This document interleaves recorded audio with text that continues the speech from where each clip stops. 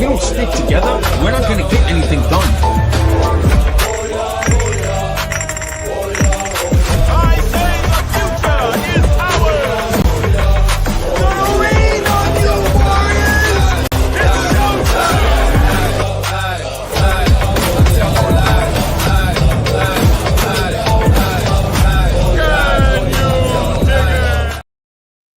Can you dig it? What's up, Chuck? What up, How my you guys neighbor? doing tonight? What's up, Ike? Gang, gang. What's up, Chuck? Leah, Lauren, Gorilla Biscuits. How are you guys doing tonight? Before we get too deep into the stream, there's something that I want to take care of first, and it's completely off stream. And we're gonna go talk to Tarek as a group. All right, because he called me out and he was running his mouth about not me. Teriyaki, right? Tarek. Tarek, not Teriyaki. Okay. Tarek. All right. So well, let's bear with me for a few minutes. I'm not gonna do the drama shit too long. I'm basically just gonna tell him, you're all just terrible people. Leave my name out of your fucking mouth.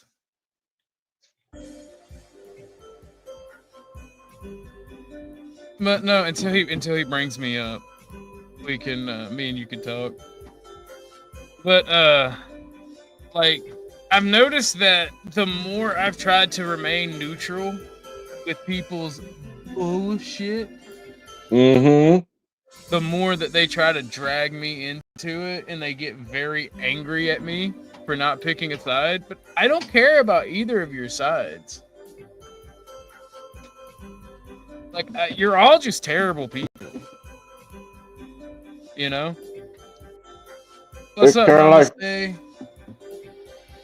Kind of like when I quit drinking. The ones that were still drinking, that loved to hang out at the bars after work and all that, they tried constantly to pull you back down to their level, as opposed to them wanting to level up. It's the same he just thing. Kicked me. He just kicked me. What? Yeah, he just kicked me. Let's see what he's got to say. Did he ban you? I don't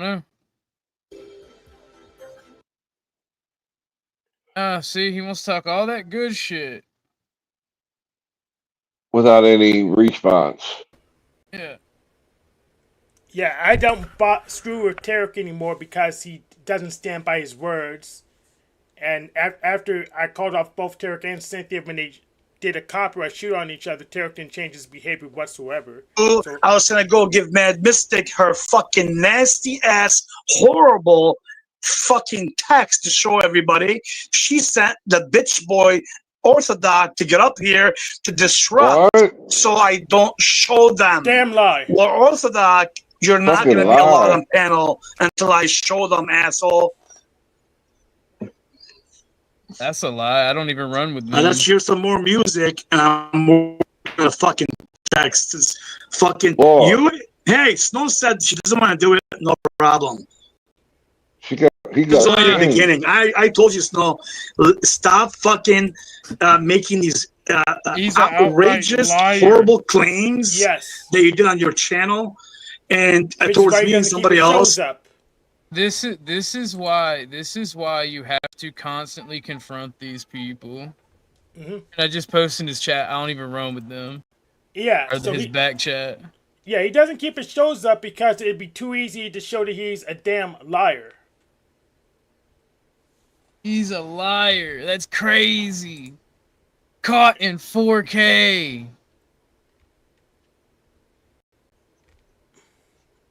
That's wild. And this is the only reason I give these people time of day, because it's so funny when you catch them in 4K. No, I'm gonna go tell Snow to start. Just ignore him because he's a damn liar. She's wasting her time unless she's just trying to be in a drama. Yeah. That's what I'm saying. Like, I've never protected Mad Mystic. I've only talked to her like 3 times. If anything, I'd be protecting Snow. Is that the chick with all the tattoos and shit? Yeah, the Yeah, skinny chick wrote the tattoos. one that I literally got in an argument with, telling her that both her and Snow are pretty, so they can get away with shit. Mm. Because she doesn't she willingly didn't want to understand what I was saying about women and people in general who are pretty being able to get away with shit. She wanted to try to use that against me. He's mad that I let Snafu back on because I thought Snafu was about to attack me when him and everybody from OTW wanted to get rated to my stuff over anybody else's. I got curious because of what he said. No, he said we chose you out of everybody. And I'm like, oh no, what does that mean? You are the chosen one. We're not worthy. So true. Mm-hmm. That's right.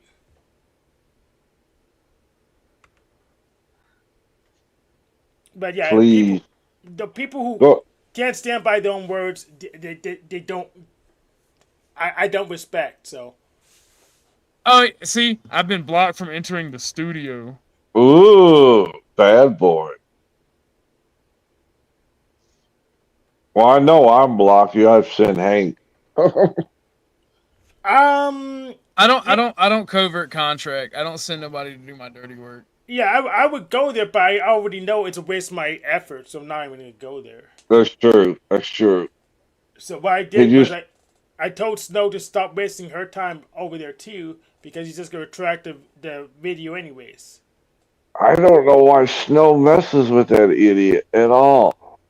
Yeah, she's gonna be on my D. So why waste time with him? There you go. Tell her, Hank.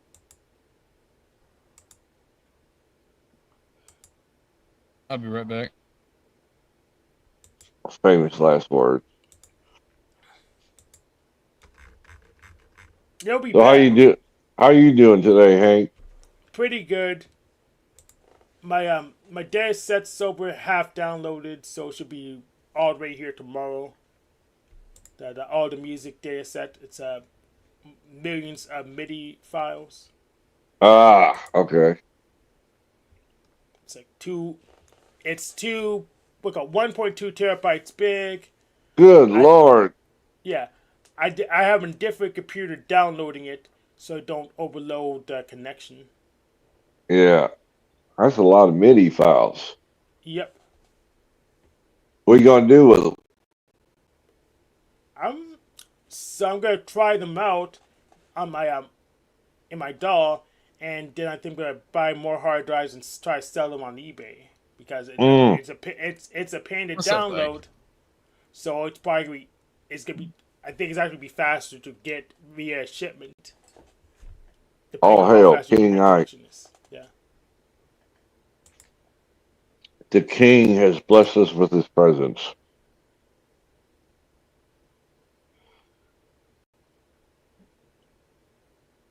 So I had to comment on with my evil racist account. My evil racist account. Would you I don't know if I can see it. Thought I'm a coward and a liar. I came up like you asked. Now I'm blocked. I'm here like you asked, pussy. These people, man, they have no honor about themselves. They just, cause like I'm gonna be real. All I'm gonna tell them is the same shit I told them in chat when I was told I was being called out. It's I don't care about y'all's petty arguments, bro. Yeah. Then he makes a deflection of Lord this, Lord that, but you take your Yeah. shit down. So Yeah. the point is to have Lord's excuse for your misbehavior. Because these people, bro. These people, like all of them, everybody. I'm gonna be real. Everybody, pull up snitches, Snafu, Snow, Beck, Cynthia, Rose, Paul, Jack, Laundry, like, and then everybody else he mentioned, me included. He just wants to have it. He just wants to have problems, and all of these people that he mentioned, even the ones I like, keep this shit going for no fucking reason other than they either have nothing else going on or they're fucking bored. Yeah. Energy vampires. Yeah. So It's not even their energy vampires. They're just outright fucking tarded, bro. yeah, but play a video game instead. Yeah, like it's annoying as fuck, and it's funny. And he thinks like this channel is for entertainment only. Like he wants me. I don't know. I guess it's because I'm non-biased in all of this. He wants me to go over Bad Apple Media's evidence on Snafu, but I don't care. I went on over Bad Apple's Media 7s and stuff. It's legit. Well, no, but that's like I don't care. I don't care. I don't care if it's legit. I don't care about any of these people like that. Yeah. Either way, spending time with Tarek's a waste of time. I mean, Bad Apple Media already visited Tarek, and he decided himself that waste of time to bother. Because I think Tarek said he had evidence, and then he blocked Bad Apple Media, so Bad Apple Media went and knocked on his door. Well, not like these people, bro. These people that just do this shit over and over and over again. This looping bullshit about. This it boils down to they're basically adult children on the playground. Miss Jenkins, he's looking at me. He talked to me. That's all this is. You sound like Furby now. Yeah, What's up, hey, Plumber? this comes back to like my high school never ends spiel. You're Go ahead right. and hit me with it. I've never heard it. Oh, it feels like there's a bit of like gossip culture and exclusionary thinking, especially like as a far leftist and looking at like the liberals who take up a lot of space in like the online media space. It feels like you just get like more and more discommunicated the more you actually get clout if you're far enough left, because they don't want to admit, hey, maybe the far left has a point about certain things. Speak of the Never. she-devil. Speak of the she-devil. What's up, Mystic? I think this is the fourth time I've actually talked to you in a chat or on a panel. Apparently you sent me to defend you, according to Tarek, Ooh. because I don't know what that's about. I don't know what it is. And again, me and you don't have any beef. And I You're hope you such a don't white knight. You're such a white knight, Ortho. well, I didn't even know that he was gonna pull up shit. Like I was taking a poop when I was talking to Tarek. I'm gonna be real with you. Like, I was on the phone. I'm just sitting here like in chat talking. He's like, "Well, you're a bitch," and this, that, and the third. I'm like, "Well, if you're gonna call me the fuck out and you ain't gonna repeat what you said, what I was told about, then yeah, I'll be up in a minute. Let me finish my shit, and then I'll be up there." And I Was got to talk Tucker there with you Chuck. in the toilet? I got to talk.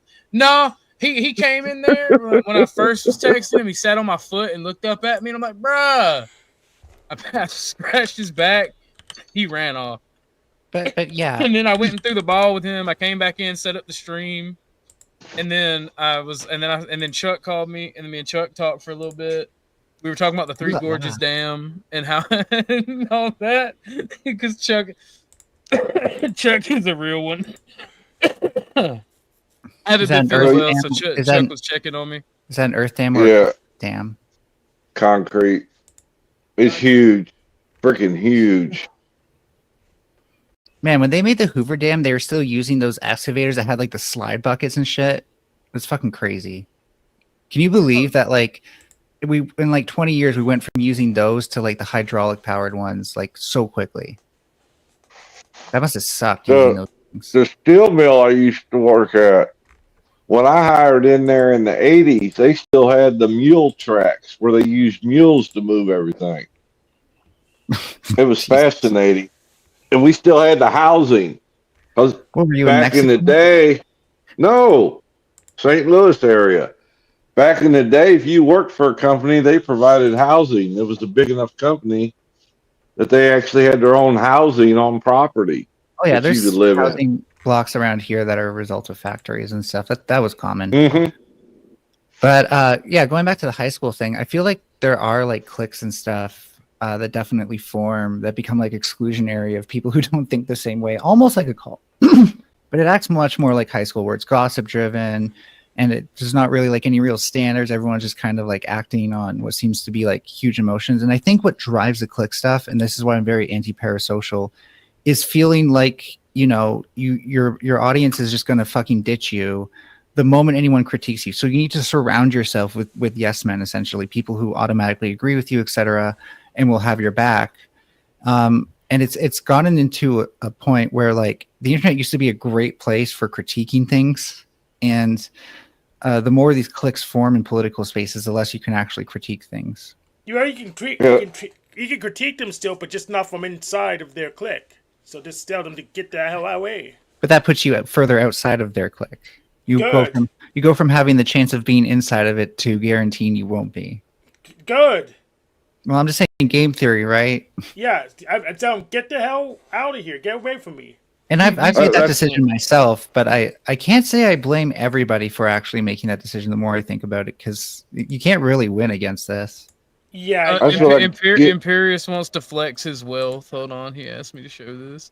He said Oh this my is what God. he said this is what money gets you. A private dock. That don't look like shit. that doesn't I got look very my own- private. I got my I own did that for the pond. marina. That looked like where I Yeah. grew up in Ontario. Yeah, I went I fishing just- in docks like that. I could go to the marina and get the same thing. It's not a big deal. Yeah, that's not flexing. Yeah, for all we Good know, he's Lord. sitting on someone else's dock. Yeah. I don't know. He just sent it to me. He sends money, you know. Anybody who sends money and asks me to show stuff, I show it as long as it's not. That's dealing. why Insert sometimes dock jokes here. me and Joe Oh, Poole get Lord. into it sometimes because he wants to get into what he feels like the law should be as opposed to what the law is. And Joe's not the only one. There's a lot of people. It's got to be. I feel like the law should be this. Well, feeling and what is two different things. No, That's why me and That's just that's why me debate. and 10th Man got in the argument that we did about America and the Constitution, because all these people who are not American want to talk about the Constitution and what the law should be and how America should be. Well, you ran. I'm just broadcast like, that shit. So What are you actually, talking about? feeling actually has a strong influence on the law itself. So did not. When I grew up in Windsor, it was hard not to hear about it because half of our television channels that came over the air were from America. Okay, how is that broadcasting the Constitution and people saying how they feel like we should run our country? Well, when you talk about it over the air, you're broadcasting it. That's you know the point. you know that you Boy, can pick that's up those highly signals. intelligent. I can't believe I had to explain that. You didn't have to explain broadcasting. I get Oh, that. okay. I get the fundamentals of broadcasting. I also know that you can pick up a broadcast unintentionally. Okay. So once again, how the fuck does you picking up our broadcasts give you the right to then try to tell Americans how to run their country? Well, I'm at bitch least about the half as Constitution. American as you are. I was I just mean, like, I was because raised with Americana, bitch. Because we Like colonized seriously, them. ABC cartoons in the morning. That was my shit. point is, 10th Man tries to tell Americans how things should be based on emotions and feelings instead of looking at how they are. Do you really think Canadians are that different from Americans? No, I think they should Yeah. be Americans. I think we should annex Canada.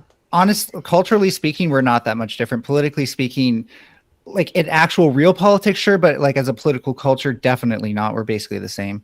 There's only like minutia details like the healthcare at that point that's different. But at the end of the day, like Canada sees the world through America's eyes. As they should. Just No, want to say one Doesn't quick make it thing right, but about what Mel said, right? Yes, what you said, Mel, depends on what you want, right? You were talking about being within the clique or being outside of it and whatnot.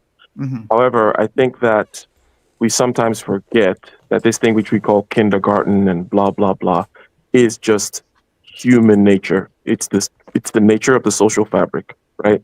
It's the nature of the social fabric for people to go around copying each other, mimicking each other, throwing stones at the latest scapegoat of the day, feeling like they need blah blah blah, right? And obviously, Do you mind if I take personalities a vary. moment to just maybe suggest that that's our nature in like peacetime and idleness. But when we actually have something we're like coming together to work on, it's not our nature. In fact, our nature is to think of those things as being petty and not worth our time. True. Not to get too technical and theoretical, but there is a way to argue that the same mechanism is at work, right? Whether it's bringing us together for a good cause because there's actually something external to focus on, or yes, you're correct. When there's no external danger, yes, then it just turns inward and starts doing stupid shit. Right? You're right. Okay, cool. Yeah, I agree with what you're saying with some nuances. All. I just think these people and people in general are soft bitch made and have no real problems. So they're constantly trying to start issue with each other. Well, I mean, the Well, problems are real, right? Like debt is a real problem, but it's not it's not a natural problem. It's not a human problem. And it's not something that like the system provides us a way to collectively organize and deal with.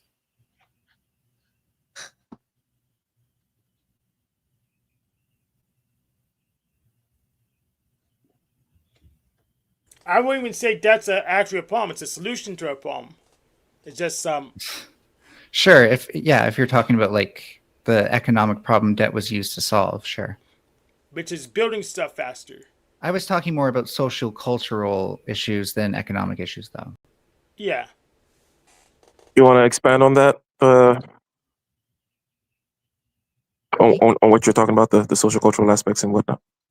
Oh, well, I don't even think it's social control. I just think that when the majority of our problems have become issues that are systemic and the system provides us no way of like seeking justice or reform, but through collective organization, and like you have to become a politician to change anything, then, you know, it creates a culture that is reflective of that same idleness, because again, what are we going to do? We're just going to, we're going to keep calm and carry on.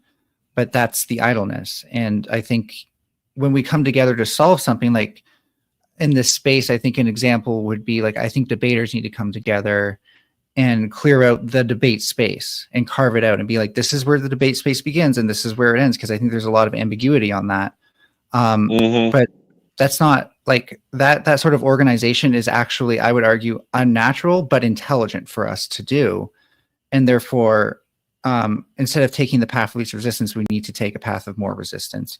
It's kind of just like, it does go back to what I'm trying to add on to what Orthodox is saying, but also kind of clarify some things where I think a lot of this is just, we've solved so many problems that a lot of the problems have become abstract or superficial. Yeah, it's interesting, right? But on a number of levels. First of all, it does bear mentioning that so-called solutions are only trade-offs, right? So, and there's always unintended consequences, and some which you do not see until much later, and some of which you cannot even define because we're not of infinite intelligence regard and all that kind of stuff. But also 100%, yes, when it's on the lower end of Maslow's hierarchy of needs, it's kind of clear. Yes, we need to go there and get this piece of land, make sure there's irrigation and clean water and all that kind of stuff, right? And then once you solve those problems, things start getting weirder with identity and belonging and that self-actualization shit, which well, I think that exists, but I think it's usually in the background. Like you would talk about this around the fire pit at night after you're done your work. It wouldn't be your work for the most part. Perfectly put. Yeah. Now we have these monkeys thinking they can actually self-actualize on YouTube. I think. No. What's even funnier, Ike, Melanie? So whenever I troll, I have a shit ton of sock accounts, and whenever somebody does a big spiel about banning one, I'm like, I just reply with another sock account. I am Legion, and like all the fucking like fake cuckoo Christians are like spiritual people. But like, for instance, the Concrete Cowboys like, you're Legion, huh? So you're in league with Satan. You should read your scripture before you say that, fool. And I just quoted the scripture. I was like, I am Legion, for I am numberless. Or for I am Yeah, that's why if I do hide an account, I don't make a big deal. I don't reference it.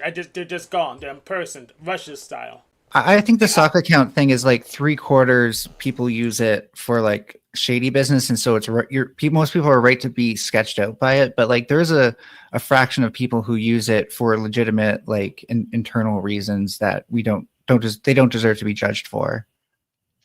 Check back chat. I seen it. Okay. But yeah, going back to like what's changed, I think another kind of side of things is. One second, Mel. One second. Oh, well, what have we got here? That's the poor blocks. It sure is.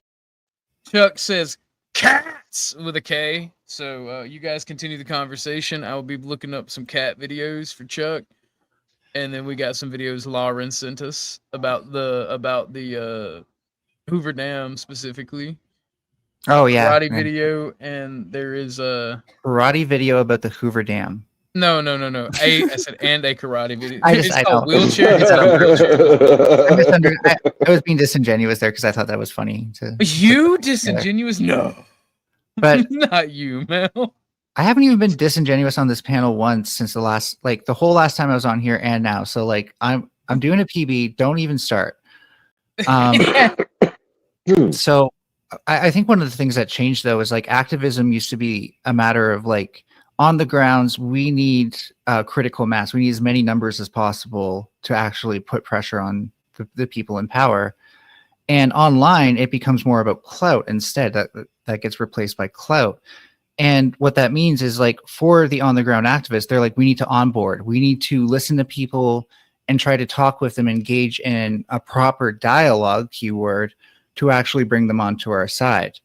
Whereas like online activism tends to be more about like how much clout can we have so that way we can then have influence and influence people to come to us, which becomes very cult-like in my opinion. Mm-hmm. This is true. But it goes for both sides, Chuck. Don't go because it goes for the far right, which you parrot a lot of shit from like far right media. I do. Amazing. Yeah. Amazing. You just assume. I just You know what happens when you assume. Yeah, we are both asses. Yeah. Yep. Exactly. I'm no more far right than I am far left. That's what they always say. That's called not having a strong political compass. I'm a nationalist.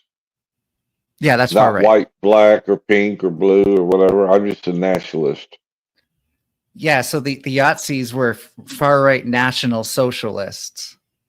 Keyword the nationalism, right? They don't. The socialist part is easily debunkable, but I'm just doing that to appease the host because apparently that's the whole game around here is appease the poor little host. Well, fuck the host.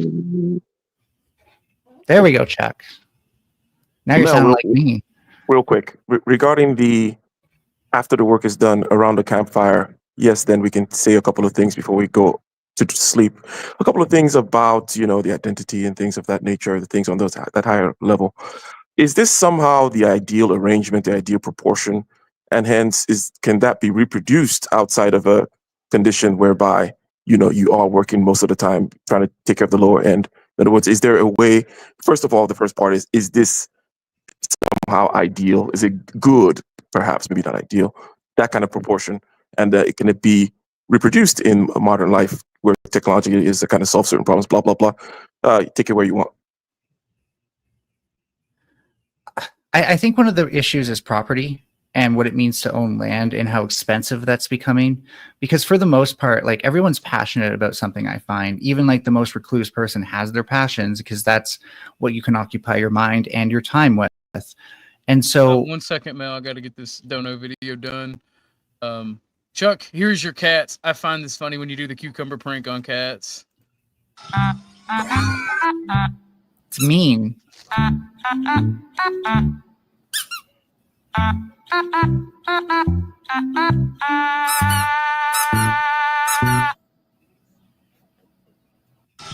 Yep. You're right, They just Mel. don't want a That's me. cucumber near them. You're breaching their consent. Well, does that actually work? Like, is the cucumber prank? I don't know. It didn't even work on the second cat. The other cat was just like, okay, no. So you're talking about property? Oh yeah. What about yeah? Like before, it was like really easy to own property. In fact, not all property was owned. Like here in Canada, it's owned by the Crown. In America, it's owned by the various states and their land management bureaus. And what that creates is, well, now I have to do something within the system to even be free of the system. And for the people who are passionate about that, that usually means selling your soul in order to question mark, get your soul back. And I've seen people do that, but I think at that point, and with the way that we have land that's always tied to the states, like in my province, you can go as far north as possible where there's no utilities provided or anything. They don't do shit for you, but you're sure as hell going to be made to pay taxes and shit. And that doesn't make sense to me. I agree. Like if you live in a city, pay taxes, makes sense. But if you live out in the middle of buttfuck nowhere and the government doesn't give a shit about you, why? Like actually why, right? And that inability to free yourself from the system leads to systemic identities, consumerism, where you have to buy your identity somehow. And that's where we become superficial. That's where we become vain. Instead of being like, oh, okay, well, I actually appreciate that Orthodox likes to host discussions. As much as I can criticize him on all these superficial ways, and that's why I don't care when I criticize people because they are just superficial. I am here because I appreciate that Orthodox has these panels one way or another. And we so easily forget that when it's like, oh, well, does Orthodox have like a messy room? Well, he does. Well, then he's not like, a proper streamer or something, which is just like a discourse I don't like. And maybe that's because I take it personally. Make me the absolute like pinnacle of a streamer. Well, I mean, if you're trying to be like Asmongold, and that's where that whole discussion really started. But like, I don't think we should have standards like that, especially when we don't have standards for debate, when we don't have standards for how to conduct ourselves in a professional media environment. Given that this is a professional environment, we be making money up in here. There's very few people who actually act professional at the end of the day.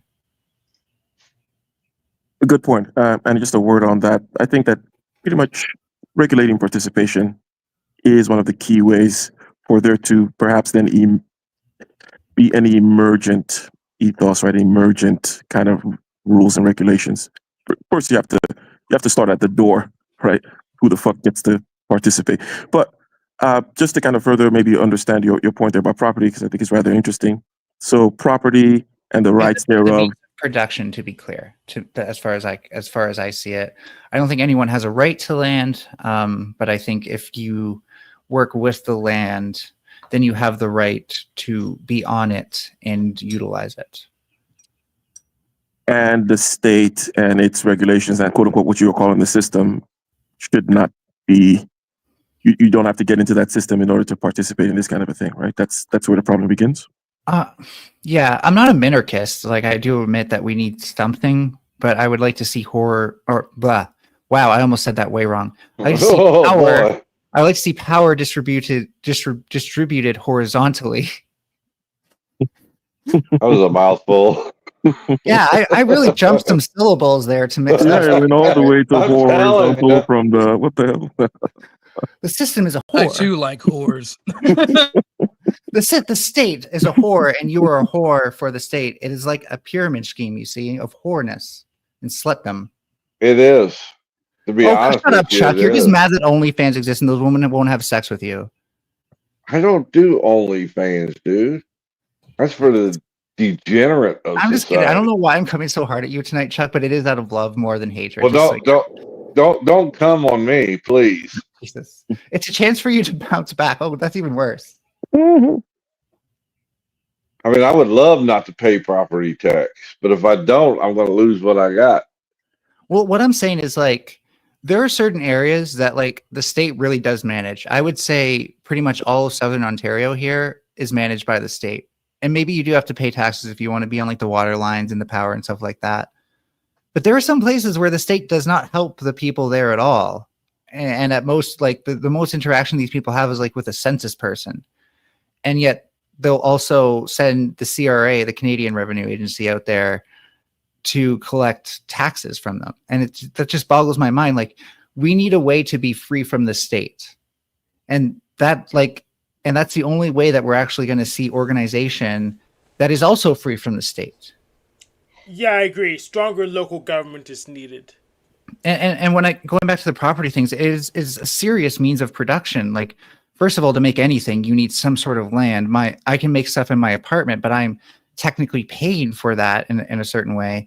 And to extend that to anything really, like, there's no free meal in that sense. There's no way you can have property for free, even though the land doesn't technically charge us. There's no animals coming up saying, hey, by the way, there's got to be something in it for me too. And that's where that's definitely where this bothers me, because I think innovation is something that gets stifled the more that we kind of accelerate this dynamic. You see far less innovation, aside from maybe like universities and stuff, in capitalism and stuff, because you need to own all this shit. You need to have all these regulations. But aside from maybe like nuclear stuff, if I wanted to do something and risk my own freaking life, there's ecology, and we do have to worry about that because there's always downstream effects. And so if you start affecting people downstream, then you need to be held accountable for that. But like, say I'm working with just like pressurized gases. Are you familiar with the statement, fascism is capitalism in decline? Sure.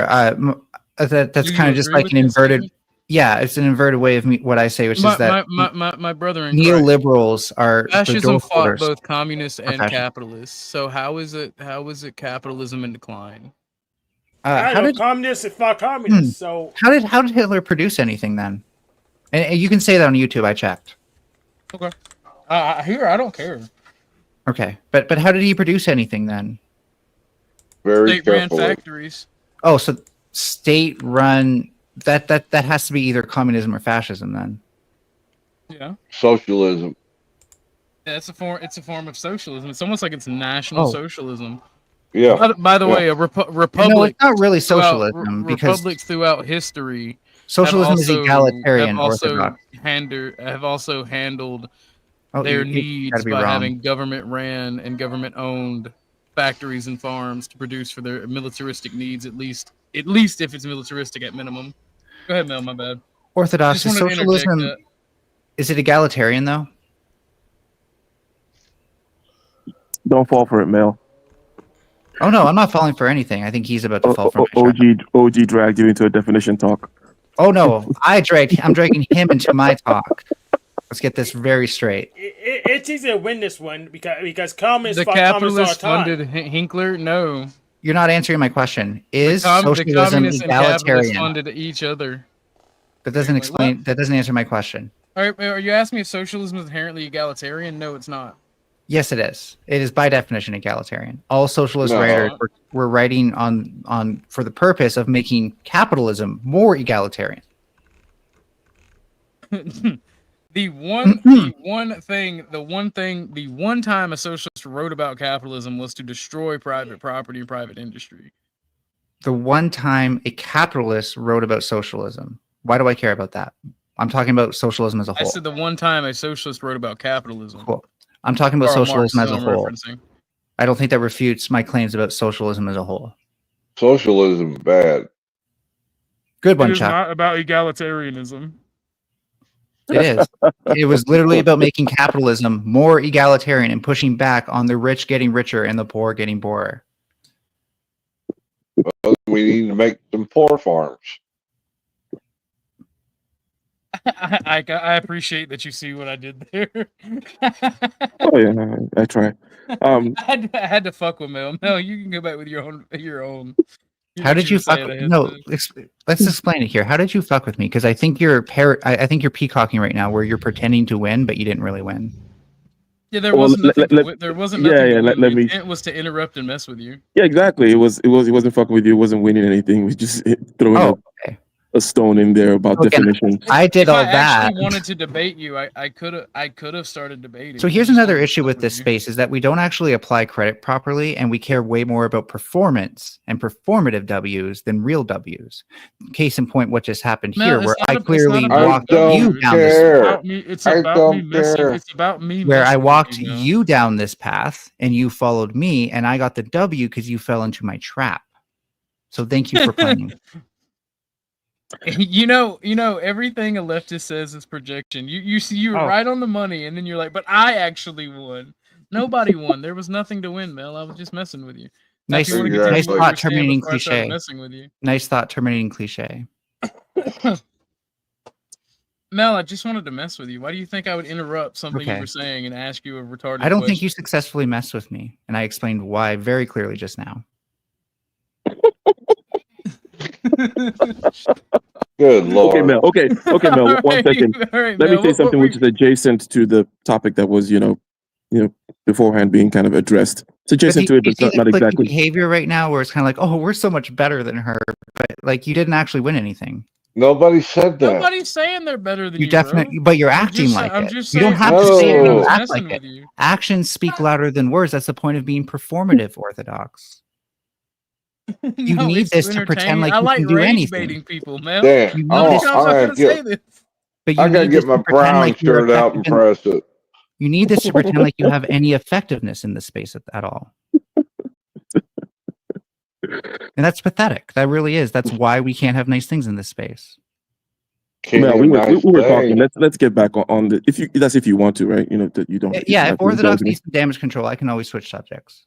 Yeah, but basically, something adjacent to what you were talking about, right? I just wanted your thoughts on. It's such like an insecure laughter. I don't know, like, do you Well, realize how just insecure? don't respond. Don't respond. Don't tell My me what to genuine do. laughter is insecure. Yeah. Yeah. He is Very insecure. We know that, Mel. Y'all We niggas know he's crazy. insecure.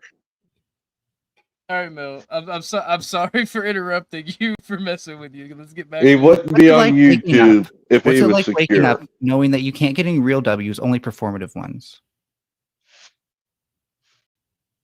What's it like What waking up does like it- that? Do what you feel, does it wake up feeling matter? proud? Do you wake up feeling proud? Do you wake up feeling Yes. sad? Sad that you have to be like that? Because I think that would be normal to feel kind of like embarrassed, maybe. Only time I feel embarrassed is when I fall asleep on panel. You Oh, don't think you might be psychologically deranged that you think that this is winning? it's not about I don't- winning. I don't look at it as a win-loss. I look at it as an open discussion to That's why learn you need to things. mask. That's why I need to mask your loss with insecure laughter, right, Orthodox? Didn't lose anything, Mel. Okay. Oh There my was nothing to god! lose. There was nothing on the table. Just the debate the thing that we debated, right? So There is no we debate. didn't It's a debate. discussion. do you suffer from object permanence issues? No. Oh my god! It seems like you do. It seems like you I know where forgot what everything. happened I know where here. everything is in my reality, and I don't think you also realize know what's where going the on goal here. is in I don't think you metaphysical realize that I'm things. walking you down this path right now, and you're being dragged behind me. Mel, do you want to be brat tamed? That you can't do that. Do you want to be brat broken? You can't do that. That's what they all say. But then You're when they being get a, brat broken, you're being walked. Like you're gonna and kick dragged me off around. panel, and it's going to prove me I'm right. not gonna kick you off, pedal. You're going to prove me I right heard that it. you can only have performative W. You're right, Mel. I'm just fucking with you, dude. Well, let's get back to what I love you were being saying, proven 'cause wrong, You, so had, if you you don't, did then I have love some it. interesting topics. I shouldn't even fucked with you. You don't understand the joke. They didn't fuck with me. Well, you done messed up. You let this other guy up.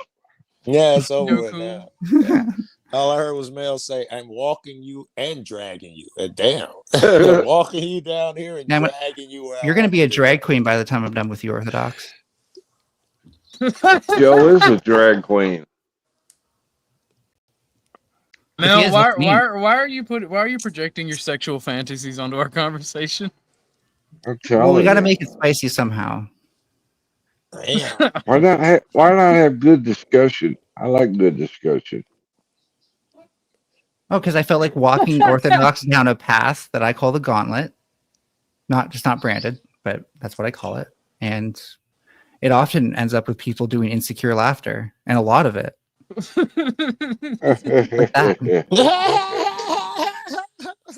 See, Joe's laughter is genuine, though. I can tell Joe's is genuine. That was- No, Joe's just high. It comes from the diaphragm.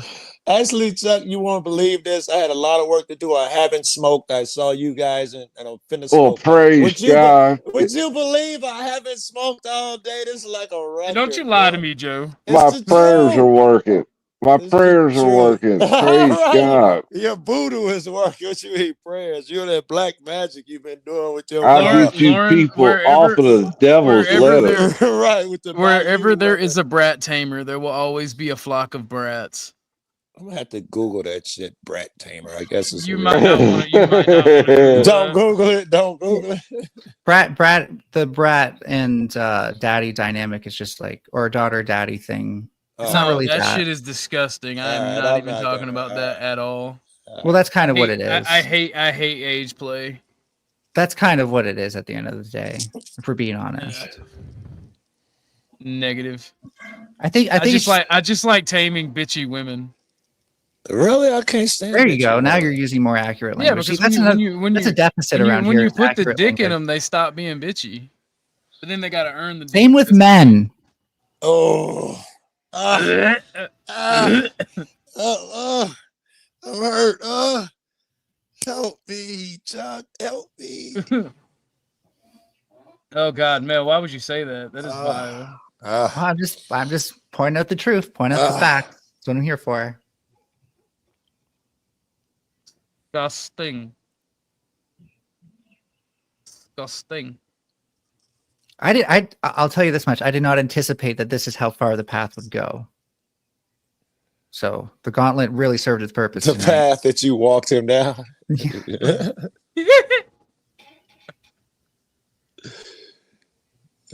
Oh man, that's crazy.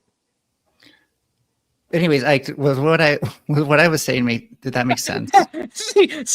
see, Mel, you are a brat. That little fucking, I see that smirk through the avatar. Oh yeah, I won. Of course, I'm smirking. I've seen that. No, you think you would because you're a brat. You're like, yeah, I won. She like, I'm happy I won. Yeah, yeah. Oh God. he's like, I win, I always win. Actually, not always. That's why I like fucking with Brett so hard, though. To be honest, it takes someone who's very good at debate though to win against me. I'll give that much credit. All right, Mel. I'm sorry for interrupting. You go ahead and finish what you were saying because you were on some. Oh, I did. I just asked if what I said to Ike made sense. No, it makes sense. And now we have both a new panelist and a new dynamic, generally speaking. Can I get a recap then, Ike, from you? I'll do my best. So it was rather vague, right? Started out with this notion, generally speaking, of not having real problems, not having down-to-earth problem, tilling the soil, irrigating the land problems. Hence, problems become ephemeral, psychological, amorphous, nebulous, and it becomes all about bullshit. Activism, for example, online becomes about clout and blah, blah, blah, all these other kinds of things. And Mel talked about the fact that property is one of the, well, at least a nexus by which we can kind of look at some of the issues. So it started broadening out and becoming, a little bit complex and whatnot, right? But this is the general things that we were talking about. And I think that it made sense insofar as I was able to recapitulate what it was that was said. One of the last things I was going to add here, it's not an addition, but it's an adjacent aspect. I wanted to see what Mel has to say about one of Marx's imaginations about a kind of utopian state whereby, and by state I don't mean like a political object, I just mean like a state of being where there's this guy doing some dairy farming in the mornings and he writes a beautiful sonnet in the afternoon. He goes into his poetry, whatever, in the evening. In other words, doing what he wants to do. And you alluded to something like that's adjacent to that when you talked about people having certain kinds of hobbies and whatnot, right? And this would be the free man, doing garden work and writing poetry and doing all these other kinds of things, which I find certain issues with that because just because of the mere capacity of, doing these kinds of things. I think most people are not like that. But if you're familiar, which I'm sure you are, Mel, with what I'm referring to, what are your thoughts about that imagination by Mr. Karl Marx? Oh, I mean, Marx got some things right and some things wrong. As far as utopian thinking, I think that it's important for anybody who has a political ideology to admit, like, there's some sort of utopia I have in mind, and then there's my strategy for the real politics. And when Marx talks about the utopia, that's obviously going to be distinct from his critiques of capital then. So I'm much more of a fan of Marx's critique of capital.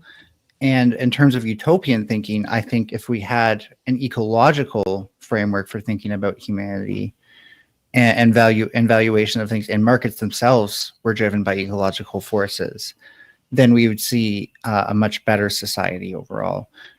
Do I think true utopia is possible? No.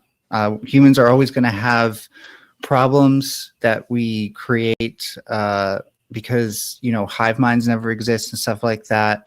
Some of those problems are valid. Some of those we could probably just, say, fuck it, not worth dealing with. For me, I don't want to get into like a checklist or anything, but when it comes to things that like end up being like drama or clicks, that's probably something that isn't really important. Popularity.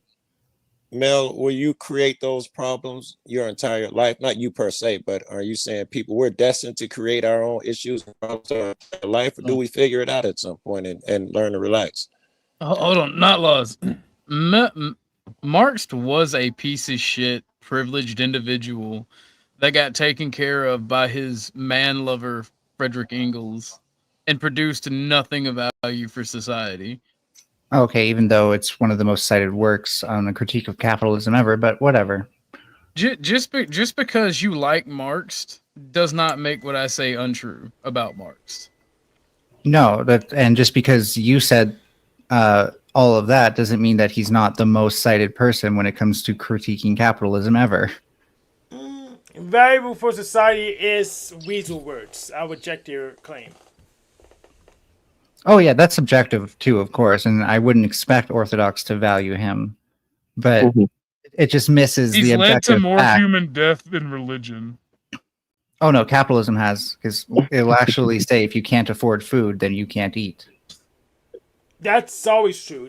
So capitalism really didn't make any difference. No, that's not a capitalist thing. That's a if you can't take care of yourself thing. Oh yeah, so individualism versus collectivism is another component of this that I've yet to get into. And I think by having a hyper-individualized society, we inherently fragment ourselves along lines that we don't need to be fragmented, especially. So, that was a good example there where Orthodox sees himself as not like those people who have been failed by capitalism, because it all comes down to their own individual choices, which would be great in a world where A, capitalism is perfect, or B, you can make 100% free choices all on your own, regardless of environmental circumstances. But neither of those things are true. So clearly, in the totality of what Orthodox saying, it can't be true. Well, the only way to have 100% free I've choices... read to not loves. I've read Das Kapital and the Communist Manifesto multiple times.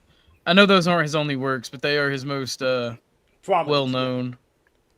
Yeah. So the only way to have freedom, independent of environments is that we're all omnipotent gods. That's the only way to have that. So Joe, I'll ask a question to you, Mel, and it's a fairly simple one. I'm sure you can dispense with further quickly. I'm sure you remember. Yeah. I'll restate it, Mel. If you were saying, and I agree, especially when we're young and watching fucking Tyler Perry and shit, we create most of our problems. But do you think that endures as we get older? Is there an escape, or are we just doomed to be that animal? Well, no, as you get older, your health goes into decline, so that ends up being a real problem. Aging and death will probably always exist in my mind. So, we're going to be able to limit it, but it will never not exist. We'll always be mortal. Won't figure out how to create less problems. Let's say he's old, but he's in relatively good health for an 80-year-old or something. You think this clown is still creating his own problems? He is still doing that? I think the problem is that it depends heavily on how that person handles it, their individual wealth, and how society handles that as a condition of their individual wealth, or if it even matters. Believe it or not, that answers my question. I was trying.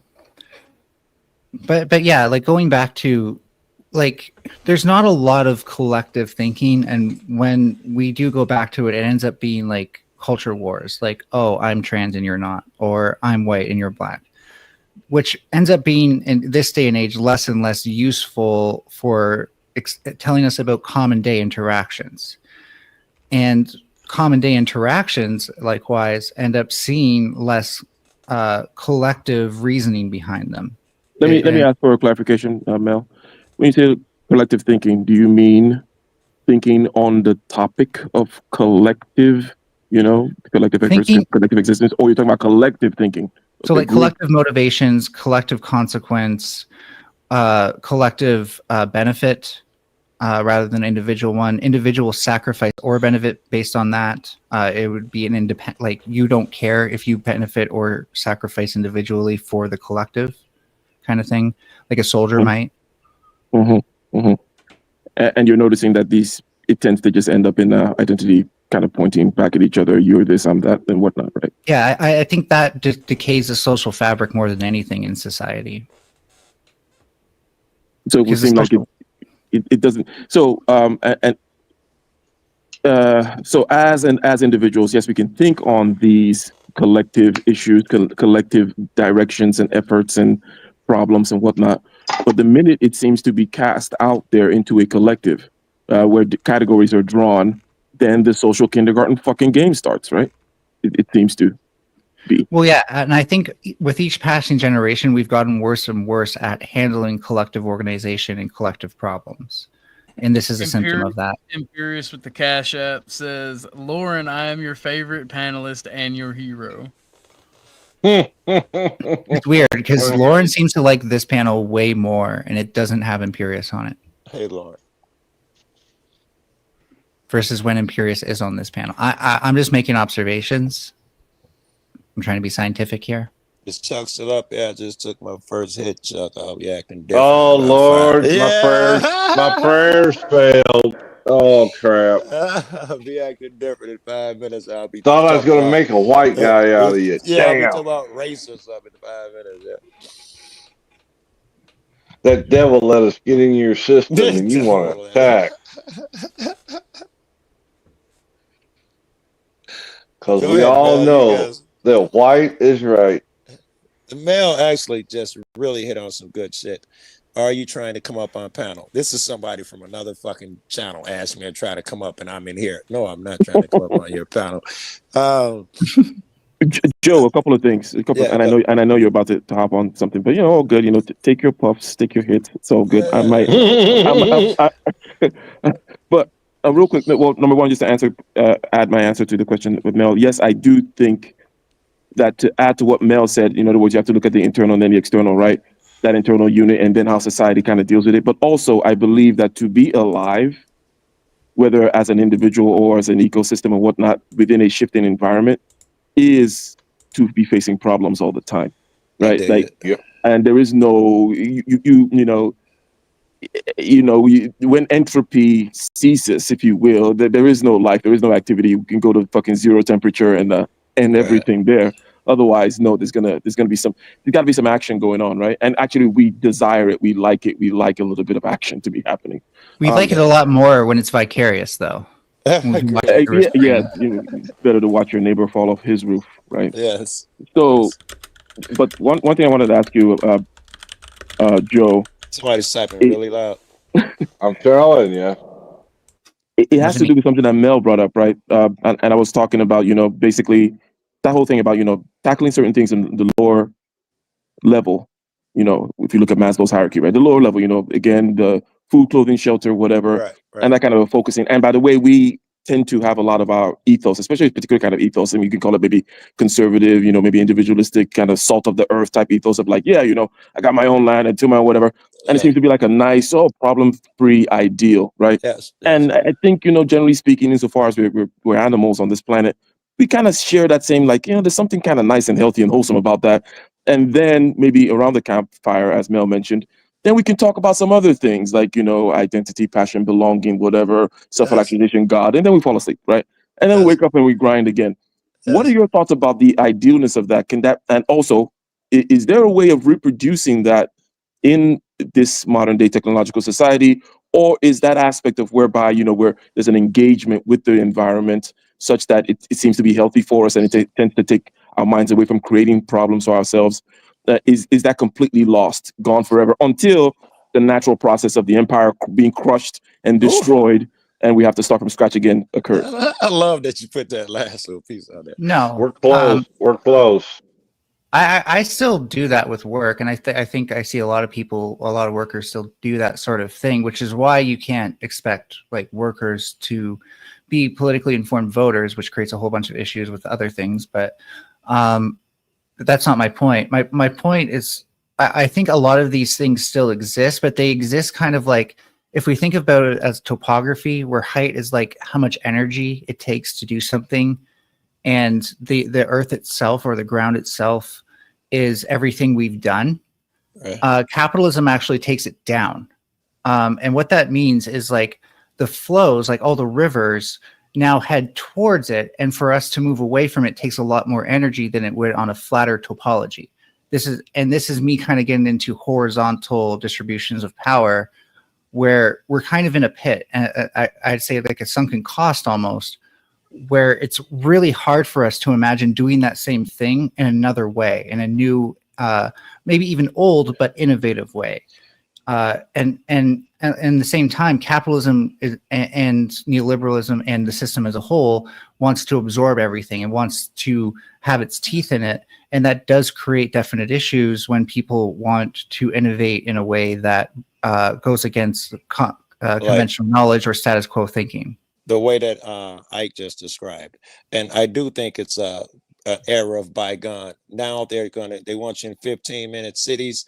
Most people can only imagine doing these things, having growing their own shit, having a little piece of land, them and their friends, or they can do their own shit, relax and look at the woods or something. But they won't. They won't is the problem, Joe. No, we do. We do. Just to be clear, we do. But again, you do it within the framework of I am some sort of consumerist identity. Yeah. And that dream is impossible. Most motherfuckers, they just got their little small apartment and you can reach out and touch your neighbor's house if they're not joined next to yours. Everything's so close. So it's at this point, most people will only be able to imagine those things from here on out until society collapses or capitalism crushes us or whatever the fuck. And another thing, just to add on to my analogy, not to be too self-gratifying, but when we dig out all that earth, we also build up walls on the outside. And those walls occlude our ability to see the broader landscape. And this is why climate change is, for me, the reason why I don't expect future generations to be as reverent to what we've done in the past. Like, yeah, we've built great things. That's really awesome.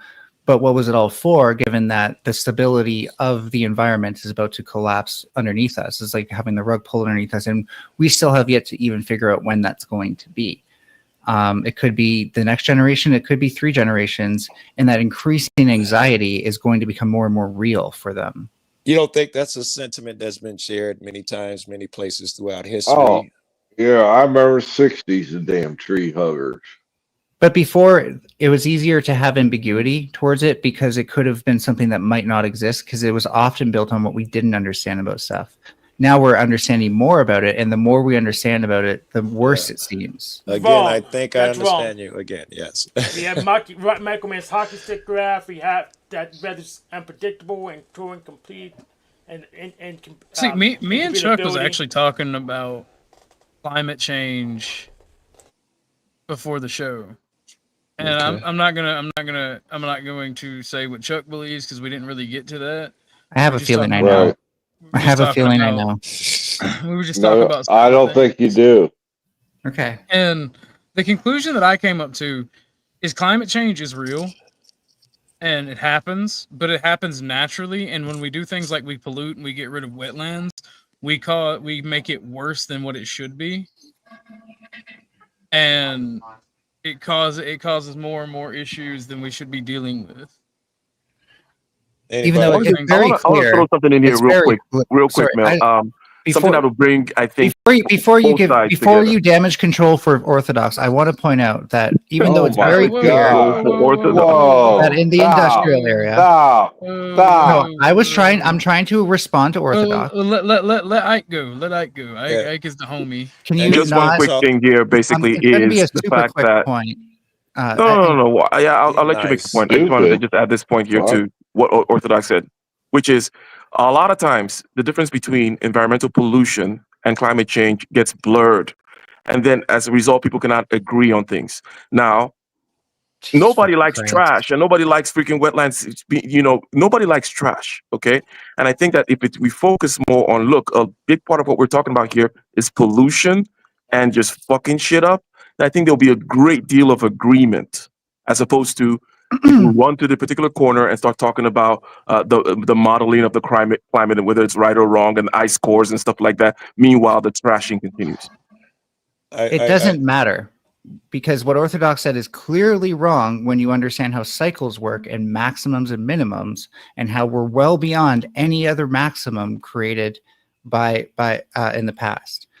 What does matter is that there's a point to what he said that is true. And I really love this point because this is my favorite thing about environmentalism, is that the forcing from carbon dioxide that leads to the effects that we originally became aware of is made worse by everything Orthodox is pulling out because of an understanding of something we have now called ecosystem services. Yes, you can, for example, control flooding with hydroelectric dams and by creating reservoirs. Yes, you can mitigate some of this with the natural systems of the earth. And yes, some of the acceleration we're seeing is due to removing those before the point of the industrial era due to things like agriculture. The problem is that it's very clear that even if we got all of those things back, that wouldn't be enough in itself to stop climate change, only delay how quickly these effects of an upward trajectory are causing. I like Ike's point. We can't even get together and pick up trash and beautify shit. Do you really think we're going to get together and do these things to fix climate change? No, we just like talking about a thing and making ourselves appear virtuous. If you were the type of motherfucker who would actually do something, you'd be out actively doing something to beautify shit. I'm not saying it to appear virtuous. I'm saying it to make the point that future generations. You per se. Sure. But I think that a key takeaway is that future generations will not be like, oh wow, everything's so great and amazing. Wow, we built the Hoover Dam. Let's be super patriotic now. They're gonna be like, oh, we built the Hoover Dam, but like for what?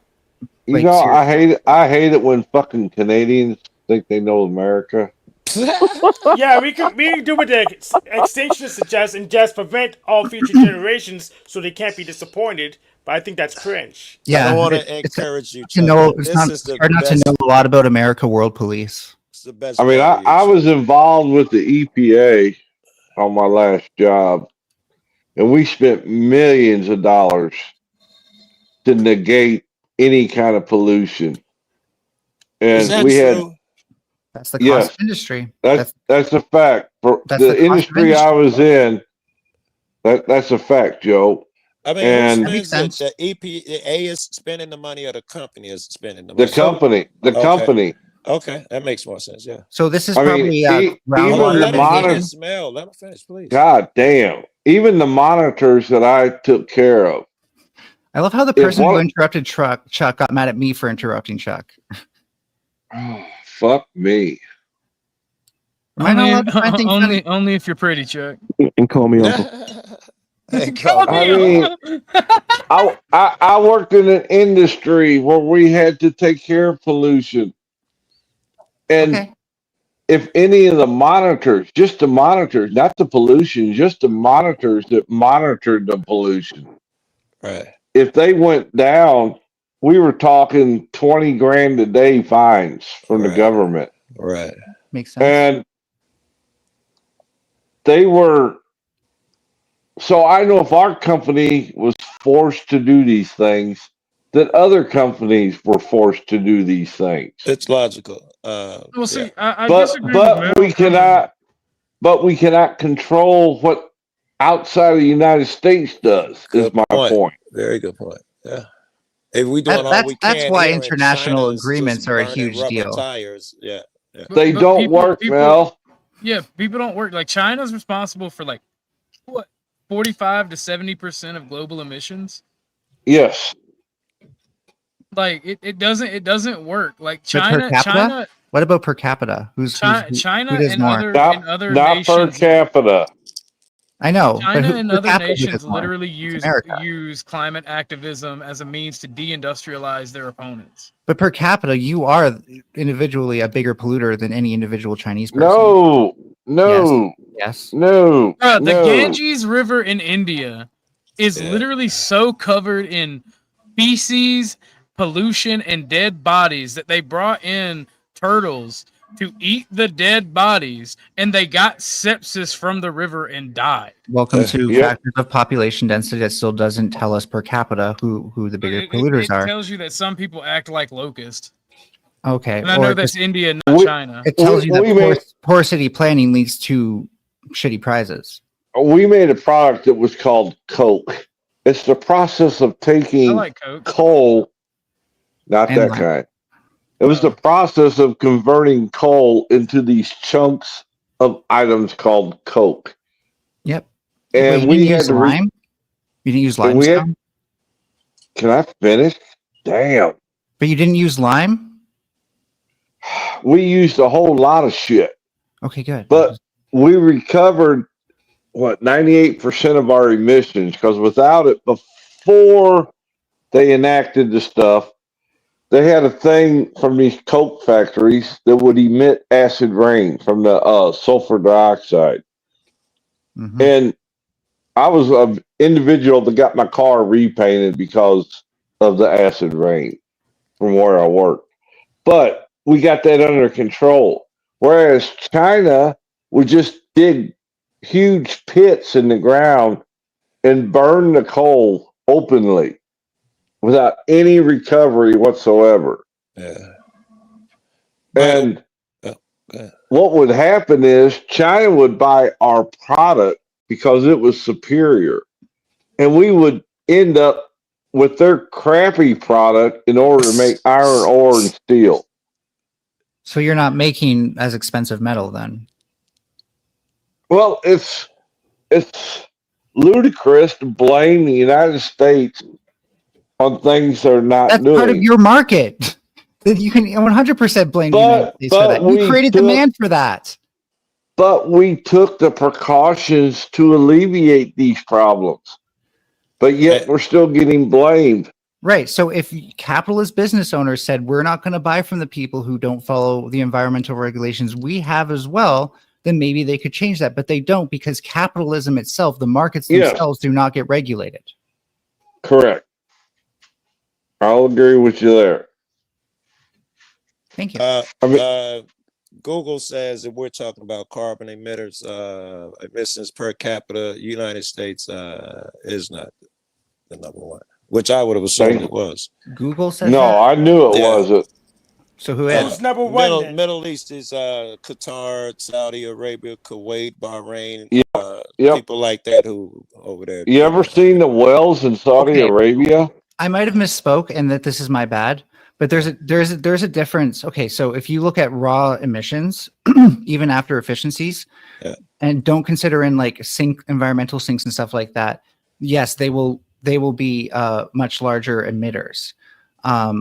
But one of the differences is, I think that's again because when you look at like so you have a certain land area for industry and a certain amount of emissions. And that translates to per capita as well. So what I'm really talking about is how much, basically how much forcing is done from this, and that is a complex thing. And I'm sorry for glossing over that, and I misspoke. So what you've made is a good point. I was wrong with the way I misspoke, and thank you for making me point that out. Right on, right. Appreciate it. Well, that took a long way to get there. Well, yeah, because there's a distinction between emissions and forcing technically, and I wasn't thinking that through, and that was a huge oversight on my part. Chuck, you learn how to admit shit. I know all about that, Joe. That was stupid.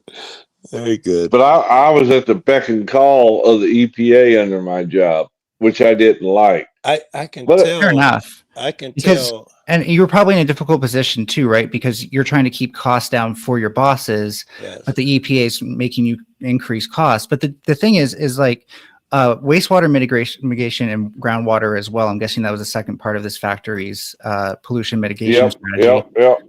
That is inherently expensive. Even if you cut cost, you're actually just making it more likely to have a leak. You're not. There is no way to cut cost and have it. You increase costs as long as you were committed to what the end goal was fine. But the problem was it increased costs exponentially. If you got caught, yeah, because of the fines and stuff. No. I'm talking about being in compliance. Sure, and that's because we would learn more, and then we'd have to add extra layers of protection. But that makes sense. But it should be the way the government should make it is that it's more expensive to not do that than to do it. It was. That's why we did it. The one thing Mel will not try to argue with me on, and I think that this is a good point. For one, I think the environment is something that the government should subsidize. They should take a lot of the cost. They should mitigate a lot of the cost for taking care of the environment. I think that as we grow as a society and technologically, people will see that that is actually a duty of the government and society as a whole. That's something that should be regulated and done by the government. It is now. Is that what we're talking about? Well, no, agriculture is subsidized in part way more. Environment's like a fraction of that. Oh, you're saying environment will play a bigger role. And like I'm saying, like companies should spend money. Like for instance, logging. They should plant 2 trees for every one they cut down, and then rotate where they cut from to not to. Or minimize. At this point. But no, the good ideas. All right. Yeah, no, like I think, and I truly do think that pollution and damaging to our environment is more of a problem than climate change, as like leftists describe it, because the simple fact of the matter is the same thing. They're coupled, and I agree with you there. Well, they're not. They're not, because climate change is natural. We look at ice cores taken from the planet. We go through many macro and micro cycles. That's why it's called anthropogenic. We also deal with microclimate change is not man-made. Look at the mini ice age that happened in the 15 and 16th First of all, century. yes, microclimate change is man-made. That's exactly what happens when you cut down a forest and the microclimates inside of that deep forest disappear because it no longer has the boundary forest. It can be a part of, but it's not. It's not a microclimate thing. It's a thing about having cycles, and you're talking about natural variations in a cycle, and I've seen unnatural variation that's way too high to be a natural variation in these cycles. Nobody's denying that happens. That's why we need to mitigate. No, things. that doesn't happen naturally. That's the point. Okay, climate change happens naturally. I think we're arguing now about whether microclimate change happens naturally. It does happen naturally, and then there are human elements. The rate at which it happens is incredibly different. You're trying to debate thousands me, and of I'm years. trying to tell you that I agree partially with you. We're talking thousands of years versus tens or hundreds of microclimate years. change can happen in just years or decades, or even hundreds of years. Give me an example. Give me an example of the microclimate that changes within years. You could be right. I'm just coming up blank. Asteroid hits the Earth. No, not even that. The mini ice age that happened that directly led to the industrialization of Europe. Nor are mini ice ages. Mini ice ages are glacial cycles, and those happens over tens of thousands of years. No, you say give me an example of it happening quickly. I was trying to give you an example how it can happen quickly. But then we would say that's asteroid made, not natural causes. I would say the asteroid is natural and half the fucking Sure, world forest burned. But that doesn't fall within the purview of what Orthodox is talking about then. I just thought we were talking about climate change. Now I don't know what we're talking about. We get very specific. Hit the link again. Hit the link, Truthm. Look, I agree with you that these things are essentially coupled. We can't destroy the environment and pollute and expect climate change to get better any more than and this is why, like, the further left you go and the more of a knowledgeable people are about climate science, the more you say carbon dioxide alone is not sufficient to understand this problem. There are things called planetary boundaries, by the way. And you could argue that we don't cover enough planetary boundaries, like Joe, I think, was sort of arguing. But there are certain things that have to do with the actual ecology of stuff and pollution that are planetary boundaries. And we are keeping track of those. And yes, I don't know those what are a changing. planetary boundary is. I don't think, it's basically, if you look at the capacity. So if you understand stable systems. So you're saying that us as humans are passing out planetary boundaries. I get you. I understand that. So think about a spring, if you want to understand stable systems. If I suspend something from a spring, no matter where I put it, it's going to return back to home. That's incredibly stable. Now, if I invert that, so that way the load is on top of the spring, then assuming it's still like a loosey-goosey kind of spring, I push it a little bit and it falls over. Yes. That's an unstable system. So when we talk about planetary boundaries, we're talking about the capacity of the system to handle that perturbation and go back to where it started. Yeah, I got you. or in your spring thing, if it's still hanging vertical and you abuse it and you wear it out, now you've passed your planetary boundary as well, and there's no returning once you stretch the spring out of the way. Well, no, there isn't mechanical stresses in that sense. In fact, these are dynamic open systems, which means they're very good at repeatedly doing that. I was speaking. I meant literal spring analogy. I wasn't talking about the. Okay. Yeah. Maybe it was, yeah. It's more to do with if you warp the spring enough, then you have to put energy into warping it back into shape. Okay, so let's take it back because the spring shit. I think I understand where you're going to boundaries. So you're going to make a point. Was it that humans are pushing these boundaries too far to the point where you don't think they'll spring back? Yeah. Yeah, it's essentially, first of all, we go from that hanging from the spring, we're essentially suspended by these things, to now we're on top of them, we're dominating them, and we can push ourselves over to the point where we're heavier than the ability for the spring to bring us back. What about what you? Another way to think about it is a cup and a ball. I understand. Please stop. I understand. Trying to progress it. I understand. You give me 18 examples of it. I told you I got it. I want to know about the humans, how we're doing it, and why you don't think it can come back. Fuck all the analogies with springs, cups, and balls. What are we doing here on the ground, in particular? Why we can't come back? Oh, it's the inertia that I was talking about before, the sunken cost, where we're too embedded with capitalism to actually realize we need to stop doing capitalism for us to actually change any of this. Now we're gonna go back to that Marxist shit, right? That capitalism shit may be inherently flawed and gonna fuck you up. I think it's about to go back to the Marxist bullshit. Do you want to hear me do a criticism of Marx real quick, just to satisfy all the anti-Marxists here? I'm sorry, somebody texted me again. Oh fucking. Okay, let's go ahead and do that. One of the things Marx definitely got wrong. What's the question? One of the things Marx definitely got wrong is that if we just stop at giving the workers the means of production in terms of flattening power structures and hierarchies, then that's not enough. Like if you look at unions today and how they operate, it's first of all very removed from how they actually used to do direct action, but that's a different story. It does play into feeling embedded into things, but that again, I don't want to dwell on that. But unions now are very officious, they're very corporate, and the people who run them tend to be politicians more than anything. I've actually known a few union leaders, so I can say that with confidence. And that means that they're not activists. They're not fighting the politics. And that can happen to any sort of thing. If that happens to the workers, then the workers will again allow a circumstance where they cede their own rights. And that's why I don't think Marx goes far enough. But it would certainly level some power dynamics to give the workers the means of production. Let me try to further the question that I believe Joe Cool is asking, right? So there are facts on the ground regarding what we are doing wrong, what we're pushing too far, and perhaps capitalism has a set of incentives, right, that makes it such that, you know, we're doing this sunk cost thing and we're in this local valley and we can't push ourselves out, right? But, okay, so regarding the specific things that are being done, and then if you change the incentives around capitalism, right?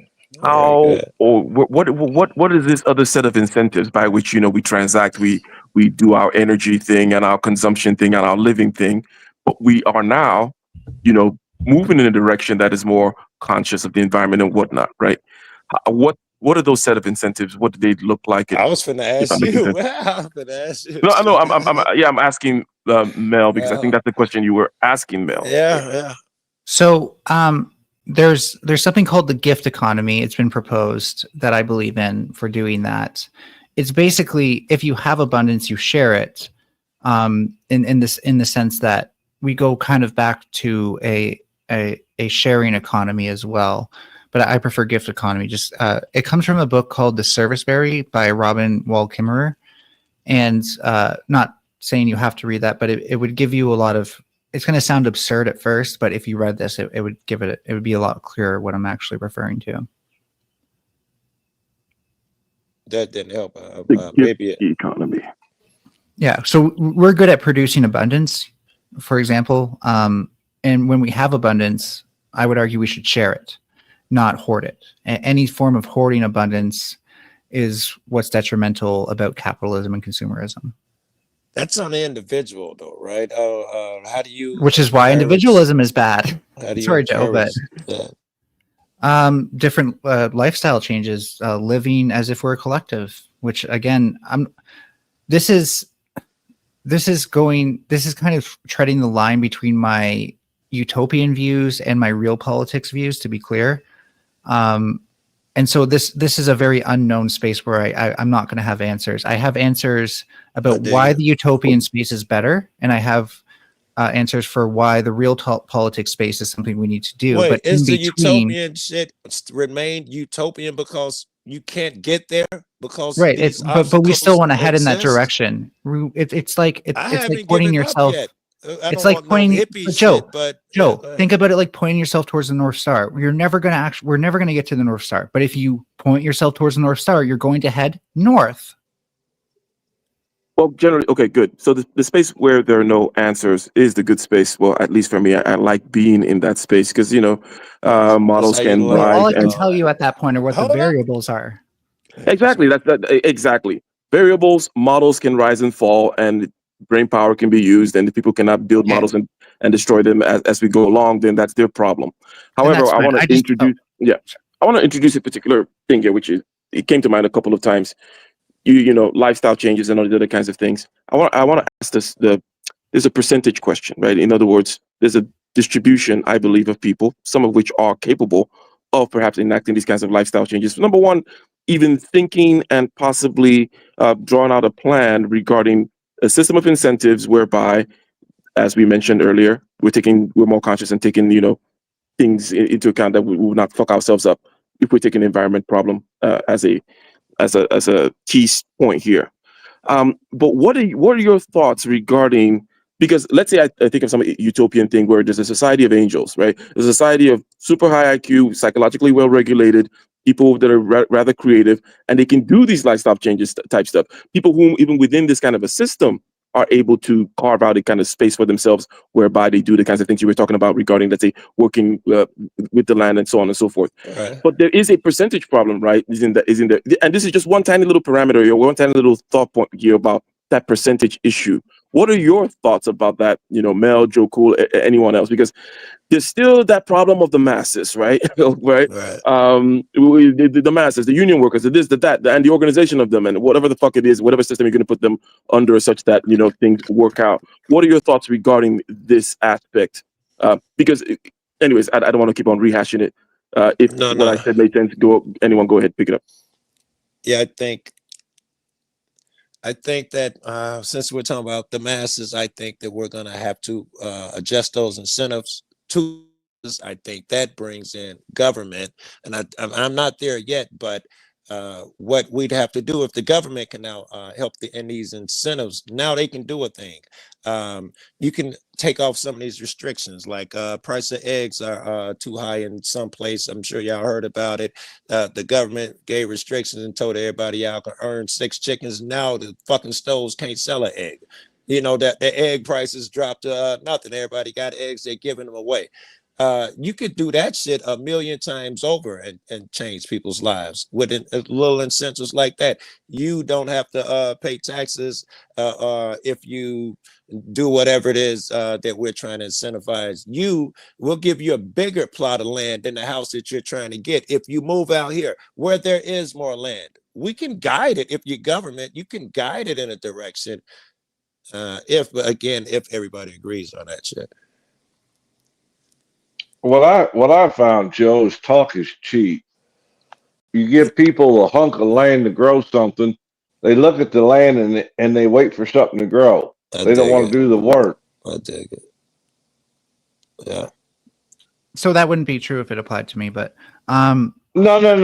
That's just in general. These people that are screaming, "Give me a plot of land and I'll feed myself and everything." It doesn't work that way. Them people get that land and they look at it and nothing happens, and they can't figure out why. I know That's a because lot of there's a lot people of doing science both. behind it, and a lot of these people aren't willing to learn the science, by the way. Exactly. And I have been trying to learn that, and you can actually appreciate it. And I think one of our biggest failures is not getting people to appreciate these things as part of like curriculum. But like as first Like steps, growing your own shit and stuff, man. That's what you're talking about. as first Appreciate step, these things. yeah. I think what Ike is more or less answering is like, sure, there's a utopia, there's real politics, but what should our first steps be? Is that fair, Ike? That is fair, and vis-a-vis the fact that things you just touched on, people don't want to do A, people don't want to do B, people don't want to do C, and we know that regardless of what the positions are right now, there is the absolute fact of their capacities. No matter how you push them, no matter what your pedagogical system is going to be vis-a-vis teaching them ABC, there's still gonna be fucking masses, low-level fucking idiots, the majority, right?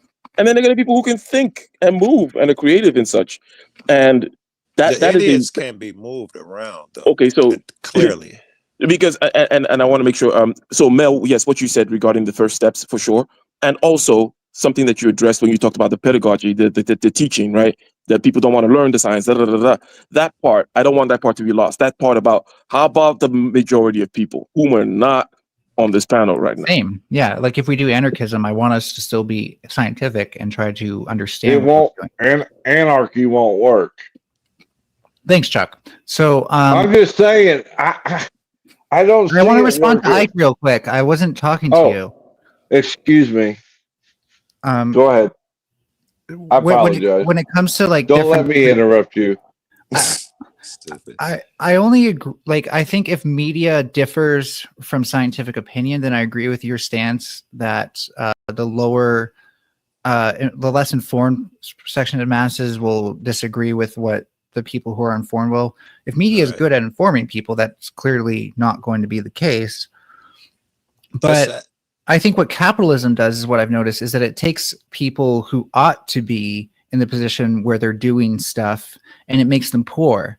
And it makes people who aren't very good at that, and it makes them rich, because a lot of this has to do nowadays with generational wealth more than anything. And what that leads to is a society where we've basically stagnated with innovation, aside from maybe the military. And I know Joe wants to say something, so I'll just leave it there in case. No. I was listening to every word you said. I was listening to your shit. I don't know how I'm going to wrap this up, so I'm just going to leave it there. All right. Because sorry, I guess my point is like, I think that there are multiple configurations, aka dances of first steps, because it is a socio-political issue that can get us in the right direction and actually create the forward momentum we need to push ourselves up that hill of the valley we're in. But the biggest issue is like, at the moment, I think capitalism has created the conditions where we would need to be almost militant for that to happen. For us to be truly free of its paradigms, it's such that we could actually change it. That was beautifully put. We would have to be militant, I think you said. I want your input, man. Where Mel has got it down to capitalism.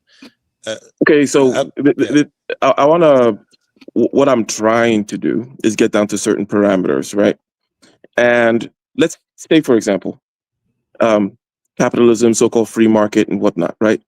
In the realm of art, I think that most of us, regardless of the kind of art that you like, you know that when you put it to the market, it's going to produce, generally speaking, mediocre, what you call popular shit, popular music. It's surprising if it's good. You're like, you know what, that's popular music, but it's actually good. Meaning, we know that there are realms within which throwing it to the market, throwing it to capitalism, or throwing it to democracy, which are similar kinds of things, right? Yeah, these kind of similar kind of multi-headed Hydra type systems where people are seemingly kind of making decisions or based on individual incentive, blah, blah, blah, blah, blah, that these do not produce the heights of art, let's say.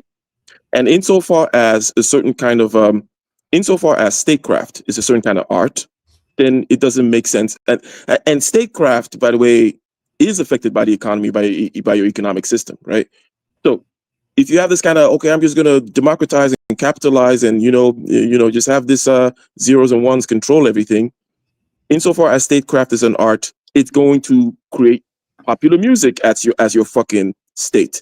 and as your Right. fucking direction, right? Basically absorbs media and art and creative passion, and that goes into kind of what I believe is that we need a second renaissance, not like from the Animatrix, by the way, if you know that, but that first of all takes those sort of cultural things that do empower us back, things like music and stuff like that, because like if you look at copyright, I'm actually a proponent of making sure artists who make something get credit for doing it. However, notice I said artists, not corporations. And that's where the system takes that now. And I think stuff like that is what makes Renaissance so impossible, where like if you look at the song Hooker with a Penis by Tool, the whole point is that like the only reason you've heard about my name is because I've sold out. Like what do you think this is? Like local band, like I'm a local band or something like that? No. So all the people who complain about Tool being sold out are basically feckless. And I agree there. We essentially need to stop just like vocalizing dissent and start doing dissent. But I think vocalizing that dissent is an important part of remembering that dissent is there. Good. Now, and by the way, feel free to chime in, Chuck, or I don't know if Orthodox is in a poop coma or whatever, but shout out to him. Not in a poop coma. I am devouring a Frosty from Wendy's. Nice. Good one. Now, so eventual poop coma. Eventual. It's yeah. I haven't had Taco Bell in a while. So Joe, right? You can see what I'm trying to do here when I talk about the parameters. So capitalism and certain kinds of results that it has within the landscape of culture, media, governance, all that kind of stuff. And I kind of synonymize capitalism with other kinds of, shall we say, decentralized, laissez-faire, let so-called individuals and interests make these decisions randomly. The kind of general liberal, or shall I say now neoliberal project, that it does not produce the heights of certain things within the aesthetic realm, right? Is it an impossibility? It sounds like you and Mel both are saying the same shit. I don't see any hope here yet. No. I'm not saying that it's impossible. I'm just saying that even within a capitalist system, for example, or let's say within a democracy, we know not to let. Okay, so let me take a step back, right? By just using an analogy, and this is an analogy borrowed from Socrates. Shout out to Plato's Republic, right? There is the doctor, and then there is the guy that's selling candy, right? Okay. So the guy that's selling candy is always going to win the vote when it comes to telling you, "Hey, just eat this," and then the doctor tells you, "Well, you can't do that." Everyone's going to go for the guy selling candy. Well, we know that we need to go to the doctor to get the. We do not subject the operation on our liver to a vote, right? So, and we claim we're a democracy, right? But we don't subject everything to a democracy. So, and we don't subject everything to capitalism either, right? Because we're like, no, I'm not gonna let the fucking masses or the market determine what I consider to be good art. Just because motherfuckers don't know who Schubert is, doesn't mean that that Schubert's not the best, romantic era type of songwriter all right. Let out me there. use Mel words and ask you: is a new renaissance possible under those rules that you're talking about? I get where you're going. That yes, when it comes down to it, some people are going to stand up. But what about a renaissance where this shit spreads? Is that possible? Well, possible is always and I'm not trying to be slick here, but possible is always a yes, right? In other words, the realm, the space of impossible things is very tiny. Right. So likely, now, maybe I should change. You can say yes, and then the likely, the probability, and then the modalities by which these things are likely to happen, then can be discussed. Now, the big part of what causes things to move tend to be structural. Structural, I mean things like freaking famines. Think big. Yeah, shit that makes if you go big picture, you can see an asteroid hitting, for example, right? Yeah. That'll change all kinds of shit, right? So. You have technology, which is another thing, right? Technology comes, maybe it's AI or whatever it is, and it changes the landscape by which we interact, think, transact, and whatnot, right? So the economy, an opportunity for a new renaissance right there. Exactly. So given a combination of these kinds of things, these are always points by which if you hijack the structural change at the right point, you can ride the wave properly. But however, as I also mentioned, even amongst people whom are determined a small group of determined people, which is the only thing that has ever changed the world, right? It's always a 3% small group. It's not the fucking masses, right? Because the masses, whatever, they come later. They're told. I heard somebody put a number on it. 3% are the ones who kick off every big revolution. At 3%. Exactly, and then the masses get told where they go, right? So, but it's always a precarious project fraught with all kinds of uncertainties and dangers. You could take the Bolsheviks, for example. I mean, there were many different factions and many different blah blah blah, and it was not written in stone that Lenin was going to be, and his homeboy Stalin were going to be the ones that actually won. And and this goes back to part of something that I think Mel was mentioning, especially in this kind of digitized space, where people rather fucking talk because it's easy to talk, and there's no business plan that ever fails on paper, right? There was no plan A, plan B, plan C. Oh shit, it failed. It's like, no, it always works. It always works on paper. It's the business plan. It works on paper, but that tells you the value. But in fact, we know the tiny percentage of businesses that actually do succeed. That tells you the value of paper and fucking talking. And because these people inherently know that look, just because you start something today does not mean that it'll work. And if it does work, it might be your great grandchildren that actually benefit and not you. Most people are not down for that kind of shit, right? They rather get they get their rocks off by talking. Okay, so this goes in the wages. Yes, it's possible. It's going to be a small percentage of people. It's not going to be found in certain kinds of places where people like to talk a lot. And I think that some of the modalities by which this can be done is by taking advantage of some of the structural changes that take place, such as, with technology and such that I've mentioned, right? But my point with regards to laying down the parameters here is because, sometimes when people like Mel, and by people like Mel, I mean the left, if you will, right? Critique capitalism or say, capitalism is causing ABC. People sometimes just kind of get into definition talk and like, well, how about socialism? How about this ism? And so I want to kind of break things down so we can look at parameters and say, look, capitalism is not the word of God. You don't like it in certain things. You don't want capitalism to produce. The music one is one that people really understand. Like, you know what? Yeah, because I don't know, maybe you like underground hip hop, right? Yeah. And capitalism is not going to make underground hip hop mainstream. Never, right? Capitalism will give you crap. It did. How many underground artists went mainstream? Well, some people say, it's like a sponge. And this is why I believe you can't have that second renaissance through capitalism or consumerism, because the renaissance has to be like water. It's not going to be a foundation right away. And anything that can absorb it will. That is a good point. That is for all renaissance. Infiltrate and go through. It'll get absorbed. Well, no, the first renaissance, the kingdoms didn't have the capacity to do that. It exploded so quickly that they could only isolate themselves from it. Now it's taken over our lives in ways that feudalism could only dream of. We have seen points in history where there seems to be like a proliferation, again, just staying within this narrow band of artistic things, which I think is very relevant, because I think that the polluting of the earth is an aesthetic question, visually speaking, right? Before you get to the point of like calculations and carbon monoxide and how many generations of whatever, it's just like, oh shit, this doesn't feel good, this doesn't look right, there's something wrong with this, right?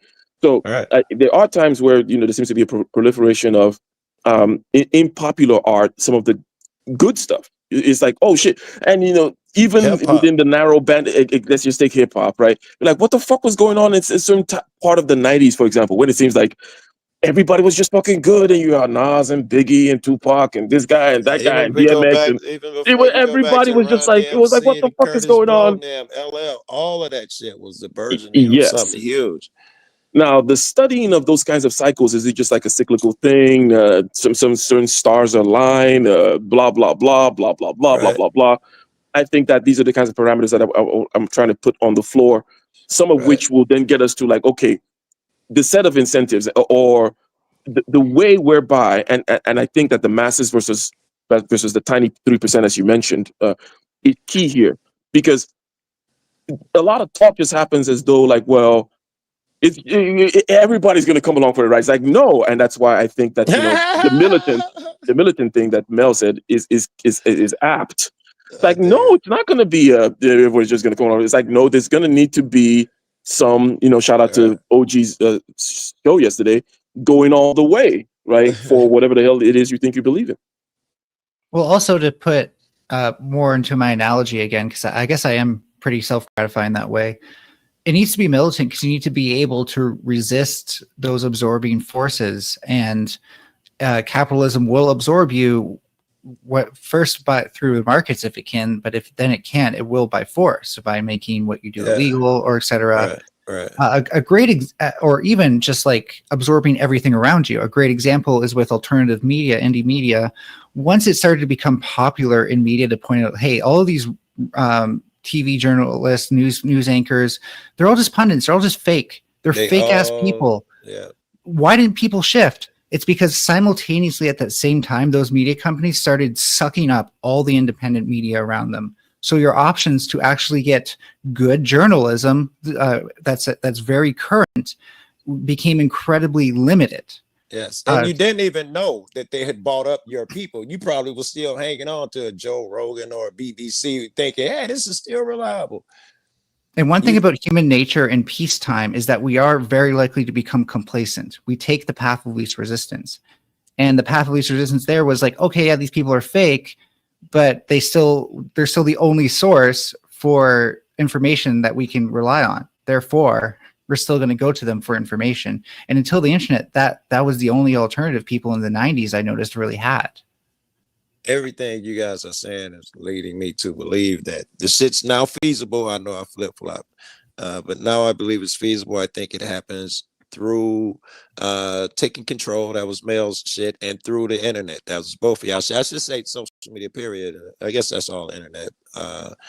Yeah, and hijack it. That was dude's shit. My Ike's shit. I'm thinking I'd see Well, so let me take certain kind of local, because so far we've talked about things that are big, things that are within the purview of the United States, the big empire and big problems and whatnot, right? Yeah. But sometimes local is also good to look at, and certain other kinds of problems, right? Let's say you say, well, the dollar hegemony, but so now outside the United States, the dollar and its oppressive ways and the kinds of things that incentivizes certain other countries to do. Take, for example, right? Because you need to get the dollar, because you cannot transact with your neighbor. Okay, whatever. You're some country. Okay, you're Ivory Coast in West Africa. You need to transact with Ghana in West Africa. You cannot take your Ghanaian CDs and pay the people in Ivory Coast with it. They're like, no, fuck that shit. We deal in dollars, right? Because in reality, right, there's only like 3 currencies that exist. If existence is to be taken in the way in which I'm talking about, right? With deep liquidity pools that actually matter, where you can transact internationally with. Because all the rest is just fucking talk. If I cannot transact with my neighbor in some fucking country where we're part of fucking the African Union or whatever, some fucking bullshit, without the dollar, then my currency does not fucking exist, right? Okay, so you have that issue. In order to get the dollar, now you have to do things like, let's say, what they call cash crops. I have to do things that people to export, like, okay, I'm going to grow cocoa crops rather than the rice that my people need to eat, so that I can export that stuff, get dollars, so I can then buy some fucking sugar from my name, that kind of stuff. So there are many reasons or many kinds of things. Let's just look at that aspect, the dollar. And then the question is then, what is to be done? And this is the whole point of action versus talk, right?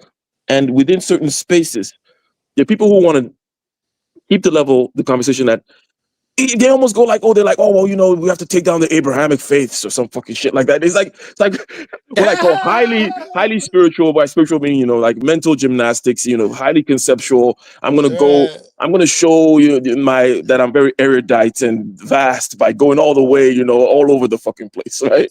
And everybody's like, no, okay. The way you tell them stuff like, look, Jack I'm trying to. That's all I heard when you said that was Jack. And I'm in the world so and so. Yes. There you go. I think that's a perfect example. Perfect example. I'm gonna go all the way to the top of whatever, and I'm gonna thus spake Zarathustra type shit.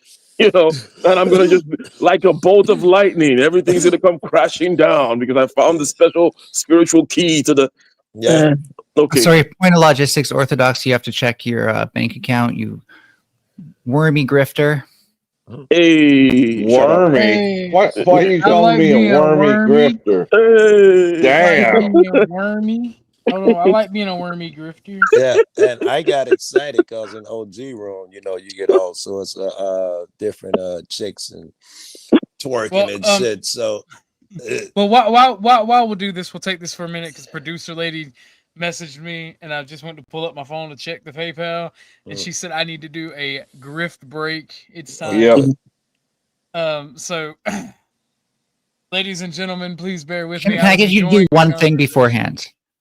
Can you rate the conversation so far? I'm actually curious if you're enjoying it. I'm loving it. I'm loving it. Cool. I was eating the shit out of my ice cream, eating dinner, drinking some tea, and I'm just listening to you guys talk, and I am interjecting when I can, and I'd say it is about a it's about a 10 out of 10, man. I'm actually enjoying it. Do you get the Sarah McLaughlin song? You know, I don't know. Oh, in the arms of yeah. If you do, I'll grift for you. That immediately brings me back to like those commercials where they were raising money for like the starving children in Africa. Yep. And like that's what we're doing. We're raising money for a starving Orthodox guy. Yes.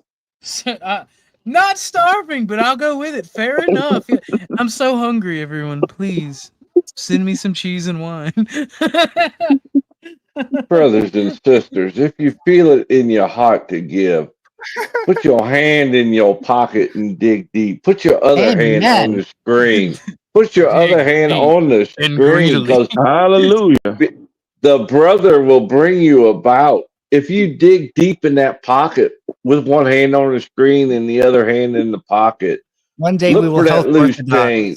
One day we'll help him realize his dream of flying in a private jet. Damn. Oh God, I was thinking that. I was thinking that. Like one day, you guys will help me be with Jeff Bezos popping bottles. Did you not know that? I'll get to rub his bald head for luck. I was comparing you to Kenneth Copeland there, but okay. Jeff He's Bezos more of a power bottom. Lauren likes this one. She said she wanted me to play this.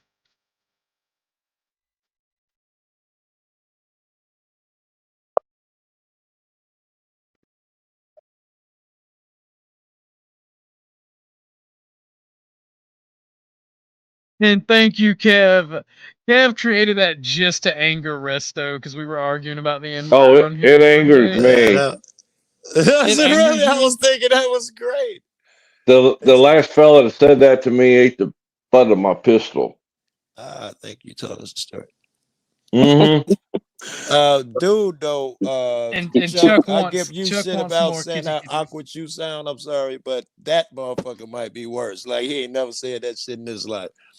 Chris Brown. Chris Brown. He did not look comfortable saying that shit, Joe. Chris Brown. Who's Chris Brown? That nigga who was just saying my nigga on the video there. Oh, okay. Do you want to say my nigga? He's squared as fuck. You know, he's Joe made me say that one time, and then after I said it, Joe told me never say it again. My neighbor. Yep. Here's your kitty cat. Chuck says cat. I didn't ask for cat. You better read that message again. Let me grab it real quick. Let me check myself before I redirect myself. Yeah, you ain't reading that shit right, bro. Chuck's out like you know what he's talking about. I think you got a Kofi as well.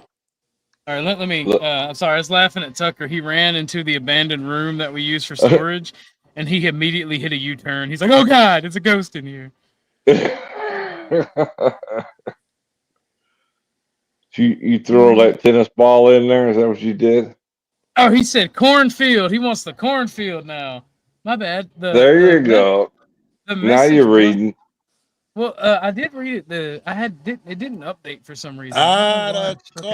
Don't blame it on that. You just wanted a kitty. Blame it on the technology. And Ike, thank you, good sir. Let me pull up that message. As I'm getting the cornfield done as well. Multitasking. It's the cornfield. There she is. That was a 2-part message, by the way. I don't know if I got it out, Ike. When this is over, I want to ask you, what do the 3% do? With fuck that. It's time to be active. That's Yeah, what yeah, I'm yeah. gonna pick up at after they Yeah. finish.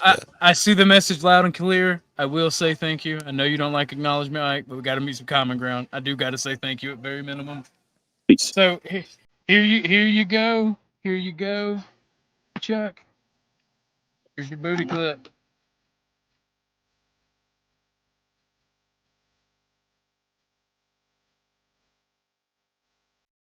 Wow.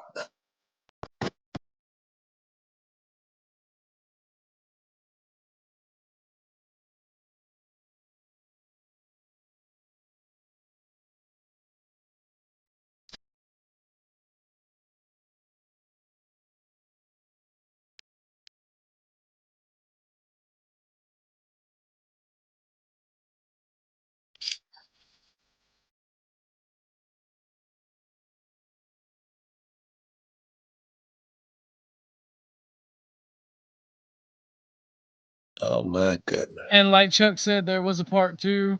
Gentlemen, red alert, cover your eyes, gentlemen. Also, Imperious, I did read off your message. It was you telling Lauren that you were her hero and you were her favorite panelist. All right, red alert, gentlemen, red alert, red alert.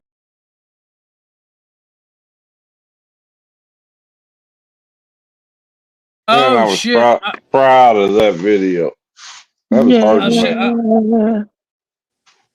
I'm sorry. I can't. I'm not gonna read that last word. I'm not gonna read that last one. Imperious did send another one, but it is something that would violate TOS. I'm not gonna read it.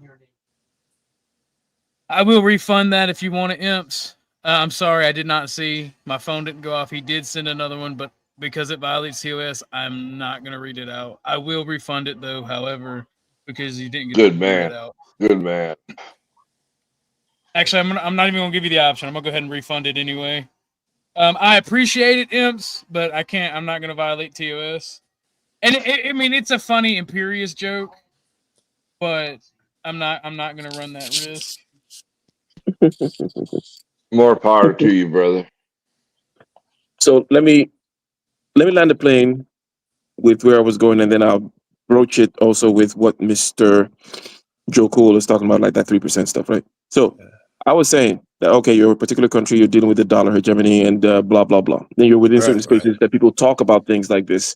And then they want to talk about, well, white power, white supremacy, you got to take this, we got to form blackness, we got to blah, blah, blah. We've got to take down the Abrahamic faiths and all this fucking, you're just fucking talking all kinds of shit. Right. And then you tell them some simple shit like, okay, hey, you know what? Adding value, in other words, value added to some of these, let's say, cash crops or things like that, or doing things within the commodity space, agricultural space. Let's say, for example, where let's say, I don't know, it could be palm oil, it could be corn, it could be whatever it is. If you create certain micro industries within this space, number one, you are going to have that ability to develop the local economy, right? Because generally speaking, what you want to do is you want to develop industrial capacity so that there can be some kind of excess, and so that there can be the kinds of things that follow, which is like education of the masses and basically developing your workforce, what they call human capital, right? You can start doing that, and then B, if you do it over there, Joe Cool in Ivory Coast, and I do it over here in Ghana, you and I can come up with an agreement whereby we just trade for barter, right? Right. And we thereby circumvent the currency, right? Money issue, right? Okay. So we circumvent the currency because we're talking about dollar hegemony. The dollar hegemony is forcing us to do certain kinds of things. And also there's the non-development of human capital and, right? So I start talking about something that you can do right now. Okay, you blah, blah, blah. Yes, you got to be competent to do those other kinds of things. Right. But the room becomes silent. Okay? Right. Because these motherfuckers are not about doing any fucking thing. Don't want to do.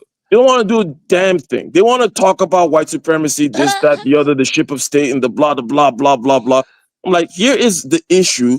We've identified it. We've talked about certain parameters like the dollar, certain things such as trade and whatnot. Okay, here's a way where we can do A, B, C at the same time. But no, you know what? It's too small. It's too real, right? It's not going to put their name on a billboard tomorrow. It's not going to get their rocks off on the fucking panel on YouTube, right?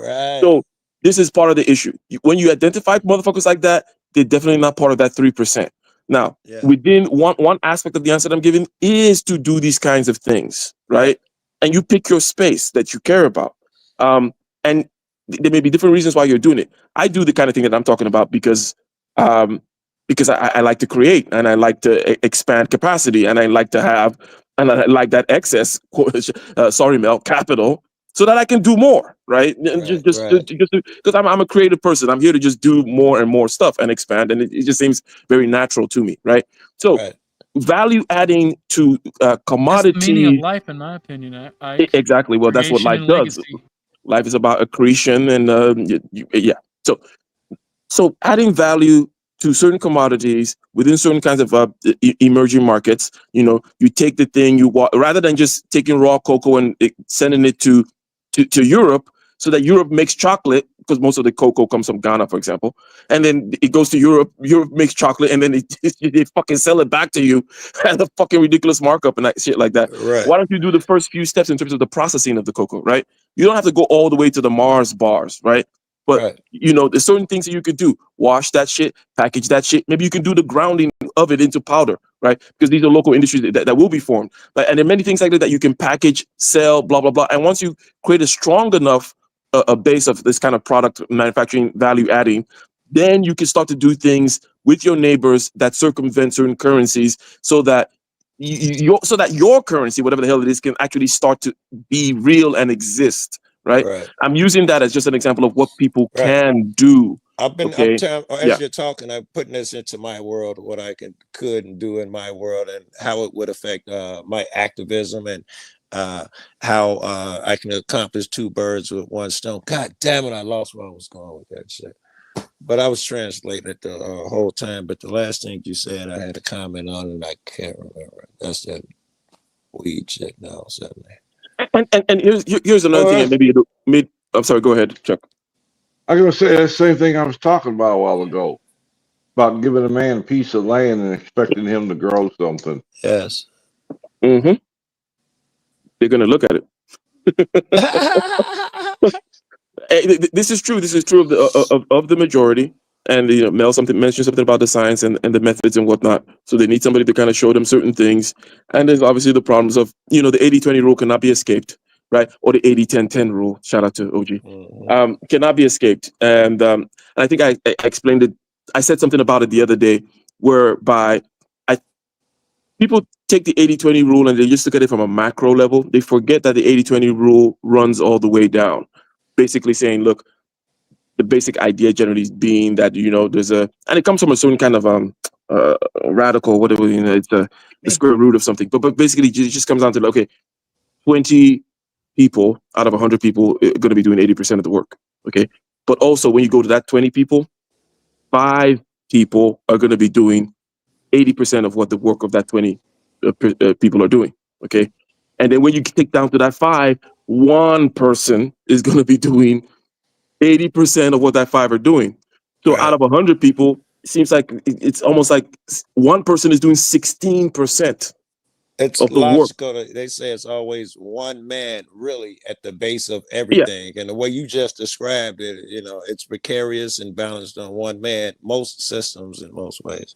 Yes, which goes back to that thing I'm bringing up about what is to be done with the bell curve? What is to be done with the fact that there's going to be the masses and outliers and all these other kinds of things, right?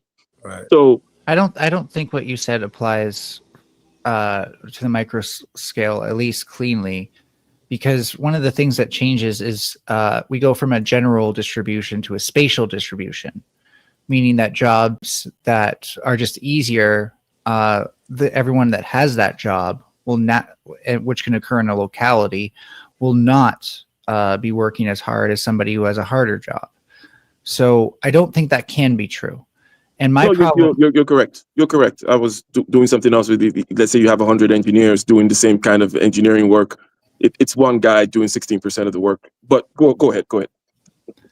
So first of all, I would say I think that means that we need to make an economy that just accepts that, instead of trying to lament about it and force that onto the next generations. Be like, oh, you have to work more.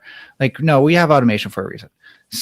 Secondly, and right now I'm talking about the real politics space, in case you haven't noticed, because I'm acknowledging automation is a thing, even though I'm not totally for it. But secondly, when you're saying that, like, here, I want to make sure I word this right. When you're saying that it's top down, I think we're negating the notion that what really holds everything together is the status quo. People who think, breathe, and live within the status quo. In fact, Noam Chomsky pointed out that most of the people who are selected for positions of power weren't done so out of merit or even just like being in the right place at the right time or knowing the right people. They were basically bred this way. Private schools and all this stuff, it's meant to make you into a leader for a reason. Now, I think leadership is good to know. If you look at how military organizes and how effective that can be good. In fact, I'd even argue that anarchists, if we really want to do something, we need to organize ourselves and make ourselves available to people in the same way that the Army Corps of Engineers is available to states that need them to make hydroelectric dams and stuff like that. But what's lacking is the default notion that the status quo was wrong. Most people are too afraid to orient their lifestyle in a way that assumes that the status quo is wrong. They might lament that it's wrong, but they won't orient their lifestyles that way. And I think that's why you're really seeing what you're talking about, people who care much more about the lament than the action. And part of that is it's always going to be the path of least resistance, right? If you're not taking action, there's less sacrifice, there's less time, there's less costs. Excuse me, Mel. I'm switching phones. OG, look for me in the basement. Oh yeah, I was done there anyways.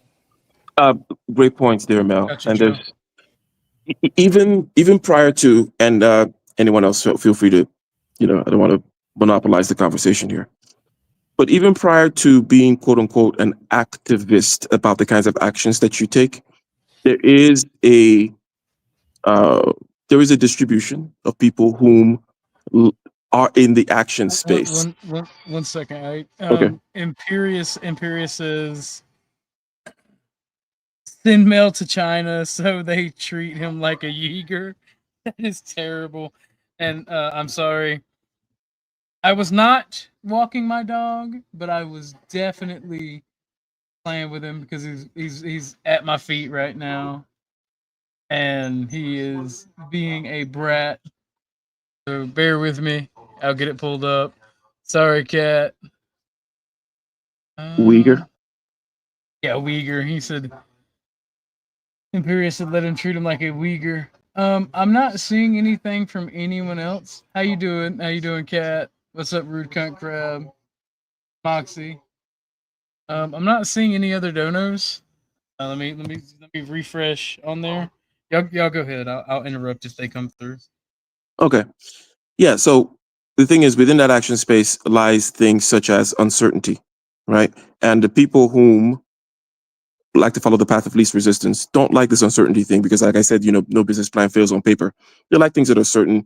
They like logic. I mean, some commendable things like logic, argumentation, debate, whatever, right? And they build these nice little models in their head, and then they just go about repeating and telling everybody that stuff. They forget that there's things that you do not know until you get into the action space and get feedback from the ecosystem, from the environment, if you will. And that taking a step, moving in, and just like, because I would say things like, for example, oh, how about that farm thing that I say? And they're like, oh, but you're just getting into the system to, it's like, in other words, like, oh, that whole thing of, like it's almost like you're selling out, or they'll just crush you, or this, that, and the other. I'm just like, you haven't done anything, have you? Right? My point being, even prior to get to the point of like, quote unquote, activism, right? It is useful, if you are indeed an activist, to find people whom are action oriented, even if they may not share your ideology, they may not share what you have written on paper, but these people are way, way, way valuable, because those other motherfuckers out there that just like to talk, they're not going to do anything for you, right? But the people whom understand uncertainty, who are willing to act and know that there's such a thing as trial and error and tentative truths and iteration and blah, blah, blah, and are okay with things, failing and all that kind of stuff. These people are highly valuable, is the point that I wanted to make. They may not necessarily agree with you, but these people are people that they're rare, number one, and they're the only people that are going to actually get things done at the end of the day. Yeah, I don't think it's as much of a statistics issue as a how efficient is the system at suppressing dissent. And I think when we get more idle and popularity becomes more of like a currency, then it becomes it just becomes and I'm saying it's truly bad optics, but Sorry, Joe, I was dealing with the puppy. Culturally bad optics when you are vulnerable to being criticized or being, I guess, laughed at by the majority. And that's a huge component of why being a real activist is extra risky nowadays, because sure, there's a chance that you could cause a movement, but there's also just a chance that you're going to, ostracize yourself, because it is easier for them to sit at a keyboard now and be like, look at this schizophrenic fool or whatever they're going to say to smear that person. You're saying being an activist is risky, Yeah. I think. Yes, which is probably why it's a rare thing. I love the way you phrase that shit. The way you phrase it, activism implies being active. You can tell because these are the cats that be active. They're aware that there are nuances to this thing because they're actually active. All that shit was beautiful. I think the other dynamic is like conservatism versus progressivism, and my thing is like ecologically, I'm conservative, which actually makes a lot of sense if you understand environmentalism. But I'm also progressive because I do think as humans get smarter about things, then we start to question former notions that were made of assumptions. Those assumptions fall apart, and then we have to do things differently from that point on. As a, I don't know, progressive conservative, days off. Could you repeat that? It sounds like everybody goes through that. It sounds like it's not just whoever progressive conservative or something. So I must have missed something. But like I would say I'm both, and the difference is like I'm conservative in terms of ecology. Like I think agriculture is something humans will always need. It's part of our nature, and so we need to find solutions to that, and more natural solutions than unnatural solutions. But in terms of like humanity and the narratives that we use to describe ourselves, I think we need to push those forward as we come to understand ourselves better, and the assumptions that underpin them fall apart. I'm going to translate it. Go ahead. Somebody help me. When you said, I'm going to take a step back to your conservative versus liberal kind of a statement, and then you said environmentally. It should be a contradiction. To be clear, I'm saying something that should be a contradiction, but I'm saying they occur. Says Moxie made her husband red like me more than her. Why would you repeat that? So I'm saying that distinction occurs along a specific line, so such that it's not really a contradiction. It's just green thinking. Yeah, got you on that point. And one thing that I might point out there, and it may not be particularly interesting, but there's a naturalness, or in other words, within an ecosystem, you have several different niches, right, if you will. And I think that the conservative niche, and you can remove all the bullshit out of it, or all the I wouldn't call it a niche. Oh, well, fair. Yeah, I'm being analogical here. I'm being analogical here. That conservative place, okay, and then the liberal place, whereby the liberal place will be, it's more creative. It's more of the overturning of hierarchies that do over time need to be overturned. Hence, it's the place whereby you're going to find younger people perhaps who are disaffected, not a part of the hierarchical structure yet, maybe because they haven't climbed, or because the hierarchy is now such that there is no place for them, and so on and so on and so on and so on. And people who are going to start new things, people who are creative, blah blah blah. And then on the other end, you're going to have the people who run the fucking hierarchy, the machine and whatnot. Think of it as, there are many ways in which this kind of manifests. Within capitalism, there's something called entrepreneurial capitalists versus managerial capitalists, and they too go ahead. They're very they don't like each other, right? I consider myself to be an entrepreneur. Well, I am one, and I don't like managers. I don't like the lawyers and the accountants, right? I don't like the people who come in and want to put boxes around everything and tell me about these agencies and the systems and the blah blah blah. I'm like, fuck, I just want to do shit, right? So I think that if you don't, do you not think that's a bit of a contradiction, though, Ike? that you might want to examine? Because, like, Oh, if no, you no, no, want no, your no. business to 100%. be When successful, I say I don't like them, I don't. That's not me thinking it through. I'm just saying that my Okay. temperament is Fair such that I'm playing on this side of the field. But nothing is going to last without these suits. You know what I mean? They're the ones that are gonna. You fair get the enough. point. That's just that's what I was Yeah. thinking. So Yeah, they're going to perpetuate things, and then they're going to perpetuate things to a point where it becomes calcified and bad. The way conservative things tend to go. I mean, and then you're going to need somebody else to come in and break that stuff. So these you can't have all the way to the one side where it's just crazy, creative. Let's make new things. Let's overturn hierarchies all the time, right? And then you can't have the people who always just want to keep things going the way it is, and it's just about the smooth running of the system, right? Sure. So yeah. So, Sure. anyways, nothing. I think I what we need got to a be. question. Can I quickly just respond to that? Because Yeah, you go on ahead. something I should have said earlier. I think we need to be experimental more than we are currently, because capitalism was always an experiment.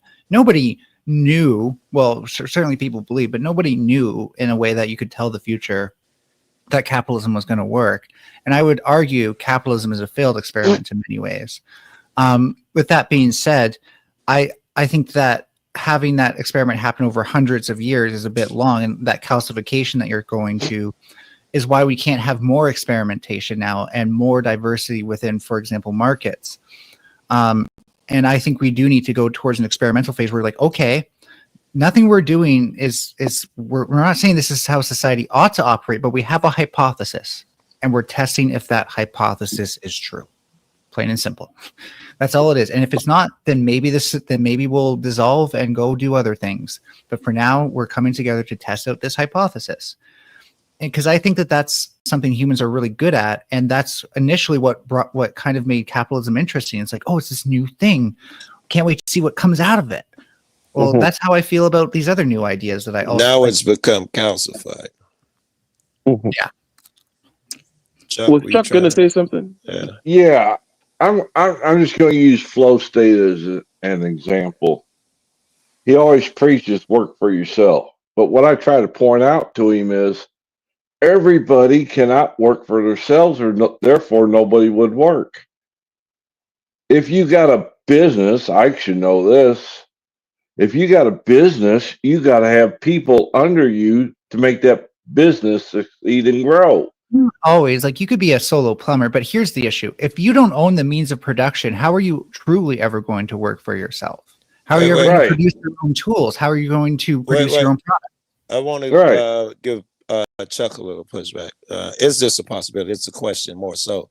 Sure. That is one business model where there is the boss and he has his business plan and he hires motherfucker. But is there a certain thing as partnership where these guys are not employees, they're partners? You still need employees, is my point. I'm saying that employees become partners. You give them a share in the business. Now they're not just employees; they're partners, and the function still serves. You still get shit done. Kind of like a law firm. So what interests me about automation is we could actually now have entirely local scale production aside from resource extraction, and maybe even if we bring in recycling, maybe we don't need it. Where we could all have like CNC printers, 3D printers, automated, including automated employees. Assuming we had a model where the cost of actually getting to that point is as low as possible.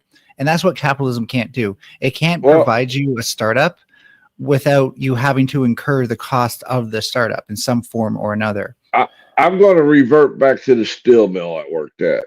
Mm-hmm. They brought in automation, but once there's a glitch in the automation, you need people on hand.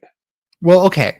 So I agree with you. To avert a huge catastrophe. I agree with you in some cases, but not all cases, and most of those cases can actually be mitigated by central server control and proper design. No. Yes, they can. I've been researching this. Automation has its faults. Oh, I agree. Nothing will ever be perfect. But I'm not saying it needs to be perfect. What I'm saying is that most of those times where you need someone to actually step in, first of all, you could do that with a remotely controlled robot. No, you can't. More so now than ever. Yes, you can. Yeah, you ever worked at a steel mill? You can't have a You realize robot humans are imperfect, making too. decisions. You realize humans are imperfect too. They also can cause things to mess up. So that's not Yes. really the best argument to make. The better argument is that you will always need somebody who's knowledgeable in those things to be available to fix it when necessary. So Well, within I realize I'm talking anecdotal evidence. yeah. So Yeah, no, and you're not wrong. Like nothing's perfect, nothing will run perfectly, but you can, if you're an engineer, you can figure out those failure modes. You can account for them and make plans for them. It's not magic either. oh my gosh.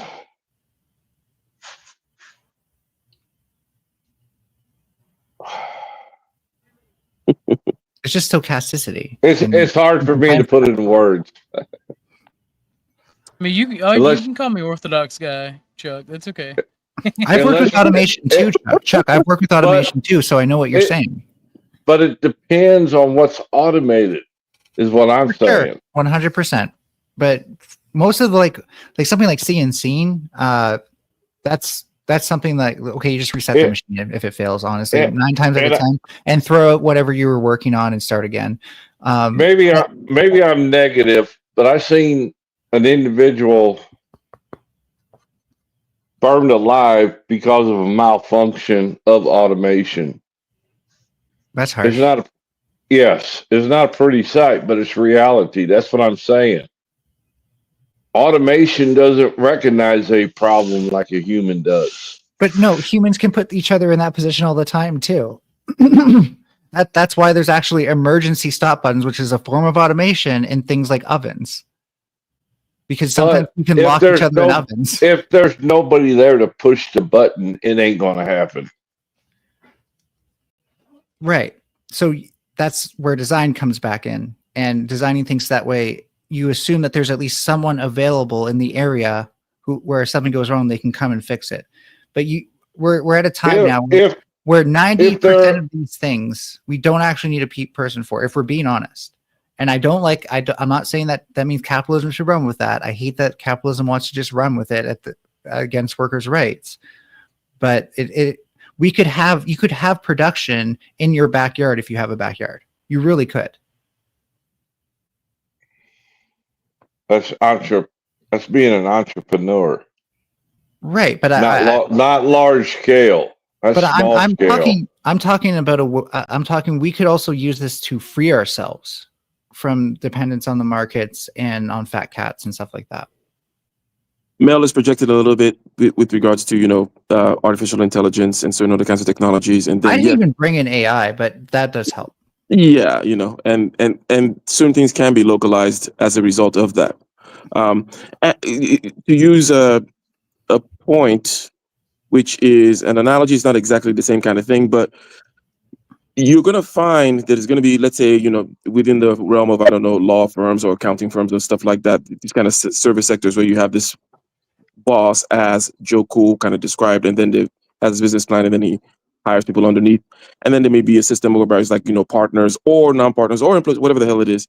But you're going to find that, with artificial intelligence, one of the things that could happen is you're going to have more companies spring up. You're going to be more like solo operations where they just have these agents, these AI agents, right, doing the stuff for them. And now this guy that, let's say he would have been like, a junior associate trying to become junior partner in some law firm, he can, whatever, maybe he's making 150K. He can still make maybe not too much more. Maybe now he's making 250K, but it's his own shit. He's working at his fucking desk, smoking weed with Joe Cool, using his AI agent, right? Using his AI agents to do that kind of stuff. So the overall pie may not increase, or may increase slightly, but there's going to be many different slices. In that same vein, you could have these micro industries, right, whereby people are freeing themselves within physical space, doing physical things and building physical stuff, right? Manufacturing, that is, in the way that Mel said it. But it definitely will happen also in the, go ahead. One thing you still need is property, and that's a huge contingency that I think we still need to deal with. Like, landlords to me are a scourge, but that's just my side of things. But I want to say, Chuck, as a counterexample to maybe your anecdote, Look at all the missile systems in the U.S. and the silos and how those work. They don't have somebody at the silo 24/7, right? Now, granted, that's supposed to be inactive most of the time and unarmed. Yes, we do. No, you have somebody at a central station who monitors them remotely, Chuck. I'm telling you, I know how this works. You're yelling. You're not sitting there in the silo, Chuck. I worked at one, damn it. You're not sitting. Yes, and when you go there, you show up with a truck with everything you need. You don't just sit there waiting around. Yes, people do. And that's exactly what I'm talking about. If you own the automation, then all your work becomes is supervision and maintenance. You're no longer you got fabricating. you got some eggheads now who are doing the programming, the people who are actually conceiving these new types of automation, and the people putting them together. You created a whole new industry while you eliminated another one. Well, we can, like, if we go to a culture that's way more favorable towards DIY, which is making everything yourself, then people are too damn lazy. Shut up, Chuck. Shut up. Then it makes a lot more sense. Fuck you. Fuck you. Then it makes a lot more sense. Gentlemen, please.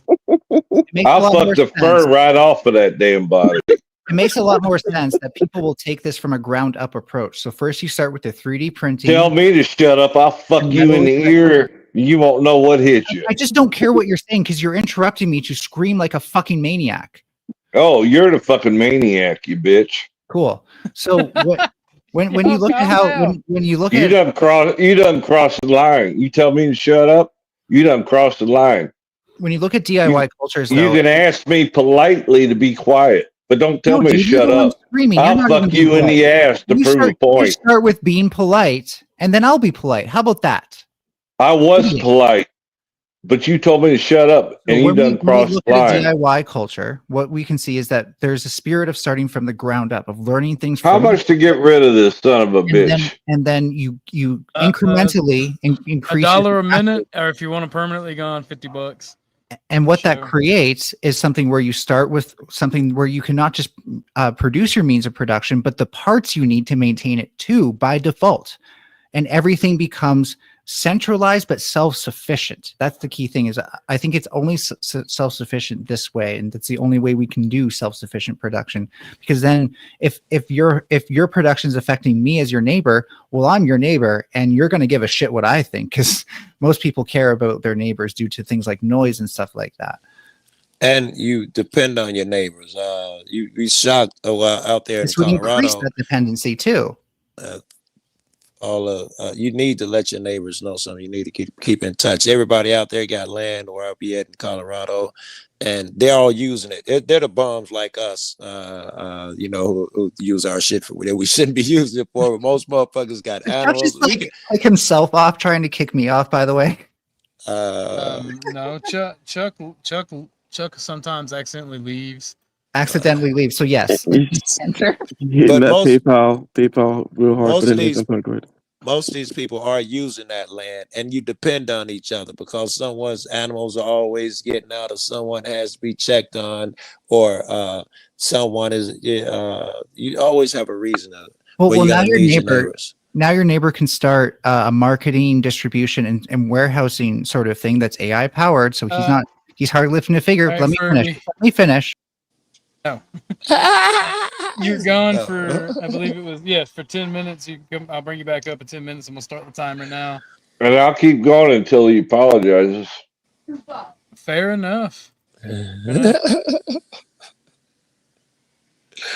All right, so I don't know Mel's point, and I guess we can happily abandon it unless you guys are keeping up. Well, okay, so I'm not going to try to recapitulate or represent Mel's point, but the point, the main issue that has been raised all the way from the beginning has been the issue of property, right? Yes. And that because of this property thing, now you have to get into the system, and then the system asks you for taxes, and it's just a way of. It's similar to that whole thing of. I wonder if we're talking about the same thing. I was thinking property is a benefit. Everybody needs some. What doesn't work when your houses are side by side and you don't have property. But I think you're saying property is a deficit in some way, because when you get property, you don't have to pay taxes. My buddy Arkansas brings up a good point. Paid speech wins again. Once again, over free speech. I feel like we should adopt, the paid speech model. Yeah, I like paid speech. I like it. I can't believe I never heard it or thought of it before. Which were you talking about? Is you were saying once property is necessary. It's trying to represent what Mel has been pointing out. Yeah, and that there's something about how do you access. One of the earlier examples she gave is like, okay, you can go really, really far north in Canada where there's no grid, nothing, but they still want you to pay taxes. You can't just go out there and start producing. Right. Yeah, right? that's insane. So the means of production, as she said, like how do you, and land is just or property with it, just how do you get into accessing, harnessing, using the means of production without getting into the system? If you man, good how do you luck. go off the grid with the means of production? I got people who do it, but that means their production is clearly not big, or else they are not off grid. Yeah, that's a problem. There's no way to detach yourself from this system. People have tried endless times with the alcohol or weed or whatever thing the government put its paws on. That was fucking everything that was ever invented. The government put their grubby paws on. Mm-hmm. So in your fascist utopia where you govern with an iron fist, Mr. Orthodox Guy, how are the needs of the different factions of society going to be taken care of? I know that you've mentioned, this is a multi-headed hydra here, and I'm just throwing out this massive stone at you. You can catch it or dodge it or whatever you want to do with it. But basically, I want to hear his input. It depends on what the factions are, right? Mm-hmm. And what they provide for society. Ooh, I know he was gonna go there. Make my because go ahead. Obviously, like someone like yourself who is an engineer and involved in STEM, right? You have a higher value than someone like myself who's just an entertainer. Chuck, being a retiree, has a higher value than someone like myself. So how does that play out in your system? I was forced into retirement. I didn't choose retirement. Well, I'm saying you did your time. You did your time in the workforce. You should be able to reap the benefit of that. Children, right? Children who are not old enough to make their own decisions, like somebody under the age of 18, right? Their potential value is higher than someone like mine. Someone like myself, who's a working age male, who either provides entertainment or in the service industry, they're at the lower middle, right? Then you have like the low, which would be the non-workers and the parasites that take from the system. They do not contribute as much as they take. Then so you have the service workers and artists. You give room for them. Yeah, they're in the middle. They're in the middle based on what they provide, like the popularity of their work. Ooh, that's spooky. Your artist got to be popular. That's scary as fuck. Well, the thing is, like, if how you judge art, right, is how people feel about it. Correct. If you're creating art that resonates with people, you're gonna have a higher value than somebody who just provides like entertainment and makes people laugh and joke, but doesn't make very much money off of it, or isn't very popular. I understood that. I just thought in your system, suddenly anyone who wants to be an artist, he has to survive and make money out of it. Therefore, after day one, he's no longer an artist. He's going to follow what other people do that's popular. I was thinking the system kills the artist. That's why it groaned or whatever. And unfortunately, in every system, it does that, right? Because even in systems in which you have, I'm assuming that is from Lauren, so it can wait. Let me say something. I did not mean for Mel to get timed out in chat. Oh, yeah, I just no, we timed don't. her off the panel. Mel got timed out in the chat for talking slick and calling someone a cocksucker out of turn and whatnot. Okay. That's Yeah, no, I trust my I trust my mods. Like my mods have ultimate power. Hey, when I first came in, that was a phrase they used to always say, trust your mods. And it's cool to hear you say it. It's been about 6 years or so. It's cool to hear you it does say go to it. a point though that and I think it was Mel that was saying something about the rules and scoring and stuff like that. And I mentioned that first of all you have to, and I think it was someone else. I saw it in the chat basically.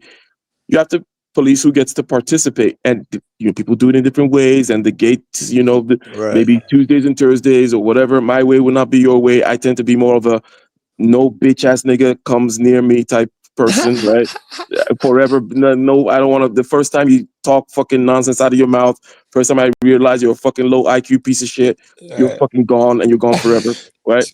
But the point being, by the same vein, you can't be going out there, Mel, right? Causing a ruckus, always trying to, cause trouble, walk people down whatever the fuck it is, right? Yeah. Because it does not create that atmosphere whereby in an emergent way, so the rules apply, and then people respect the rules and with these W's and L's that you care about, right? That's So- a great point because Mel's whole message tonight has been we have to find a way to unite. All of ours has been you have to find a way to unite, and that system of being so confrontational may be antithetical to what you're trying to accomplish. In fact, it may show that you are not going to be active, as I put it, and be active in this thing because you're acting against it. So no way that you're going to be active and an asset. I threw that extra part in there. And I want to apologize. I want to apologize to OG. I lost my cool. Oh, you don't owe any apology, Chuck, but I appreciate it. I was just gonna let it ride. If it got too bad, I was gonna interject because Mel. I only put 10 minutes on her. Yeah, they still got 2 minutes to go. They still got 2 minutes to go. It ain't like I kicked him out forever. I thought you was gonna bury her. Everybody thinks I'm a damn country bumpkin, and I'm actually more than that.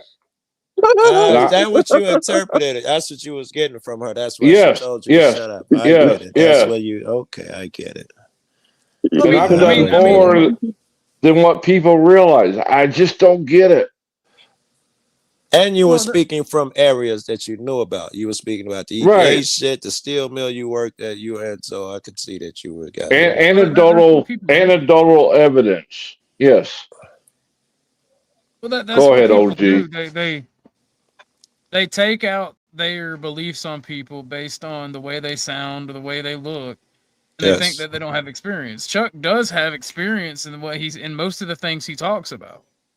Yeah, I don't I don't lie. No, I don't lie. Sorry. Are you sure? Landry told me you were a liar. I'm the number one liar according to Landry. I don't lie.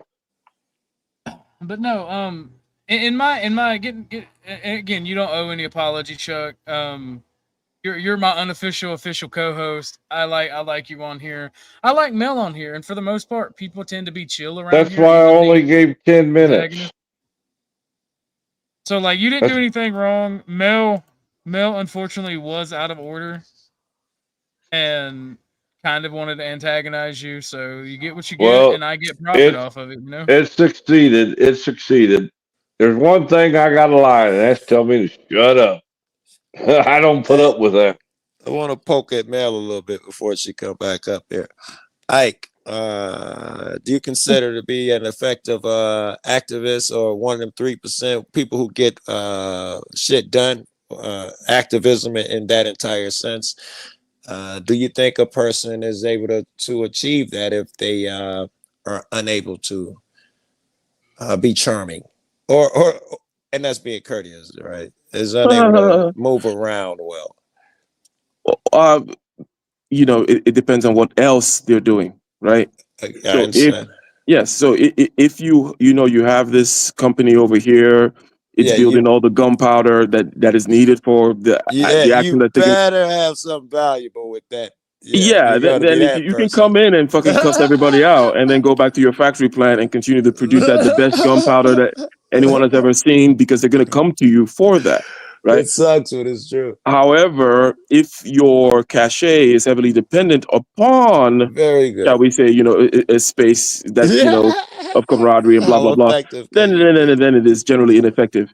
Now there are many ways. I mean, I don't need to go to a whole diatribe about the different ways of being and having a certain kind of a reputation, but it doesn't mean you have to be a kiss ass or I don't consider myself to be a kiss ass or like a go along to get along type person. Right. Definitely not. Right. Right. Right. But I'm never pride I'm never into yourself the on- disrespectful or blah blah blah Yes. or fucking just being like fuck what the fuck man, what the fuck like Right. And that's you just would fucking admire insane. that Bringing in Mel back. other motherfuckers as well. And yeah, Mel, I've been poking you a little bit to give you a lot to talk about when you get up there. So go ahead. Oh, well, none of y'all can handle hearing why you're wrong, so I put it all inside chat. I don't want Do you want me to read that it out? shit. Okay, you read it Got out. you, Mel. I'll I'll Read it, out read the it, inside chat. read it. I told Chuck to shut up because he interrupted me, not because he sounds like a country bumpkin. You all suck at keeping track of the convo and who is talking.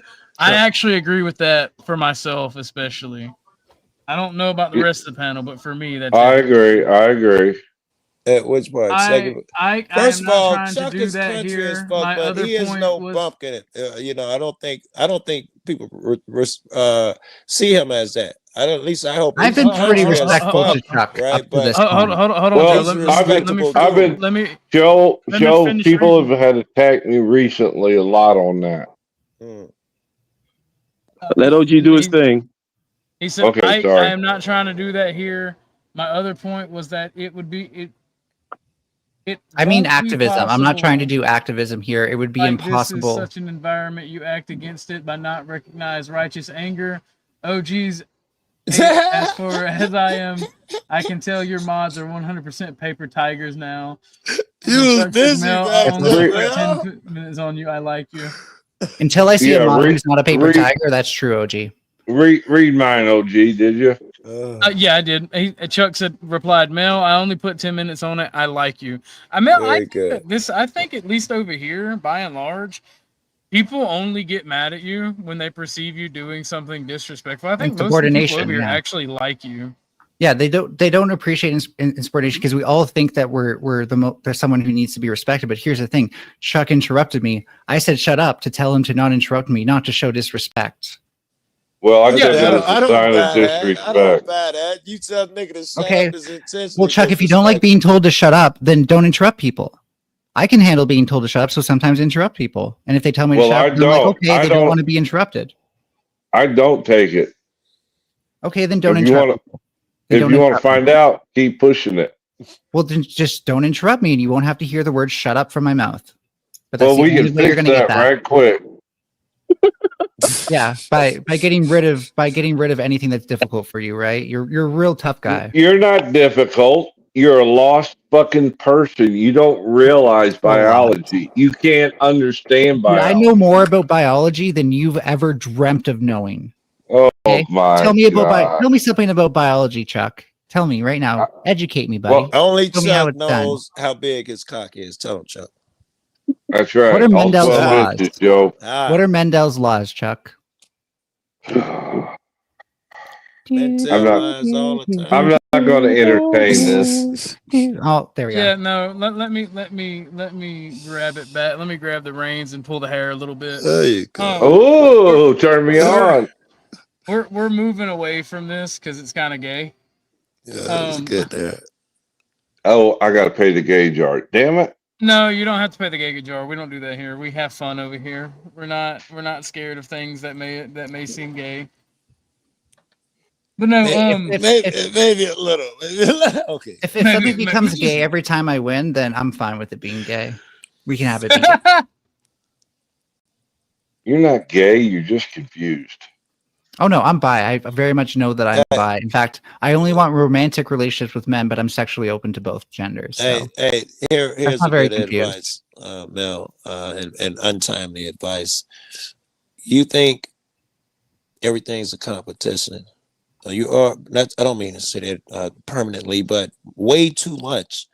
You think it's a competition to an unhealthy point, to a damaging point to yourself. I agree, People like Joe. you and Orthodox go on debate panels. Debates are competitions. They're battles of wits. I'm saying you see it everywhere, not just in a debate, in the debate room on a panel. I'm like, whenever you walk into a room, you think it's a competition. Like now, I think Chuck's been acting competitively. So again, maybe try to actually read the room and keep track. Mel, if I thought this was a debate or I wanted to debate you, I specialize in ass fucking leftists in debates.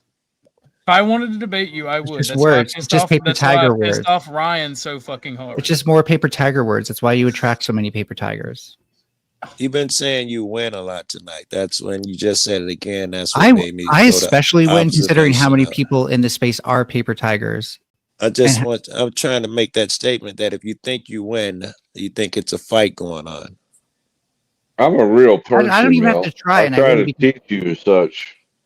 Well, Chuck, again, if you interrupt me, you're going to be told to shut up. If you take an issue with that, either don't interrupt me or just get over the feelings of not liking being told to shut up. I didn't think I was interrupting you. Okay, well then I take some long pauses. Well, then in that case, usually if I interrupt somebody and they tell me to shut up, even if I think they're being rude, I will still let them finish because I realize I don't.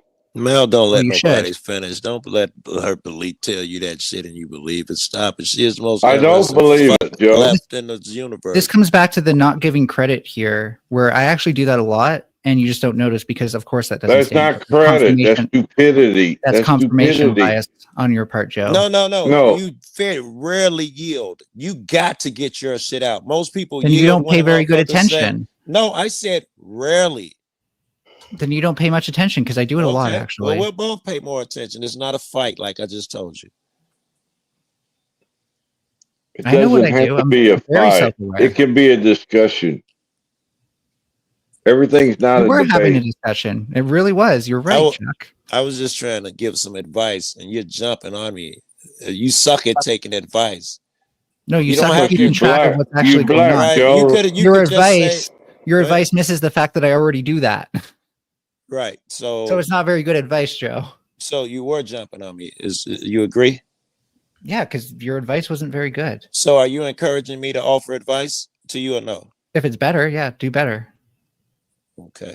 It's narcissist. I don't even use that fucking word. That's more unhealthy bullshit right there. Telling someone to do better is narcissism. Got it. I know you weren't saying that, but I was gonna laugh at that because that's a funny place to take that.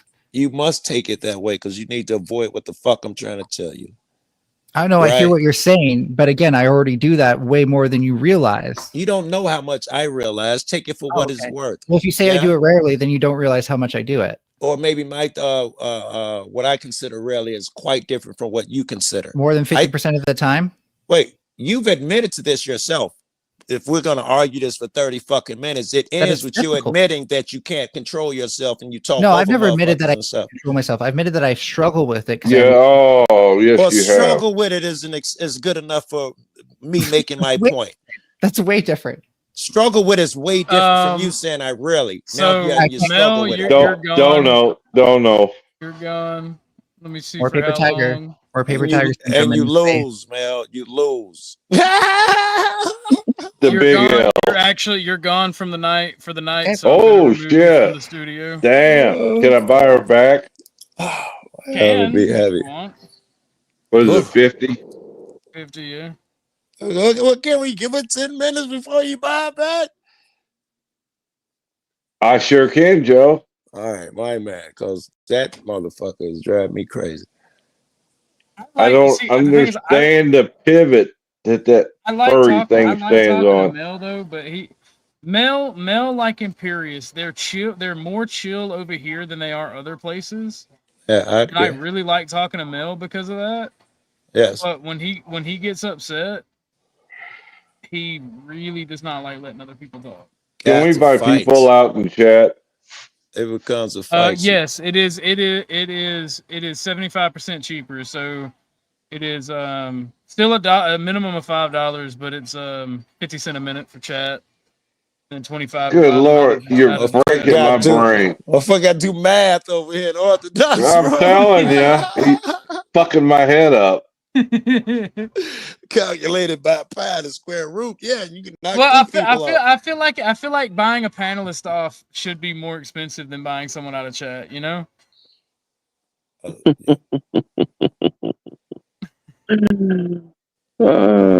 Anyways, I think the last thing that you were saying, Mr. OG, was about the factions and what they bring to the society and all these other kinds of things, right? And Go ahead. it's hard to explain because these things are very nuanced. Judging the individual value of someone, or the value of organizations and groups and what they bring. All right, check your PayPal. Oh shit! Give whatever that buys. What 20 minutes for Imperius in chat? You want to time Imperius out in chat? Yep. I forgot to put the message in there. That would be 20 minutes. 400-pound Cheeto dust sniffing fat fucker.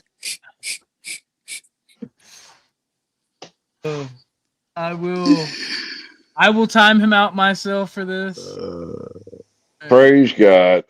So I'll have to round it up to 30 minutes, but that buys 30-minute timeout. Oh, you can do it in increments if you need to. I don't mind. I'm lazy. I'll just round it up. Imperius. But you want us to do math, though, right? Yes. I'm telling you, Joe. I'm an evil fascist. Have you guys not learned the shit? Rules for thee, but not for me. He was fucking with my head on that one. Imperius, that'll be a $10 buyback if you want to talk in chat. It's only a 30-minute ban, so don't lose it on me. It should be $30 in to buy him back. Nah, it's so $10. Damn it! Listen to me. I appreciate the help, but I gotta be honest, and I can't be that evil. You know what I'm saying?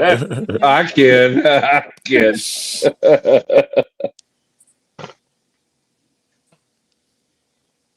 Oh Lord, what did I do? Gentlemen? I'm sorry. I apologize.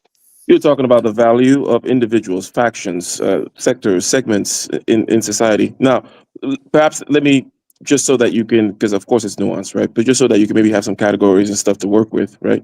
Because what I was saying is, okay, well, how are these people going to be made whole or satisfied, if you will, right? Because one of the things about like a liberal democracy, open, laissez-faire system is, hey, each person is going to go try to do what they want to do, life, liberty, pursuit of happiness, and then they get their stuff, and they bring value. Other people will transact with them. $1, one man, one vote. $1 is $1. That kind of thing.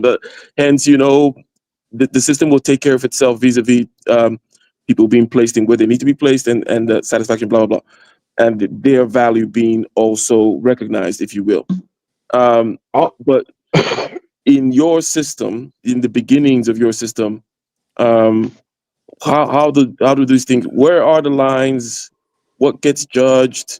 I know that family, for example, being the main units and stuff like that, you'll care about. How do you incentivize people to, for example, do that and be good fathers or whatever the hell it may be? And by people now, I mean those who need to be ruled, right? Which is generally, there's a nice middle chunk of people there, and also to the left side of the curve that need to be ruled. How do you, in a top-down system, which I assume yours is more of, how do you think through it? This is super open-ended, so go where you will. All I got is anecdotal evidence. And apparently that doesn't count for much. So the reason that I despise anarchy, right, is my brain cannot function in a system of anarchy without getting really, really, really, really violent. And I say that to say this: the current systems that we have, well, the systems that we currently have, they would work better. And by systems, I mean society. The way we run society would work better if it were an authoritarian or fascistic system, because we know who the deadbeat dads are by going to family court. We know who the shitty moms are by talking to the dads who get fucked over in family court, right? And doing a actual thorough investigation, doing things like checking the receipts on where mothers spend their child support, making sure that there is DNA tests done when a child is born. That's how you punish. That's how you would be able to punish or effectively rule the people that are scumbags, and will say a woman who will put a guy who will say this kid is a dude is this dude's, knowing that there's a chance that it's not, right? Wait, Knowing you that they just cheated. said how you would And identify him. You didn't say how you would punish him yet. well, I'll get into that in a minute. Okay. We know a man beats the shit out of a woman by either her or a neighbor calling the police, right? And in this current society, we already have these things in place to be able to get the notification of when it's going down. Once we get the notification, then we can do an investigation and enforce rules, right? If a young woman is raped, she goes to the police, reports this, and they do all the testing on her. It's confirmed, and this person's DNA is found. Her. Let's make it really simple. Or this person's DNA is found in.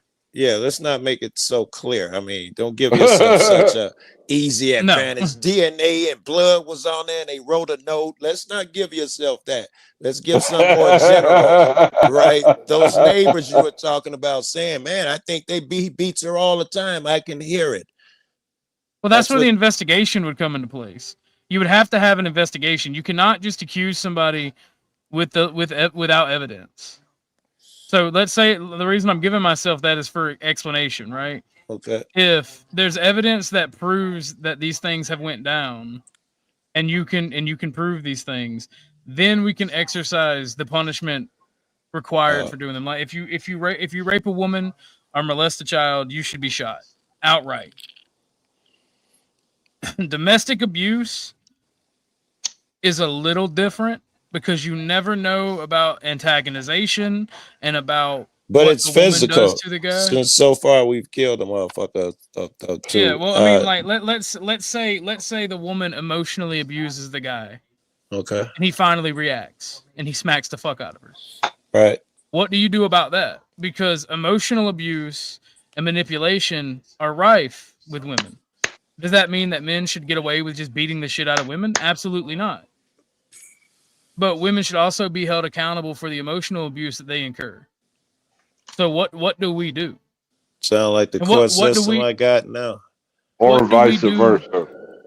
Yeah, well, a woman can also, well, it's less likely when women hit men to leave bruises as well. So that's why an investigation and things like, for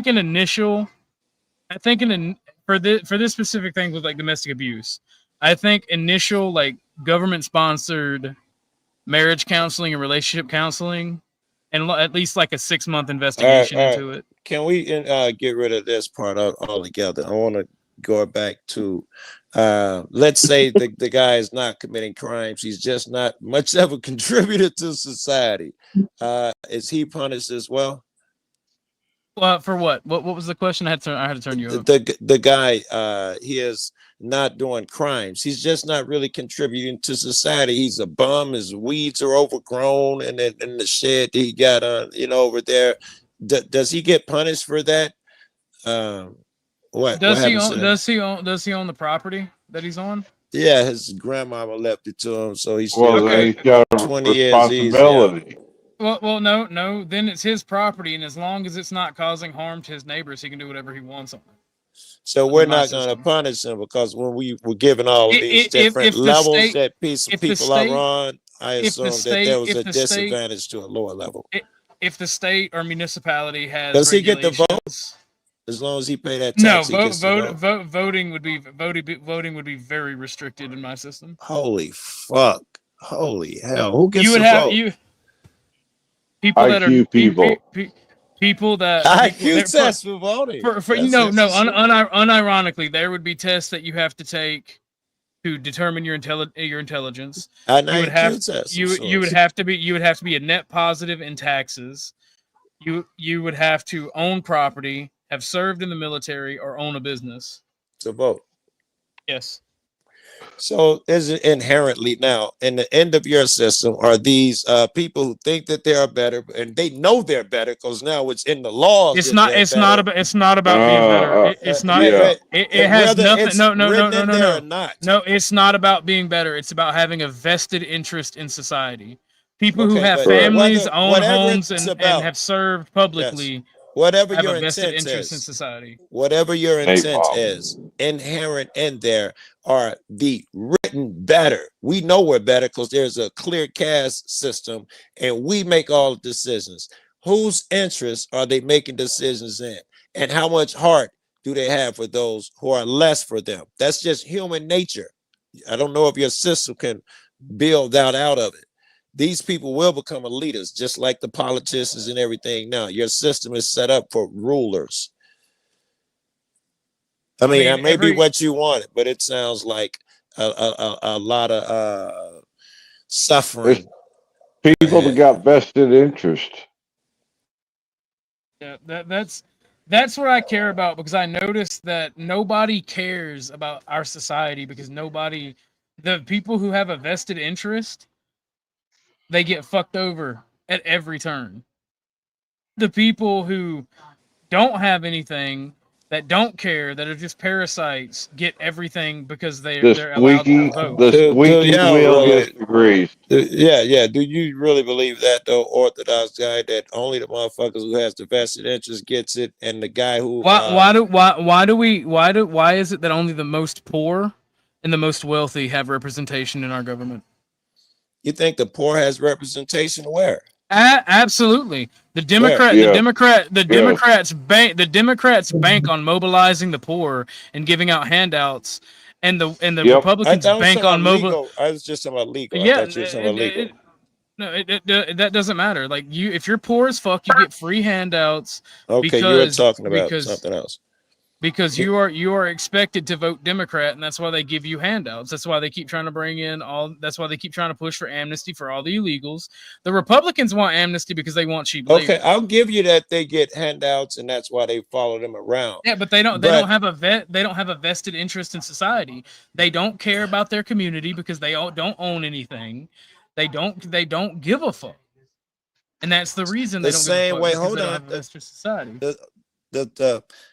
There will be positives and negatives in both sides. The same way these guys do get a benefit out of being a Democrat, they get free shit. They also get the shaft and shit it in a million different ways. The same way your guys, you'll get a benefit out of. Let's assume you're Republican, and I'm sure you're not.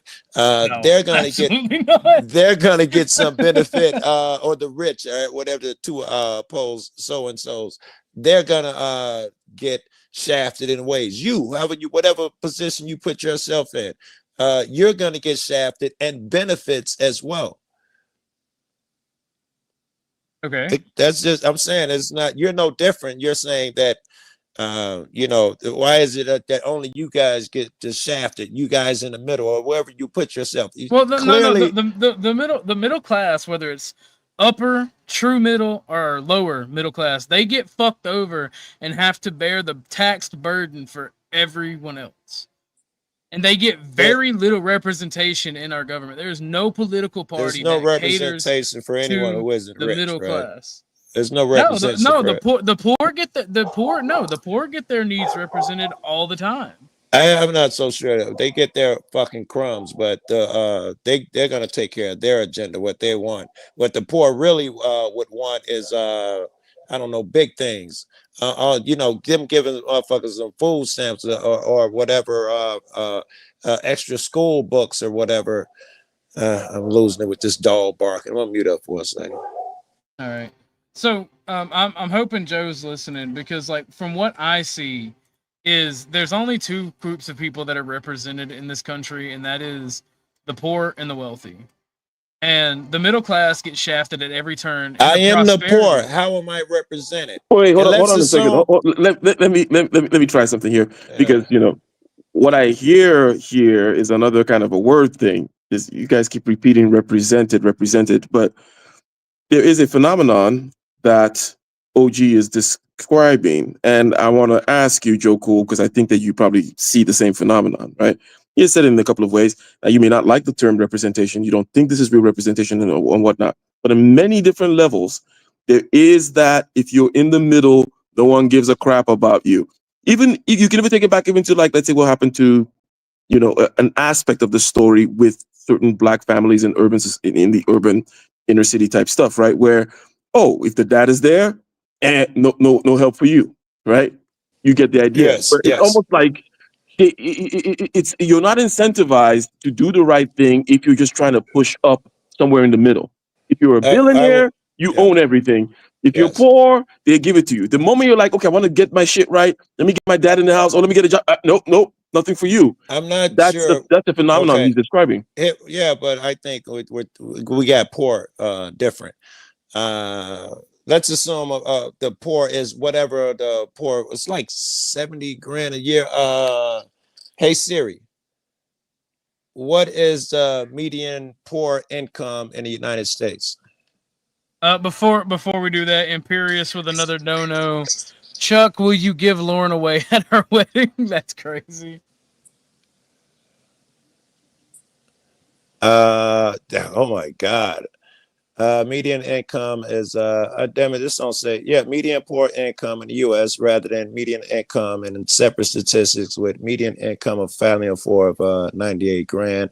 I don't know if they're saying that's poor or not. What? Oh, well, the 98? official, here we go. Bullshit. No, wait. The official poverty line for a family at the same sign is 30 grand. So let's say these people are making their 30 grand and they're qualified as poor, but they're not getting any food stamps or whatever these free handouts are. They're not getting them. Then don't they suffer more now than the middle? I'm not getting any. No. Cause I'm Change the subject, no. I'm please. saying I fall underneath that poor category, but I make too Okay. much money to receive any benefits. Okay. So the poor guy, he gets it worse than the guy in the middle. Yeah. Yeah, Um, no, I actually. oh, well, let me say just one last thing, because again, it's just one of those things where, because I think you even said it in the beginning of what you're saying, Joe. You said you're getting poor wrong or something, and it doesn't need to be that way. If there's a line, it goes from bottom to top. There is a gap in between, right? You can say that, okay, maybe that poor, that the poor, that thing is to be raised up a little bit higher because there's some people who are poor but they're not getting this stuff. So are we calling them middle? It's like, no. The point is, there is a line there was a point on that line. There's a line, and a segment of the line in the bottom where they get the stuff, and then you cross that line, whether you're poor or middle or whatever the hell it is. There's some arbitrary number. You cross it, boom, you're fucked until you get all the Very, way to the top again. very good. I'll That's accept the that much phenomenon that we're better. talking about. So let's not get into, I mean, if that's what you know. I think when he's saying poor, though, he is not just talking about motherfuckers who actually getting a using a wick. I think he's poor people, period, would be in there. I think I could have been wrong. If you're talking about motherfucker being poor but not receiving benefits as being middle class, I'm no, talking he's saying. about Yeah. Fuck the class and all that stuff. I'm just talking about this phenomenon. We see some I shit, agree with and your shit. I just described it as the line, and that's it. Yeah. Yes, there is a added benefit to being poor, but most motherfuckers I know hustle or do shit like that, and they'd be considered poor by any fucking stretch. Most of them don't even have IDs, let alone get shit from the government. And I didn't mean to compare. I was doing that just to stick Orthodox guy. I'm saying my real point is that they both get fucked. Don't think that you're special or you're only me in the middle. That's insane. If you're not rich, you don't really have representation. In fact, that poor guy who gets the food stamps, when he get pulled over or shit like that, the rest of his shit sucks being poor. He doesn't get representation in the courtroom. The middle class is gonna kill it in the courtroom compared to this nigga here in Chicago. You can have a felony, you get 60 seconds in the hallway, maybe 2 minutes with a lawyer. You don't get to sit down in front of a lawyer and talk to motherfuckers. You talk in the hallway right before they call your name. That is your representation. They get the shaft. It ain't all roses and shit for a broke motherfucker. It ain't like they ain't suffering. Them brother, and they getting fucked by the same nigga you getting fucked by. Well, nobody's making the claim that they don't get fucked. The All claim that I'm saying is they have they have more representation within the system, and that they have people. They get more food it- stamps. Just saying, if that's all we've broken it It's not down well, to so yeah, far. no, it's not. It's not just that they get more social representation and more social clout than middle class. The thing is, you constantly I'm take not from sure the I know middle what that class. means. You constantly redistribute wealth to the middle class from the middle class to the wealthy and the poor, and you no longer have a middle class. The middle class is the reason we have a successful and beautiful and amazing country, and people completely forget that. They No, say, I don't think motherfuckers forget that, man. I think the middle class becomes stuck up and think you know that they're better Joe, somehow. how is it being stuck up when they're taking your money, Joe? They're taking everybody's money. I mean, or they're Yeah, fucking them in another way. It no. doesn't They're make you taking different in any way. they're taking the middle class money to pay for And everything it for sucks. everybody. I would agree with that shit. But to think that you're in some outstanding class because that happens to you, any motherfucker below you, trust me, they're getting the shaft worse. That has to be the truth. Is there's a level of things, and fuck what we can see. We know the nigga at the bottom is getting it worse, all the way up to the nigga who's a super billionaire. It's fucking. It may appear this way, and I'm sure that that's part of the thing to separate brother from brother. That look at you suffering more, and motherfuckers banned to that shit, but it's not the truth. Let me see if I can shift. Again, we're still talking about the the theocracy of Orthodox Guy. Yeah. And how do you engender what may be called patriotism, or shall we say a sense of duty, right?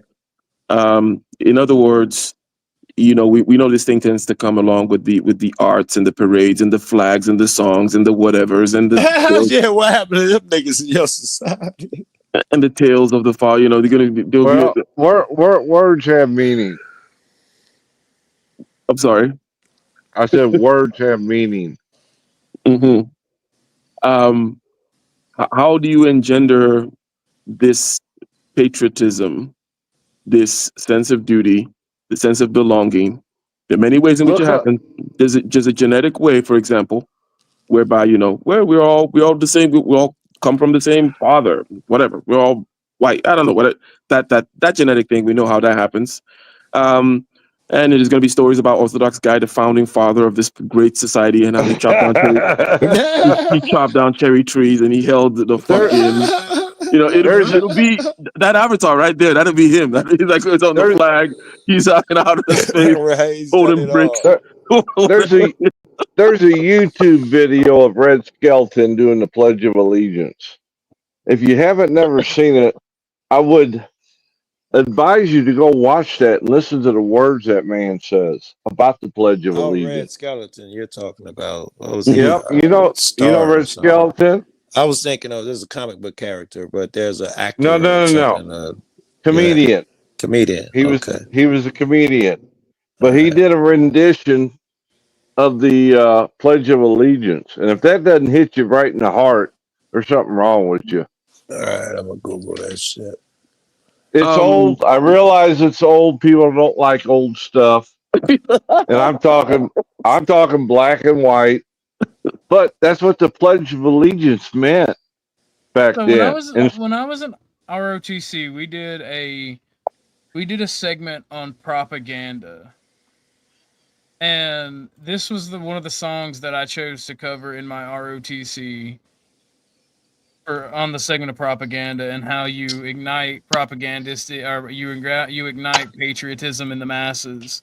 Okay. And this is something that I chose because we had talked because like all the vets that were in charge of my ROTC program were all global war on terror, and my the sergeant that was in charge of the class, she loved my paper and my project on it because she goes they and you, she goes, I don't even know if you know what you did, but she goes, you literally were able to manipulate even me, all of the military people. Like you should go into you should go into From this paper? psyops. Yes, because I did a paper on this song. Okay.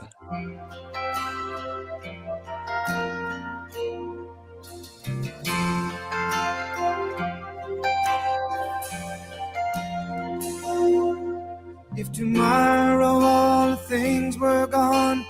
I'd worked for all my life. Lee Greenwood. Start again. With my children and my wife. Thank my lucky stars to be living here today. Amen. Flag still stands for freedom, and they can't take that away. And I'm proud to be an American, where at least I know I'm free. This is propaganda, bro. The men who died, I'm standing up right now. and I gladly stand up next to you and defend her still today. Cause there ain't no doubt I love this land. God bless the God USA. bless the USA. So She my needs my, it. my paper was about how to infuse patriotism within the United States and use the military as a means to do that by by forced conscription, mandatory of 2 years for everybody coming out of high school. And I used all of the imagery from that song to write the paper, and it got like everybody was agreeing with it throughout the school I was in, especially the ROTC people. Even the liberals agreed with it because I was focused instead of allowing any debate I was in, when they started talking about the shit America does, the negative shit, I would obfuscate onto what North Korea does, what our supposed enemies do. Like whenever they bring up the Middle East, I'd bring up bachai boy culture where they fuck little boys. A little bachabazi action. While there may be abuse in the United States, we have a legal system that more or less prosecutes it. And I'd like, at least we have the system that attempts. It's not perfect, that type of shit. Oh, So yeah, like, yeah. I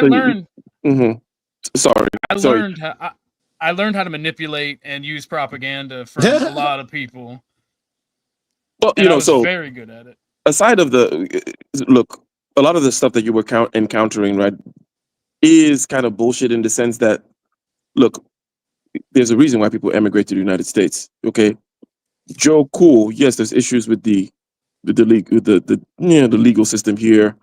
I'm not a big fan of it. I have my run-ins with the law. I think probably Chuck is the only straight arrow on this channel here. But I don't want to be tried in Mexico. Do you want to take your chances over there, Joe Cool? No one does. Exactly. Yeah. So would you rather deal with the police in the U.S. or deal with the police in Afghanistan or Mexico? Yeah, things like that. Because I'm aware of these things, and these things are clear, right? Yeah. I think we have that understanding. Why I keep giving the pushback is in one particular direction. This entire thing, it starts here where we're talking about I don't want to be in Mexico, but where it will inevitably lead to is they are less than us in some fashion, and you can go much further. They are. If their culture is not superior, they are inherently less than we are. Let's take a step back. Let's take a quick step back, because I don't think that we've addressed this whole kind of propaganda thing completely. And yes, we can get to this. We can get to how they're less than, right? Yeah. But with regards to the propaganda, right? I think that, and I want to get your take on this, Joko, because there is something about that conscription, and there's a reason why the liberals, if you will, would actually even agree with it. Because there's something, especially let's just take men, for example. I'm a guy, and I think I understand, the psychology of men.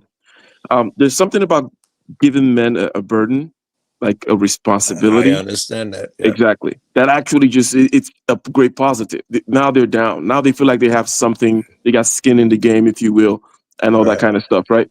So so OG can wrap that up. Is that going to be the main way of getting in your is there going to be other aspects? Is there an ethno-state aspect? You broke is there it down to what he's saying. You got to have skin in the game. That's what he's saying. And you got to have skin in the game. You got to have property. You got to. Okay, good. Okay, cool. Then if that's solved, then you guys can get to the whole. You guys are going to do a word thing again about what less than Or less, what than less what's than right. or whatever it means, and Right. someone's gonna say it's cultural, someone's gonna say, the and human spirit. And we don't have to leave this yet because I don't buy the skin in the game shit shit either. But that's measurable, Joe. That's something that we've seen time and time again. It's like in public parks where people have high ownership in their home ownership in their community. In these public parks, you see people picking up and taking care of the public infrastructure, right? In these areas where people don't have high ownership, you see the parks are shitty. They don't give a fuck about public infrastructure. That sort of thing. I'm just worried about forcing a motherfucker to play part of your game. That's the problem I have with the government as it exists now. It's just a different option of a motherfucker who forced me to do what they want. It's great to have incentive skin in the game. I am so worried about the motherfuckers that says I don't want to play.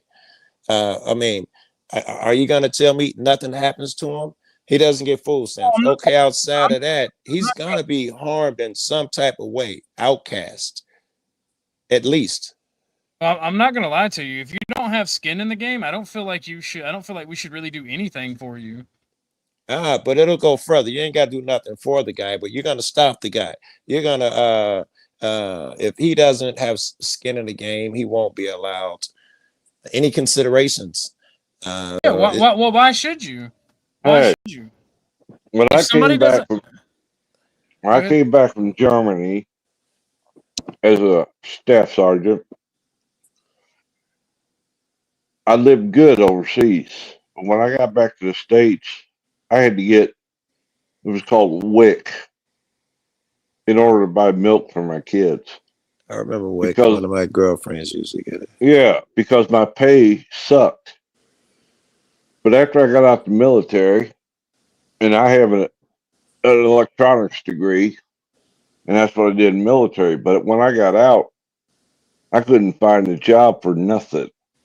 Yeah. But my pride said, take this job. And I took a job digging ditches when I got out. But when I ended, I was making 6 figures. Very good. Because I kept trying to improve myself. But I wasn't digging a ditch wasn't beyond me. You know what I'm saying? I hear what you're saying. I'm trying to relate it to the commentary that we were going with a second ago. You said the poor guy. Right. Not getting food stamps or whatever. Right. You get desperate enough, you'll take any job that comes along. You're still poor. Let's say you're working I don't know, you're digging a ditch for your fucking friend up the block. He's paying you under the table. Right. Guess what? You don't get to vote. And the people who do vote, they don't give a fuck about you. So it's going to be illegal for you to do fucking everything. Or you're going to have a certain ID card that you don't have because you're doing shit under the table where you can't participate in the thing. You're going to get fucked in that society if you don't. Them ID cards don't cost but what, $5, $10? How hard is that to scrape up in order to vote? Yeah. To vote. What about I don't know. I mean, I was eating beans and rice for a long time before I started making money. Okay. And it didn't stop me. I'm not okay. Once you start making money, you become one of the guys I'm no longer talking about. But when you were eating beans and rice, you had the option of WIC.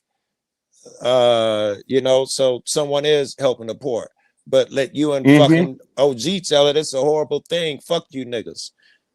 You had I didn't say fuck them. Did I say that? I'm sure I was being hyperbolic there. I don't even remember what you said. You can't be hyperbolic when you're talking about this particular thing, because if you're trying to understand where I'm coming from, being hyperbolic does no good for either of us. No, I think I understand where you're coming from. I think I'm talking about two different things, and we're just my point. Yeah, my point went over, so I'll just be quiet. No, I think I understand you as well, and I think I agree with every point you cats have had right now, except for the fact that pack mentality will be bred. We're just repeating the word games Ike anticipated. I'm just keep saying the same shit. Pack mentality has inherent dangers, and this is gonna induce a pack mentality. That is my argument. I'm not arguing that you can't come up off and pull yourself up by your bootstraps and all that shit. Let me address something that you brought up, Joe, and I'm addressing it to Orthodox Guy, and it is about that person that is, and again, I think I always talk about these distributions because I think that they're fairly static. In other words, the people whom are going to cause some trouble, right? They're going to be it's almost like say, okay, some people are going to be neurodivergent, Yeah. and also psychologically, some people are going to be like, no, I'm not getting conscripted, right? Now, you don't want. Now, there's also some bitch ass nigga stuff that you don't want to join those ranks. You know what I mean, Joe? Cool, right? There's some people who are going to be like, I'm one of those conscientious weirdos. Like, no, you're not a weirdo. You're just a bitch. Okay, but but they're gonna be weirdos, right? And you don't want to force the weirdos. And then OG says, "Great, why should we do anything after all? This is real life. It's tit for tat, rights for responsibilities. Why should I do stuff for you when you're not chipping in, right? Right. Everybody got the cups, but they ain't chipped in. This This kind is of about to thing go to some happen all the spiritual, I time. think. You got to get yours before I got to get mine, right? So, OG. That point is well taken. But are there any protections for that individual? In other words, the thing about Joe Cool saying, "Oh, now they're going to be stalked, they're going to be this, they're going to be that." We don't want these guys getting lynched now, do we? Or maybe we don't care. No, What are your... Don't threaten me with a good time. I mean, now that you bring it up, it might be all right. I'm glad you thought of it. Right? You said it, not me. I would never come up with that, but thank you. But no, like the thing about it is, if you're too much of a coward, and I ran into this with Mosman, for those of you who don't know John Mosman, and I'm not calling him a coward, but I'm saying, because him and I were talking about me being like ultimately pragmatic. I believe in pragmatism over any ideology. And he kind of didn't like that because of the conflict that it can lead to, and he's kind of a pacifist. And I outright told him, like, dude, you're not a pacifist. You're just incapable of violence. In order to be a pacifist, you have to be able to actually inflict violence on somebody. And the simple fact of the matter is these conscientious objectors and people who benefit from the rights that people have fought and died for, but yet are not willing to do the same, are cowards, and they should not be allowed to exercise those rights on our side. They fought and died for everyone to have them. Even the fucking bum on the street who just doesn't want, he's just given up. I'm afraid that all of these other things lead to us harming him the same way it does right now. I got to go out there and watch the motherfucking police give a bum a $65 ticket. He get a few of those, then his ass get locked up. How is that helping that guy? Yeah, I was like, what does that do? What does that do? That does nothing. Now, now there is something to be said when the guy does that and he's panhandling and he's getting on the fucking people's nerves who own the property. He's bugging the fuck out of everybody. But if he's on the side of the highway, like that video we watched, I believe you were here for it, where they just harass the fuck out of this guy until he acts violently, that shouldn't be allowed. But what we shouldn't do is allow these people to shoot up, take a shit on the street, i.e. anything they're doing in San Francisco. We just those things are clear. But if we had love, we know it's not going to go through some legislation, us versus them bullshit. Let me, hold on, I wasn't done. I said love, and you got really anxious. Neither was I. You interrupted me. Oh, I apologize. You go. And to be fair, I am taking a step back on what I was saying to say this, because you mentioned love. And one of my favorite people, I don't actually like this person, I just say it because it triggers people. One of my favorite people, George Lincoln Rockwell, had a very good point about love. And without the willingness to commit great acts of violence and great things, whether it be violence or otherwise, Without the willingness to do so, you cannot actually love anything.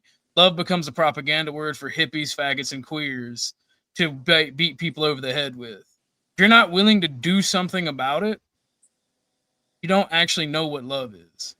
Okay. And I'll cede the floor to you because I forgot what I was saying. I forgot where I was going, but while you were just talking, it made me think of it. Also leads to laws where a guy is starving on the side of the fucking road. You see a motherfucker not starving, and he's dying from ain't had water coming out the desert. It's illegal for you to give that guy water because of some political reason. It's illegal to give him a ride. The guy's dying. It's illegal to give him a ride because of some political reason. I had more examples. I'm telling you, it's drugs. But it leads to us being heartless enough. You want to feed a homeless guy a sandwich in a van every day. Someone is gonna come and make a law where you can't do it because they don't want you helping those people, and you gotta make those people heartless. A lot of dumb people are just going to become heartless because they just following it. But even the people who try to do a good thing, you're going to criminalize that shit. And that mentality is what causes that thing. It's not okay. You can't okay it. And it starts way at the level where you think it's safe.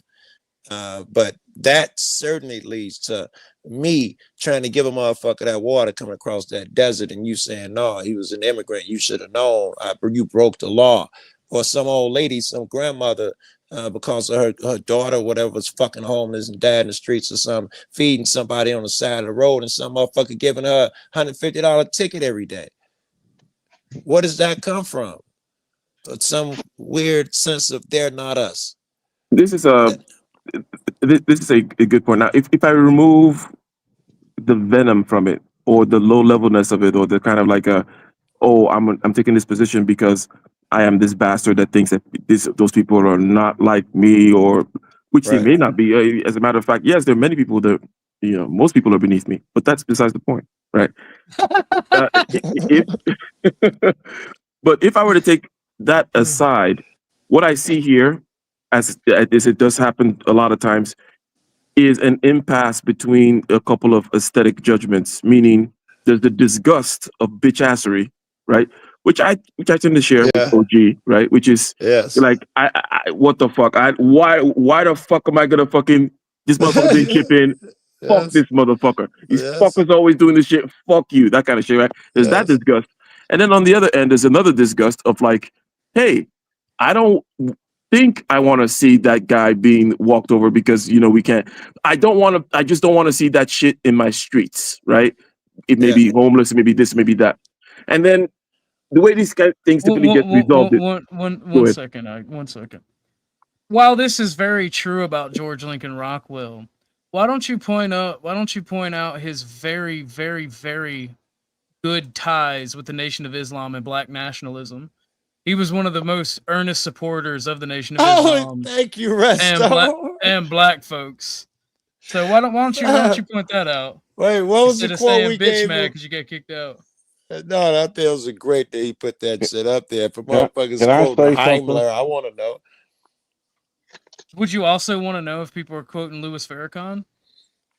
Yes. Yeah, I agree with OG on this one. Not just because I'm agreeing with OG, or not just because it's a side issue. And Chuck, I know you're about to say something, but that general notion, and I've said it to you before, especially I think I brought it up even with Marcus Aurelius. There's this notion of let me start talking about the person, and it's like it doesn't fucking matter, right? Like the guy that did one of the guys that did, I think it's Francis Crick or whatever. They got one of the guys that did the DNA stuff.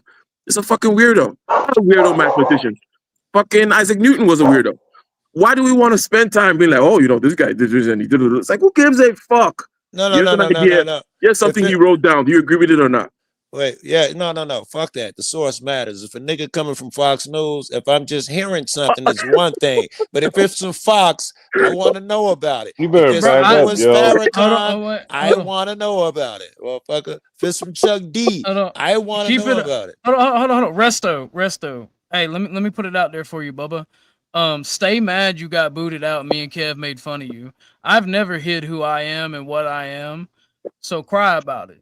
The simple fact of the matter is, A broken clock can be right twice a day. We all agree with that up here. You ain't got to argue that one. Can And you the give me thing that 10 minutes in chat? I'll give it to you here shortly. I got you. I'd have rather heard him yell for at Russell. That was the best thing smoking for a little while, right? I'm sorry. What were you gonna say, Chuck? If I think I'm gonna say y'all got a misconception, I think. Yeah. Unless it's changed since my day. You know, I'm older than dirt. But when I joined the military, I didn't join the military because Oh the wait. black So it's or the a white. bitch nigga under Resto's name. It's a bitch nigga under Resto's name. Okay, cool story, bro. That makes it even worse. I'm sorry. People like that. People like this, and that's probably. I have a good idea who it is if it ain't Resto. It's one of them transformers that are against Resto. If you got it, because it's one of them fucking leftists that are bitching about using right wing people. The simple fact of the matter is, it's my show. I can reference who I want to. You have a political bias, and you and the ilk like you want to point out other people's political bias and cause problems and issues where there need not be any. You think that I'm scared to be associated with fucking George Lincoln Rockwell. I'm not. I am a fascist. I am a National Socialist. Never hid these facts. I don't like George Lincoln Rockwell because I think he was stupid because he was a supremacist. I don't believe in racial supremacy. Just like the leader of Malcolm X, one of the leaders of Nation of Islam, which was a personal friend of George Lincoln Rockwell.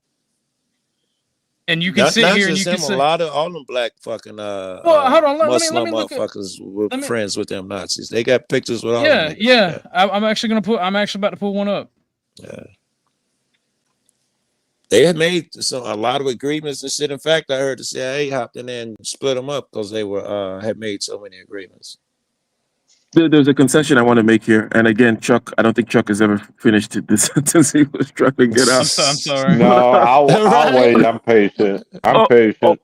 But just a concession to your point, Joe, your pushback, which I completely understand. This thing of like, hey, I have a shorthand rubric that I use whereby I need to know what I need to look at with a side eye, right? So it's like it helps. I don't need to. I'm a man, but okay. it fucking helps if you get it, bro. Yeah, yeah. So and I understand that thing is out there, and it is not my way, and it's a personality difference. It's just a kind of I know what it is, but we don't have to get into exactly what it is. But I know most people operate from your perspective, which is, hey, who is this person that's talking? Like, what are their motivations? Blah blah blah blah blah. Right? Everybody's got an angle, in my opinion. Yeah, I don't trust nobody. This is George Lincoln Rockwell in the front seat row of the Nation of Islam, where he had donated a large percentage of money to their goals. Oh, that's when the CIA got involved. Yeah. Yeah, well, the George Lincoln Rockwell donated a lot of money, and vice versa, to the Nation of Islam, and the Nation of Islam donated a lot of money to Rockwell. It was nationalist solidarity. They said our shit does not go against each other. Both of them had a common enemy, and we could still do our thing and handle him at the same time. And yeah, of course you don't like that. I want that now. I want the skinhead and the country hick or whoever my enemy is supposed to be. That's who I want. Proud Boy, whatever the fucking Antifa, whatever the nigga that's actually want to do something.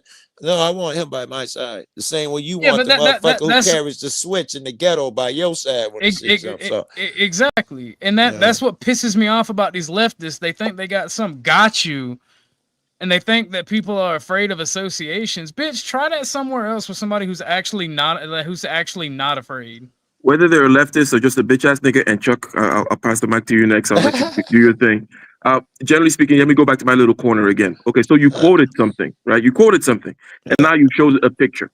What the fuck does that one thing have to do with the other? Like what I hate, right, is me now going outside of the realm of an idea. I just quoted a line in the English language, right? Right. Rather than talk about that line, I gotta now show you, the guy who took the picture actually he was good with the angels. Or he was, let me show you his past.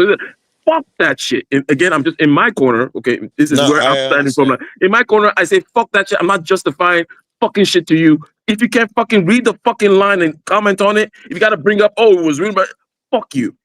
Chuck, what you got to say? Yeah, Chuck. I stuffed my mouth full when you said that, but when I went into the military, I had no idea what I was getting into. But it didn't take me long to realize that everybody that had joined were there for solidarity. When it came push to shove, Right. there wasn't no color. There wasn't Puerto Ricans. There wasn't Mexicans. There Very wasn't good. whatever you name it. We all had each other's back. Right. And some of us, not all of us, and there's a large group nowadays that has seen shit they wish they never saw. But You talking about Vietnam, right? No. I was after Vietnam, Joe. I'm sorry. You couldn't have been one of the I Gulf came in wars. on the tail end of Vietnam, but Okay. I've been I probably get arrested for this, but I've been to Iran twice, Honduras, Grenada, Yeah. many places that most people won't see. Okay. But we all stuck together. We were the same. We weren't different. We weren't poor. We weren't black. We weren't white. We all put that shit aside. And then when I got out, it was a whole different story. It's you one of them people. What the hell is one of them people? You know? And I Meaning still they didn't appreciate you, one of them people, like they treated the cats in Vietnam. That's what you mean? no, I meant One of them people. What's that I mean? couldn't approach a black man and give Ah, him a power shake. all You right. know what I mean? I dig You it. know the hand thing. Yeah. I couldn't approach a Mexican and do the same thing Wow. It's like going to because jail. Yeah. yeah, it's one of them people. What are you doing associating with one of them people? And I'm Yeah. thinking, my God, these people that weren't even citizens had joined the military in the hopes of becoming a citizen. Yeah. Why do we got to treat them so bad? Yeah. I never understood that. That's hard, baby. That's the shit. That was where I was trying to drill down to. I'm not worried about them. I'm not worried about some motherfucker getting a handout from a government that robs me of trillions and gives this motherfucker a couple billion and make me think he's my fucking enemy. I'm not even thinking about that dude. I am worried about my people, my brother, the masses being tricked by the devil into being heartless. Now, Any now yeah, I yeah, disagree with illegal immigration. Don't get me wrong, Joe. I disagree with that. okay. But you still treat them humanely, even though you're going to evict them, if that makes any sense. Yeah, I understand that. Go ahead. I forgot. I did have a bigger point. Yeah, I lost my point too. Somebody jump in there. Yeah, you were talking about this humane thing. Here's okay. Certain set of systems that are in place that is going to incentivize certain kinds of behavior. It's going to push people in the non-humane direction, whether it's the Yeah, not giving the guy a handout because it's illegal, and then the that's, demons in our angels tend to in our nature tend to prevail versus blah blah blah. If I pick up from a certain kind of so let's say OG says the state has nothing to say about that, and then you say, hey, this is going to encourage certain kinds of bad behavior, certain kinds of bad people. I can come back to and say, hey, you know what? Let's split the difference, Joe. I think that there's also, quote unquote, the better angels of our nature that kind of is in the people, some people. It's not going to be me that starts that missionary, but it's going to be right, somebody, right, some lady from Portland or something, right? right. Some Oregon hippie. They're going to start a missionary and they're going to take care of that thing. I know it sounds like that, the good old kind of conservative, let the churches and the local whatever take care Right. of the blah, blah, blah. But that also will blossom. Now, If what you go ahead. started with, the first thing you said was Orthodox Guy says, the government says, I ain't got nothing to do with that. I'm okay with that. Now suddenly I'm down with your guys' system. I don't believe that ever happens. But if there is a system where you want to do all of these things and that guy really, you don't care what he does and he's allowed to make a living selling shit out of his basement, I don't know, whatever it is, that some guy is going to come along and say you don't have a permit to build a shed and blah blah, where he cannot get his business off the ground. You can't pass a chicken with your neighbor, they're illegal. If you're really gonna get that motherfucking opportunity to earn his own way and blossom, and or society correct his ass because you are hands off if he's doing something wrong, so like society correct his ass. Now great, but these systems always seem to I don't know, in order for them to be whatever it is they see themselves as, they must see someone else as less. And I don't have a problem if you keep it to yourself, but once you start infecting other motherfuckers and they think it's okay to hurt a motherfucker, I'll give you a tap and go political, and I don't think we even do that shit. But every time Trump says you're fucking, these rapists and murderers, it encourages some lovely housewife to say, go home the way you came. That's all. That's that fucking whatever that wave of shit is. That's what I'm trying to avoid, man. Yeah, 100%. And I think that insofar as we're being hypothetical, or at least we're on the map here, we're doing what they did in Plato's Republic, and we're saying, okay, how is this going to be addressed? How is this going to be addressed? I would say that, and OG can let me know if I'm wrong here. That okay, I'm down with the OG system of like, you know what, that motherfucker didn't chip in. We as the state, we ain't got nothing to do with that. Now, here's what then tends to happen though. There's gonna be some maybe bad people, but then also I said the better angels. Okay, fine. However, you have to put certain prohibitions on yourself as the state, right? That we as the state cannot go and start fucking with motherfuckers, and any apparatus of the state, right? And all kind of maybe, parastatal type stuff, that is not directly to the state. But we have to have strict rules that we're not going to be there harassing that motherfucker because we know he doesn't have any skin in the game, right? He doesn't have rights. Suddenly, I like his system. Now he might even have a convert. I might hop over there and try to move shit around, suddenly, because I don't think he's evil no more. If you're managing to pull it off without hurting people, now suddenly, yeah. And what was okay? So I talked about the two disgusts. One disgust is bitch ass niggerness, right? So as long as I can do this while at the same time I'm not encouraging more dropouts, if you will, right?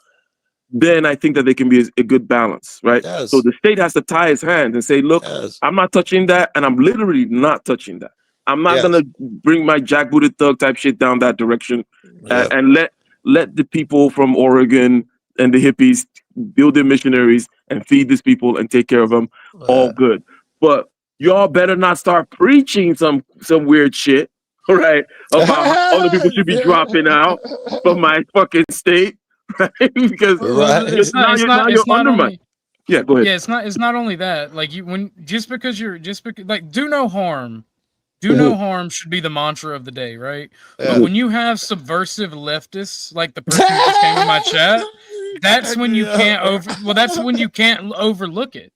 And when you do these things, that's what these people will do. They will push and push and push until you're put in a position where you have to combat them. It's hood shit. You don't hear you gotta wait till you get here to hear subversive leftists. It's great, bro. It's great. He said it was in my lifetime, the only subversives have been leftists. I don't mean that because I hate leftists or I hate people with leftist ideologies. I mean that in my lifetime, the only people I've ever seen being subversive are leftists. Do we have to describe subversive? Because my nature is to say it would happen on the right too, even though I'm not really going to know where you're going with this, but my nature is if this happens on the left, it happens on the right. And I want to argue that, but it seems so logical. Maybe I can add something here, being the fucking word guy. But there being the smartest guy. Get the fuck out of here. Stop that shit. Now, with regards to human nature, I'm completely in agreement with you with that position that says if there's something happening on the left, it's also happening on the right. Meaning, there's certain kind of human universals like team shit, right? There's some people that, and it was something because temperamentally, I'm kind of conservative because of my strong understanding of hierarchy, right? I've said all kinds of things already. That, in other words, if you talk to me, you just kind of understand. Oh yeah, this is the guy that no bitch ass nigga know this that fucking cut people off at the whatever, that kind of shit. So I don't egalitarian shit. I don't like it, right? However, I'm an intuitive, creative type of person. So there are many ways in which I color outside the line. So I'm not trying to live in some kind of a strict clearly, yes. So and even if you build a rigid system around me, I'm going to work my way around it, right? Like, so I'm not, I am not some in the box guy per se, but I do believe in hierarchy. Now, the reason I mention that is because being in certain kind of conservative spaces, they will make you think that the left is more teams like, oh, they were the team like. It's like, motherfucker, shut the fuck up, right? That's crazy. At the same time, you hear stuff about like, oh, people just start talking shit about Barack Obama for no fucking reason. The same way people just start talking shit about like Trump or whatever for no reason. It's like, it's not about what he said or what he did. It's just like, it's pure team. It's tribalism. It's manufactured tribalism. That's scary. 100%. And that shit should be outlawed. You know how we deal with that? We deal with it how the successful African nations deal with it. We outlaw it. You're a citizen of this nation. If you do not align with what benefits this nation, that's a problem. The problem is what benefits this nation? Who decides? Well, do you think having tribal conflicts that lead to mass shootings benefit the nation, Joe? And I'm not being a dick. I'm not being hyperbolic at all. Like we're experiencing. I live in a ghetto. We have tribal conflicts that shoot each other all the time. 53 on a weekend is not unusual here. So I have it here. You see, Joe, what is going on here is a thou shalt not situation, and thou shalt not are easier, and that's what I think Mr. OG is pointing out. In other words, we don't have to know where the hilltop is, but we know what the fucking sewer is. You know what I'm saying? Yes, so we can say, hey, no sewer shit. Without saying, oh, but who's to say where the hill is? It's like, I don't know. I'm not saying nothing about no hill, but no sewer shit. Yes. Right? Well, okay. You're talking to the biggest fan of calling motherfucker out. In fact, I'm trying to sidestep defending a lot of that. I've been a victim of that. I'm a victim, Joe. You victimized me. Right.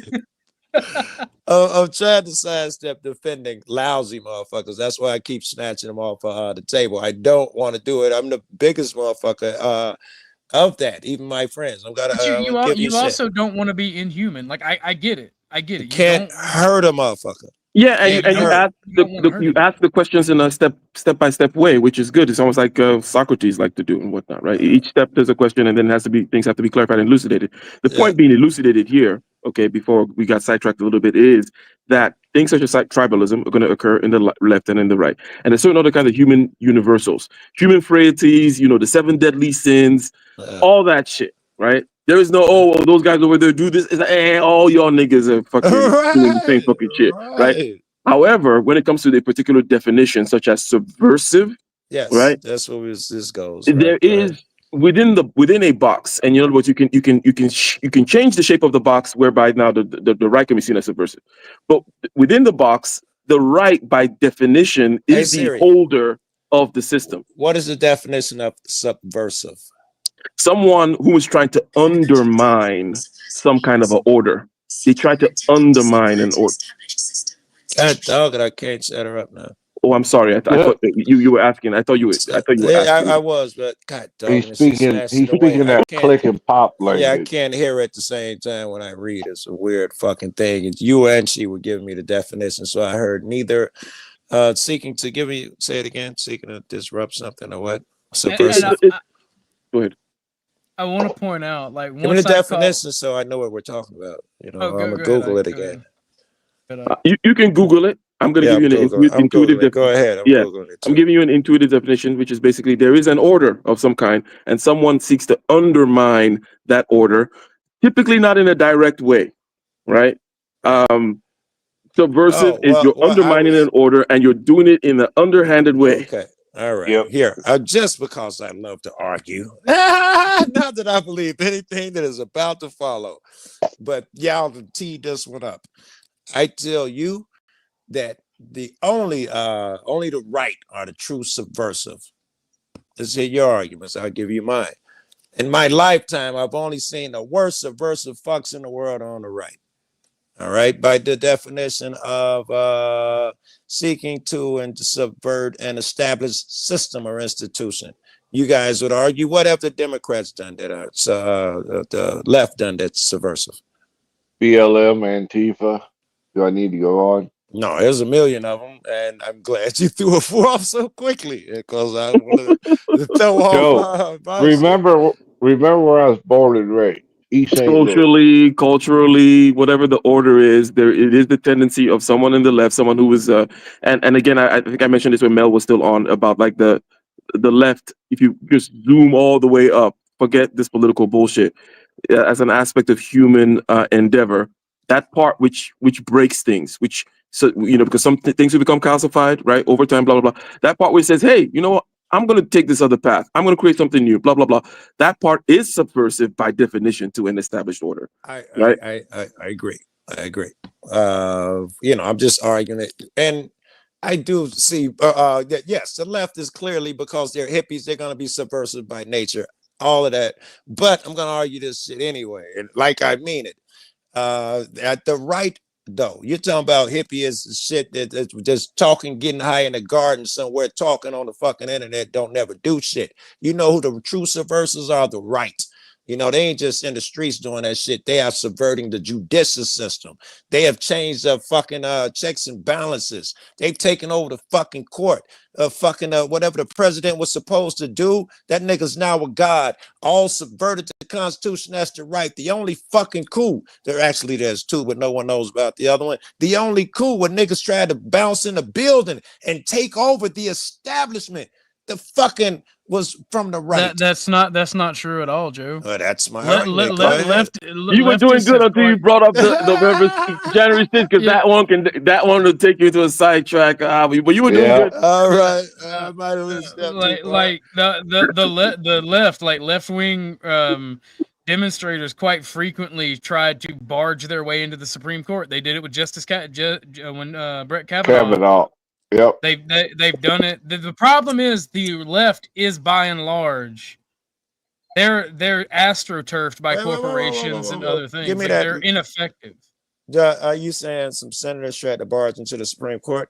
No, leftist demonstrators tried to demonstrators barge. It wasn't the Supreme Court, it was the congressional hearing at the Senate building. Over the Supreme Court Justice. Yeah. Supreme Court Justice Kavanaugh. Right. Correct.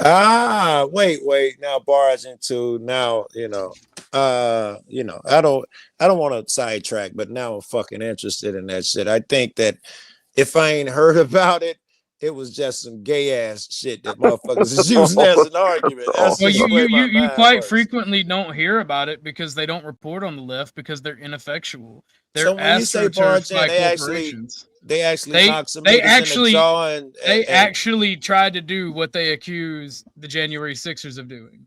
They actually went to the doors and attempted to knock down the doors to get in the building. No, that wasn't my question. My question was they actually hit some motherfuckers in the jaw and hurt some motherfuckers in the process of doing this shit. There was a BLM shit. Did they get violent? Yes. They did get violent. Yes. Okay. All right. When you push past the police barricades and you're actually trying to beat the door down, I would say that's getting violent. That could be gay still. Yeah. That could be gay. Did they beat up the police? Did police spray probably not. But then again, the January 6ers didn't beat up the police either. That's true. But I do like Joe, just to give you credit here. Before you went to the January 6th, okay, that's when you slipped up, because you gotta when you give particulars, then you can be attacked. Yeah. But what you mentioned, because I mentioned that the box can be changed, because you can always change what the order is that you're looking at, and then what the subversion of that order is. So if you say, hey, the constitutional order, right, is being subverted by the right, That's something that probably even Orthodox guy could probably agree with you. Like, yeah, Yes, those I motherfuckers took are a- fucking it up because of I took a ABC, step whatever, right? into the Yeah, mire. no. Okay, let's get out of the mire. Trump is definitely being subversive to the current order. There is no argument against that. Yes, there's arguments on both sides. There's an illusion. Any motherfucker who argues left versus right is, I don't know. If he's not low IQ, he's got a fucking deficit. Well, I'm doing it for specific reasons right now. I understand. because- I feel like I'm doing it for Well, a there's a reason, bunch but of leftists motherfuckers who really believe that in the shit. chat who hate watch. I was in St. Louis when the Michael Brown thing went down. Uh-oh. I'm And just it wasn't- I'm petty. The hands up, don't shoot was a farce. Well, hold on a second, Chuck. I'm petty, Ike. I have to actually learn better from you. Why should the lion concern himself with the mere thoughts of sheeps? You know. But the thing about it is, I love being petty because I know there's leftists who hate watch, and I know who most of them are.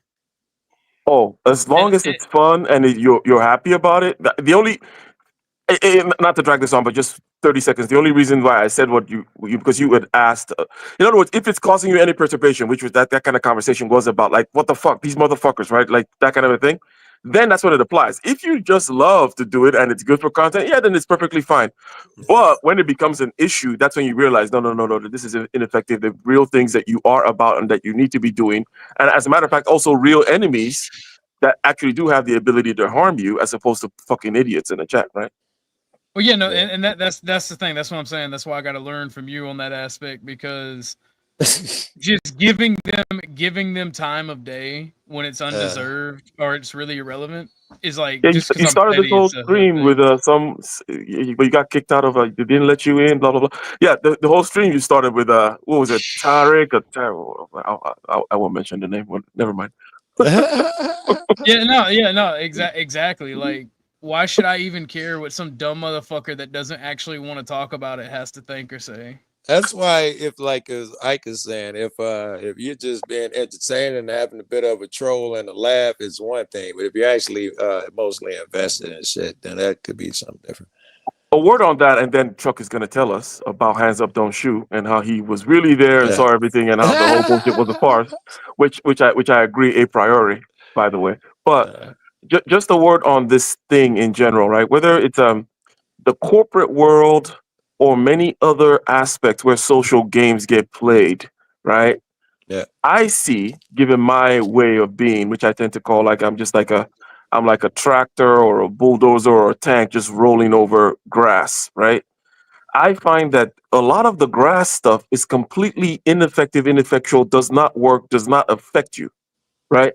Insofar as you actually have something to offer in this world and you actually are about something in this world. Okay. I think I understand why most of the grass you could just roll over, because it does not really affect you unless you're weird and want to give it some type of power. It does not really have a say so. You're just entertaining it for the moment. Exactly. And then there's some concern that some people also have, right? Which they say, well, but someone is saying, but there's this thing being said. Let's say OG, right? Orthodox Guy, right? They're talking shit about him on that channel over there. Some channel, who knows? Whatever the fuck, right? And they're misrepresenting you. And this is just a general kind of That's entertaining to me, bro. I'm stupid. A general kind of advice, which is for the people who matter, that does not matter. In other words, if anybody, let's say if Ike goes and listens to some channel where someone misrepresents OG, and I believe it, right? Or even if they say some crazy wild shit, I can still put it. I can eat the meat, spit out the bones. I can still be like, whatever. I can see OG. I can see OG crashing out doing that, but no big deal. I know that kind of thing. But if I fall for it, then I don't matter. You know what I mean? Then OG should not give a fuck. Right. So it doesn't matter what people are saying over there and who falls for it. It's a sorting mechanism. They're just sorting themselves out. It has nothing to do with you. The people who matter. And speaking of this aspect of the people who matter, right? So because what the person might push further and say, hey, because this is coming from like a genetic memory of motherfuckers getting quote unquote lynched, but lynched differently. You know, the mob is gonna come for you because they're spreading news over there about you, OG. Right, And right. if you don't pay attention and go check to see who's falling for it, the mob's. But the truth is, if you are someone of any particular worth, right, the mob will actually not succeed because the mob has to go get the rakes or the whatever from certain people, certain like there's certain nodes that matter. And Right. the motherfucker guarding the gate, they're they're gonna get the clubs. They're gonna be like, "What? You want to come attack OG? I'm fuck y'all niggas. Like, what the fuck? Like, OG is the Yes. guy who does ABC. Without OG, this fucking village does not run. I'm get back to your fucking houses, right? I This hope is you how understand what the fuck dude is saying. I understand it. I see it. I agree with I'm it. sure I you've even seen. I'm sure you've. yes. I see that stuff happen over can, and over and over again yes. in all kinds of shit The- in the business world, all that shit. And I'll say that, and I know I'm fucking That's dope. spurging out right now, No, but that was dope. it's like magic, or it's crazy Yes, when you yes. see like something rising up, but because you are someone of worth, and it's not, and I'm not saying it's not magic to be someone of worth, just your regular virtues: be competent, be decent, treat people well, deliver on what you said you're gonna do, shit like that. And then they show up to someone's office like, we start whispering about OG, and it's like, motherfucker, OG just saved me $5 million last year when he pulled through. OG came through. He came through for me, and he towed my truck out of the whatever. Get the fuck out of my office with this fucking pedantic bullshit. Here right? is an example of the YouTube shit, which is he was giving you. I'll give you the exact one. Motherfuckers are in a room where they're trying to rise up and say something shitty about OG. At least a couple motherfuckers, and certainly if I'm on a panel, is gonna be like, nigga, that nigga smarter than you is, or whatever the fuck, or the OG, whatever. We won't give them the tools. We'll be denied. So you really didn't have to worry about them motherfuckers in the first place. Yep. Anyways, Chuck. So hands up, don't shoot. White supremacy. Let's go. Yeah, the Michael Brown shit. You were gonna explain to us how I don't It know. was bullshit. Yeah, he was in a Ted Lewis at the when it happened, they showed the actual footage when it happened. I'm talking about on local news. Yeah. And there wasn't none of that hands up, no shoot crap. It was a guy trying to take a gun away from a police officer sitting in his car. Really, that's what Michael Brown was about? Yeah. I thought he was trying to take. He reached in and was trying to take the gun off the officer. And then I thought that if it's the shit I'm talking about, he was unsuccessful and he took off running. Well, the first shot was in the car when he grabbed a hold of the pistol. He got a hold of it. And the last? And then they got out the car. The cop was trying to arrest him. He got down in the what do they call that football position? Skip to the end. But he got down and then he decided to charge like a bull at the cop. Okay. The cop hollered multiple times to stop. And then he pulled his revolver, kept telling him to stop, and he was coming at him like a bull in a china shop. And that's when he shot. Oh, well, that's totally different than whatever the fuck I'm thinking about. I thought, But dude, when the national media got in there, that's when his buddy was doing the animation of, oh no, he was doing hands up, don't shoot pose. Oh, they didn't have video of it. Right. At that time. Can't be what I was thinking about then, because there's video of the shit I'm thinking about. Yeah. But the man had just beat up a convenience store owner and took some shit. Took some special sweets for that blunt. What's that? He took some blood papers just to make you a little bit more upset. He took some papers for rolling weed. Go ahead. Yeah. Well, then the cop was trying to. Yeah, Chuck. Well, fucking Chuck, you fucking yelled at his phone. Scared the shit out of his phone. Chuck, that shit happens, by the way. No, but the Michael Brown thing, he took the Swisher Sweets, bullied the freaking store guy, went outside, charged the cop. He wasn't doing no hands up, don't shoot. Okay. How the fuck does that turn in the hands up, don't shoot? Oh, come on. Well, not come on, but you've seen shit like that happen a I thousand mean, times, right? that one seems so blatant and obvious, because Okay, he's shot in the fucking chest and shit. let me give you one, Mister, from the other side. Uh, Well, it actually is the same side, but it's actually like a pro-Trump one now. uh, So Charlottesville, and I'm sure OG knows about this, right? Charlottesville protest. It was about statues coming down. Some people say okay, statues should come down. Some people say statues shouldn't come down. right, Perfectly respectable on both sides. right, Now there was some white supremacists and other that kind of stuff. Let's just call them. Let's just say there was some KKK types that came out, right? right, So Trump came out, and the video exists. You can look it up right now. It's good. You just type in the Charlottesville hoax or whatever. right. The video came out, and Trump said, "Look, there were good people on both sides of the debate. I'm not talking about the white supremacists and da. They need to be condemned completely, right?" That whole thing changed into. And by the way, even Barack Obama in the recent election, knowing fully well what the video said, repeated the edited version where Trump was calling the white supremacists fine people. It's called the fine people hoax. You can just type it in. The hoax, because it didn't really happen.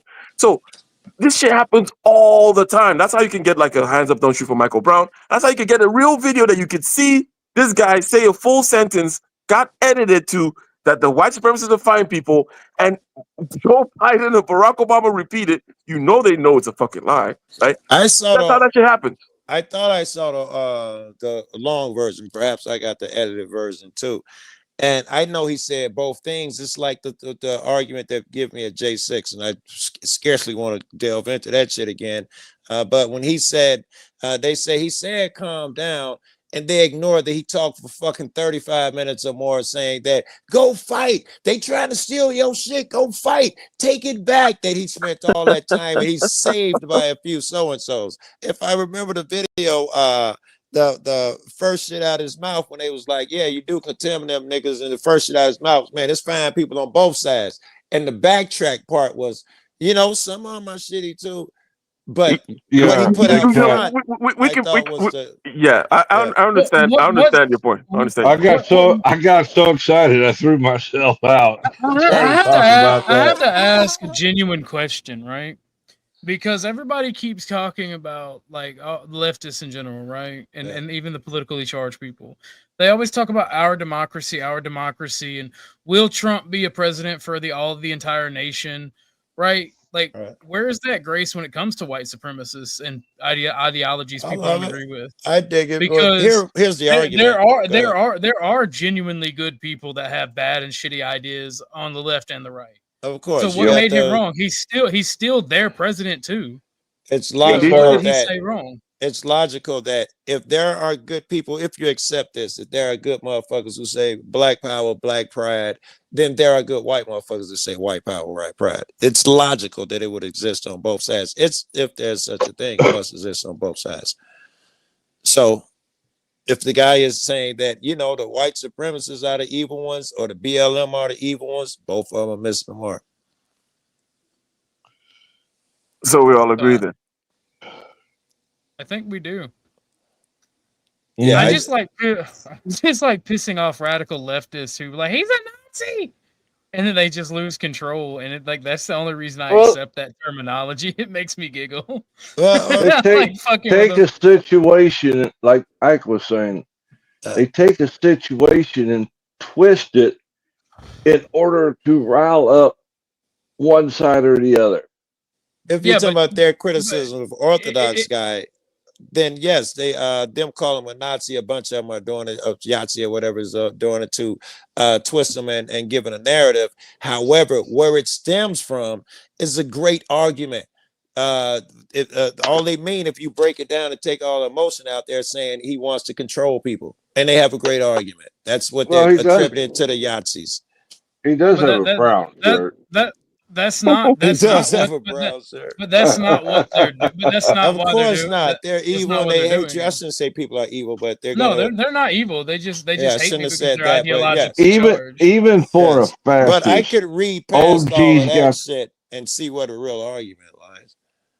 I can look at a motherfucker. That's why I want to know if Tarek said a thing. Girl, somebody else put that name in my head. I guess because I know now y'all were fighting or something. But if he said it, suddenly, if the motherfucker tell me so, just give me the quote, and I'm like, I'm considering about OG, and then if motherfucker tell me it comes from his mortal enemy, I'm like, I was fucking, I got to change the weight that I just gave that shit. There's something else. OG is the most central thinking fascist I ever met. He's because you've never. It's because you've never met a real fascist or national socialist before. You've only Is that met what I know? I know I said the word wrong, but you've only ever met Hollywood Nazis. You've only ever met stupid people that live up to be every stereotype that they that's can not think of. true. I've met the KKK, and they wanted And the to KKK are garbage. I know they wanted to whip my ass. Bro, the greatest moment in my life of trolling was when I was up in Monticello, Georgia, visiting some cousins, and the Klan was marching. And Decatur, me and my Decatur, cousin, Alabama. Me and my cousin were talking about politics, and he was like, "Well, young brother, I'm glad you feel that way." And I'm like, "What? I love white people?" And he looked at me question mark. I'm like, "Yeah, I don't agree with you. I don't believe in racial supremacy." And he had like Pikachu face on. They can't wear the masks anymore. And they hadn't been able to. No, I didn't know time. that. I didn't know that. They haven't been able to wear the mask since the 70s. 79, they were still wearing the robes and the hood.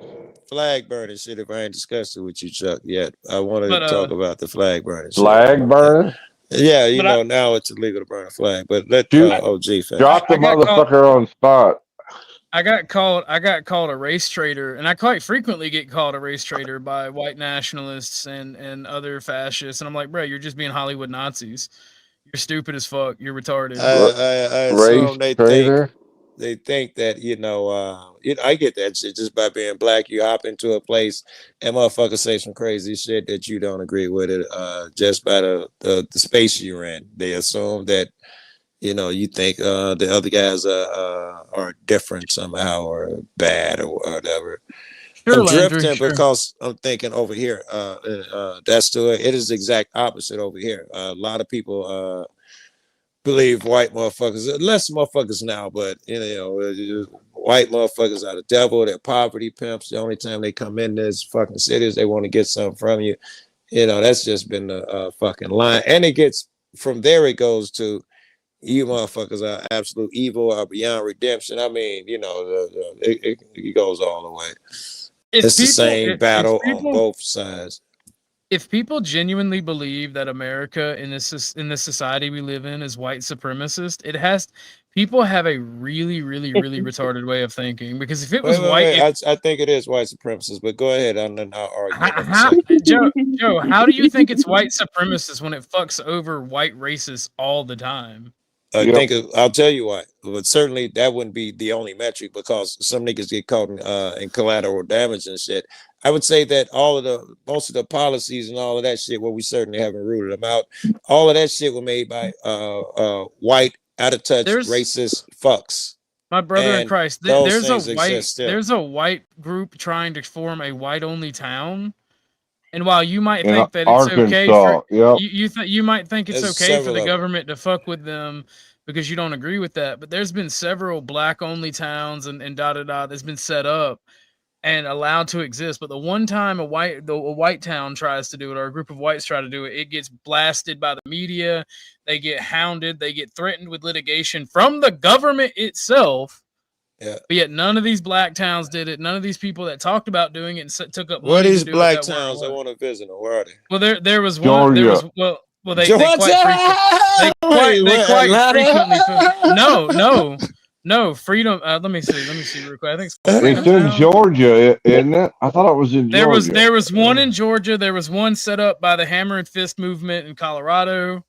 Wait, no black. Oh, fuck, let me just Google that shit on YouTube. And quite frequently, and they exclude the white folks. Yes, rightfully so. They have the right to do it. It's their money. Them trying to set up their own town. I mean, I guess if it's private, you can do whatever the fuck you want to do. Yeah, the last one I seen was in Georgia. See, I agree with OG on this one, where people are tribal. People are racist, right? And there's a majority. Culture. Yeah. Yes, there's a majority minority dynamic that's in play. And then there's also historical factors such as, well, someone has to be on top. The person who is on top, given the fact that people tend not to mix, is going to tend to be the same person who's on top insofar as things are passed down generationally and whatnot. And if you don't fuck up the ball, if you will, right? And you and your kind are going to keep generally holding the ball. But if you think the United States government still has to play the racial thing, you don't understand the nature of the power there. It's like the racial thing is small potatoes compared to what the kind of game these people are playing, right? If you're talking about the corporate interests and all these other kinds of things that control, that have the global hegemony on the banks and all that stuff, if you think they're worried about black people, you've lost kind of the plot because black people are only 13%. Yes. What they care about a certain kind of system that expands their sphere of influence. Okay, and we know what that is, and there are ways in which, for example, that they tend to expand it, and you can attack it from the right too, in terms of this kind of nation building things that tend to happen to spread quote unquote democracy, which is basically a spreading of a particular kind of system where to kind of dominate people with certain kind of capital, blah blah blah. This is not a racist project. How could it be? It's like when you're talking trillions of dollars and controlling the world, you think they care about fucking black or white shit? No. Nope. We're an empire. Even when America smoke screen. Yeah, even when America was like it's quote unquote most racist, the government put things in play to not care about race. Like as it was expanding, they were putting policies in play to make it easier to do things like the civil rights movement. From like the 1800s all the way up to the 1960s, like for 100 years, they were doing things. They knew that they were going to expand and demographics were going to change. Like the goal of America from like 1850 to I'd say 1980 was empire, was to be a world hegemon, and they cannot do that while having racialist policies. Nonsense. First of all, I was looking up the Black Town shit and I couldn't find any. They'd say when they did was after the Reconstruction era. It was a businessman out of Atlanta, I thought, that was trying to build. They exist and they exist, Joe. Well, they don't exist anymore. In fact, the town they were trying to build is not too far from where Sasquatch was at. Yeah, it's only like it's only like an hour away from me. If you've told me motherfucking black motherfuckers tried to build towns and they weren't successful, yes, but I thought you were saying that black people have sanctioned by the government all black towns. And they failed miserably, but it wasn't due to the government putting a stop to it. It was due to corruption and money laundering. Yeah.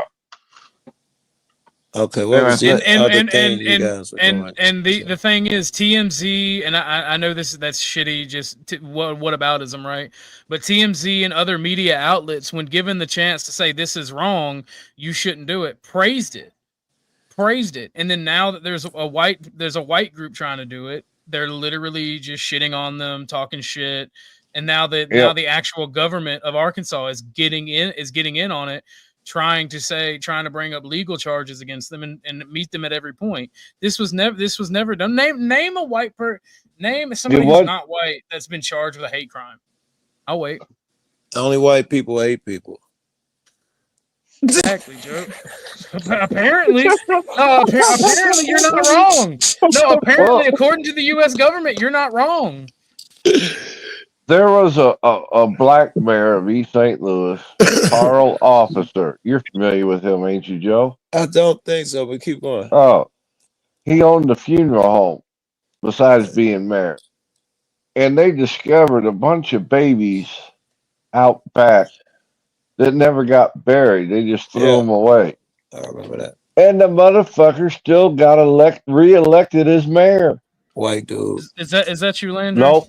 Carl Officer was a black dude. He was a black dude. He was giving a black example. I had to slip it. Even East St. Louis, ain't you, Joe? I've been there. And you say am I near there or been there? No, Both. no, been there, been there. Both. Yeah. Yeah, I'm gonna Yeah. say it's there's not a white person to be seen within miles. But I Yeah. used to. I was born and raised there, and I was one of the last ones that finally gave up, only because I burned my house down. But yeah, I lived in the.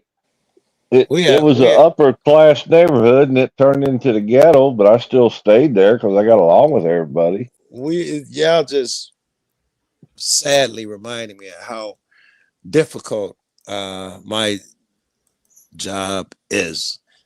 You know, I firmly believe. I'm gonna tuck up with you, Ike. I'm gonna tuck up with you. Let me load up the one hitter. Look, I got mine in my hand right now, Joe. Oh, you smoking too, Ike? I got mine in my Oh hand right man, now. you guys should be I in guess jail. we all done it. That You, tribalism you guys shit, should be in that prison, separation shit, facing the electric chair. we will never. Jesus. God damn, Chuck. Anybody who smokes weed is part of my tribe automatically. Oh well, that leaves me out. No, Maybe it's Chuck, you're a part of just my tribe. You're a part of my tribe because I like you. I'm just an old goat. Well, I can't really say that. I ain't gonna lie to you. There's a lot of people that make weed their entire personality and make dumb arguments based on it that I just like. Yep. Shut up. Just enjoy the herb and shut up. it's been my experience that people are people, bro. It don't See, matter, you remind me of my best friend's dad. I call him a communist and I mess with him. But me and him and his son had a heart to heart because like he got mad at me because he thought I turned his son into a Nazi and I was just so hate Right. filled Right. That's and funny, like right? and like me and him had a heart to heart one day because like he was watching the news and like you can't deny the tribalism and the reality of the situation. Right. And he was like, I don't hate you. Because I asked him, and this was after my dad died, and this was recent. It's like, I don't hate you. I just want to know why. And like his son spoke up for me, and I let him speak because he's my best friend and he knows. Yeah. And he's like, I just want y'all to understand one thing. Because I mean, he's like, I look at you as a son, I look at you as family, and I want you to understand too. And the same thing I try to teach all my kids. And it's people are people. Hatred for hatred's sake is wrong. And like that was the misconnection between him and me. He thought I was just hating people for the sake to hate them. And that is not my mission. That is You not my sure goal. he didn't just think like I do and think that you fail to understand that you're promoting certain types of tribalism that lead to that thing? At least it's scary. No, you can't integrate all the cultures. It just doesn't work. Maybe you don't have to integrate. You can appreciate Mexican so and so, but them cats are absolutely your brother, man. Any boundaries and all of that shit is imagined. If there's any reason, listen, man. If someone comes over, if you go over, man, I'm fucking Italian or something, and you go over, you're in a new land, and you're here illegally, right? You're fucking with some chick, you done followed her over here, you're here illegally. Motherfucker, I met you, you're 7 years in, you're one of the best people I fucking know, before I find out you're illegally, and you're here illegally. My heart's in it, and truth be told, you were that same nigga 7 years before when you got there. Now I know it because you're part of my life. I see how you contribute to society and all of those things. The person that tells me you're an evil person and everyone likes you as an evil person, he's wrong. And I have to be skeptical of everything that come out of his mouth from now on. You agree so far? No. I do, but Landry made something for the channel, and I appreciate it. I thought No, he was up there. I'm just saying, just because you're here illegally doesn't make you evil. Yeah. So yeah, good. Yeah. Well, good. Well, yeah. I thought Chuck went dark there for a second. No, not yet. I'm close. He didn't join the. He didn't do when we get Chuck smoking on cam. That's when he joined the dark side. I'm getting the Whitworth out of the closet. But I might switch phones again. Now this phone get low. How the fuck long we been out there? Landry has made a change of heart, and he's trying to help people and be a positive member of the YouTube community, which I applaud. He has a skill set. He has a skill set, and he made a video for the channel, and I appreciate it, Landry. I'm zoomed in. That's it. I'm zoomed in.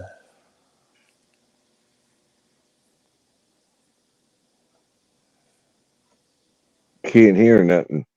It don't have sound. Oh, well, that's why I can't hear that.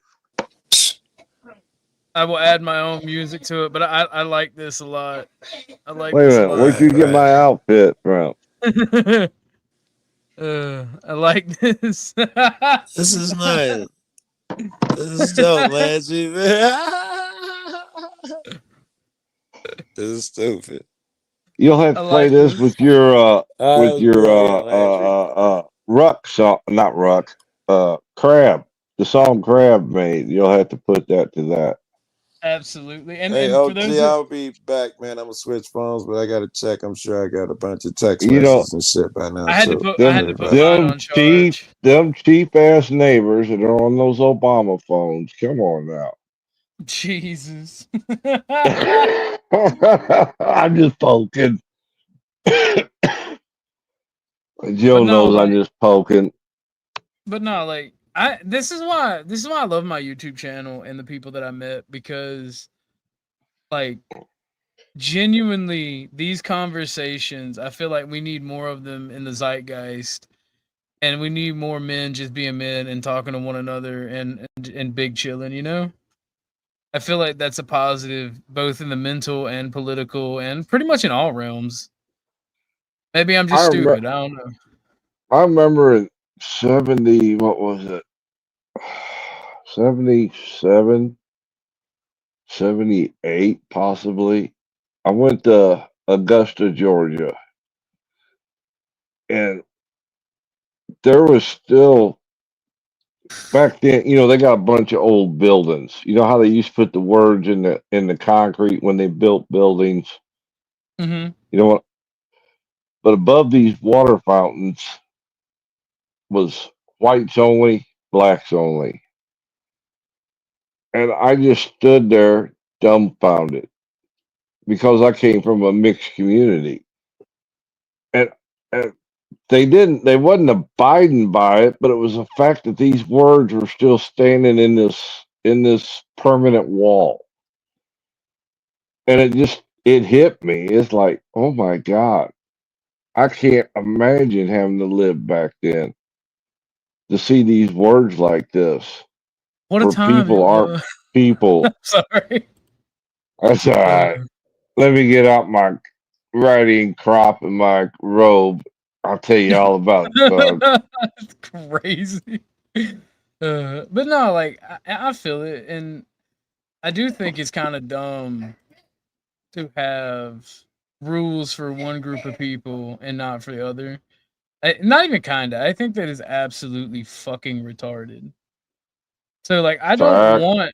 want to go back to that time. I think it's stupid as fuck. I can Like tell you another horror story if you want. A real one. Huntsville, Alabama, 1978, 1979.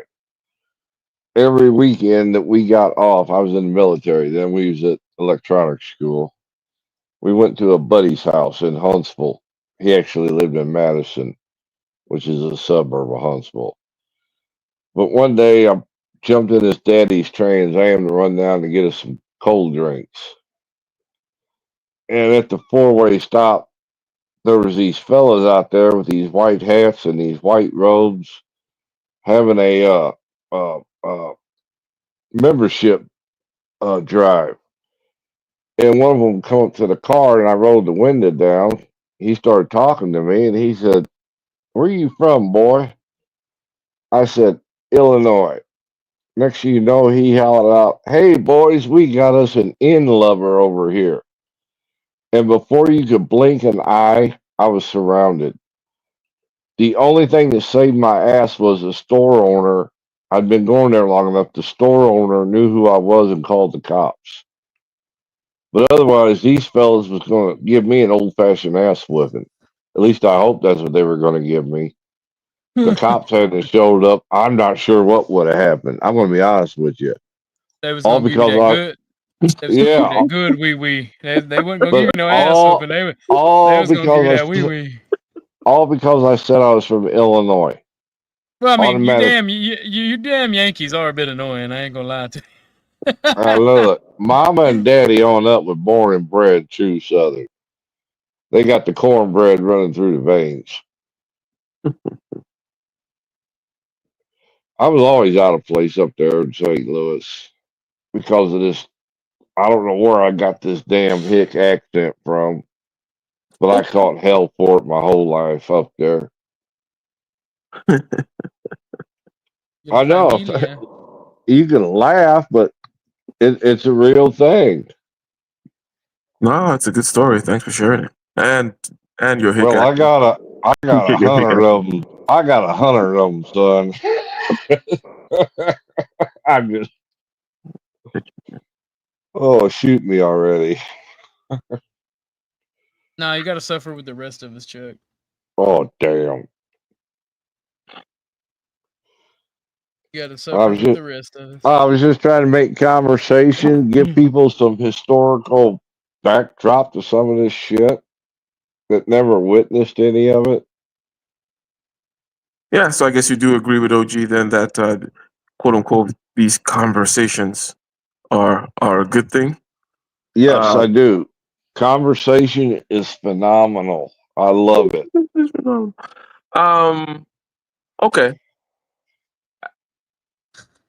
I guess it's a question to OG, right? Is it the case that how much of this quote unquote kind of conversation and what it represents, meaning perhaps open-mindedness, discourse, perhaps rational thinking, to the degree to which, I mean, within the percentage to which that occurs, right? But is that something that's been increasing, decreasing? You mentioned that it's a good thing. Is there some scarcity of it that increasing, decreasing over your life? Are there trends and patterns to this thing that you're talking about that is good and there should be more of in your experience? In my life, like as it stands right now, I see it increasing. I don't know if that's because of the people I choose to be around and associate with, or if it's genuinely increasing. But I think because of the shit that I try to do and the shit that I try to push out and the people I associate with, I think at least as far as my life goes, it is increasing for the most part. But I also see in society, it's kind of a struggle. Like it's constantly fighting to increase and it's kind of stagnating. Like people want it, but there's so many factors that fight against it. If that makes sense. Yeah, it makes sense. Yes, that aspect that you mentioned regarding you curating the people that you hang out with anyways, and then you not really knowing from your anecdotal vantage point how much of that is just you finding certain people, therefore finding more of these conversations or less of them or whatever. But for me, what I have found over the years is I tend to look for and be around conversations of the sort that I deem worthy or whatever. And the degree of, let's say, openness and whatnot. Because, for example, and OG, you're younger, right? But I would agree with you too. I think that the internet definitely kind of brought people together from all kinds of corners. That's one aspect. I was around before the internet a little bit before, and then I saw both worlds. In other words, right? The analog world, the fucking landline, whatever, all that shit. And then and then the internet came through, which is nice, by the way, because being able to see both those the fucking yellow book, fucking OG, a fucking book, it's fucking yellow. You open it and you fucking look at numbers, bro. It's insane. The white pages, the yellow pages. Yeah. It's fucking insane. I ain't trying to be funny. What was that like, having to do your own research to like look somebody's number up and not having it like as a? It made it a whole lot easier, to be honest with you. A couple of things, right? So it's funny because the pace and the style, the whole modality of life changes, right? Depending on these particular tools. But people would show up at your house without even having called, right? Oh, that would make me so mad. Yeah, and so the expectations were different then, though. But because it was just like, okay, well, yeah, because the notion that I could get a hold of you was, and if you weren't around, that's fine, now we expect to be able to contact people on, because we have the cell phones that we're stuck to, right? And if I don't get them on this particular app, I'll get them on that app or the other app, or I'll call his phone and there's a cell phone always attached. But having to do your own research, whether it's in the library or looking at fucking microfiche and shit, or look the fucking phone book, or dealing with and even the seeing the number caller ID. Remember when caller ID came out, Chuck? Yep, I Because sure do. just to fucking see it before, you would call, people will call you, obviously, and you don't know the fucking number, right? It's a fucking thing. You pick it up, it rings like a fucking bell, and you answer the phone. But caller ID came out later, right? So now, I can see a number, and then there were things codes like *69 or *66, like redial or other fucking. It was the whole fucking MacGyver shit. Just to fucking get shit done. But I mean, even the white pages, besides your phone number and your name, it gave the address, just like Ike's pointing out. Everything was there. Yes. In the phone book. Yeah, it's a, you know what? I'm sure, maybe I should buy one. It's like a little collector thing and just keep it on, because it's. Anyways, I hope that answers your question, OG, about how it was. It does, because like I couldn't imagine people having that much access to me. They actually have more access than you do nowadays, which That's is the funny. Because they couldn't get you digitally or in any with devices back then. So it was all kind of luck of the draw. Let me try to show up. Let me do this. So they actually bothered you way less in a certain sense. And I remember when they had party lines on the phone. Oh, party. However many rings it was, whether it was number? It was it was party line. What was the first three numbers, Chuck, that it started with? 349. Oh, gotcha. Oh, yeah. Because they had these numbers that because how they have 1-800 numbers, and then they have like 1-900 numbers. No. I'm talking about y'all lived in the same area. And depending on how many times the phone rang, I'm talking down south here, would determine if the phone call was for you. Oh, if there's one ring, two, yeah. Let's see. My wife's grandparents lived in southern Missouri, and theirs was Sue, SUE 369 or 389, something like that. But they went by how many times the phone rang, and I'm like, what the fuck is this? I ain't never heard of no shit. Now, back in the 80s, when there's a town right across the river from me, and they had a set of tracks that went through town. Now, this is the 80s, mind you. After 5:30, certain people needed to be on their side of the track, if you catch my drift. It's not like that today. So a lot has changed, but this was the 80s, that shit was still going on.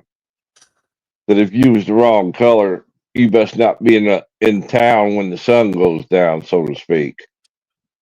Sundown towns, I've heard of Yeah. Sundown town. Crazy. Have you guys seen the movie The Green Book? No. The Green Book? I heard of a certain person having a green book, but Miss Snow. Yeah, I think it's called The Green Book, but it's a good one if you ever get around to it, and it's based on a real story. And the reason it came to mind because of the Sundown Town stuff, but it wasn't like a major thing of the movie. But they had to drive through the South, a musician doing a tour through the South, right? Black musician. Yeah. And they had this road map, for example, like the nigga road map. Basically tell you, okay, if you're black, you're gonna go through the South. Here's a path, right? And you stay on that path, and you should generally be okay. Yeah, don't veer off too far. Well, in the 90s, I was going through southern Alabama on the way to Florida. We stopped at a restaurant. You probably heard this story. I've done told it 100 times. Stopped to get something to eat at a little cafe. And when the waitress came over and was asking everybody for drinks, she got to me and I said, I want a coffee. And she said, how do you want that? And I said, well, I want it hot and black like my women. And then I noticed everybody else in the restaurant was staring at us. And I finally, the wife's like, where's our drinks at? And I said, we're not going to get any. She said, what do you mean? I said, that joke I just told, we're going to have to go somewhere else to get food. She was flabbergasted. I'm like, nope, that's just how it is down here. So we packed up and went somewhere else because we wasn't going to get any service whatsoever. Chuck almost died, actually. It was Oh, coming I for you, don't know. Chuck. That's possible. I didn't even pay attention to that. I just felt kind of embarrassed because the family couldn't get nothing. You know, you got a wife and two little kids, Which is and you're, garbage. That type of behavior is garbage. and you're trying to explain to them why they can't get no food, that why we got to go somewhere else. It's kind of difficult. Yeah, that shit's garbage. To treat people like that, I don't. That's something I don't understand. So I mean, That's fact. I get That's where not Joe. fantasy. Well, I get where Joe Cool comes with about stuff like that. Like, I don't understand that type of behavior as like a human being. I just don't get it. Like, if somebody's hungry and you run a restaurant, they're the wrong skin color, they can't buy food from you. That's fucking retarded. That's Or you antithetical to business. tell a stupid ass joke, piss me off, but what was I going to do about it? Sit there and try to prove a point? I mean, if somebody wants to be racist, that's their right as a human being. You can't control them. But what you don't have to do is you don't have to deal with insults and take shit off of them. I don't think I know anybody who tries to say that's what you have to do, because like I'm one of the biggest proponents of saying that violence for words is retarded. But if somebody's going to insult your family or going to Well, start some bullshit, yeah, they you know didn't what? say nothing. They just didn't. Well, We couldn't no, get no service. Go ahead, Ike. no, I was just listening, and I've heard you mention this story before, and now I'm I getting thought so. yeah, but we're getting deeper, some context and whatnot. As a So poor black man, I'm telling you, life is rough. yeah. So OG, yes, I've heard you say this thing about the violence for words thing. And I want to ask something. And it's more like it's you could say it's emotional, moral, or spiritual kind of consideration regarding, because you were going in a particular direction, like someone says something about your family and stuff like that. Okay, so I assume well, that's given. Go ahead.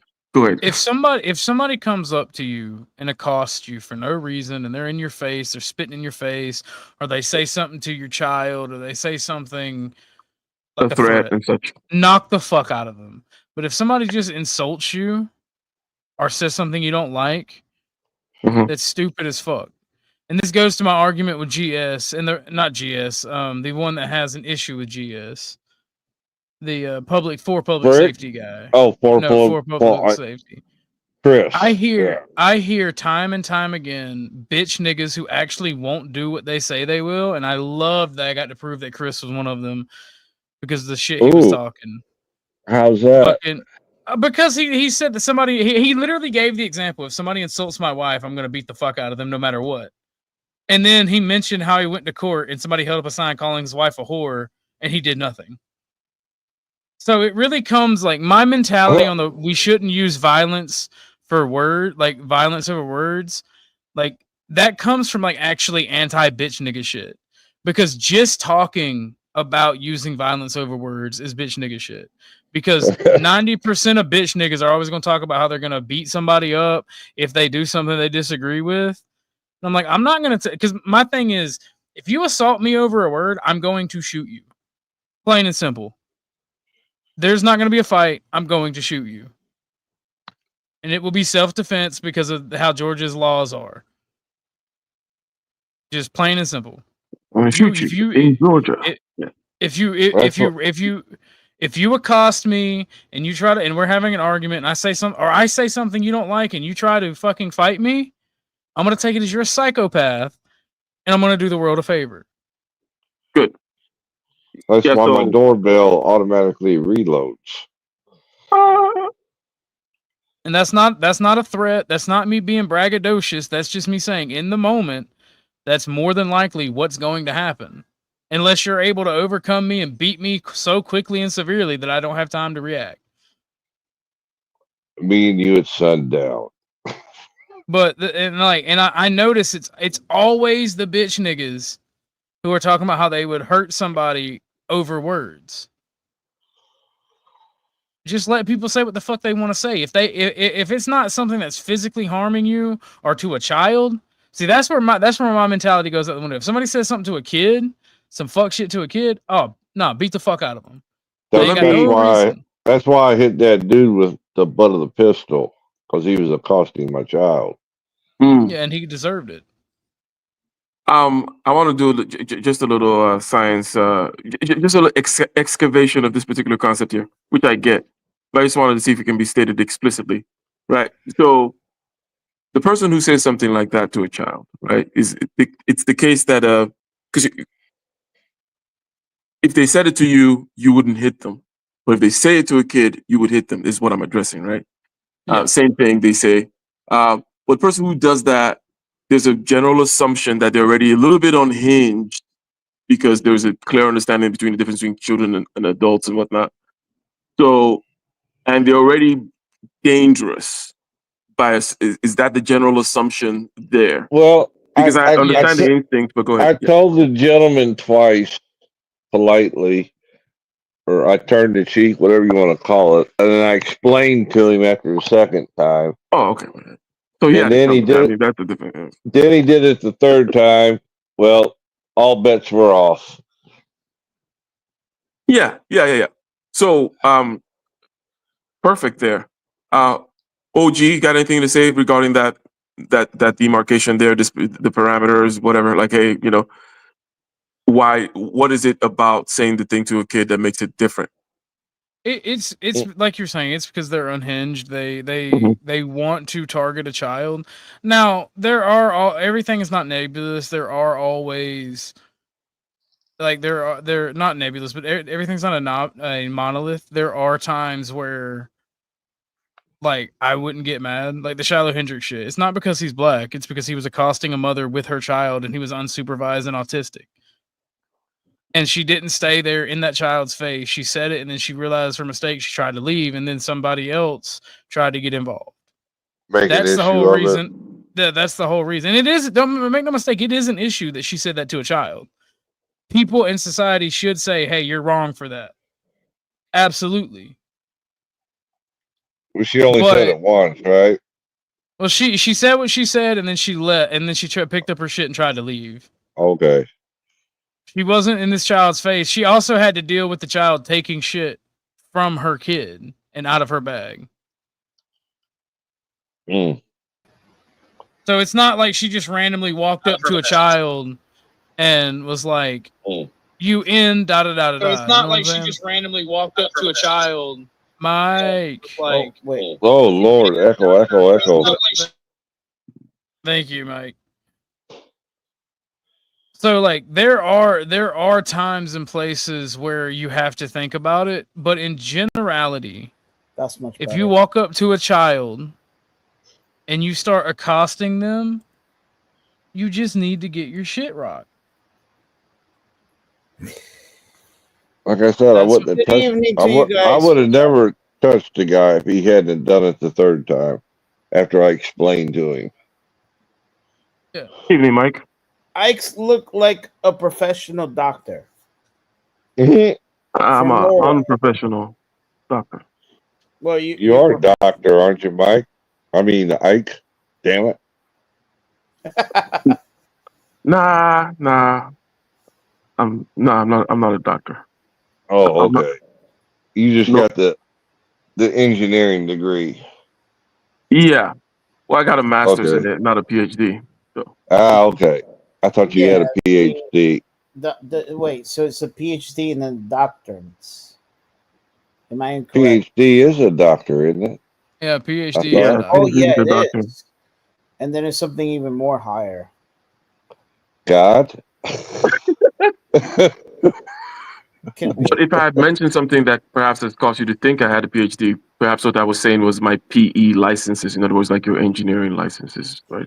The only Ah, thing, okay. the only Yeah. thing I have For is a some bachelor. reason, I thought you did have one. Maybe I I, should get one.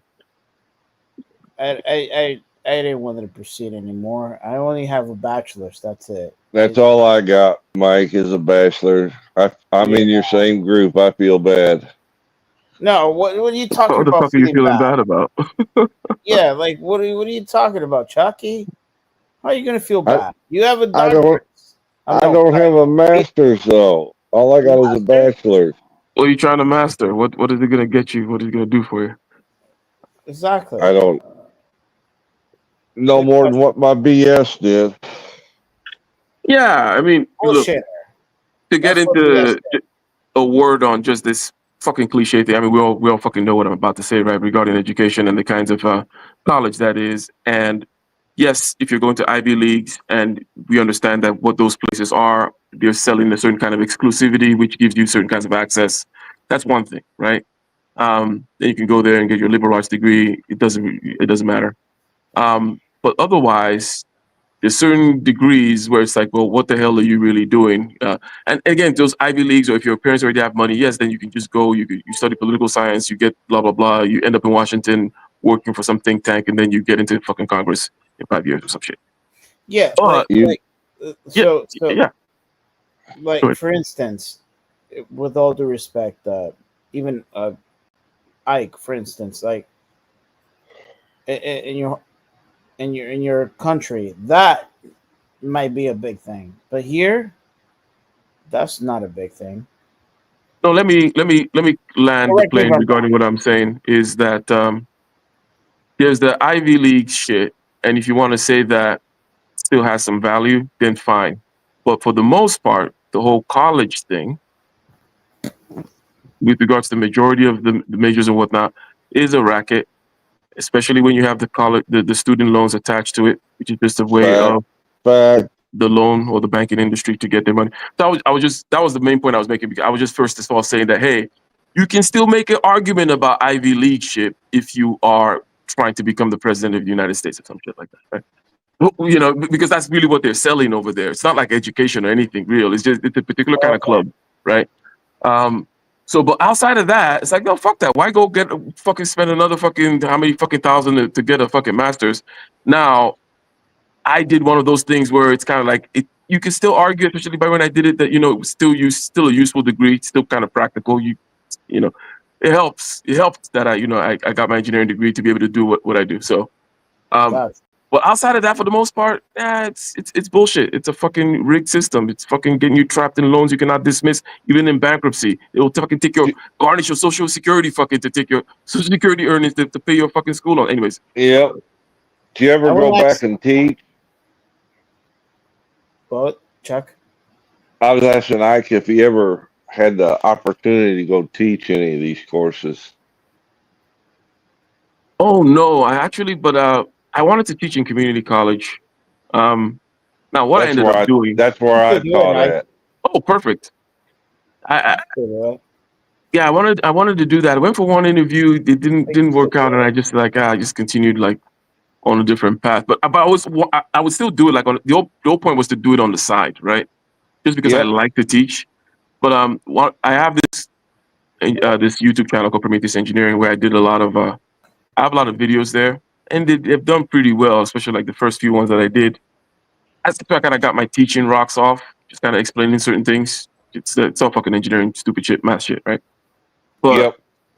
I do like to teach. Good. Used to do it.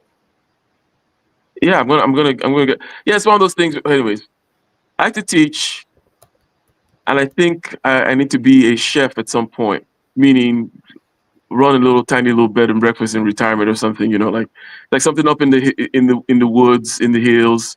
It only opens in some particular time and only a limited capacity, and it's like a bed and breakfast type situation, hotel, whatever, where some good culinary shit because I like to cook, and we talked about this before, like Mike, like how think all of us here cook, right? So Yep. Yeah.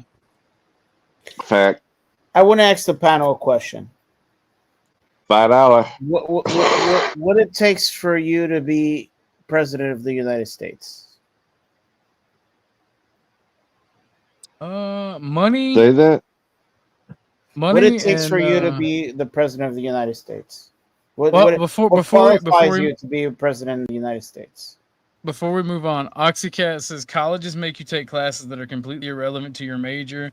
Tell me why I had to take art for my science degrees, and I taught in a doctorate program. It was terrible. It was terrible. Oh, I hated psychology.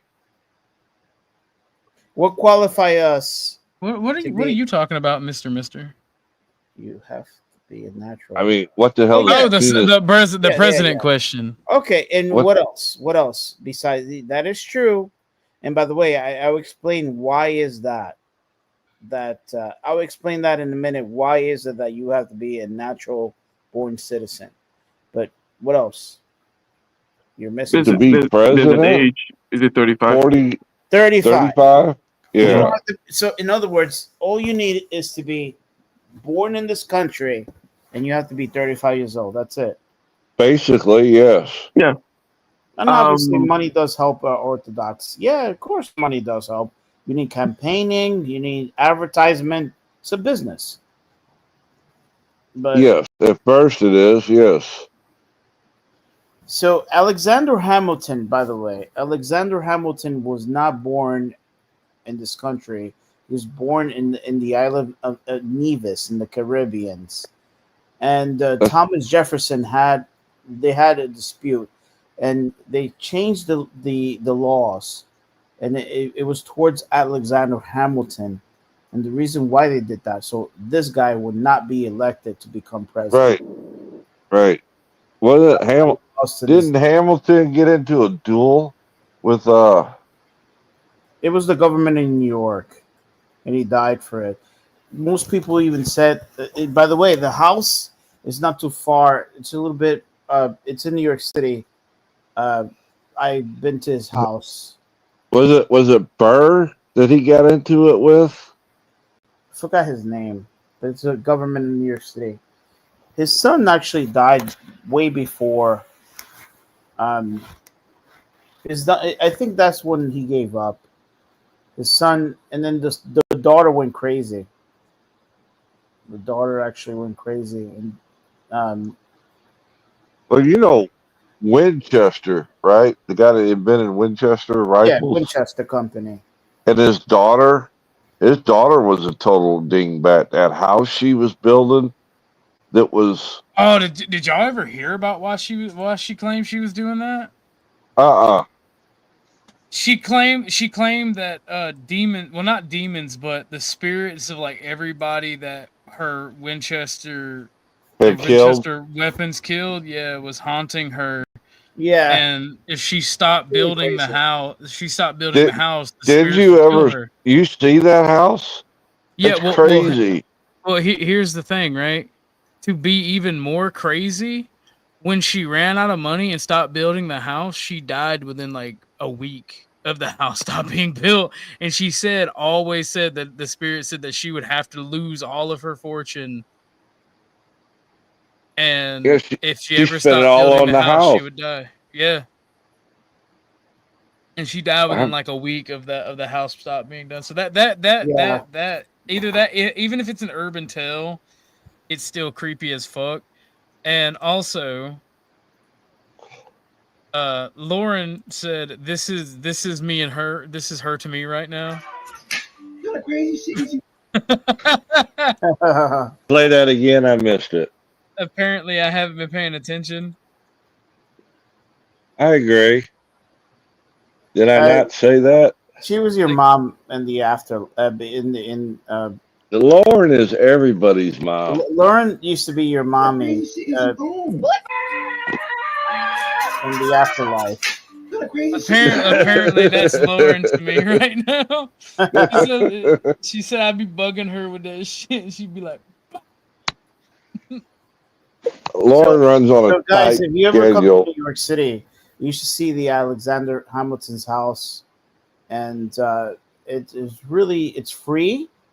It's amazing, and he used to be very great friends with George Washington, and obviously George Washington. There's his mansion here in New York City, and um, where they'll tell you more of the history. Aaron Burr. Aaron Burr was the Edward guy's Burke, name. yes, yes. It's I kind of feel bad for Alexander Hamilton. I think I think he's really sad. I think he had good intentions with the country, but I think that he had a lot of fucking haters, and that's what happens to this day when you have good intentions.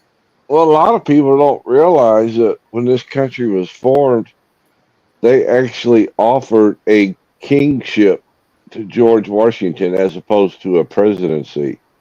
Yeah, which is that one of the reasons why he's not even Democrat or Republican. He never chose a party. In fact, his argument was not to divide the country. Exactly. He didn't believe in dividing the country.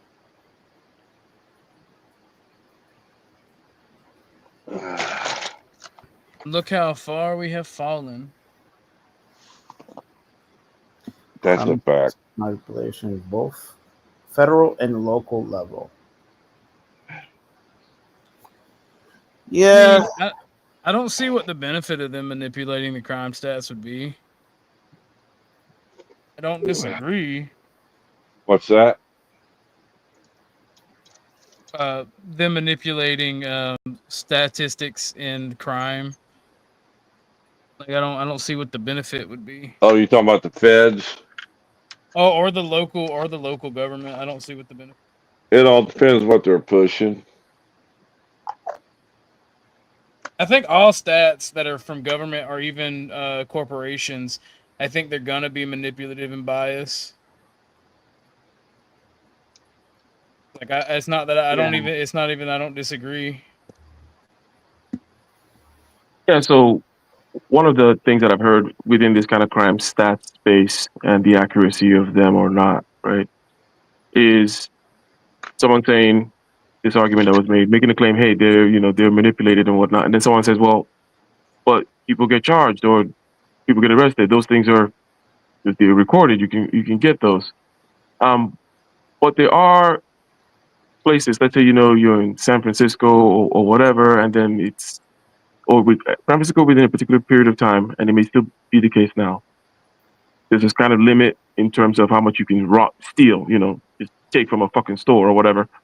And it becomes so rampant, and we know, or maybe we don't, about like these CVS stores fucking locking up everything because of fucking people in fucking crazy cities like this, right? So a lot of the crime just doesn't get reported because they know nothing's gonna come of it, and the fucking cop's gonna show up here again for the third time, and then he stops because we all know, blah blah blah. So there's things like that happen. That's not manipulation, right? But I'm saying that that's how it could be the case legitimately that there's more crime than you think is going on. I think when it comes to people blowing their brains out, no one. It's not easy to hide that number, right? Yeah. Well, the thing is like, how do you record that as a society? Like in your statistics, like what do you do about and because of that? Because why do you record it? Fair enough. That's what you're asking, right? Why? Because yes, there's always a choice as to why you record certain things, right? Like, meaning you start out with, I'm not recording anything. And if you start recording, taking data, there's got to be a reason, right? So the crime stats, presumably because you want to reduce it, presumably because it teaches you patterns about how to fight crime and all that kind of bullshit. But if you then, you take it within certain neighborhoods, you start adding a racial aspect to it or something like that. Yes, it does give people political football to also play with, and so on. Yeah, I know one of the big ones. Me and Flo will fight tooth and nail about. He'll argue with me till I'm dead. And I'm like, I can only go by the coroner's report. Because according to the coroner's report, my brother, oh, I can't even say it. My brother died from smoking weed that was laced with fentanyl. I can't change what she wrote on the paper. And he wants to argue with me. I said, I can only go by what the paper said. He gets mad as hell at me because I said, well, if he hadn't have been smoking weed, this wouldn't have happened. That he would have got the bad. This was before, pardon me, all the legalization, before you knew where weed came from. I'm like, argue with the paper. Don't argue with me. Type shit. That's So That's understandable though. Yeah, that yeah, seems very and I don't know understandable. how they actually recorded it in their stats per se. It's. I may even argue the fact that I remember this chick who told me that cocaine used to be very pure and you could sniff it. And now they mix it up with some other bullshit. I could even argue, even though obviously it's two different things, but like most people, they sniff cocaine and they die. They could easily die. Um, and I could even say that, like, because especially in the 80s and the 70s, where like they Yeah, used to. my older brother had a cocaine problem. $800 a day habit. Let's see, I have a cocaine problem too. There's not enough of it. Now my brother used to take the Vicks inhalers. You know, the ones that for your nose, and Mhm. he would take the whatever that crap, that Vic shit. He'd take that out of there and he'd fill it with cocaine. That way, when he was at work, it looked like he was just doing Vicks inhaler. My dad used to That was quite a few years ago. yeah, my Go ahead, dad. Mike. No, I'm just saying my dad, like, I was just talking about that in Sasquatch. Like my dad in Studio 54, New York City. Like, you see how like you have a bar for drinks, you have a cocaine bar. It was normal. And back then it was just like no one give a fuck. And and no one, not trying to condone it. I'm just saying everyone had a good time. A lot of artists says he told me he met fucking John Travolta, what is it, Michael Jackson. A lot of the famous people, they would go there and they just have a good time. It wasn't no problematic. It started becoming a problem. He said that the reason why cocaine become a very problematic is when people started dying. Cutting it with other stuff. Yeah. Yeah, but and I'm not trying to say that cocaine is not a big deal. It's not in my place. I mean, I don't use it, but I'm just saying.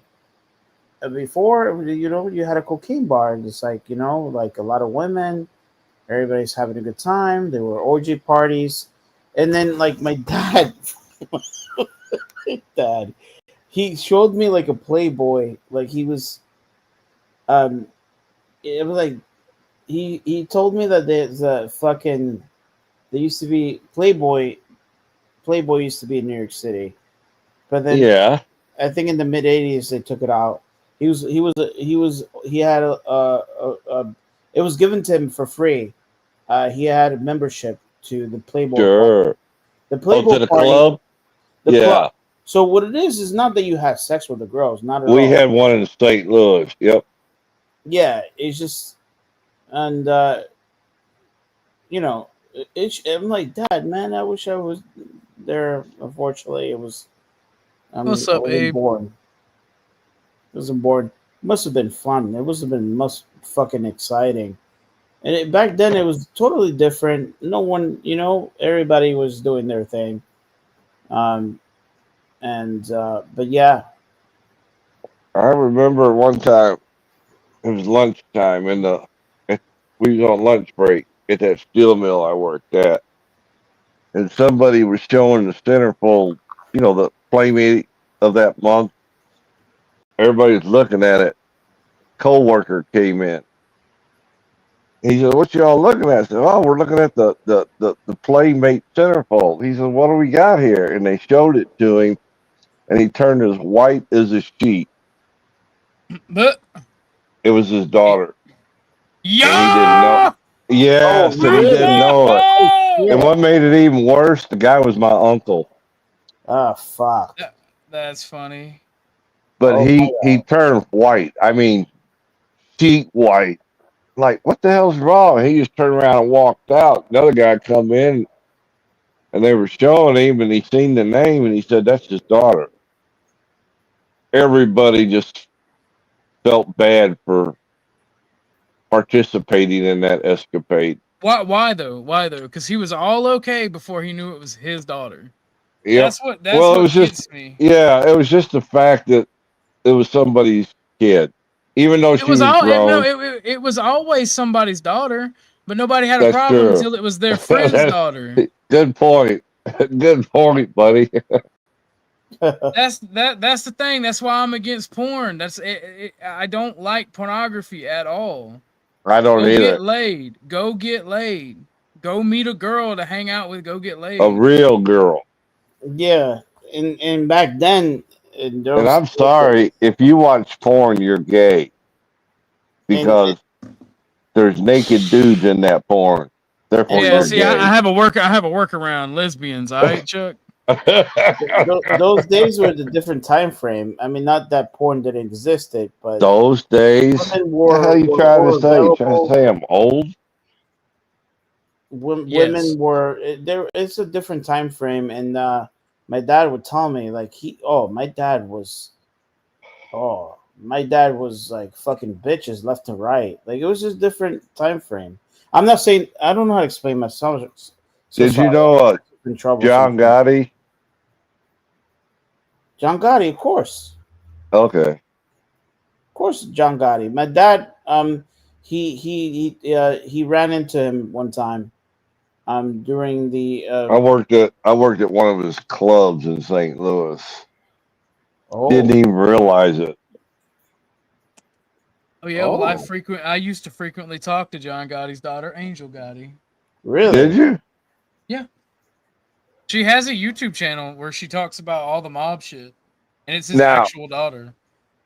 there was another mobster in the St. Louis area that got busted, and his old lady went into rehab, and I went to a meeting one night, and we had to go through FBI in order to get into the meeting, which I thought was weird. I didn't realize they were FBI until she told us on the inside. She said, "Yeah, they go with me anywhere I go." And I'm like, "Oh fuck this shit! This be the last time I come here. Oh I shit! want nothing to do with that shit." Now there was a mobster that got blown up on the bridge in St. Louis. I can't remember his name. It was Mike something, Michael. I'd have to look it up. It's been so many years. But he was one inadvertently that I was working for. I had no idea I was working for the mob. And somebody got pissed at him and put a bomb in his car. Did That I have sounds Them like to do boys, with somebody. That sounds like something somebody who knew they were working for the mob would say. yeah. I was a sweet, young, innocent little lad at that time. I'm always a good little Christian boy. That's right. I took my rosary everywhere I went. Whatever. Is that right? Rosary? Is that what they call it? I'm not Catholic, Yes. so I'm not sure. I yeah? got more shit just by being stupid than I could shake a stick at. So John Gotti worked for the Gambino family, like, and I thought he took over. he did. Well, Okay. he's well, my mistake. He became he became the boss of the Gambino family. After he had them Yeah, off. After he had so he basically, that's something uncalled for. The first time you take well, this happened before the sanction of the commission. Mm-hmm. I'll get into that shit in a minute. For those who doesn't know, the so basically he sanctioned without the commission, and he killed a Hit. Yep. and it was a steakhouse in New York City in 1987, and what's his name, Paul Castellano, had him killed Oh. in front of the Yep. steakhouse. You know, and then they tried to kill John Gotti. They put a bomb in his car, which ended up killing his underboss. I forgot his name, but ended up killing. And then luckily, John Gotti got away with it. Plenty of times John Gotti like escaped. He was successful, by the way. Well, he went to prison in southern Missouri, and I knew the kid that was in prison with him at the time. Well, he pushed John Gotti around in a wheelchair in the prison. And that kid got out of prison. He didn't have to want for money afterwards. Oh, Yeah. I didn't know that. I didn't know that. That was in his older years when after they busted him and sent him to prison. Yeah. He in my opinion, if he would have not gotten arrested, he would have been around. And I don't know if anyone wants to hate me for saying this, but in a way, I kind of feel that it would have been nice for him to be around as my boss. He was not one of those. I mean, he kept a lot of the neighborhood, like he protected like the Upper West Side, and during those days, and he gambled a lot and all this shit. But a lot of people loved him. He provided a lot of shit for the neighborhood. He kept the government in check, though. he fucking kept a lot of the government in check. The government was not fucking around. You know. I don't know. Sorry if you guys disagree. No, you could tell me, and nothing wrong with that.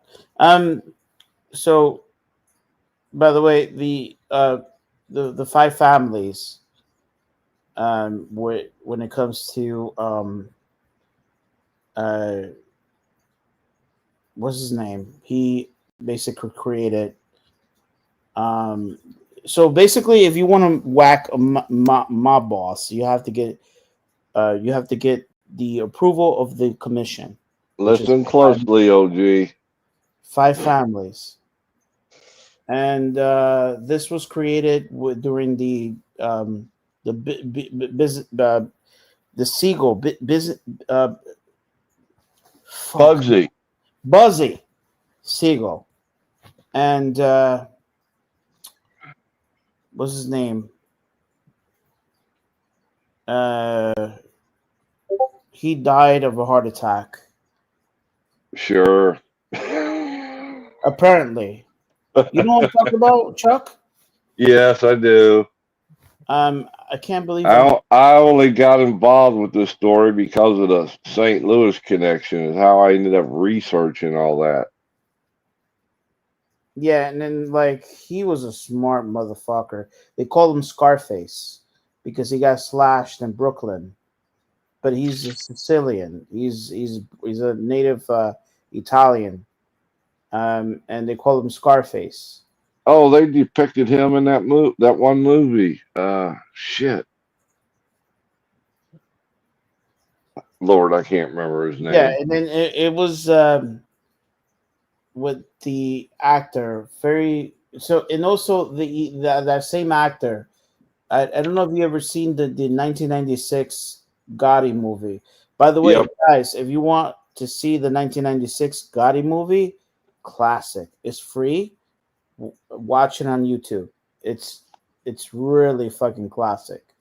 It's very I good. was in. I've been in 2 movies, but I got no credit. Really? Which movie?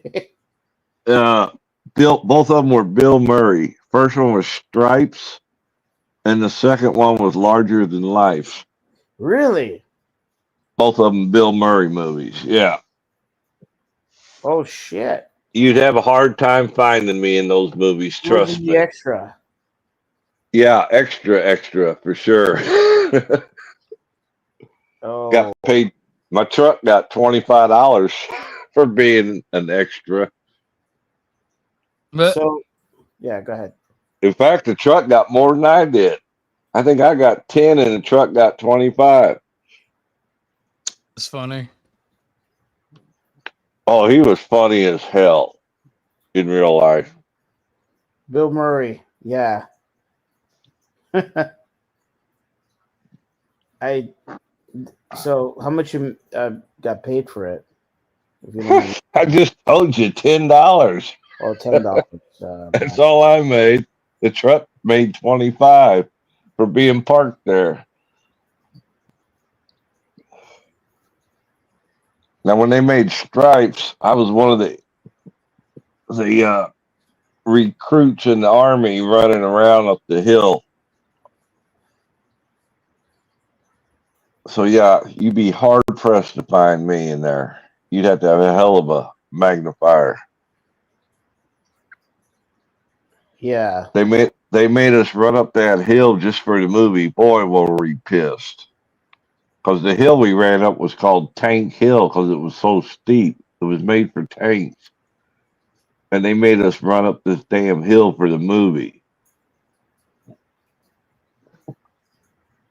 But At I least was in y'all the weren't army. fat bodies. Where you going? What's that? At least y'all weren't fat bodies.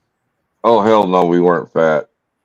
Look at the when you in the army where you were like, I will simply punch the drill instructor. And then I remember going to jump school in Columbus, Georgia. That was fun and exciting. You want to work at the White House? Sure. Okay, you got to go learn to jump out of airplanes. That sucked. And by the way, it's Lucky Luciano. I keep forgetting names. Yeah. Lucky Luciano is the creator. He's the Apple of what is it? What's his name? You see, I don't know why the creator of Apple that he passed away. Wozniak? Steve Jobs. Steve Jobs or Wozniak? Steve Jobs of the mafia. Steve Jobs basically created Apple, and Well, you realize that Wozniak, Steve Jobs, and Bill Gates started computers out of a garage. yeah, and then Bill Gates, they were potheads, by the way. They were. Are we boring you, OG? I just want to make sure we're not boring the audience. Oh, OG, is it okay? I think he's ignoring us, Mike. We hurt his feelings. Really? You know he's sensitive, don't you?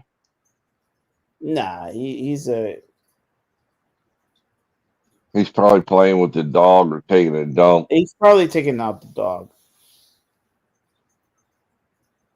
Poor Ike. We left poor Ike out in the cold. OG. Yeah, I had to take Tucker outside. Give me a second, guys. All right. Yeah, OG. He expresses himself way fucking better than I do, and oh, me too. I've been to school and everything and took classes, and I'm still not worth a shit on how to speak. Me neither. I mean, when it comes to if so, like to be if not like because I'm in this panel, but I'm going to be very sincere with you. If it was for me to do a representation and I need to put OG in it, I would definitely put him.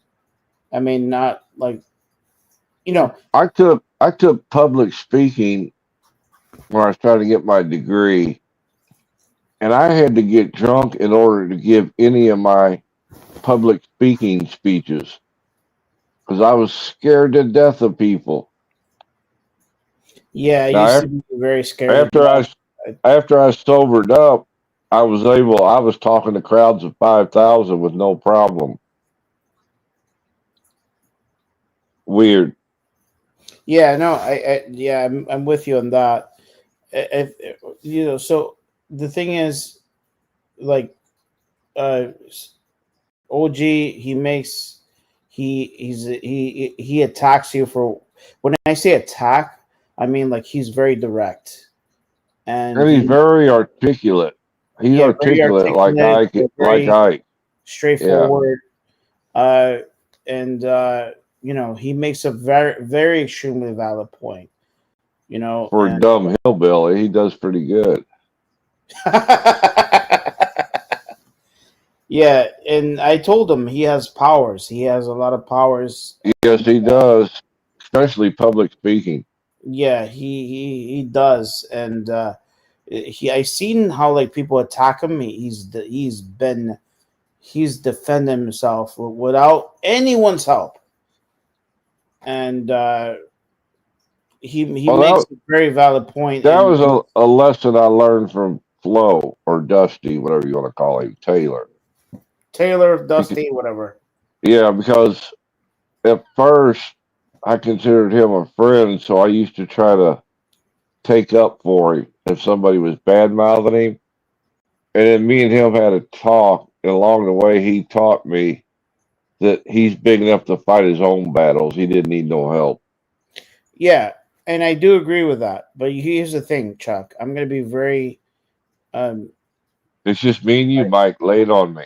No, and this is the thing. And I'm not like Flo knows where I stand. He knows that he's like a brother to me. But I think, in my opinion, and only in my opinion, I think Orthodox comes with very fucking valid points. He's to me. I told him he's a bulldog. Like he comes Orthodox to me. I think he knows how to nail it. Like he knows that he knows how to gravitate into interesting points, and he knows how to execute. Not saying that Flo doesn't do that. No disrespect to Flo, and it's not that. But I think that Orthodox. Well, Flo's a little more deliberate. Yeah, He's more thought out. Yeah. I mean, I've seen how like people attack Orthodox, and Orthodox is really he gets it to the point. Like it's like you have to shut the fuck up. I'm not saying that Flo doesn't do that. I'm just saying that it not comparing obviously Orthodox with Flo. Oh, two totally different people. Correct. Correct. Not at all. But Orthodox he nails it. Like he's way better than I am. I mean, I tried to make valid points. I mean, I'm more of a conservative person. Like I'll stay quiet. I'll listen, but Orthodox knows how to pinch it and like fucking execute it. I don't know why he puts up with me the way he does. To be honest with you. What do you mean? I just mean that his manner and speaking and the way he articulates himself is far advanced of me. I'll just put it like that.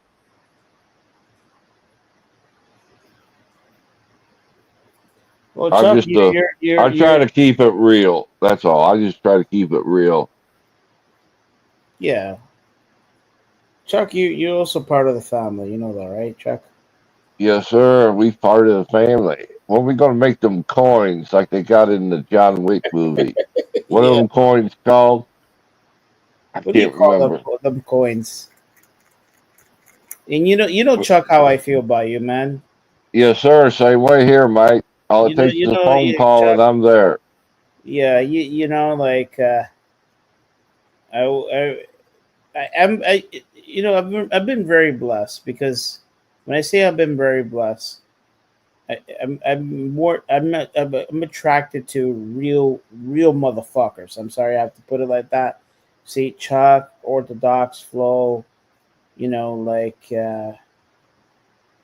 10th Man, and very great people. Beth, I'm very selective in the very people that I bring into the circle. So, you know what I mean? You got to twist that knife a little more. It's in there. I feel it. Just twist it a little bit. You think so? Yeah. He A little bit. He typed something in back chat. Oh, I'm just funning. Chuck is a messy girl. Yeah, you know, and then Chuck was. Oh, did you not hear my voice message, Chuck, on Discord? When Yes, I did. You left two of them. Yeah, when I shared the Sorry, yo. so but it so I shared. I'm gonna say something as brief as possible. Like I shared information with Chuck, and when I used to work in this restaurant. I used to work with this Jewish dude, and he used to make us laugh. He was like, I've been working like about like so many years to get away from my wife. You know what? You want to fucking buy her? I'll sell her. Like, he used to make us laugh. He's like, you know what? The day that I fell apart, or the day that my life was ending, is when I married my wife. He used to make us laugh. He's a Jewish dude, very old school character. I mean, I hope he's okay. Well, it was a long time ago, though. I don't know, but that's the message I left you, Chuck. It's just I like know. I listened. it was just like I didn't ignore you. You went through the trouble to record something. I listened to it. yeah, like you know. You just caught me in the middle of a oh fuck, can't remember the name of it now. I mean, you were doing. Diabetes. The wife was having a diabetic episode, so Oh, I I'm was sorry about tending. that. Not your fault. I mean, if That's why you I didn't. ask me, and only if you do ask me, I think he loved his wife. I think he was just trying to be funny. It's only been 44 years. I'm still willing to trade her in for two 22-year-olds. Yeah, I think uh, uh, a lot of the old schools is pretty much dying, which is pretty sad. Hey, watch them dying work. Yeah, Each Orthodox. day I wake up, I'm thankful I can touch the floor. Hell Yeah, yeah. Unlike Ike, who's got everything. yeah. Chuck is strong.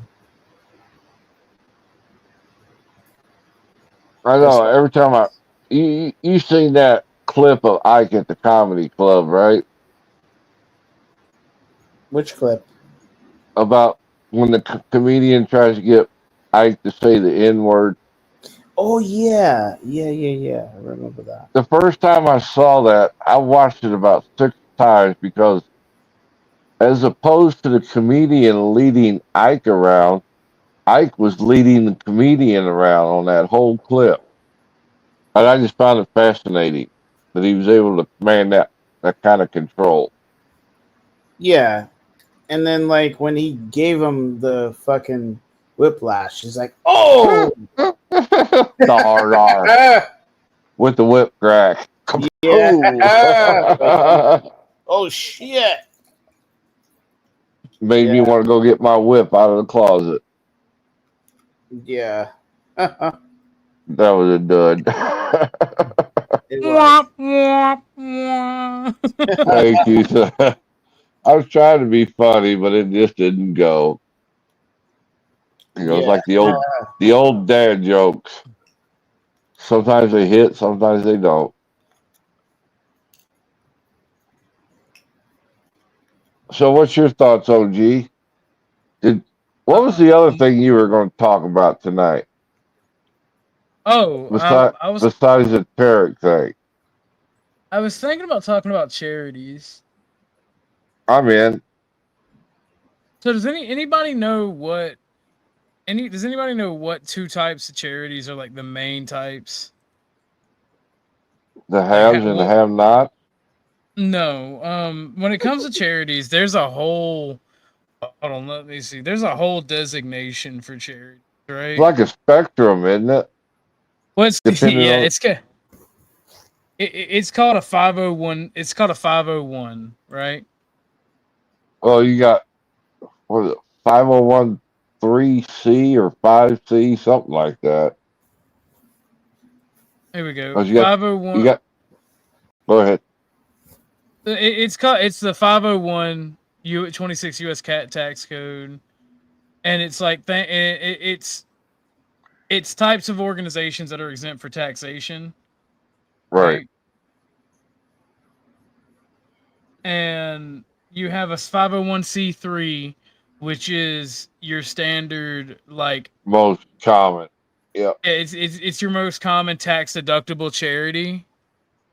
And then you have a 501c8, I believe it is, which is like a fraternity type deal.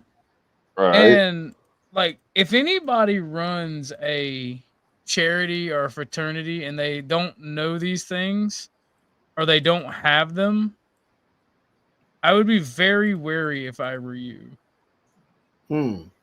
As in Of what them. regard? Because well, if people, because like people will holler, they do a charity all the time, and since there was a lot of talk of scamming and whatnot from Snafu, I wanted to talk about it because a lot of people don't understand. Like for instance, when you're running a 501c3, right? You don't just petition the government to get that tax status, right? You have to operate as if you are a charity for a year. You have to record all donations and whatnot, and then you have to go a year later and get that tax status, and then all of your donations become tax write-offable. Like you don't start Well, out being able to what get people about to the write a tax people off. that? What about the people that give before they get that status? They can file it on that next tax return that next year when you get the status. Oh, okay. Yeah. Yeah. A lot of people don't know, and I would say just do a cursory check when it comes to doing anything, and like that's kind of why, in my opinion, Snafu had a point, but his better point would be served actually informing people instead of wigging. You know? Yeah, because he starts babbling and you lose the point quickly with him. Yeah, you don't know what's going on, and like you can always, it's easy as fuck to check out and see if somebody's like a legitimate charity because the government offers 501c or 501 status searches. Like So a government uh uh website. yeah, Oh, Yeah. I can find all of this for anybody if they want it, but I really, really don't want to because the tax code is complicated, right? you don't say. And I'll post the. This is from Cornell Law. This is just talking about tax codes. I'll drop it in the back chat. This is just gives you some. It just gives you some background into it. So like, if somebody ever tells you they're running a charity, just do a quick look up onto it. You Yeah. know. Is there a like a short list of requirements or is it a lengthy list? It is a lengthy list. Because, like, people don't realize me and Bumpkin were attempting to do a charity with the New Frontier stuff we were a part of. That It was a didn't new pan out. political party, right? Yeah, it didn't. Yeah, it didn't pan out because you can't really be political with a 501c3, but you can be political with a fraternal order, which is a Or you have to have a pack. 501c7. You have to have a pack too, right? I don't recall because we weren't trying to be political political. action committee. Okay. Well, we weren't trying to be political. We were genuinely trying to do charity work for a minute there. Religious charity or Just charity in general, helping the homeless, trying to help people okay. get into school, that type of stuff. Just a generalized. Gotcha. But like, so there's a website called Charity Navigator, and it's not the most up to date, but you can use it. You can also look it up on the IRS website, because in order like if you donate to a charity and they don't give you, they have to give you a number. Yep. Or some sort to be able to prove that is an exempt organization. But if you want to be able to look it up easier, again, Charity Navigator. Yeah, I got popped one year because I was trying to claim a charity donation, and it turned out the outfit wasn't a charity. Yeah, it falls back on the charity and the people that try to claim donations. You will get fucked over by the IRS if you claim a donation for somewhere that's Yes, not a charity. sir. Yes, sir. So just keep that in mind, everyone. And like I've been thinking about this because of like Snafu coming on panel and talk, and then like doing some of the stuff. That's why a lot of things, and like keep in mind like the when you give to like Give Send Go and these third party, that's not a tax exempt charity at all. Yeah, So like just keep, GoFundMe or them sites. Yeah, that but those also are not. like if just say like if I were to donate for Orthodox and also donate for Flow or donate to anyone, even me as an independent contractor, we have a 1040. You have to fill out a 1040 form. It's not a W-2. W-2 is when you have like an employer and you're working for a Right. company. So like even me, I have to fill out a 1040 because I'm independent. Long form. See, so is more of a 1040 form. In the case that if you were, let's say, even Orthodox wanted to fill out a tax, it would be a 1040 form. He would have to claim what exactly he's been getting throughout the year. It would have to be before April, and claim the taxes of that. And Does that mean I get a 1099 or Orthodox guy? I don't know. Well, here, well, here's the thing, though. Correct me if I'm wrong. My understanding is that you receive Social Security benefits, correct? Me? Yes. Yeah. Could I? Is it okay for me Yes. to talk about this? Yes. Yes. You're fine. All right. So you get it. So in other words, you don't have claim.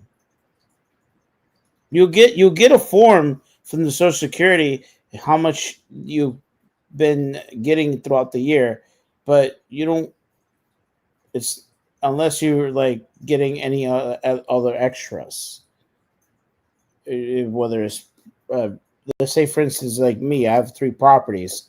If you're getting extras and that's different, then you have to do claims for that, but you don't do claims for Social Security. Does that make sense, Chuck? Yeah, I'm following you. Yeah, you're tax free. Oh no. Oh no. I get taxed on my Social Security. Yeah, they take taxes out on Social Security. Really? Yes, it's Yep. They're considered. not It's supposed to, though. considered an. It's considered no. It's government Up, welfare. That's considered up income. above, up So above a certain dollar amount, you're taxed at a 50% rate yeah, on your earning. and I want to make something very clear for those that don't know. There's a difference between SSI and SSD. SSD SSDI. Yeah, SSDI is what Chuck is, and you can correct me on that, Chuck. correct. He's been Because working all his I life. worked long enough and I put in enough money. I'm eligible Right. for It's the. not like he's giving. It's not free money. It's like, oh yeah, free money. No, no, no. This is what he's been working for, and this is his retirement. It's not SSI is like now you're going crazy. I'm like, oh my god, I see spirits. You try to get government help, which is completely different. So Right. it's totally different. So let's just say, for instance, if obviously this is the benefit of paying taxes, because when we get retired after paying taxes for several years, and when we come of age, then we retire, and that's when you get the Social Security benefits, which is SSDI. You know what I mean? Only if no, you only get SSDI if you get hurt before you retire. Otherwise, Also, it's just regular Social Security. correct. That is true. Like my father, he's about to retire soon. So my father is gonna get like 3 checks. Social Security. He worked in the construction company, and also he's been working for the state, like as a bus driver.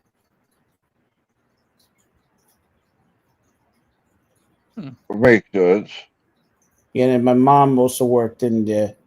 She worked in the federal, so she's gonna get a check for that, and you know. Now, I remember when Mom died, I was the executor, and it turned out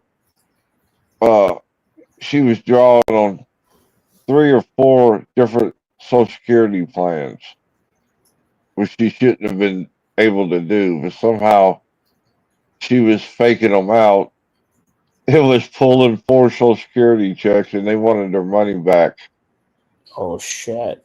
Really? Yeah, but it took a few months, but I convinced them that I had no idea. She's dead, no money. What do you want me to do? So they just absolved it. I wasn't responsible. But at least they didn't carry on to you, because they wouldn't. At first they tried. Yeah. Yeah, They 'cause wanted wouldn't catch on. 98. They wanted 98 grand right off the bat. I laughed at them. Uh-huh. Yeah, because they would cash you out. Like, well, when I say cash you out, I don't mean like obviously, but they would have collected on your payment, and But not trying to be mean. We got a little sideways off of OG subject, I think. I mean If you want- that's it. I just wanted to warn people I'm sorry about that particular thing, because, and I've been thinking about it a lot with what Snafu was saying about people in charities. And Like, just and because they say they're a charity doesn't mean they're a charity. You're absolutely right about that. So and the reason I made the point to say that Charity Navigator isn't always up to date is you have to act as if you're already a charity in most things in order for you to, because like you have to take donations and act as a charity.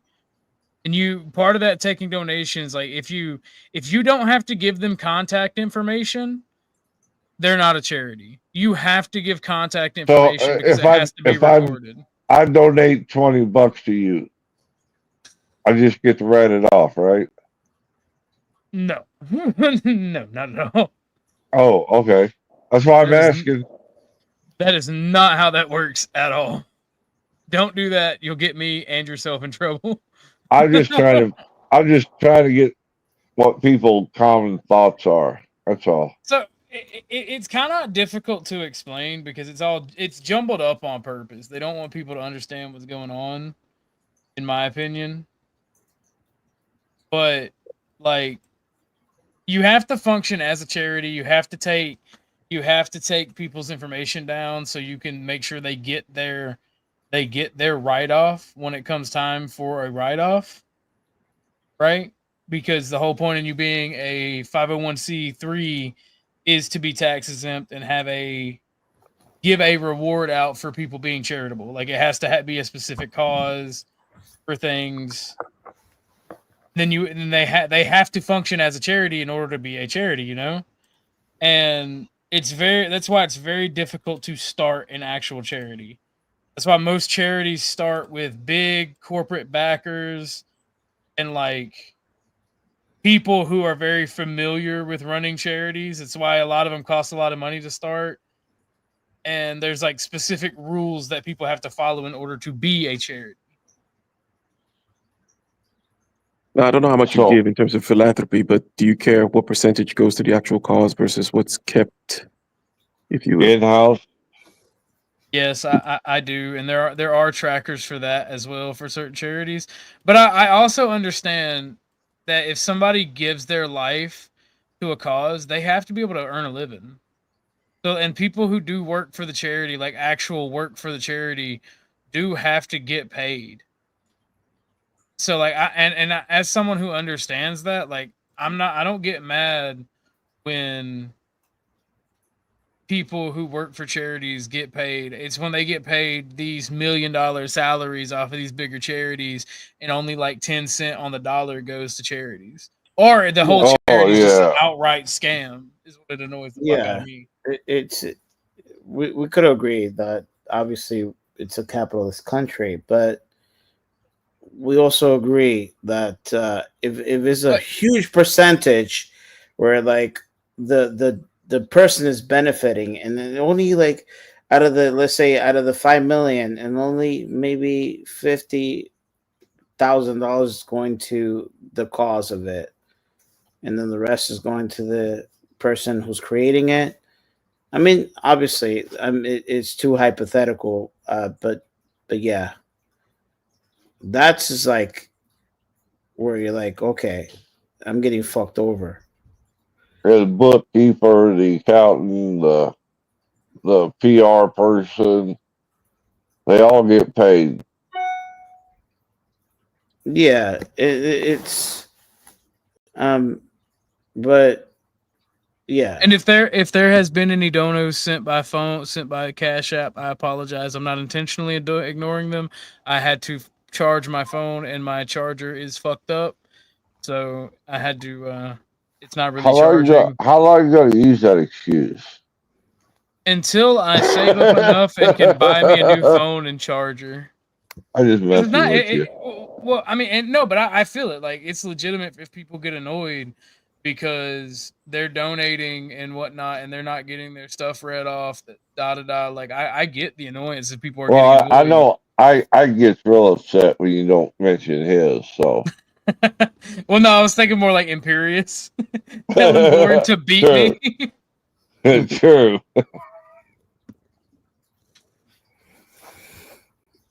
Oh. Yeah. Oh, Chuck left. He'll be back. Pops left us. He doesn't care about us anymore. He always comes and goes. But yeah, no, I agree with you in terms of the charity, and but oh, there you go, Chuck. Thank you for the cat walked across my phone. Decided to reach out and touch somebody else. Talking about cats, they're all over me right now. They're like, okay, we go to sleep. What happened, Nina? They're on. Man, Tucker was under my desk, right? And he ripped ass, and I thought he shit under there, and I was so mad. That's why, like, I abruptly left, and I'm looking for it, and then I see a puddle of pee, and I'm like, why didn't you bite my leg, you fucking asshole? Go to the fucking front door. You know what to do. You're a good dog. I don't get it. And he's getting over. He's in that fucking terrible fucking teenage age where the dog is like, no, I don't think I will. I don't think I will do that. Yeah. If I animals think are I like will kids, bite your toes like an asshole. yeah, Sorry. it's like raising a kid. Like I'm You're telling you, supposed like to raising know a when I kid. gotta pee. Yeah. Pretty much. Oh, you fucking! That's where you hid your fucking. That. What Play happened tug now? of war. If you want to play tug of war, you can't hide it, dumbass. He hid his tug of war rope from me, and we couldn't find it. And like so he's at that point where he wants to be independent, but he also wants to be right up under dad, right? And Yep. so he's got his little. He's been like pulling shit out and like chewing on stuff under my desk to make his little spot. And we're playing tug of war right now if you hear him growling. But he's cleared out his spot and he's moved shit around and he's starting to move his toys and shit in under my Oh desk. I'm gonna boy. get him. I'm actually gonna. Well, I'm gonna get him. I'm gonna get him a bed to put under my desk. I'd actually prefer him if he's not on the bed with me, sleeping in his bed under my desk because I'm at my computer all the time. That's why I have my dumbbells here. Half my guns are on the other side.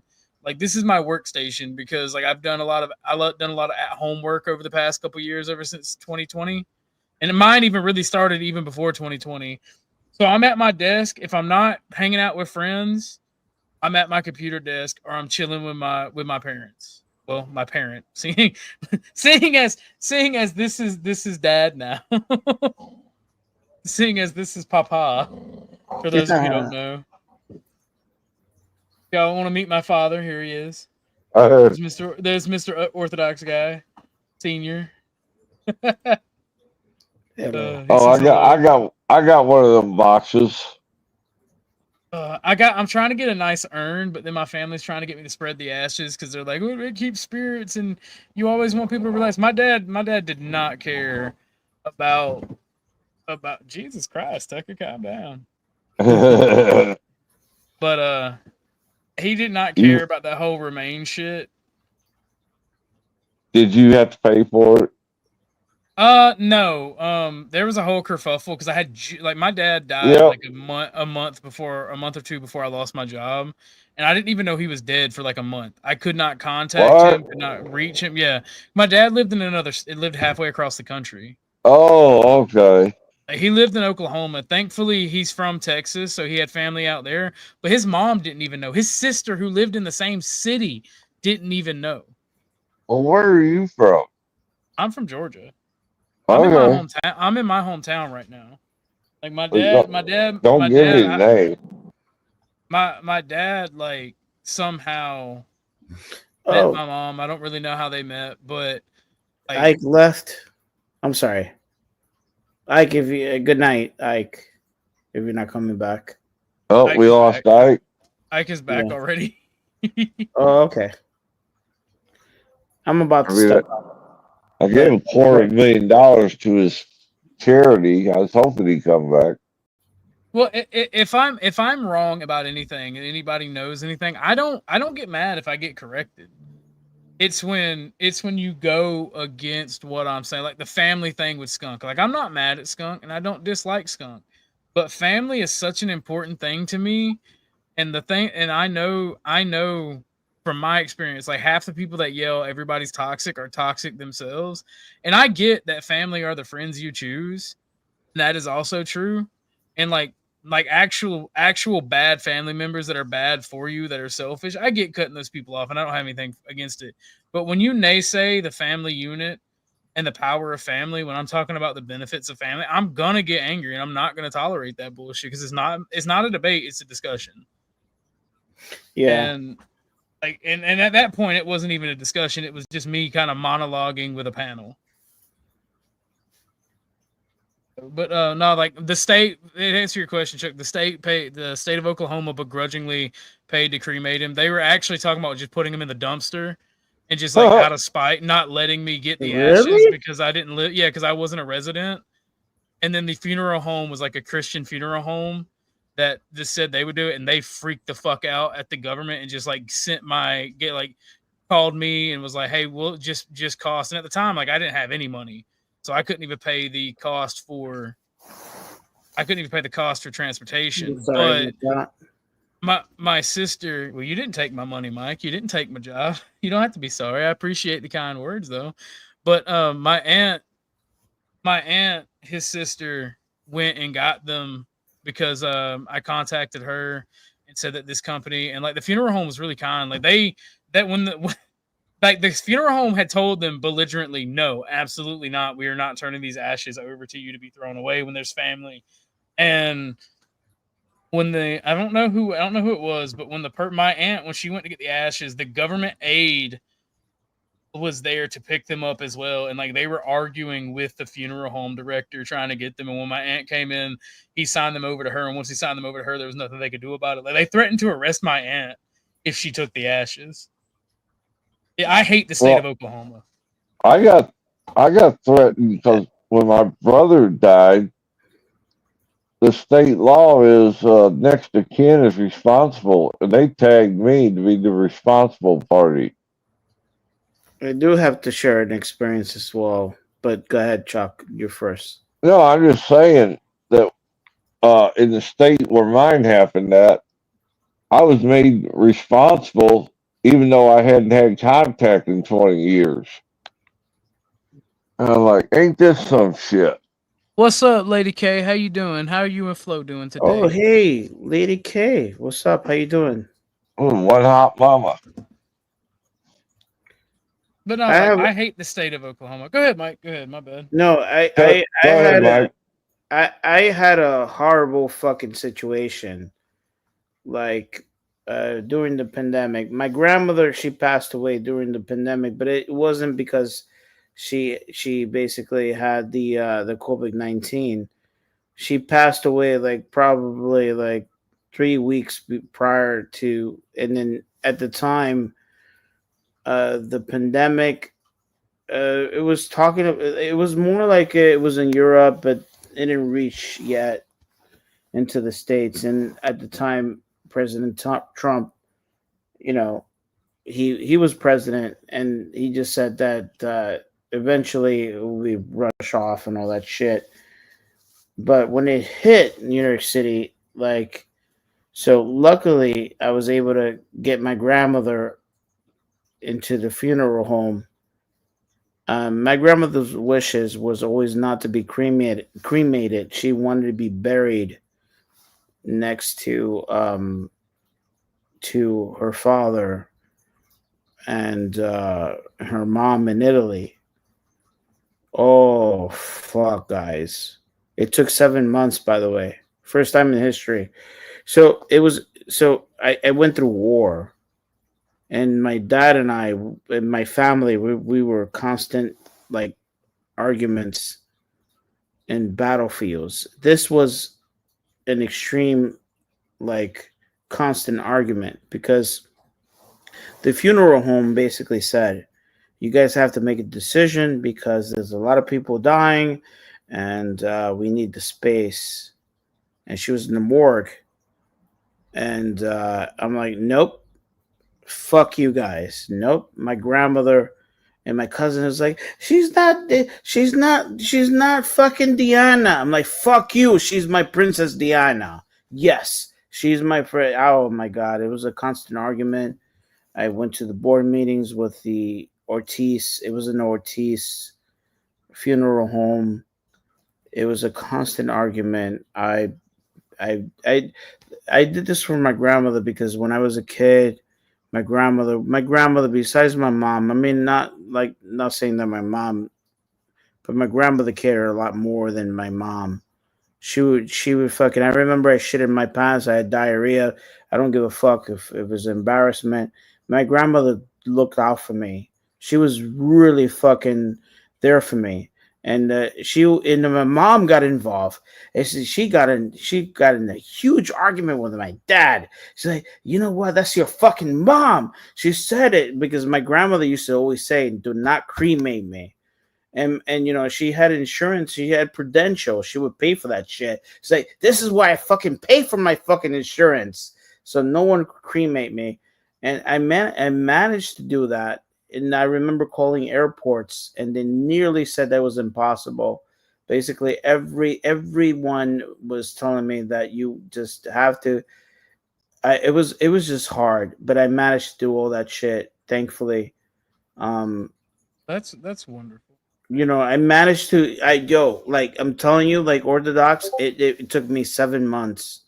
7 Jesus. fucking months. Never in the history of New York City that you have like a person in the morgue, and that 7 months. I was constantly calling the fucking like the board of directors in Ortiz, and I was always on top of them. And I was like, and I felt bad for the other people that were in line, but at the end of the day, it was my grandmother. I was like, you know what? I'm sorry. You know, I'm sorry for the other rest of the. A lot of people had no other choice but to cremate their loved ones. And I'm telling you, I was lucky enough. We were lucky enough that we got her in the fucking morgue. Otherwise, she would have had no other choice but to be cremated. True story. Greetings, Sky Angel. Thank you for Sky Angel. Thank you for being here, Lady K, Mister. Sky Angel, greetings. Thank you. But you know what I mean? Like, it was a really tough time. It was horrible. And no one had no idea. And then I called airlines and tried to. No, and I was able. So it was me successfully able.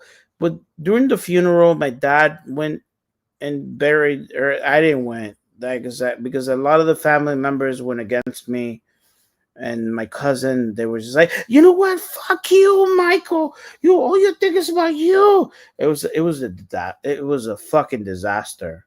It's a constant argument. And I'm like, and when they buried her, I didn't went to the burial. My dad was like, oh, you should have been there. I'm like, you know what, fuck that.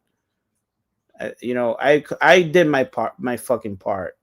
And dude, like the money that had to be spent for my grandmother, it was incredible. You know what I mean? Never in the history of Orthodox that this shit happened in New York City. It's uncommon where like fucking we had to wait 7 months. That's you know what I mean. I hope that makes sense, Orthodox. No, I understand. I get it. You know what I mean? And the money that we spend, and then my dad was able to, rest. My dad was able to then, but a constant argument is it was a battlefield with my family. Oh, my cousin was just like, you know what? I just want this to put the rest. And like, I'm like, you know what? Fuck you. I'm gonna do everything I can for my grandmother. It was like that. It was like, can you believe that, Orthodox? I'm fighting with my own family. Oh yeah, no, because so when my grandfather died when I was 14, he was my step grandfather, but I was his favorite grandchild, even out of his biological ones, right? And I was the firstborn male in my family. And I was like, me and him would do all kind of shit. Like it pissed off his biological children because of the stuff he would take me to go out and do. Like I was fishing on. I was because of him. Like he's the reason that I have a healthy love for the Second Amendment. Maybe even an unhealthy love for the Second Amendment because I was like the first time I ever shot a shotgun, like a gun in general, was when I was 4 years old, and he let me shoot a 10 gauge or not a 10 gauge, a 12 gauge shotgun, and like I literally got knocked on my ass. And when my reaction to getting knocked on my ass was then me begging to shoot the 10 gauge shotgun because it was bigger. So like he was like, no, you'll hurt yourself. And like I grew up shooting guns, hunting, being on boats and fishing because he was quite wealthy. And I just miss him. But when he I say that to say this, when he passed, people were so fucking greedy with his money. Like his daughters and his adopted kids. Oh, His they come wife, out of the they all woodwork. fought. Yeah, Yeah. they all fought. They fought. They demanded things. They disregarded his will. They stole from my grandma. Like his kids stole from my grandma to get his shit. So Yeah, that's the thing. And it's like, oh fuck. So you know what? At least I know that is. I guess as fucked up as it sounds, I guess is normal, right? I don't know if that makes sense because like it's just it's fucked up, Perfect and it's sense. like I'm not the Perfect only sense. one. You know what I mean? Like because I got it. It was a horrible, constant arguments, constant like you know what I mean. And then like a lot of the things, my grandmother had like compasses from 1937 that got stolen. My grandmother, oh my god, I even have fucking. My grandmother had like pictures of her, which is I was able to recover a lot of things. That's the thing. You know what? Like Orthodox, like that's the thing. If you have a dysfunctional family, and I say that in general, like even me, for me, and it, I don't know if that makes sense. It's not dysfunctional. It's just like people are just so fucking selfish. They just nitpicking on every fucking shit that they could take. Yeah, Yep. they want what they want, what they didn't earn. Yeah, exactly. And I've I was just I didn't knew like to be honest with Orthodox, I didn't know what family really. I thought that I had this illusion that it was just like I mean, not don't get Like me wrong. like the Waltons. Yeah, yeah, exactly. That homebody, feel good, loving family thing. Yeah, yeah. And it's up to when you're no longer here, and then that's when you realize that um and it's one of the hardest things, and one of the I've learned to accept it though. You Well, don't it's mean life. shit by the end of the day. I'm sorry. Go ahead, Chuck. No, I'm just saying it's life, and you can't control how other people think or feel. But you can tell them they're stupid. You're stupid. I was born stupid. What's your excuse?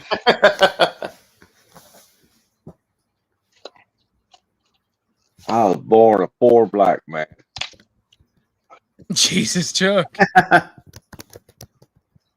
That's out of the. This is why people think you're racist, Chuck. It's out of that Steve. What's his name? The comedian. Oh, damn. Oh, yeah. I hate that. The comedian that played the banjo. First name's Steve, and I can't remember his last name now. Damn it. Harvey? No. He played in that movie where he was born. He thought he was born into a black family. Steve Martin. Steve Martin. Oh, Steve Martin. Oh yeah. Yeah. What was the name of that movie? It's an old one. Steve Martin. He used to be. He's always doing movie with. Remember the Three Amigos? Mm-hmm. That was him. That was him. It's Steve Martin and I'm sorry, I keep forgetting names. Martin Short. Martin Short. Martin Short is so Steve Martin and Martin Short's. They also The made Jerk. a movie. Yeah. The Jerk was the name of the movie. Yeah. I will smite you, Tucker. I swear to God. He just did that thing all puppies do. Like I didn't realize my shorts were slightly down, and he just fucking gave me the wet nose. And then he went back for seconds as I tried to pull my pants up. No need to buy toilet paper, is there? No, bro. It's not even like it's the butt crack or the butthole. He just does it to the small of the back, and his nose is always wet. And I'm just like, all dogs do it. That wet nose. He's my good boy. He's a sport, like, bro. This dog chose me out of everybody when I was picking it. When I was like looking at the puppies, like he would not leave me alone. he's a little fat boy, so when food was down, he ran off to eat. But as soon as he was done, got his fill, he came right back and would not leave me alone until I picked him up. And when I leave home, if I go run to the store at night, bro, he whines like a motherfucker. He does not like when I leave. Do you cage him up or let him run free? I let my boy run free. Ain't even gonna lie to you, That's Chuck. good. Just let him run. That's why I got the shot collar, because like I go outside and I'll let him play. I'll even play with him, but I don't want him to go to that road because I don't want him to get hit by a car. And once I was walking him, and I don't know, and I didn't know, and it's just the cheaper option. I don't even like having the shot collar. Like I accidentally hit him twice. Once when I put it on, and I didn't realize it was charged up. And he jolted, and it made me feel like shit. And then when I didn't know exactly which buttons were which, and oh boy, I tried to hit the beep beep beep button to let him know that he's wrong, and then I hit him. But I mean, I hit him with the shock button again, and it made me feel like shit as well. He knows he's loved. He knows he's loved though, and he knows what the beeps mean. And like he listens good. As is, but occasionally if he sees a cat or something he wants, he's gonna go over there after it. And it's not even that he wants to hurt the cat, he just wants to go lick it and like mess with it. Chasing cars too. So I have yet to see him try to do it when he's not on the leash and we're not walking. So I don't know if he thought the car was trying to hurt me and him, so he tried to go after it. But he did attempt to chase after it when I was walking him. Like he turned towards the car and went after it, and I had to yank his leash. So That's I got this blue healer. The car as it's approaching, he'll try to hide, like a little baby, but once it passed, he wants to break neck to chase the damn thing down the road. See, Tucker gets out of the way, but as soon as it gets close to us, he's like, he don't even growl. He just tries to go at it. He wants a piece of that. Yeah, and like Tucker, he loves to fight, and I don't mean that like he wants to hurt something. Like he has an unboundless. Well, I do mean play, but I do think that once he gets older, he's going to be very territorial. Not in a bad way, but like in a this is mine. If you try to take it from me, I'm gonna bite you. Because might as well make you a bed in the floor then, because that's where you'll end up. He'll kick you out of bed. He knows what it is. He likes to play with me, but like my friend's Lab will come over, and he's kind of an old man dog. Like he's reaching the ends of life, but he's really chill and a good dog. But he's a dominant dog. Right, he don't like getting fucked with by a puppy, so he'll growl at him. Just leave me be, yeah, and he'll growl at him and he'll nip at him. Sometimes he'll play with him, and like Tucker loves him and my best friend to death. Like he knows that they're friends, so when they're over, he's got even more energy than normal. Right. And he does not sit and chill out. Like I literally have to go lay down on the couch and pet him for him to even just settle down and go to sleep when they're. Oh, he gets excited, yeah. Yeah, and like he just goes really, really, really, really hard. He loves Midnight to death, and he loves my friend to death. Like the only other person that he'll listen to is my best friend, and the only time he doesn't listen to my best friend is when I say something. Stop. he did. I stopped petting him, and he put them fucking paws on me. He's putting the paws on my leg. And was like, paws, hell, them things ought to be registered as big as they are. Yeah, he does got some big ass paws. And my homie's like, bro, he's gonna be big. Don't you chew that. Don't you chew that up. Get it out.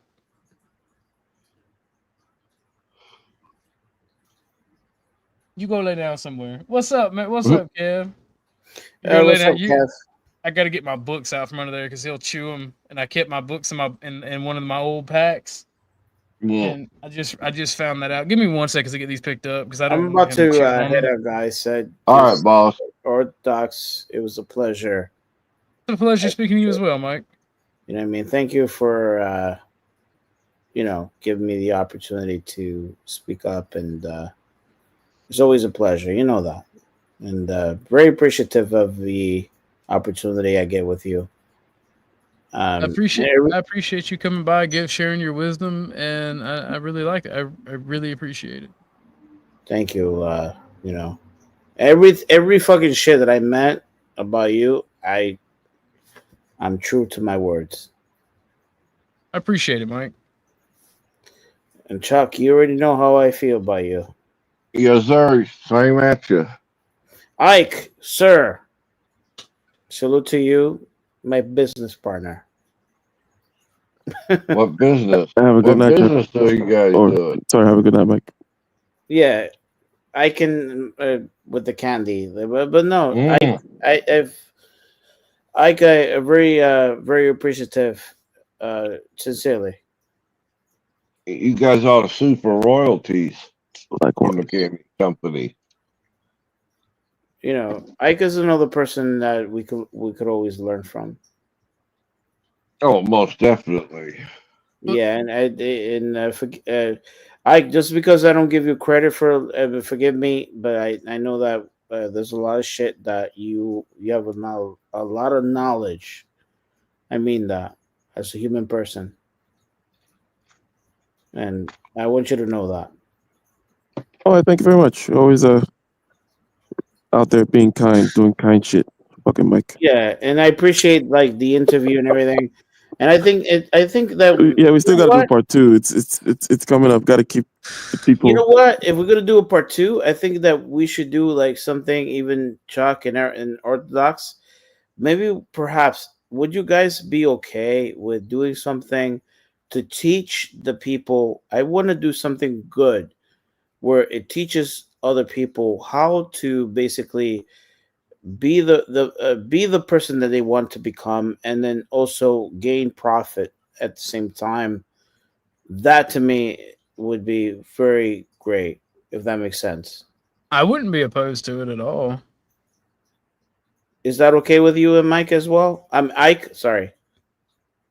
Yeah, You that like makes perfect sense. you Yeah. Orthodox agrees. I think Chuck would agree. Like we could actually like have more of a educational, like when Flo did the uh psycho cybernetics, I was explaining everything back to back psycho cybernetics, and a lot of people loved it.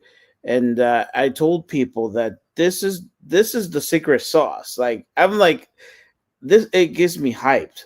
I'm like this could be a potential for you guys, and obviously it could change your life. And obviously it's not very that simple, but it comes with practice.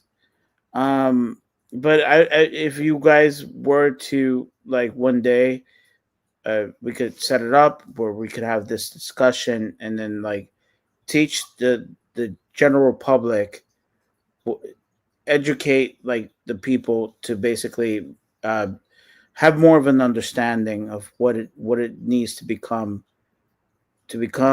an entrepreneur, um, or have more of a educational background in terms of like what needs to be done to become the person that they want to become. I think that is a wonderful idea, but I have no place doing that because I have no idea myself, and I would love that for an educational purpose for myself, even if that's selfish. It could be in Um, your platform, by the way, Orthodox. I wouldn't. I don't. I you see. Most people charge for this shit. I don't give a fuck. I don't want to charge anyone. I just wish. I just want Based. people to, like, it would be nice for me to. Well, not nice for me. I.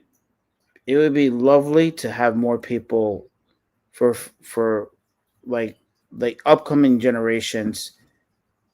I don't want to sound like Chuck. I'm not like old as Chuck. I'm just saying that. Damn. Sorry.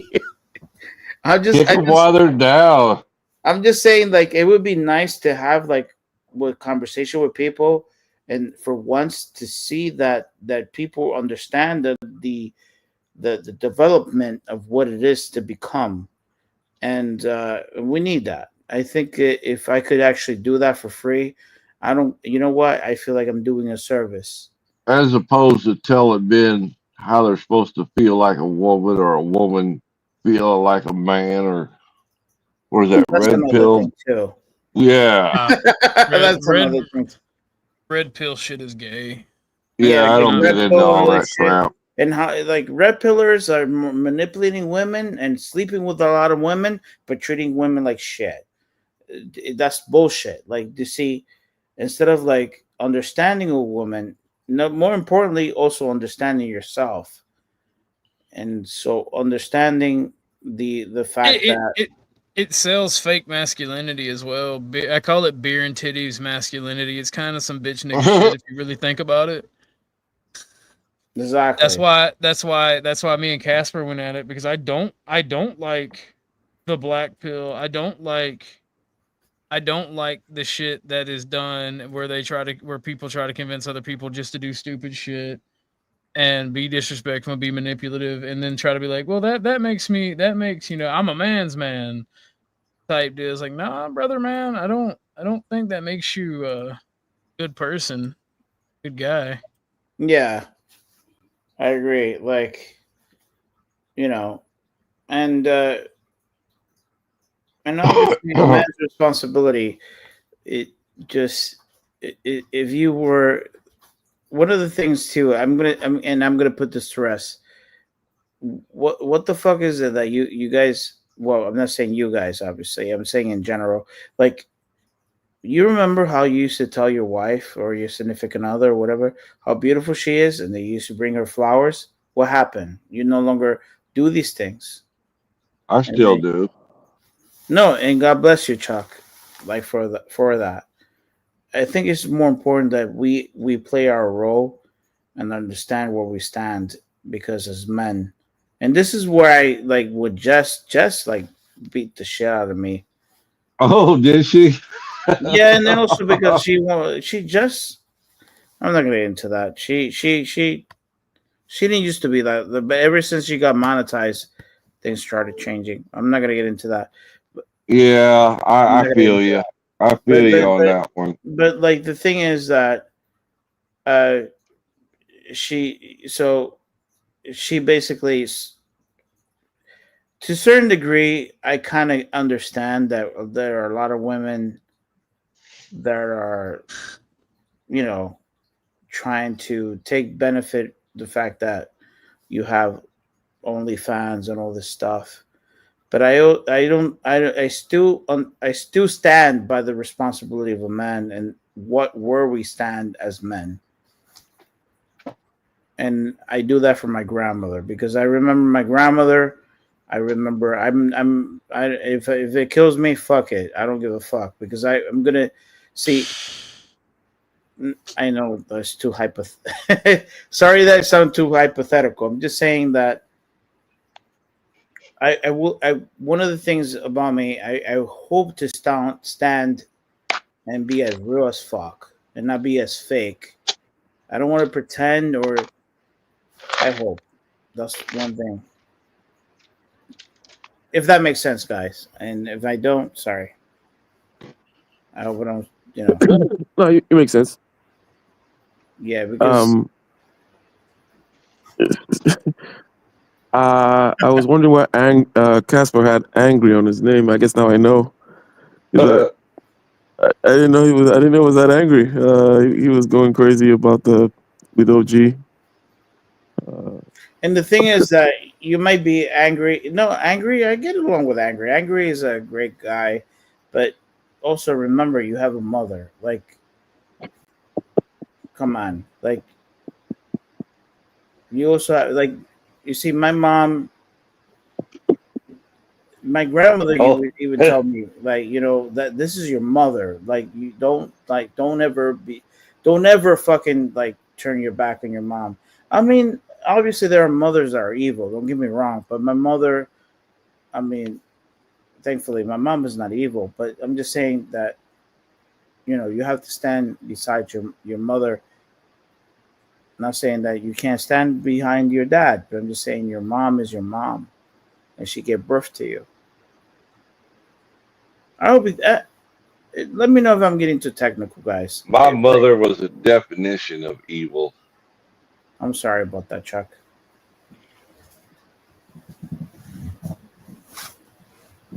But it all made me the man that I am today. In Orthodox, I'm sorry if I'm, going too far. Listen. I'm not fucking Jesus Christ. Okay. What? You're not Jack? Come on, Jack. Or I maybe used to be a Paul. man trapped in a woman's body, Whoa. and then I was born. The good one. Good one.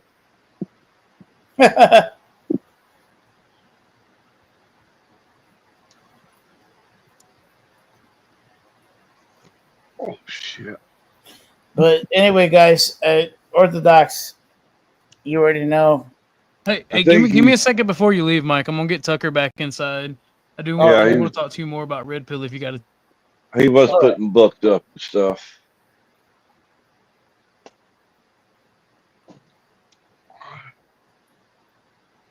Red pill, blue pill, Yeah, black it was pill. just basically created because, to a certain degree, I kind of understand how it became to be.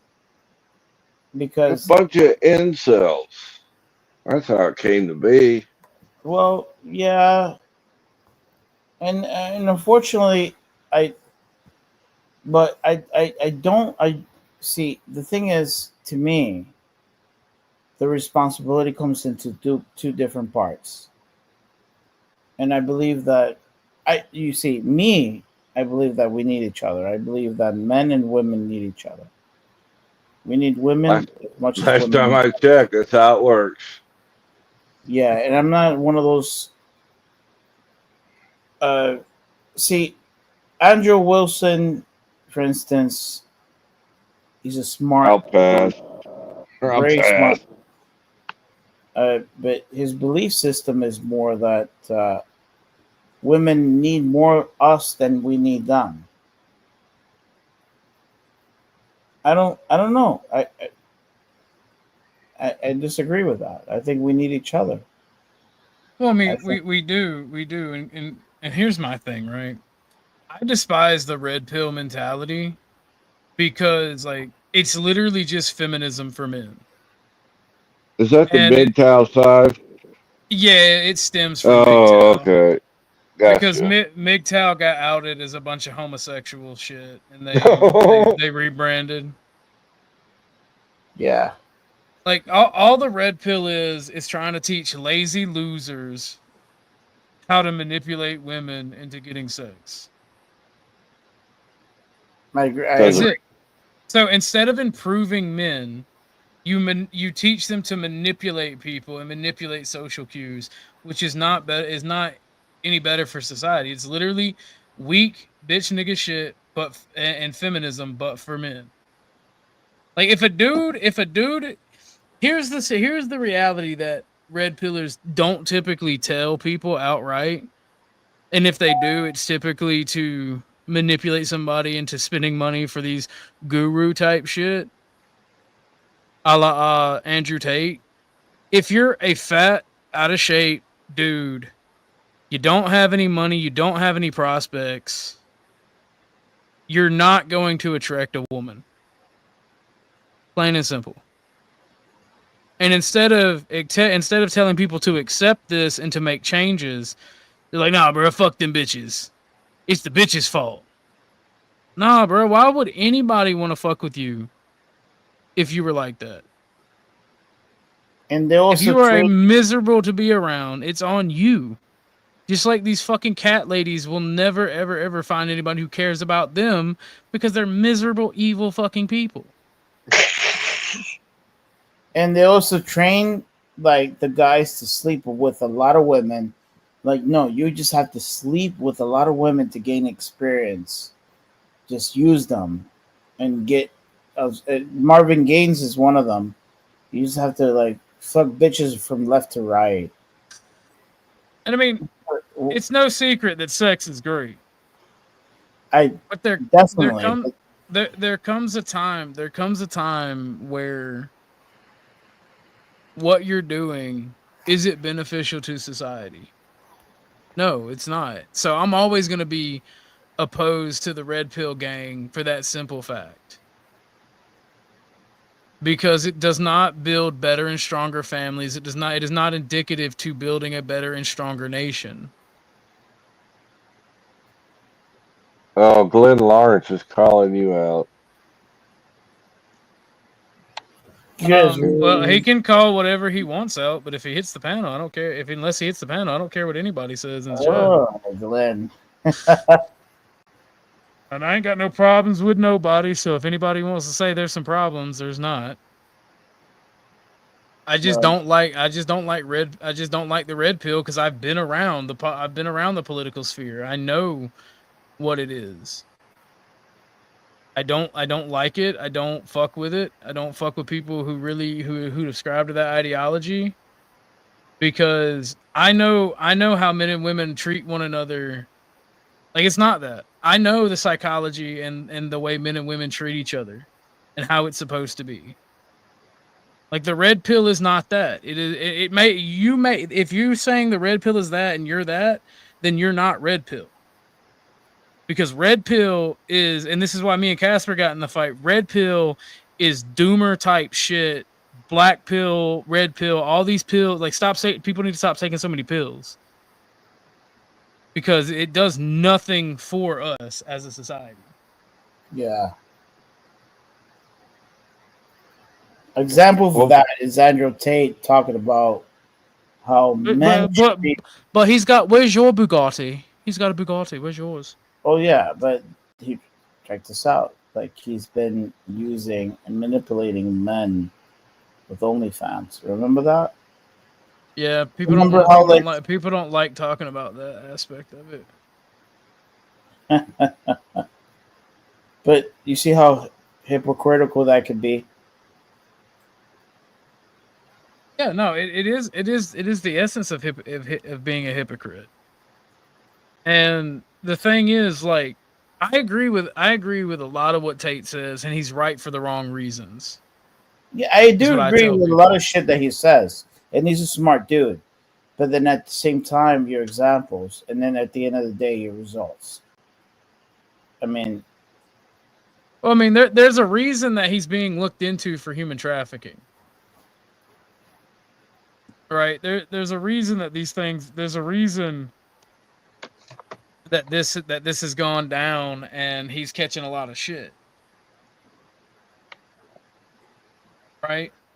And again, like, the need, and even if you want to look at the red pillars that are genuine and try to be good guys, right? The thing about it is, like, what do you wind up doing by doing your red pill stuff? Like, because there is a need for masculine spaces where men can have these areas in which they could be men with the absence of women, because those have been systematically destroyed time and time again. Men can't even play football with one another in school without the potential of a young girl being there and wanting to be a part. And there's just some things where young boys need to be separate. And I'm gonna say this, and I don't give a shit. I want the full support. If it was up to me, like, I want my full support of my wife. Nothing more beautiful. Listen, nothing more, like, the other day, like, even Flo I mentioned this, and I told Flo in front of Mitch. I got a little jealous, but not in a bad way. Like, Katie cooked 2 cheeseburger with mashed potatoes, and he was streaming. Nothing more beautiful than having that companionship when you have that partnership. Nothing more beautiful than having a best friend next to you. All Absolutely. This bullshit. And if you can't communicate with your significant other, and you can't be a team player, and you can't, I want my wife to, I hope to, like, to I haven't been blessed yet in this perspective, but if I if I could be blessed, I hope that I could have my best friend that she could fucking tell me anything. We could have a simple conversation, and we could actually plan shit together. That's just my dream, but I don't know. Overall, that's just what it is. And all this bullshit with the black pillar, all this, red pillar, fuck that shit. You know what I mean? Like, I just want something very simplistic and have a partnership with my significant other.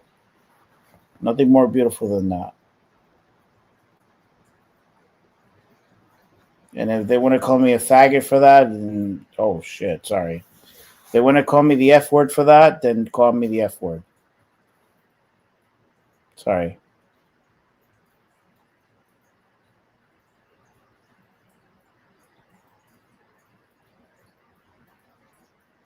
That's just some good old fashioned principles, Mike. Yeah, we're Nothing, not a thing wrong with it either.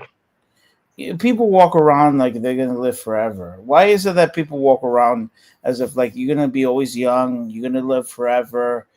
Like what what is it with people? Like you think you're gonna live forever? You think that you what is it? You think you're not gonna grow old? Hello, dude, you're gonna die someday. What are you Yeah, doing with your personal you'll be life? an OnlyFans model one day, and the next day you're gonna be grandma, Yeah, aged out. and whatever you basically do for the next 5 years to this day is what determines your outcome of your future. Oh, most definitely. Not always easy, but life wasn't meant to be easy. I don't think completely. Exactly. If it would have been easy, Chuck, everybody would be doing that. We all have our tragic moments. We all have our experiences. We have our learning experiences. This is what we call life. But what exactly do you think that you what shit, man? I'm not gonna if I get onto this, we're never gonna go to sleep. I'm never gonna like the mistake that people do is that they don't ask themselves, what the fuck do I want in my life? Most people are so fucking vague. Or they say, I want to be happy, but what is happiness to you? I don't know. All I want is happiness. But no. You have to basically be explicit in terms of what your determination of happiness, what exactly it means.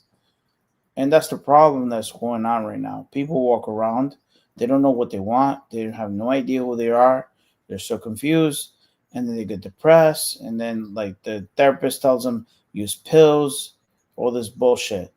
And the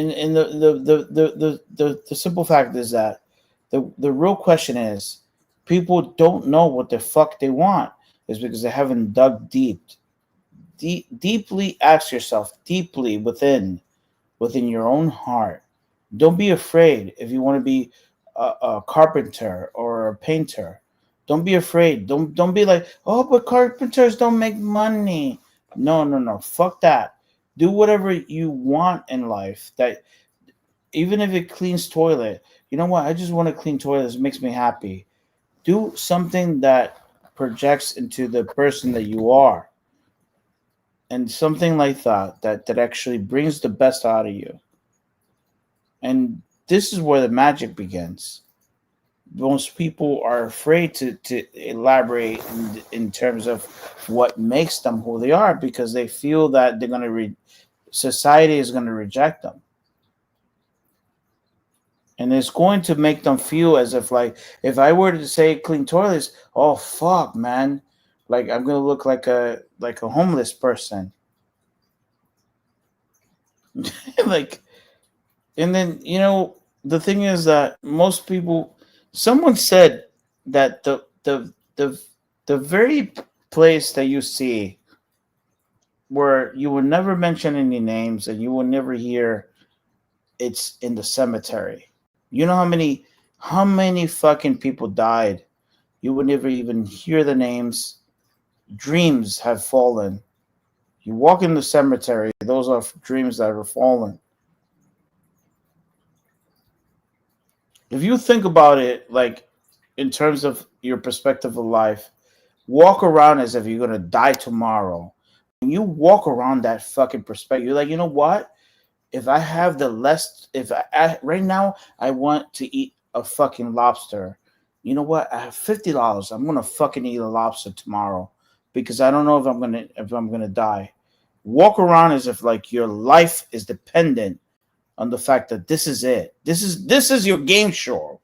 This is it, motherfucker. Like this is it. There's no other way. There's no tomorrow because this is today. You know what I mean? And if we have the blessings to make it like, forgive me with all due respect, Chuck, like if we could make it to Chuck age, then you need it. Most people Then you've done something. that age. Like, with all due respect, Chuck, you know I love you, but what like have the understanding that this is your game show. What the fuck am I doing? Don't let the outside world control your thoughts. Think about it to this perspective of as if like this is what you want, and then question the things that you truly want within your own self and your own heart. Don't be afraid. I know. I get it. Fuck, I get it. It's not easy. I know. I get it. And I'm not making it seem like it's a walk in the park, but really like fucking question within yourself. What exactly do you want? And don't be afraid. Because this is your game show. Because this is it. It's game time. Because when you die, that's it. It's over. Sorry, I went too far. That's a fact. Orthodox. I went too far, man. Sorry. I think Orthodox fell over. Orthodox probably fell asleep. He's like, oh, this, yeah.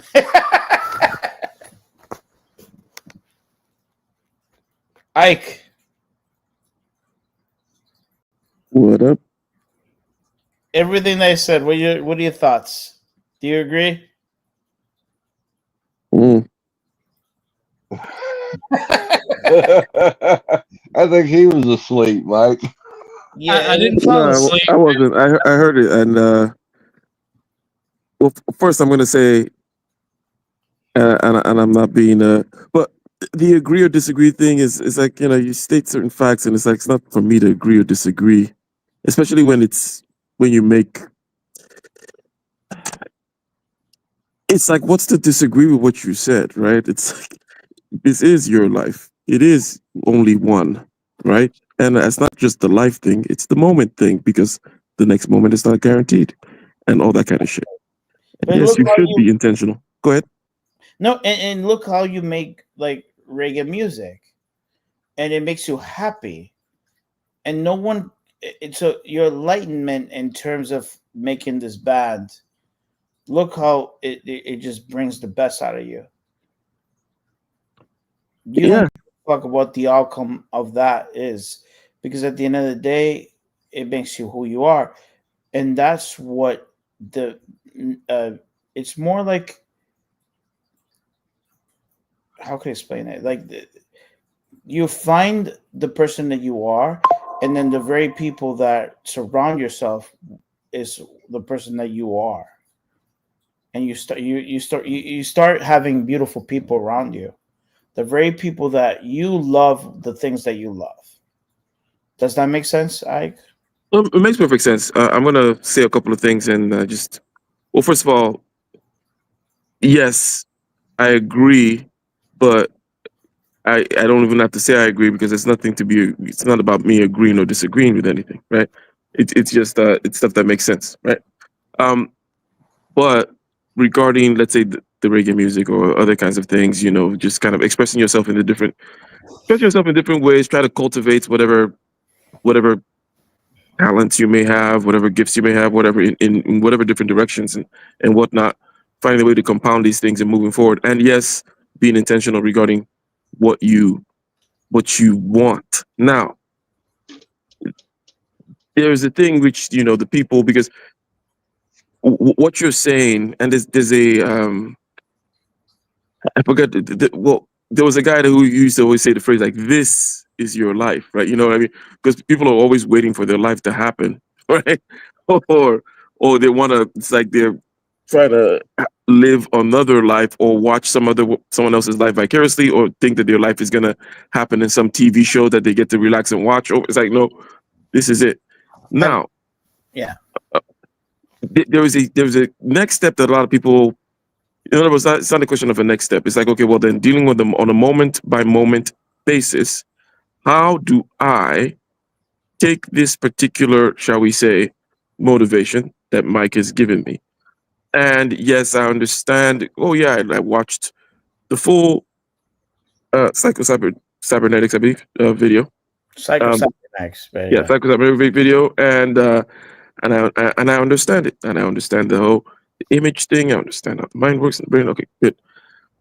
But then they get stuck in the continuity aspect, just like everything else. It's like whether it's like working out or whatever kind of discipline people need to enact, they get stuck in the follow through, right? And this aspect of follow through in this particular case here is actually facing the fears, whatever it is, because you said something that is super common sense. Whatever it is that is making the person not follow that common sense typically is described as fear, right? And it is fear. The fear of this, the fear of that, the whatever that. Like you mentioned some of them, for example, like what will people think of me, for example, in terms of you being intentional with regards to what you want. And then there is that thing, and I'm just gonna say one thing there with regards to that fear, right? Now there is a practical aspect to this, like minute by minute, or shall I say, exercises that you can do to develop the capacities. But what people have to realize when there's like, oh well, but how about all this? It seems so heavy and significant and da da da da. But all you ever have is that moment, and the moment is only made up of voices and images in your head and feelings in your body, right?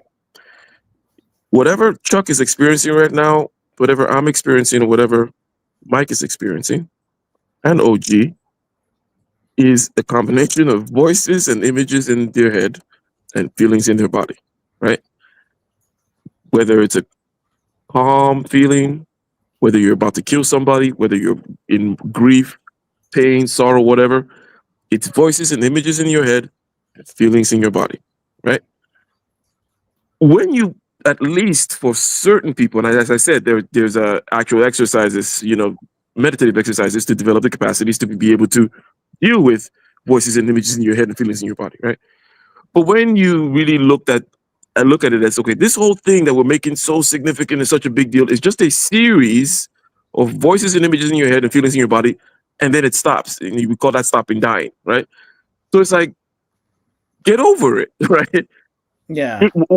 What you're gonna face tomorrow, like, oh my God, what if I go over there? Guess what? It's gonna be just voices and images in your head and feelings in your body, right? It's not the fucking dragon coming from the sky or what. It's none of that is gonna happen. Trust me. With regards to the fears, right? With regards to the fears that people need to face with themselves, it's not Zeus hitting you with a lightning bolt. That shit is not gonna happen. It's voices and images in your head, and feelings in your body. I just wanted to add that part. Yeah. This was created basically what we call paradigm. This was created basically of your environment. It could be your parents. Who knows? We're not going to overanalyze where this paradigm was created, because the creation of that was the concept of, if I were to make so much money, oh fuck, I have to fight Mount Everest. Oh wait, I have to kill cousin Eddie in order for me to get rich. This is the creation of what the world has been. It could be TV, it could be a lot of things. I'm not going to get into that because I'm going to end the night soon. But here's the thing: how could I forget his name?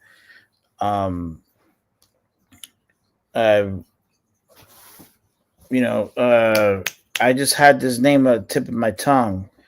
Um, you know, he said the character he said that I'm gonna. He said we're walking like the blind man, as if like we're expecting to be in the corner, and someone walking and be like, "Let me just hold your hand and walk you." And then Flo actually very Flo also read about the character. Uh, uh, Fuck, how could I forget his name? Um, people are just like the blind man, expecting for someone to basically walk you and save you in the process. And it's it's just ridiculous. No one is coming to save you, and no one absolutely gives a shit about you, and don't expect anyone to care. You have to care for yourself. I think that me and Orthodox and Ike and even Chuck, I think we should do something. I will be willing to this for. I will be happy to do this for free.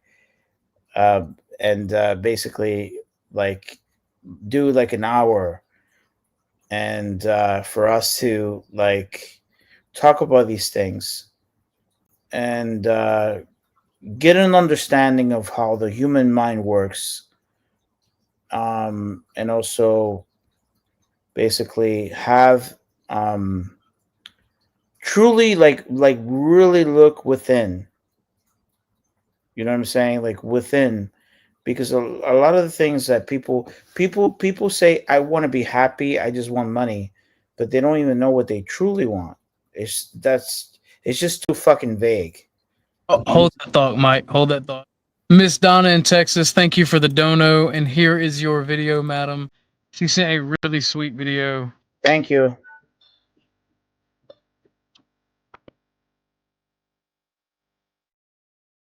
That's cute.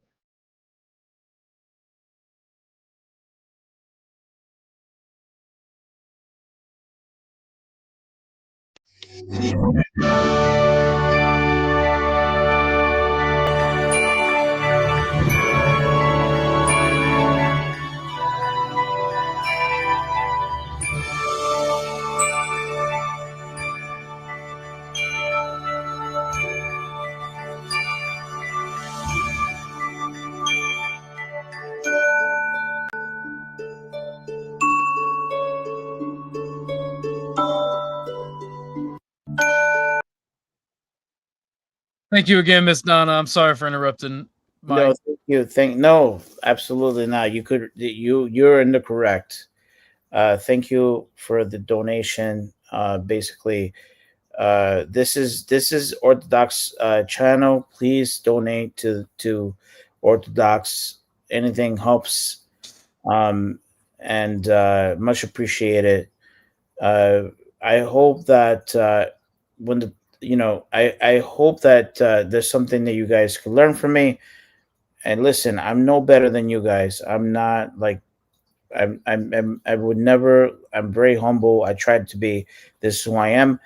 I'm just sharing my personal experiences. Guys, look at my results. At the end of the day, look at my results. That's all you need to know. My results is what speaks for itself. The results. It's not like I'm fucking got thank God. I don't know what the tomorrow is. So guys, I have my property. I'm doing great. Like money's coming in. I have $3,000 coming in tomorrow. See, look at the results. It's the results that speaks for itself. Don't at at the end of the day, the tongue doesn't. The tongue is weighs practically nothing, but doesn't mean shit. Like look at the results. I'm trying to basically enlighten you guys into believing that the fact that you are have the capability to have the things that you want, but you have to question these things. You have to look within.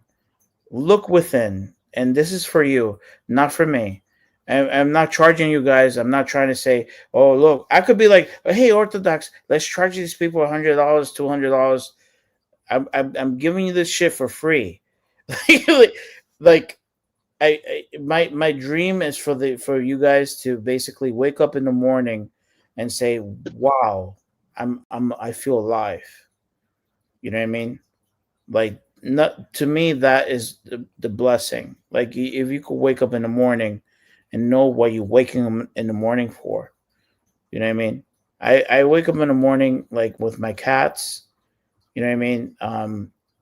And my life is amazing. You know what I mean? I'm about to do a trip soon. You know what I mean? I have different projects. I'm also developing another businesses online. You know, I don't like to share a couple of things to detail because I also I'm in fear that a lot of the people could be. Unfortunately, there's a lot of enemies in the. Wish it wasn't like that, but there are a lot of people that would do everything just to Jealousy causes the ugliness to come out of people, Mike. exactly. You know what I mean? So you know what I mean. Unfortunately, Chuck hit it in the right spot. You know what I mean? You know, and that's unfortunate. But I'm here to, you know, just share my experiences. It's up to you to take it or leave it. And you Well, know, then you get the ones that they got that self-centered fear of losing something they already got, or fear that they'll never be able to attain something they want. correct. If that makes any sense. No, that makes fucking perfect sense. You nailed it, Chuck. It's true. We just have so you see you have two things in life. You either going the right way or you going the wrong way. You're either happy or you're fucking sad. You're either in fear or you have faith. You have to make the choice. You've been programmed. You've been programmed because everything around you has been taught that when you were a kid, all the illusions and everything. I'm not gonna get into that too much, but we have to reprogram our thoughts and stuff like As that. long as you don't tell me Santa Claus ain't real. Well, some people think I'm Santa Claus, and I have to remind them that I'm not fucking fat. People just ask me, like, I get like Orthodox. Listen to this. Like, I've gotten people. No longer, I don't get that Orthodox. Like, I had people like from Flow before where they were hitting me on Discord, thinking that I have to like donate for them, give them money. You know what I mean? That doesn't happen. You know what I mean? Like, That's because you got something they don't. but it's just more like they're like, oh, but you're donating in your Flow's channel, but I'm like, but it's not the same. It's not like he's asking me for donate. Like, he's not like asking me for money.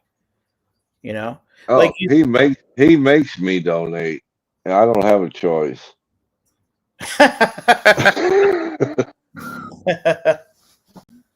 yeah, I'm but being funny. yeah, like I, but all in all like reality, like don't ever fucking like one of the things too that I want to say, like,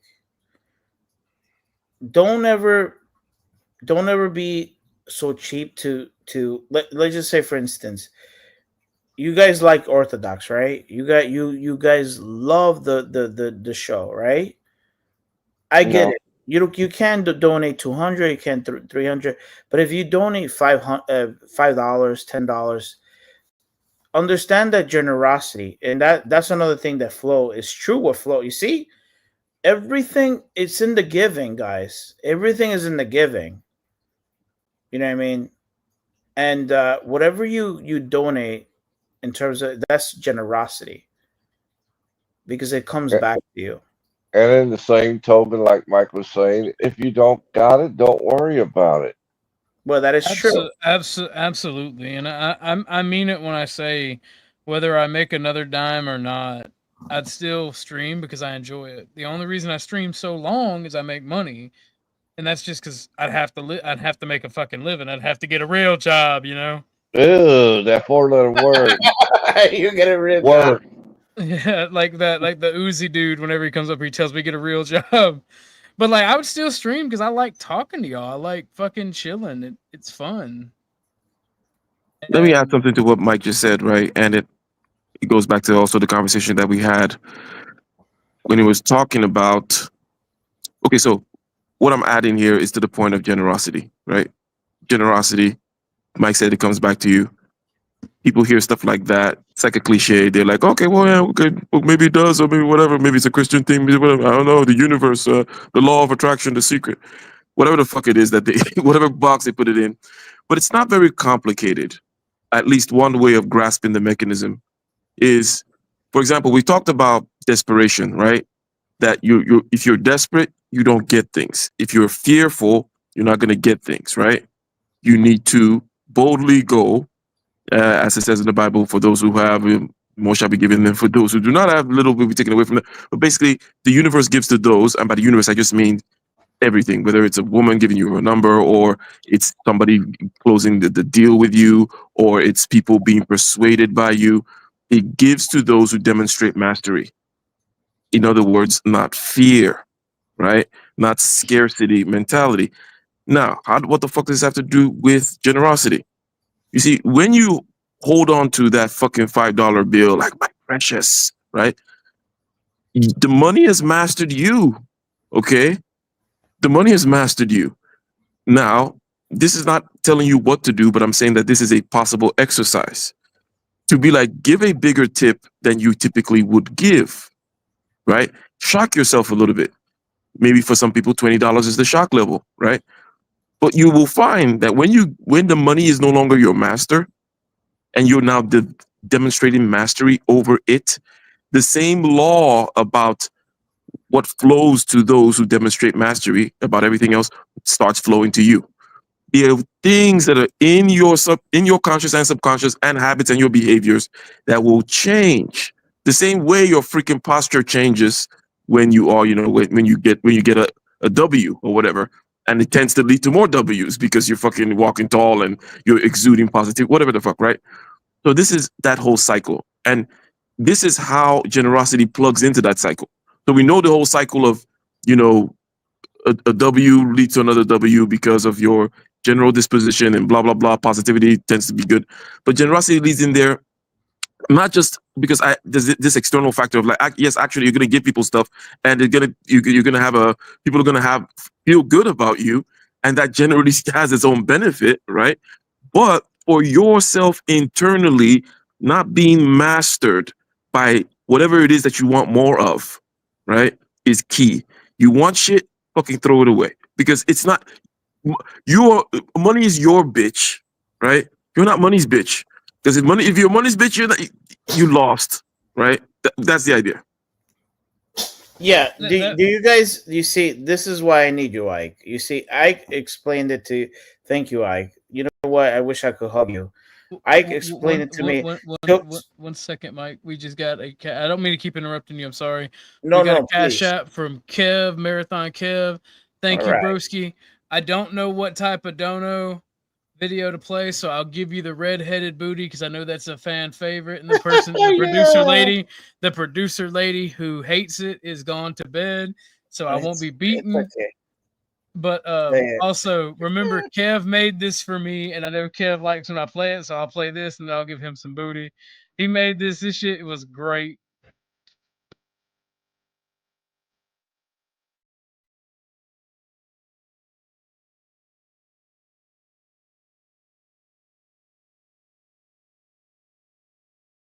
And I wasn't trying to take a griff break. The reason I played that is Kev's message says, "What's up, my nigga?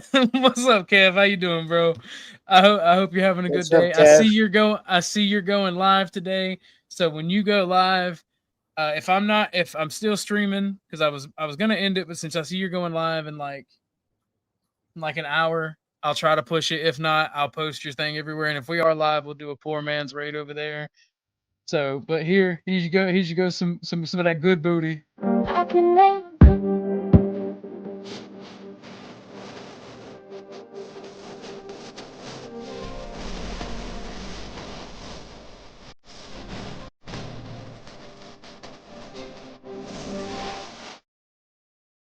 Yes.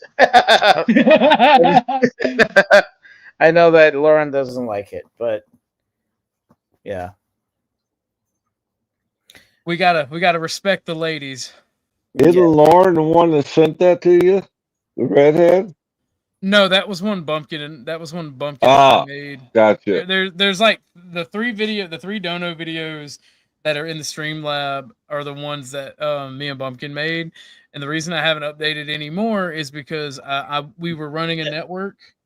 That is true, Kev. Lauren could smell the gonorrhea. Remember that? Yeah. Yo, she could smell the gonorrhea. Yeah. But So,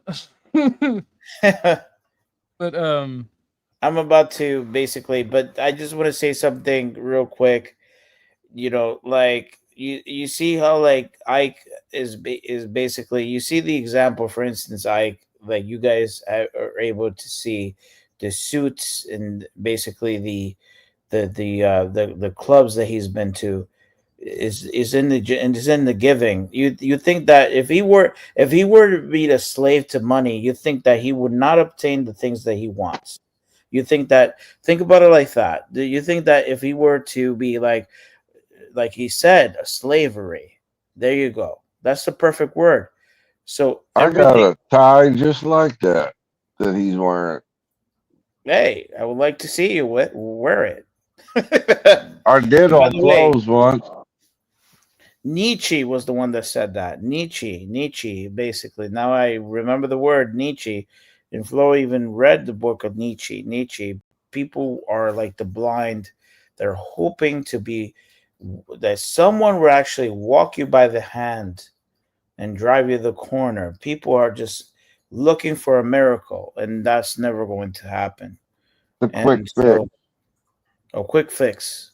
Correct. So, you know, Ike is a perfect example. Ike has his business. Ike is another person that he's living his life. So he's another example. You know, and if you see, we have to speak for results. It's not the words; it's results. The results is what speaks for itself. You know, yes, Nietzsche was a genius. Robert Dimita. Am I saying it correctly? I think so. Yes. So yeah, Nietzsche was a superb. He You know, dead. he's dead a long time ago. You know what I mean? He died. You know, but I think that Orthodox and Ike and the Chuck, I think that we should plan something. It doesn't have to be any, whatever you guys want. I'm just saying to kind of like have this discussion. Basically, I wouldn't mind like doing this for to teach. I don't mind. I don't want to make no money. However, I want Orthodox to make a lot of money. I'm good. My I don't need guys like, listen, you don't like, I fuck, man. I don't like to point this out. I I have $3,000 that's coming tomorrow.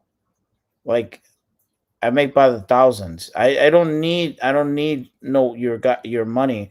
What I need you to understand is that I would love for you guys to wake up one morning and be like, you know what? Like, this is my life. Like, I feel more alive. Like, to me, that's if I could teach you without anything in return, to me, you see, generosity.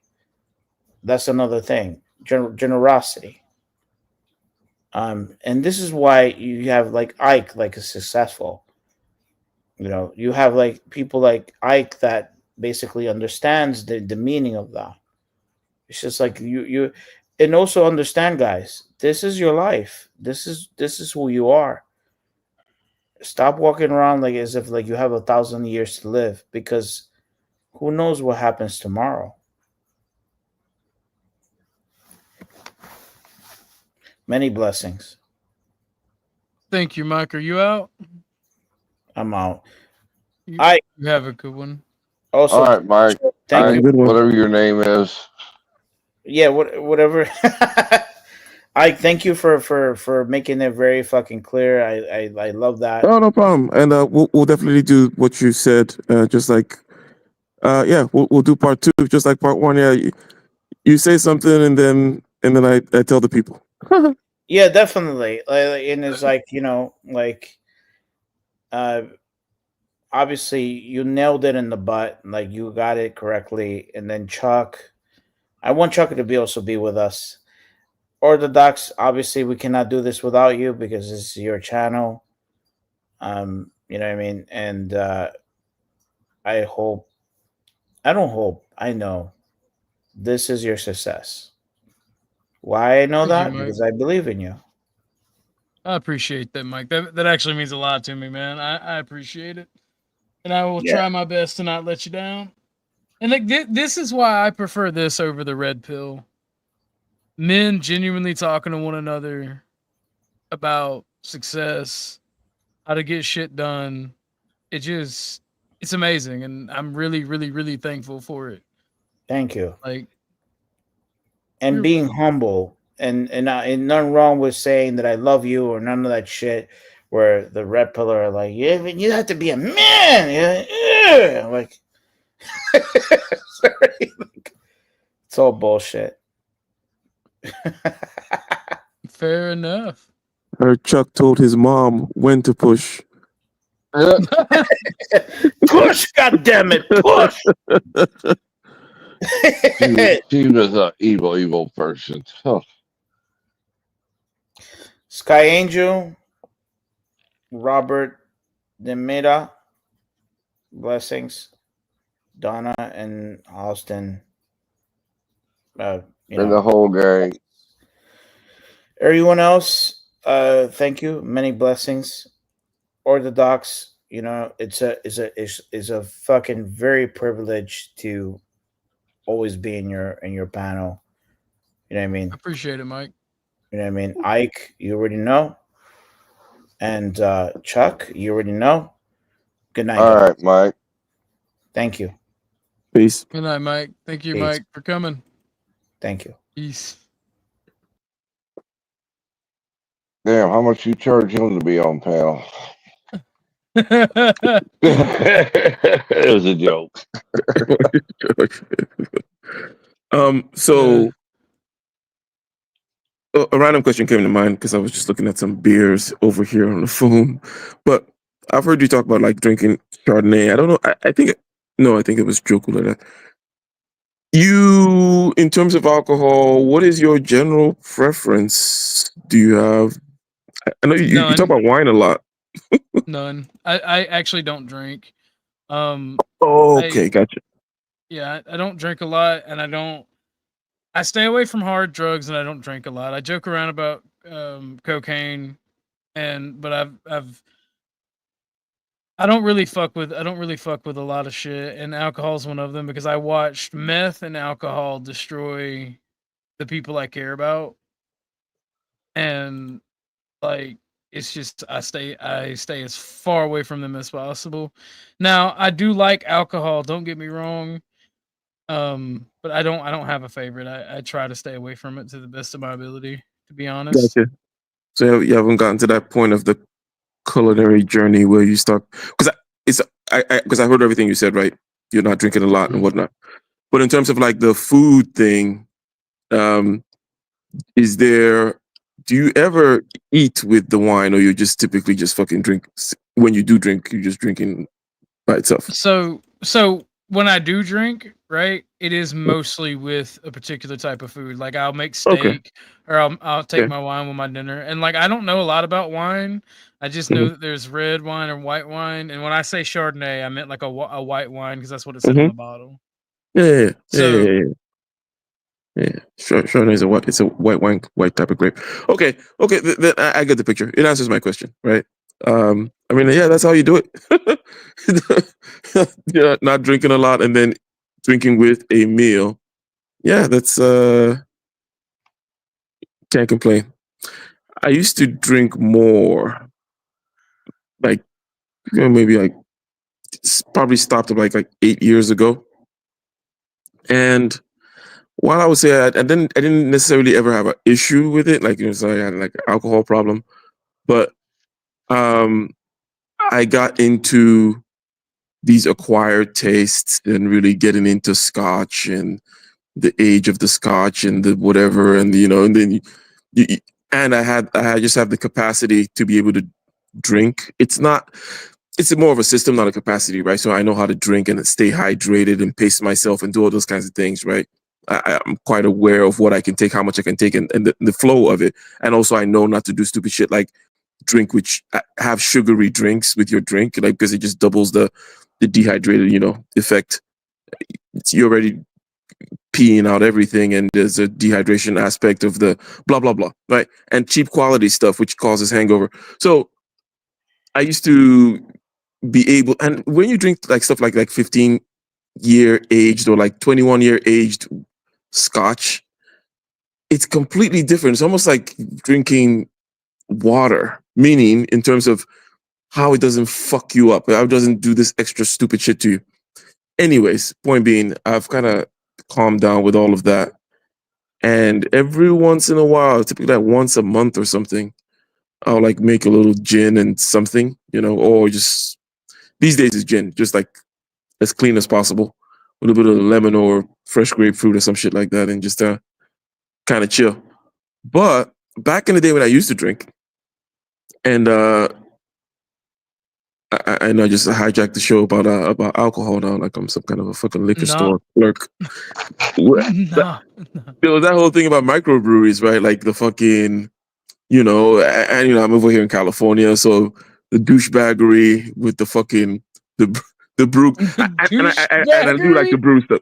No, I do like to be. You get what you brew, right? You make beer, right? Or you know how to do that stuff. I make moonshine. I get what you're talking about. Okay, got you. Yeah, but you know what I mean with the fucking bros and everything like that. Whether it's cigars or everything, there's a bro aspect to it, right? And you know how bros get.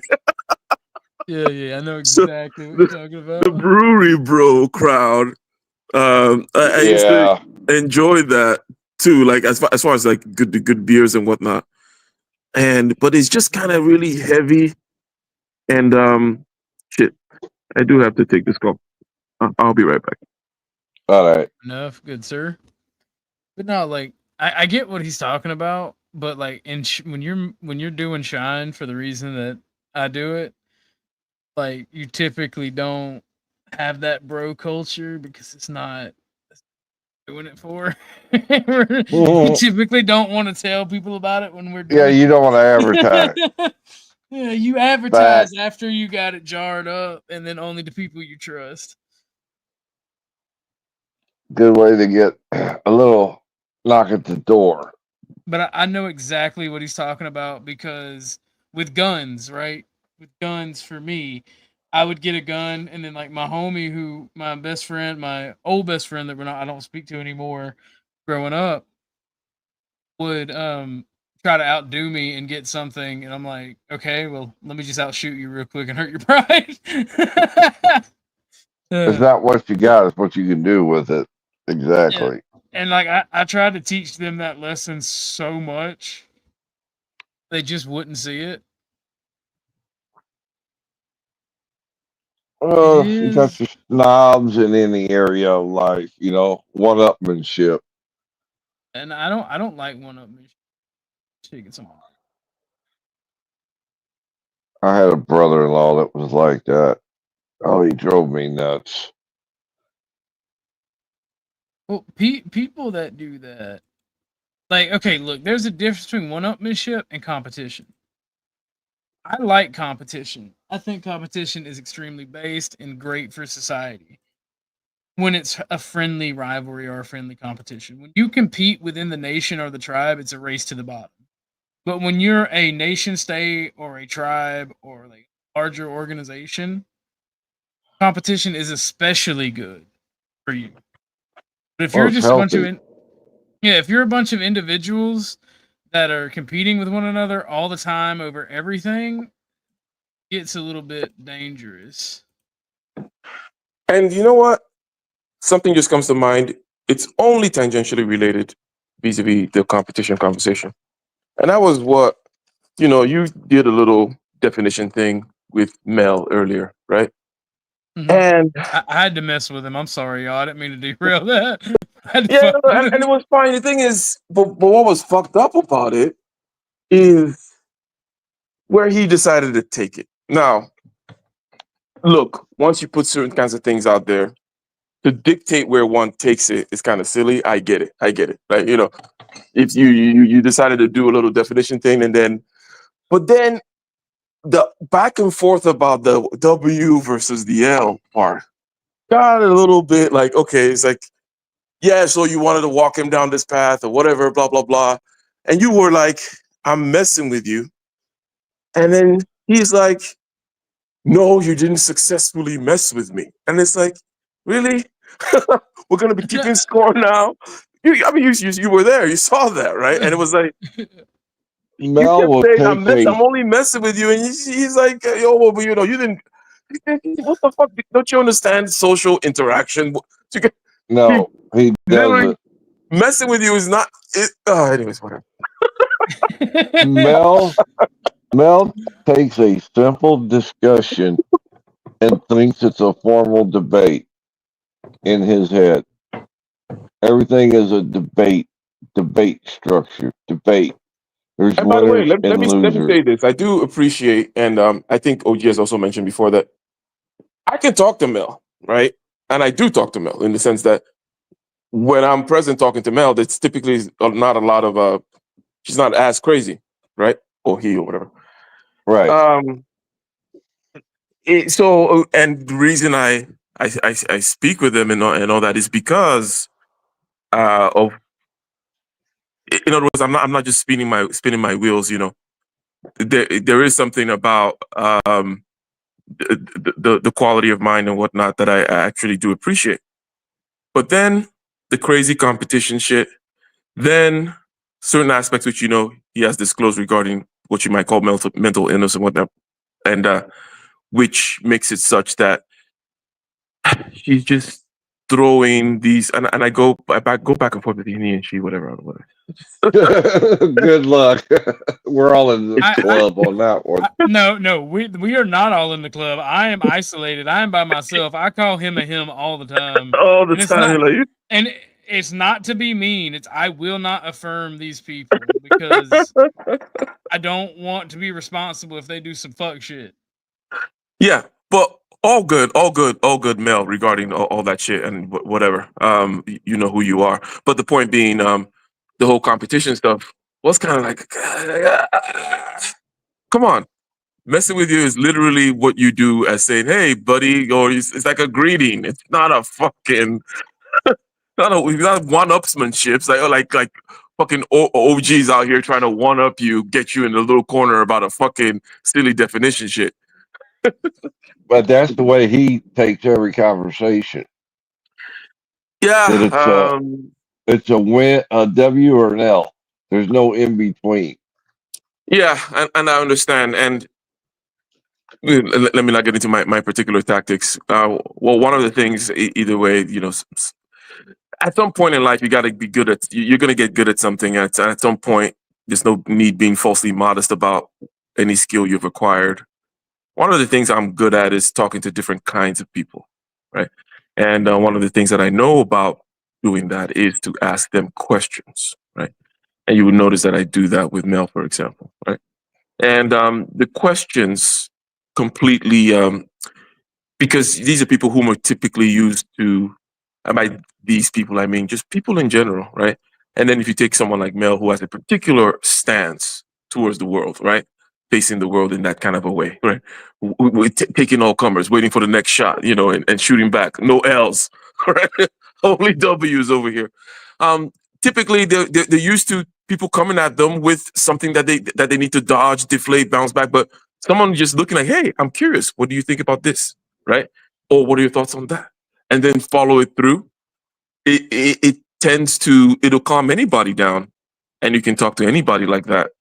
And I do it because I'm genuinely curious and, whatever, right? But I'm acutely aware that their ways. It's almost like you gotta. Now I'm giving away. I'm saying things regarding my tactics again, right? But fuck it, I'm already done. Already come this far, right?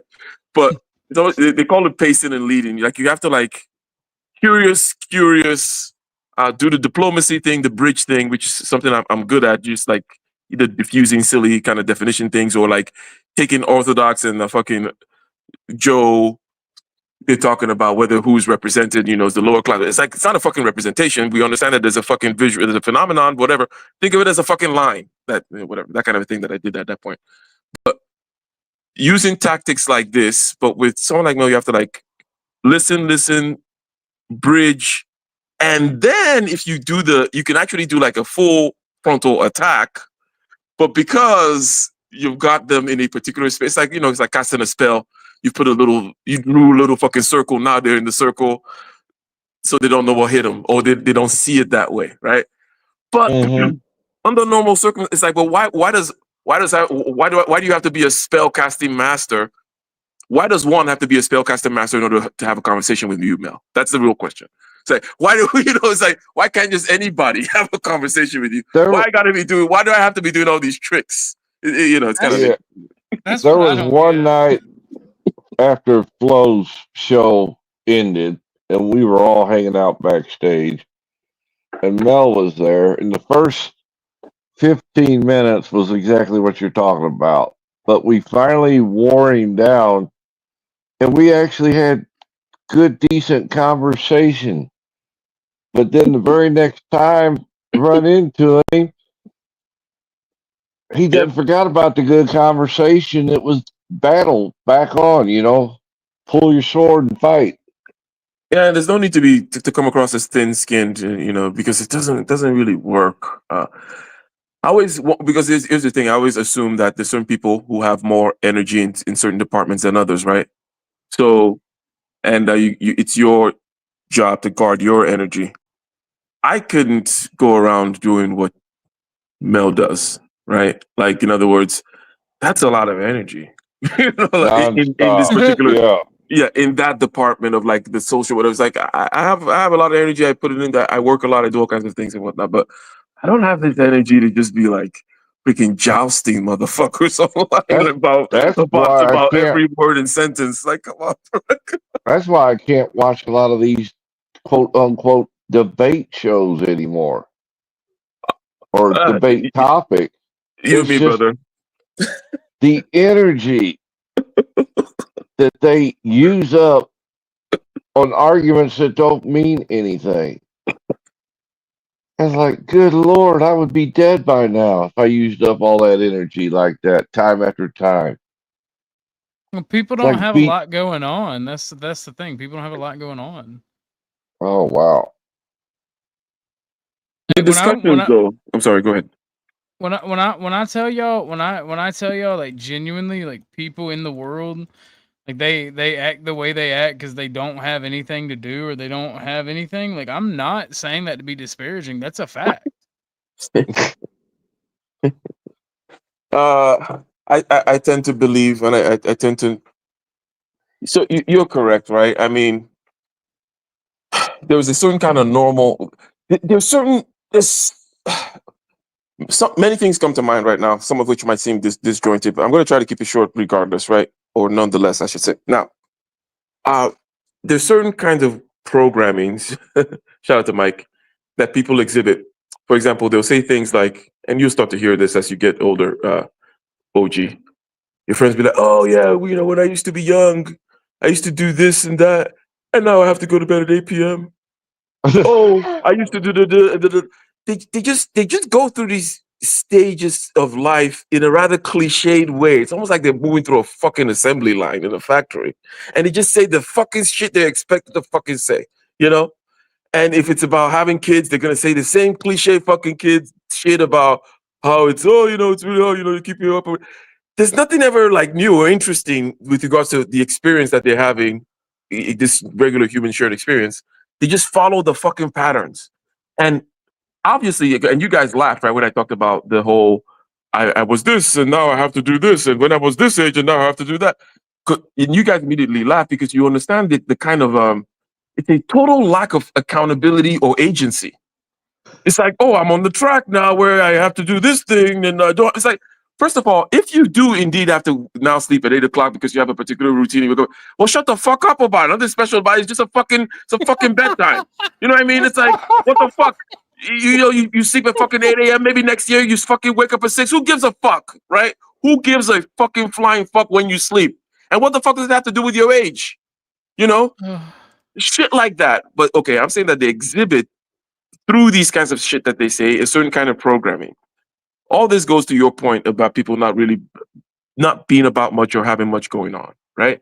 Because after they do their 9 to 5 stuff, and then they come in and they turn on the freaking idiot box, or maybe they go to YouTube, and then they drink the whatever they're supposed to drink, or then go to that weekend thing that they go to that place or whatever with the bar or the this or the that, from one level of anesthetization to another level, looking for dopamine hits and other ways of anesthetizing yourself, to just fucking dampen the fucking dissatisfaction and angst that will completely consume them if they were to be conscious for 2 seconds, right?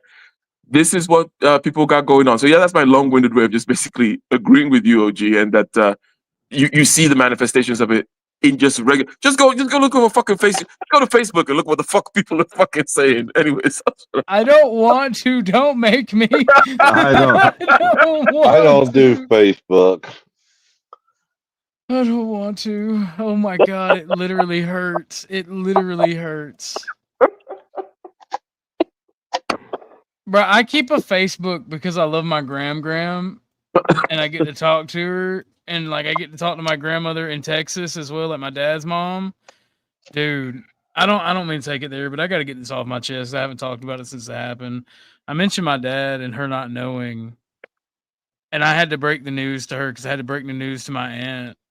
And like when I told her my dad was dead, the way she fucking wailed and cried. Now, was that her son? Yeah. Okay. It fucks with me even today. Like it gets hold to me. Like I didn't cry over my dad dying until like a couple months ago.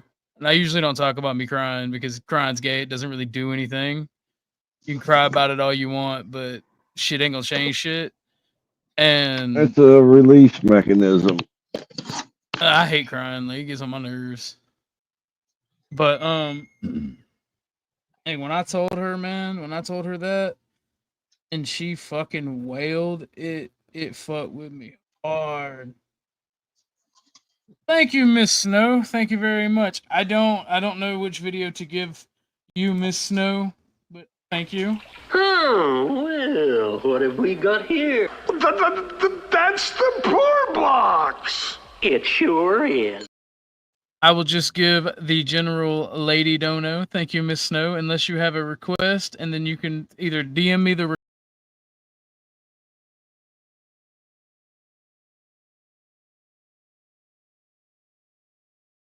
I had to flashbang everybody with that, make sure everybody was still up. All the men folk out there. I took my glasses off. It helped. Thank you, Miss Snow. I appreciate it. And I don't like interrupting the conversation, but I don't like not doing people's dono stuff. Yeah, That's acknowledging your supporters. Yeah, you gotta do the dono, man. That's what it's about. Yeah. Because if you don't, then they'll go elsewhere. And I'm thankful for everybody who supports me, but I'm also very thankful for the conversations in general, you know? Because I just like I like being able to talk to y'all and being able to chill. That's why I say, even if I didn't make money, I would still stream. I did it for years without making money. And it was just for fun. And like now it's great. I just don't like interrupting the conversation. But at the same time, I'm appreciative to my peeps, you know? Indeed. Now, where do you stand on not stand, you know? So I'm gonna say something regarding debate, right? Chuck mentioned something about debate after I talked about the competition and blah blah blah. And I like to talk also about certain aspects of discourse that I find annoying. some of which are only mildly annoying. Some are just, whatever. In other words, these things that I say, whether it's the word think, the definition talk or the blah, blah, all these fucking whirlpools of bullshit that fucking people do. But debate in general. Now, if I would just, before I ask you anything about your preferences, I'll be like, OG seems like a logical person. Now, by that, I mean, in the use of your language and in the way you tend to think, you're actually more logical than myself. What I'm doing is something a little different, right? But as a result, I'm like, oh, you probably like a little bit more debate, or maybe you can tolerate a little bit more of the ping pong back and forth stuff more. But I don't know. So I guess now there's the question: what's your general disposition towards debates? And yes, the shitty debate scene on YouTube, but we don't have to go there. We can talk about debates writ large, even in its best form, right? What do you think? So debates in their best form, I'm absolutely in favor of, because fun fact, the reason Mel does get on my nerves with saying I don't know how to debate is I was not captain of the debate team, but I was a co-captain on the debate team. Oh shit! High So school. I got you. I'm like, I can spot you logic guys. Like I know Flo is one of them too. Like, like you logic people. Anyways, more power to you. Go ahead. I'm sorry. But by and large, and I don't know if this is because I'm a fascist, because I felt this way. I was born this way. God damn it. I always felt like the monotony, if I hope I'm using that word right, like, was kind of gay. I always thought it was kind of dumb to get like locked up in the arguing for argument's sake. And like I didn't really like it, and I wouldn't participate unless it was like a good topic to talk about. Mm-hmm. And that being said, like I love to argue just because I am from a chaotic environment, and if I go too long without some level of chaos, I start getting hella depressed. And I know that's kind of asinine, but it just happens. And then there's times where I absolutely hate to argue. So I don't mind the debate. I don't mind talking to people. I would rather have a conversation like we're having now than a debate. But to me, debating without the ability to affect change or to physically remove your opponent, cough cough, is kind of useless in the grand scheme of things. Mm-hmm. Yeah, especially when, for me, generally speaking, if there can be no new layer built, if there can be no path less traveled that we decide to go down, right? Then the conversation, then the debate for sure is kind of useless. And I know debates are generally not meant for that.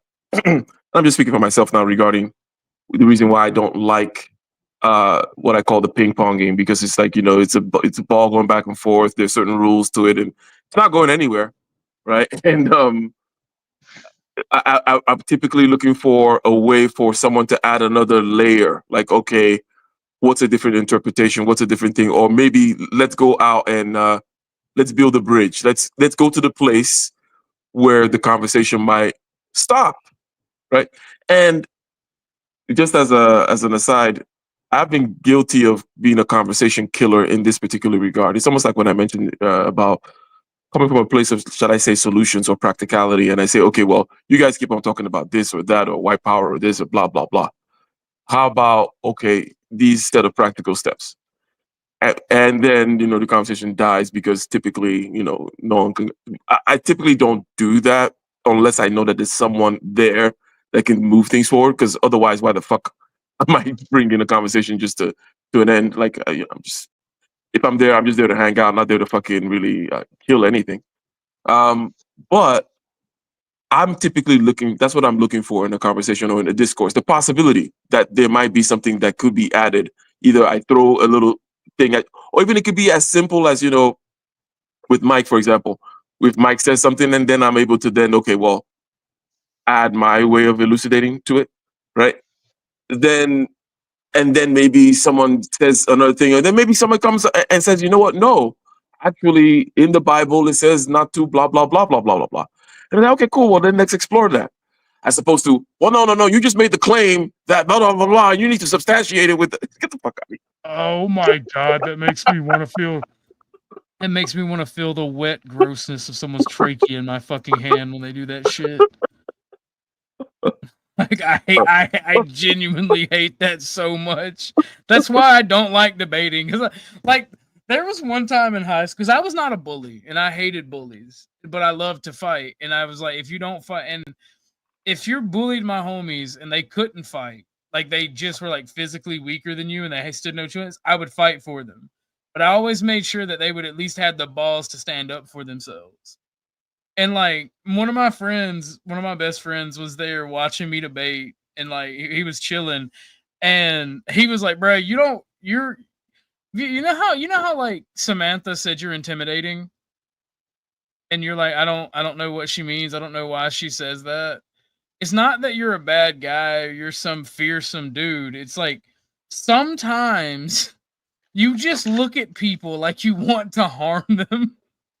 And I'm like, what do you mean, bro? And he's like, you on the debate stage, the dude said something that slightly annoyed you. And you look this man square in his face with a look. It's like, if there were no repercussions, I would fucking kill you. And like, I didn't see that. Like, I didn't know what he was talking about. And like now, as I gotten older, I recognize it. Like sometimes I just stare at people like, I don't like you, go away. And I really don't mean to.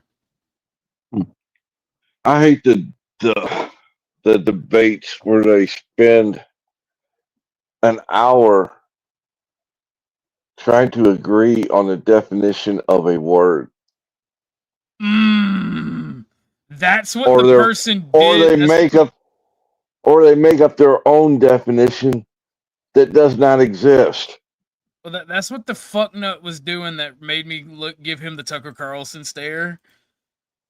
And I'm just sitting here like, that shit gets on my fucking nerves. So that's that ping pong volley that Ike's talking about.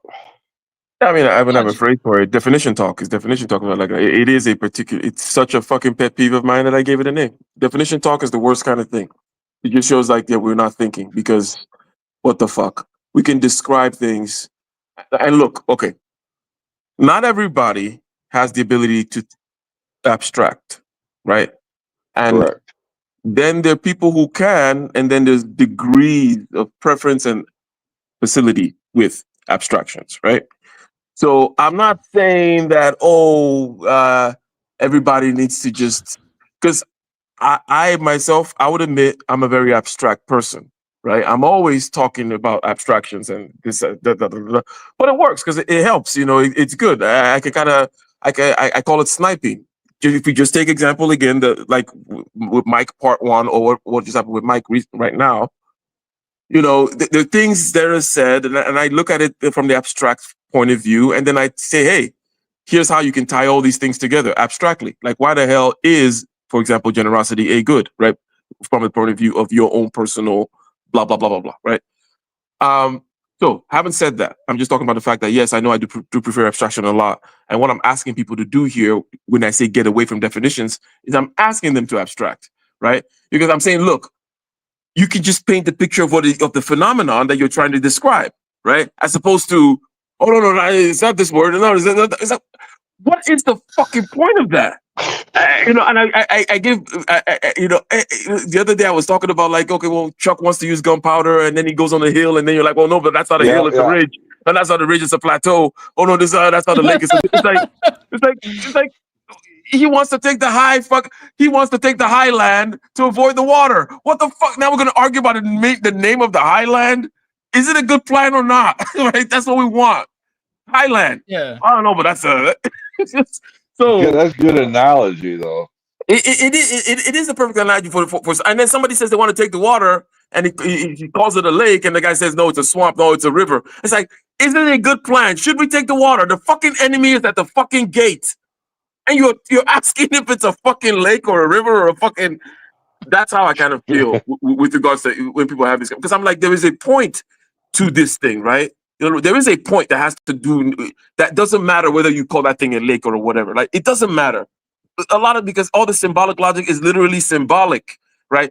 You know, it's a line. You could call it a banana if you want to. If I decided to say, okay, for the purposes of the rest of this conversation, we're going to call Social Security a banana, it's still fine. When I say banana, you say, okay, yeah, that's that thing, but you know, I get paid. You know.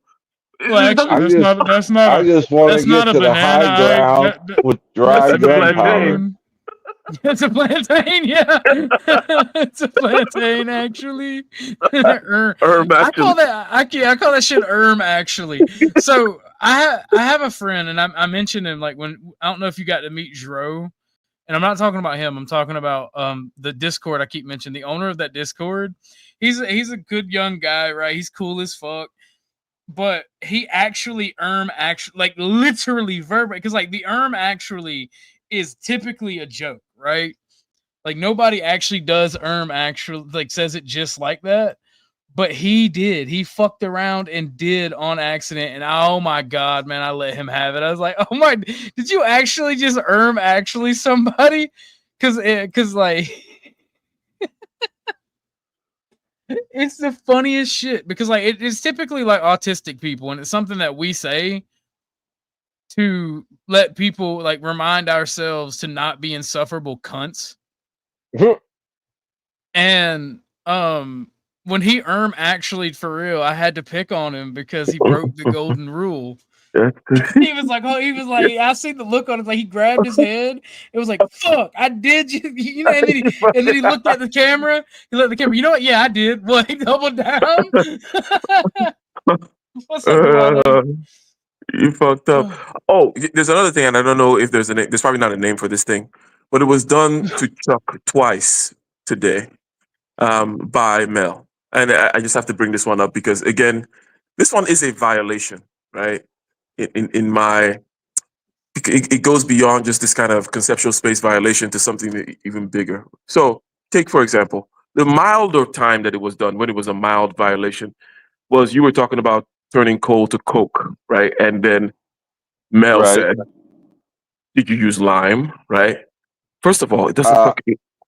Lime is one of the methods or whatever, but it does not fucking matter. Okay, in other words, there is no. It does not fucking matter to where you were going with that conversation. We're not even if you were. You get my point, right?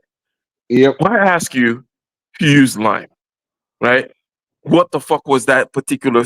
Was it worth stopping the car to check if it's like it was just mentioned as an aside when I worked at the fucking particular plant? We were turning coal to coke, and there's 6 steps down the line is what fucking Chuck is trying to talk about, and you're asking if he used lime. Now, the more egregious violation, and it took the same form, was when he was like, "Oh, well, do you know the 3 laws of Mendel?" Right? That shit people do. I don't know if it has a name. When they start asking you, well, do you know the whatever? Or they do the negative where it's like, oh, so you don't know who Chris whatever is? You don't know who That's is? the gotcha game. The gotcha game. That's when I feel the murder, OG. That murder that you're talking about. That's when you feel the trachea. That's when I feel the trachea. When people do that shit. You don't know. Why and it's not when it's done to me. Like when I see it done to someone else, I hate that shit. Because for me, I know I can immediately like show them like what the fuck has no fucking point. Blah, blah. Anyways, but when I see it being done to other people, that was the first thing that popped in my head that second go around was, what does this have to do with the price of tea in China? I'm thinking. In the first one, he had no idea of the process. That's why I did not even respond to line. He doesn't even understand what I'm talking about, so I'm not going to waste my time trying to break it down chemically to him. But then when he hit me with the shut up, that was it. he crossed the line on the third one. Well, see, that also put me in a position, right? Because I don't want to show favoritism, right? I have the panelists that I would rather have up here. And I also have people that I like talking to. And there's different levels, right? Don't tell somebody that I want up here to shut the fuck up. I don't say anything about it because I try not to be biased. But when you have to resort to just shut up, you've lost. And I don't mean that as in like a W thing like Mel's talking about. You've lost the right, you've lost the ability to then yourself try to talk, if you get what I'm saying. And that's why I only did a 10-minute timeout, because I know people enjoy talking to him. But then he went and got mouthy in chat, started spurging. I don't care I'm how much like, I like to talk to somebody. If you disrespect the people that, one, I like to talk to, two, support me, and three, are your fucking elder, fuck off. Because I believe in rigid hierarchies. Like, you don't, for one, you just don't talk to people like that. yeah, You I did showed my nothing to hand warn with them. that. That one there it cut me right to the bone. Well, I felt obligated as the host to be neutral, but it's like I don't like being neutral and shit like that. Well, it's not your job to fight. See, Chuck, Oh, we that new generation of YNs, all right? That's why I know I'm a YN, because we don't fight alone, Chuck. An attack against one is an attack against all. You get my little cousin Warriors. met a white nationalist I knew, and he was talking about black folks, how they don't fight, one-on-one, da-da-da-da-da. My little cousin is a white kid. And he just goes, he asked me, do you really hang around pussies like this? I'm like, yeah. And the dude got mad. He's like, what you mean? Why are you letting him call me a pussy? I'm like, I'm like, you go ahead, tell him, little cuz. And he said, we don't fight alone. You fuck with my family, you fuck with somebody I care about, you getting jumped. And like, dude could not understand. I'm like, no, I stand by that. I don't give a fuck. When you fight, here's what you don't understand about me and my family and where I'm from. If I have to fight you, it's not something about honor. Honor doesn't exist. It's for the dead and and women and children. It's a fucking fairy tale. You put me in a position to fight you, I'm fighting for my life. And if it's gonna be me or you, it's gonna be you. Mm-hmm. And Mm-hmm. There was a guy at work that wanted to fight me one day, and I explained to him the best way I could. I didn't grow up with a silver spoon in my mouth. I grew up in the ghetto. We don't fight fair. There's no such thing as fair. So if you're expecting just to duke it out, you don't even start, because I'm grabbing the first thing I can lay my hand on. And I'm gonna come across your fucking face with it. Exactly. I finally convinced him that we didn't want to do this. Good. Because somebody was going to get hurt. And I don't say any of this shit to act like Billy Badass or tough on the internet. Like I'm the same fucking person I am here that I am with my real life friends and family and people I know real life. If I have to harm you or you put me in a position to fight, that's on you. That's not on me. And I'm not afraid to say I've gotten my ass tore the fuck out the frame before. Multiple times. But you're not going to want to do it more than once, even if you do win. Mm-hmm. For the love of the game. Sometimes. Now, I will fight for the love of the game. If I have somebody that's like, I don't like you, let's square up. Let's square up. Let's have a boxing match. Absolutely. I'm down for that. I'm down for that. But don't come at me trying to fight me randomly, no fucking warning, and you try to stow the fuck off on me, because I'm gonna pull out my knife and your fucking insides are gonna become your outsides. I listened to you yesterday. You talked about family, right? And the importance of it, then obviously the issue with the Western family. You talked about immigrants and their families. You talked about what works, right, and what doesn't work. And then you talked about aspects of your family in a way that was like, you know what, some people not living up to whatever. You know, you talked about some people not wanting to go see grandma, but want to act as though the elder generation should be doing this. Maybe they have some legitimate grievances, as you mentioned, blah, blah, blah. But what am I trying to do here? Let me see if I can create a contrast so that you can react to something. There's the notion of family being very important. But then there's the notion of human beings being pieces of shit, right? Including me and our families notwithstanding. And Yes. because of the family thing, and this is going to be a particular, you know, we all have the things that you know, what we consider kind of sacred, right? But Mhm. because of family, there are people who think that they deserve access to what I may call your soul. And this is for me something that it's just like a particular sacred thing for me. In other words, there's a my inner sanctum, who my inner being, whatever, and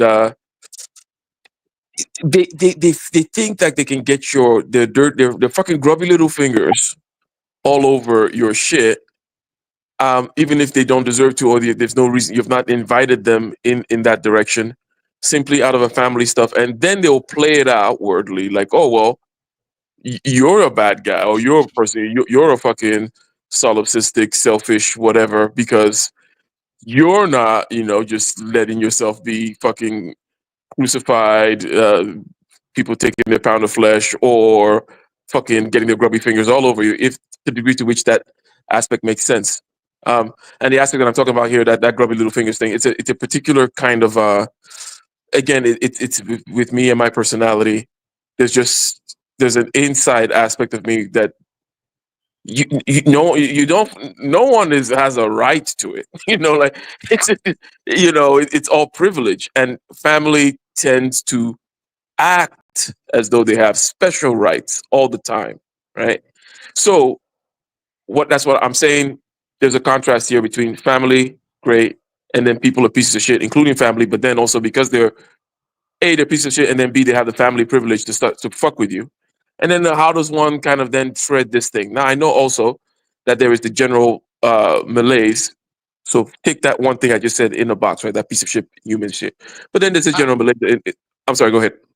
I got the perfect answer to your question. 'Cause you're gonna, how do you like distinguish between, like, I have a cousin who is my second cousin. He's like 20 years older than me.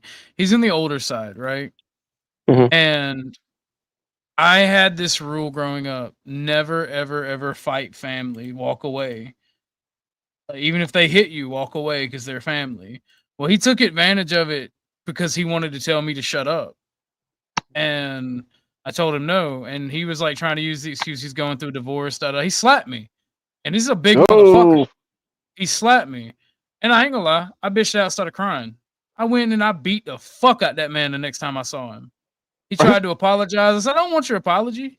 And I said, next time you ever embarrass me like that or try to run rickshaw over me because you think I'm soft because I care about my family, and I try to, this is what I used to have honor back then, but dealing with him and a couple other situations like that is what made me not believe in it.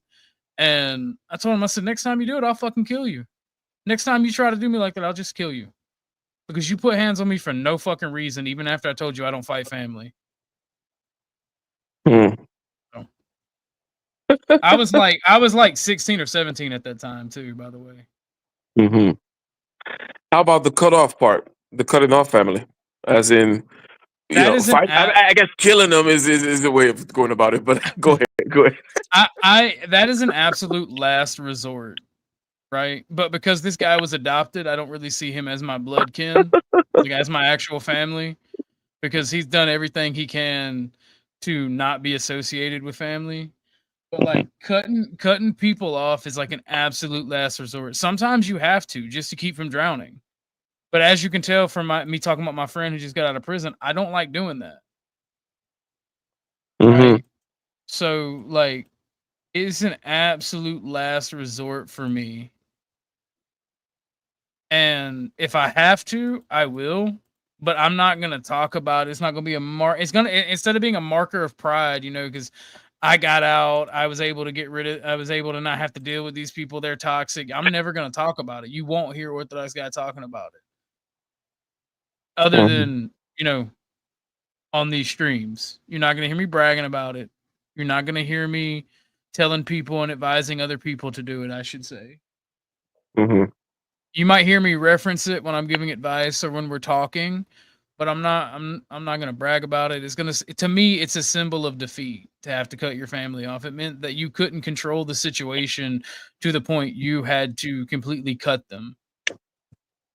Hmm. If that makes sense. It's interesting. And I want to try to see if I can quantify something here. When you say, so I get the idea that it is the last resort. Now, sometimes you have to cut off a single person, right? Because they probably presumably been causing trouble for all kinds of people in the family, anyways, right? Mhm. And there's a crazy cousin, a crazy stepbrother, whatever. They're always going to jail and shit like that. Or they're addicted to drugs and stealing from you. Addicted to drugs, stealing from you. Do you still see that as like you couldn't control the situation, or just like hey, what are you gonna do? Are you gonna what are you gonna imprison them yourself, or how could you Yeah, control? yeah, Yeah, go ahead. yeah, yeah. Because I believe if you hit them hard enough, they'll stop. So yeah, like unironically, like I won't get into that because I'll get into my feelings if I talk about that particular situation. But no, like I just believe if you hit them hard enough, they'll stop being stupid. Okay. I disagree with that, but that's okay. I don't mean to be that way, but like I do think that if you hit them hard enough, they'll stop. Behaviors definitely do get controlled that way. That's not a new thing, right? It does happen. Um, so what is my experience in this regard? I guess I could allude to something, right? Yes, I've had to. So what my beginning stance is, though, is more one of keeping people at a certain arm's length. And when it comes to doing things, like, okay, action, that is, like, okay, well, push comes to shove, where the rubber meets the road, that kind of stuff, then yeah, if you're in, right? Family wise, and yes, I'll do what I need to do. But that whole thing that I mentioned regarding a certain kind of access, like, let's say, for example, telling me about my Aleister Crowley book. Now, as you mentioned, you're going to their house and you said stuff. Yeah. But I'm going to arrange my whole life so I never have to be in a situation where you're going to be fucking asking me about my fucking book, right? That kind of shit. Because that shit is that is the shit that I talk about. That I don't like people's grubby little fingers in what I consider sacred in that regard. But like me and my fucking shit, just stay the fuck away from it. Okay, just stay the fuck away. So that's what I mean by the arm's length thing. But then, okay, when it comes down to action, do what you need to do. I know, generally speaking, that there's this whole kind of energy vampire type stuff that tends to go on, and people expect you to do certain kinds of things. I also don't do certain things that I don't want to do.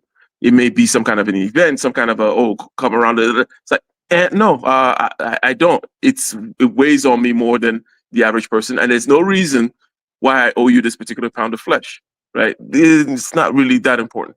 I shouldn't be sacrificing myself just because you guys want to fucking go to a park or some bullshit, right? So these are just kind of like my stances.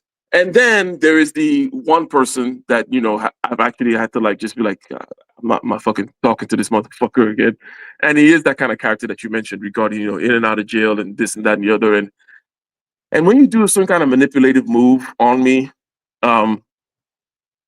because it's a very conscious thing, and it speaks to the quality of the person. Look, nothing's perfect. People have, they're scared. They don't want to say something directly. And that's not what I'm talking about. I'm not talking about regular, normal human conversation. I'm talking about being a manipulative fucking asshole, right? I don't deal with that. There's no reason for me to be subjecting myself to that.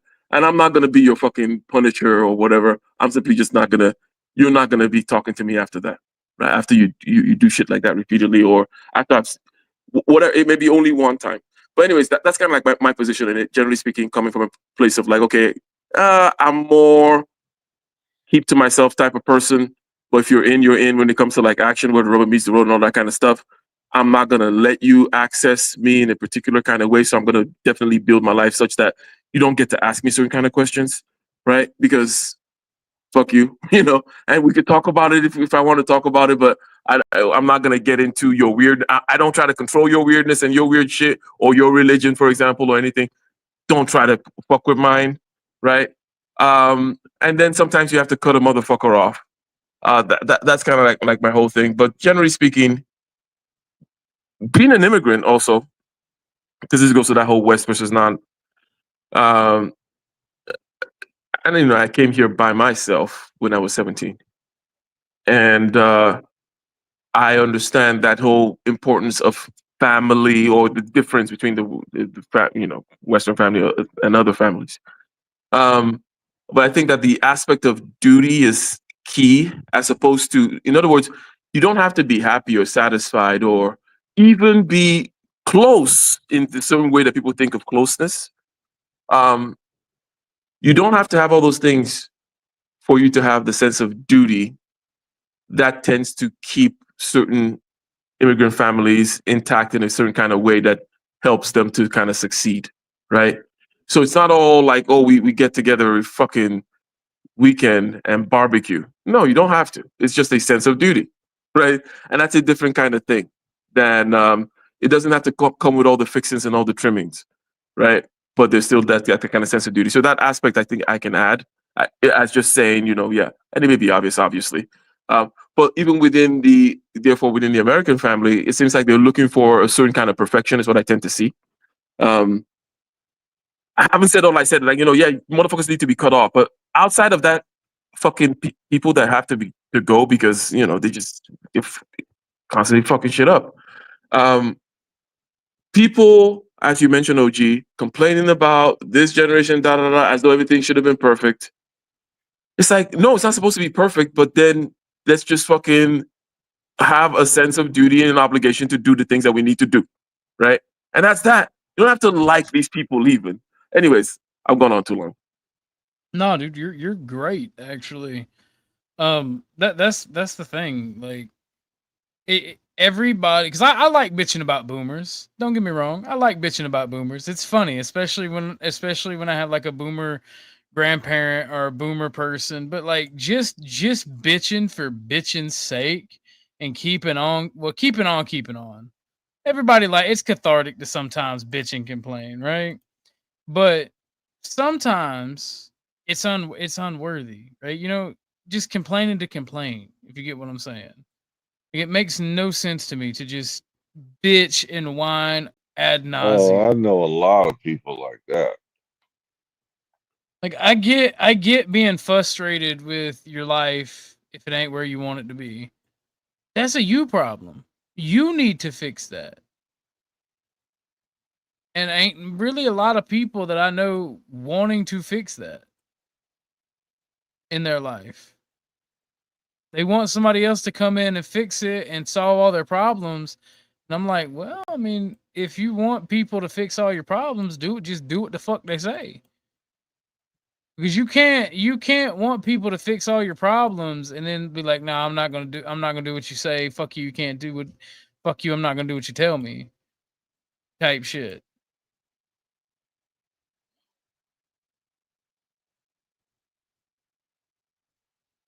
And I just know a lot of people like that. And it gets on my nerves, and I don't know Well, if it's because depressing to be around that nonstop. Somebody that's always negative. It is depressing.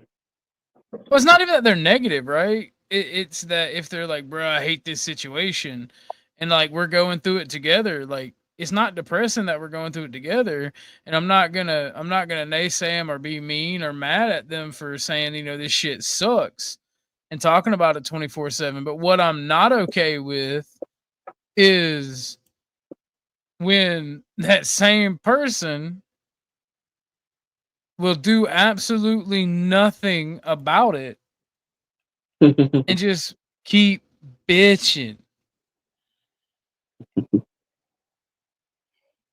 You get what I'm saying? Like Mhm.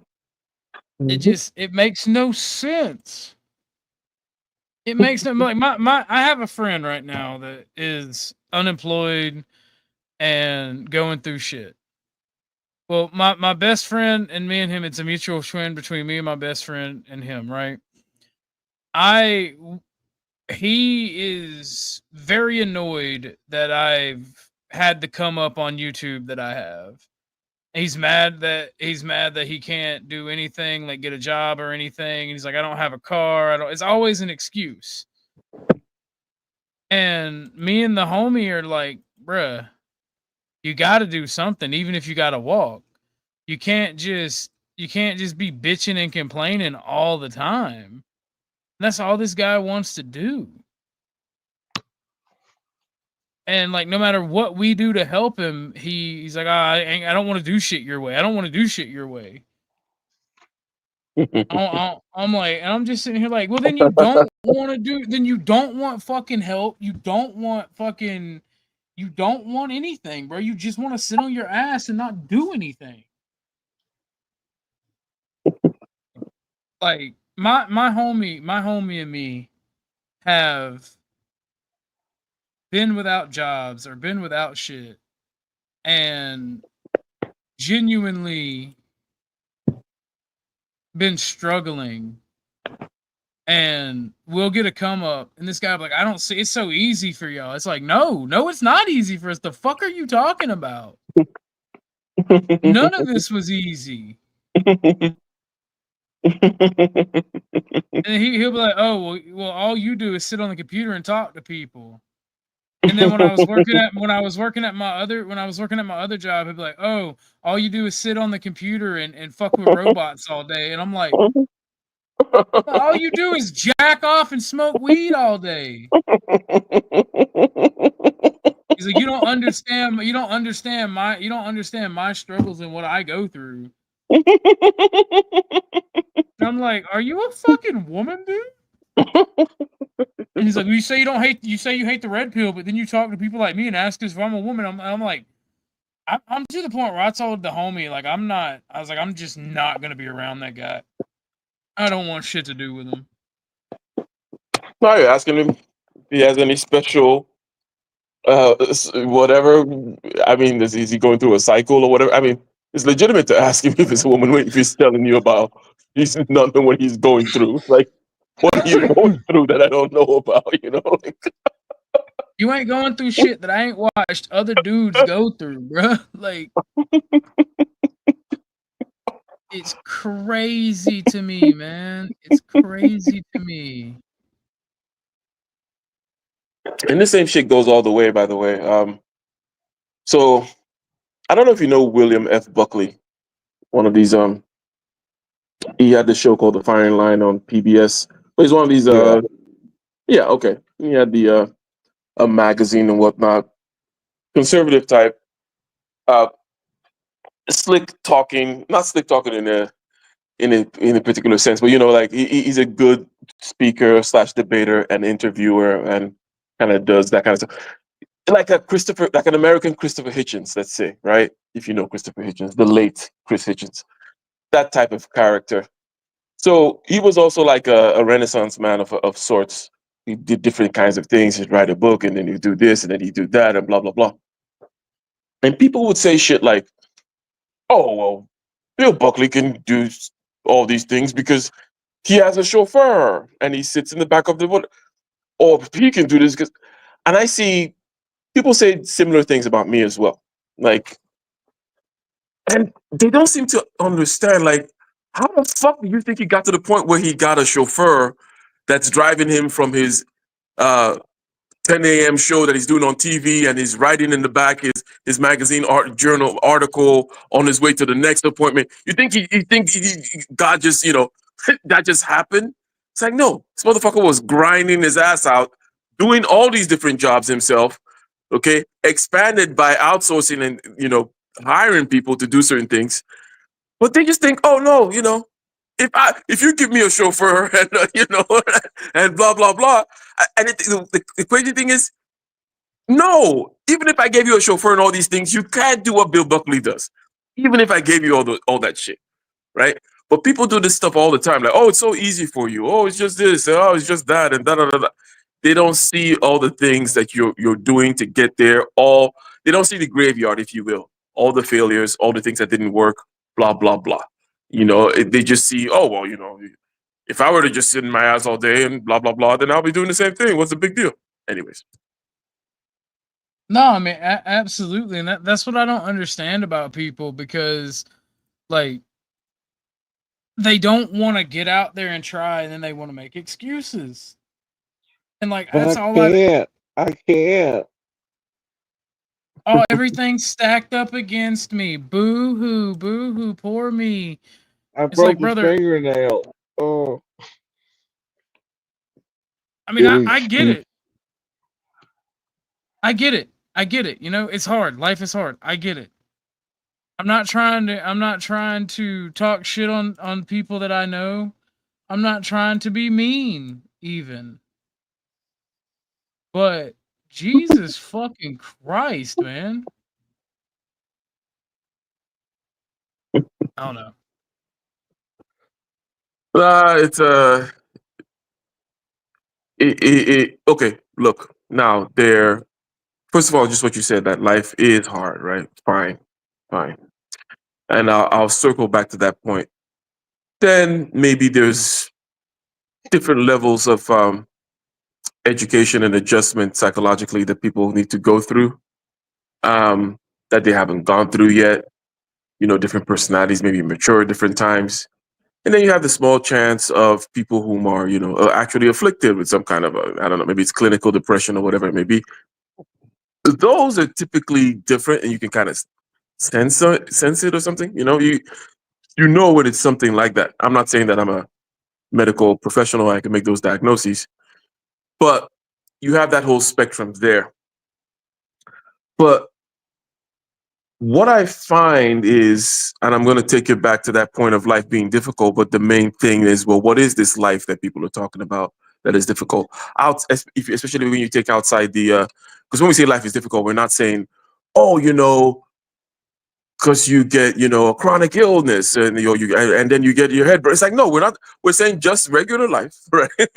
You're not ill, you're not nothing, none of that is going on. It's still difficult. And well, the reason it's difficult, it's not when you're sleeping, it's when you're awake. In other words, consciousness is difficult, right? Is a way to put it. That's why people fucking smoke weed, drink beer, snort this, do that, watch porn, distract, anesthetize in all kinds of different ways. And it goes back to that thing that I was just saying about, that I said about when Mike said what he said. One of the ways in which I elucidated Mike's points was, what is this difficulty, right, that you're having? One thing to know is that there is no point in the future. There's no future arrangement of atoms that's going to change the nature of your consciousness, right? And the nature of your consciousness and its relationship to the moment. And the moment is all you have, right? There is no tomorrow, because tomorrow is now, meaning it's just like now. It's always now. There always is only now, right? 10 years from now, Orthodox Guy is going to be cruising down the streets of Charlottesville or whatever the fuck in his in his nice little BMW with the shades and a fat cigar, but it's still going to be now, right? It's not going to be the universe is it's not going to be like an alien technology with a different sensorium and different subjective experience. It's going to be exactly the same fucking shit. It's always the same exact fucking shit. I talked about, images in your head, feelings in your images in your head, talking in your head, and feelings in your body. It's always that shit. Oh, from now till you fucking die. So people need to just fucking stop and just fucking be like, okay, I need to deal with fucking my head. And if my head is fucking pulling me too far in one direction or the other, I need to watch it, maybe, I need to get used to this thing. What is this thing called me that tends to happen in this location, in my stomach, in the beating of my heart, in the visions behind my eyes, right? In the voices in between my ears, in the sensations I get, the creepy crawlies, the sensation of the fucking trachea in my arm, in my hand, for example, as OG says. These things, right? What is that making? What is this thing? Let me become familiar with it. Because truly, the way as I describe it, which no one can deny that it is what I call it. No one is saying, "Oh no, lightning bolt shoots out of my ass when I feel this." It's like, no, it's always just the same fucking bodily sensations, and then images and voices in the head, right? That's what this whole thing is, and it's never gonna change. So you better fucking come to terms with it now, because there's nothing that's gonna ever change it or make it better. And anyways, I think you get my point. But Absolutely. Well, I think I do. yeah, the thing though, and this is why I say life is hard, is just because what I'm saying is simple, right? And again, what am I saying? Let me state it again. The main thing is all your experience, good, bad, indifferent, all the gravity and the weight of life, the doubt, the sorrow, all that shit is just a series of images in your head, talk in your head, and feelings in your body. Right? That's it. Right? So even though that's simple, it takes quite a bit to be able to apprehend that in real time and move accordingly. Right? And that's why I'm like, wow, life is hard. And if you're lucky enough to be able to, look, if I were to preach, I would preach in the church of hydration and meditation. Number one, be hydrated is key, which is a key aspect. In other words, like to make sure that your subjectivity doesn't fucking run you off the rails. Hydration is great in terms of having that thing be correct. Your head not fucking getting all fucked up. But also the meditation aspect, which is about being able to be equanimous, kind of like floating and observing with concentration these feelings in the body, image in the head, and talk in the head. The reason I know it's hard is because I know that majority of people can't do that, right? So that's hence the things such as religion, family, social order, all these other things, they need to be plugged in, and it needs to be done on a larger scale. The beating of their hearts and the sensations in their bodies and all that kind of stuff and the feelings in their stomach needs to be part of a larger whole that regulates that for them, because they're not, only a few are going to do this thing that I'm talking about, or even be able to see themselves as a series of these three parameters that I described, right? Image in the head, talk in the head, and feelings in the body. So this is why life is fucking tough, because subjectivity is tough. Being awake and being conscious is tough, right? Or let me let you kind of react, if you want to react at all. Orthodox guy, life is hard because of subjectivity and consciousness and the angst thereof, and all there is to it is this image, talk, and feeling. And you may be high level enough to be able to tackle them yourself and be a Buddha or some shit, or you actually need community and you need a communal way of regulating this machine. Otherwise, you're going to go haywire.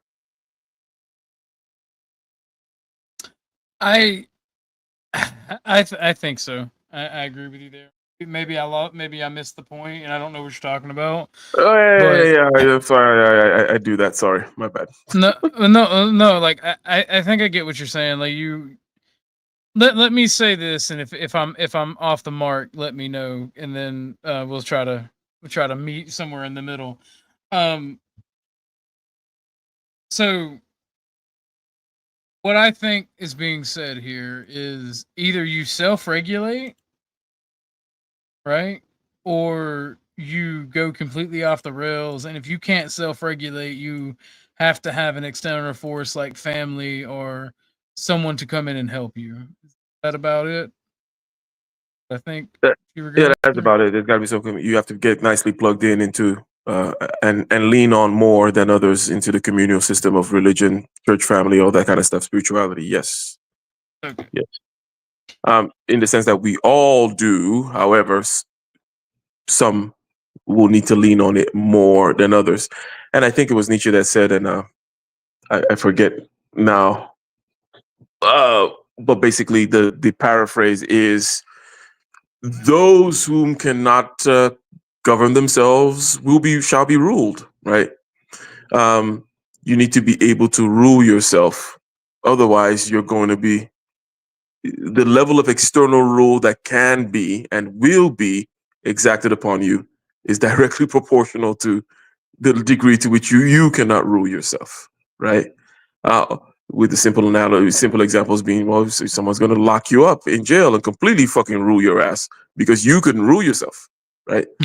Literally. quite quite literally, right? So that is a rather concrete aspect of the message there. But the reason why, what is there to rule? What are you ruling, right? What is this subjectivity thing? And I think that the main nugget that I am trying to deliver is that subject, this whole kit and caboodle, this whole what am I, ruling and what's ruling me is very simple if you were to be able to observe it in real time, as I say, which is just that it is images in your head, right? Voices in your head and feelings in your body. And that's how subjectivity, via these three parameters, in this particular model at least, these three parameters are sufficiently orthogonal that they represent the workings of your subjectivity. And that's where the whole fucking thing happens.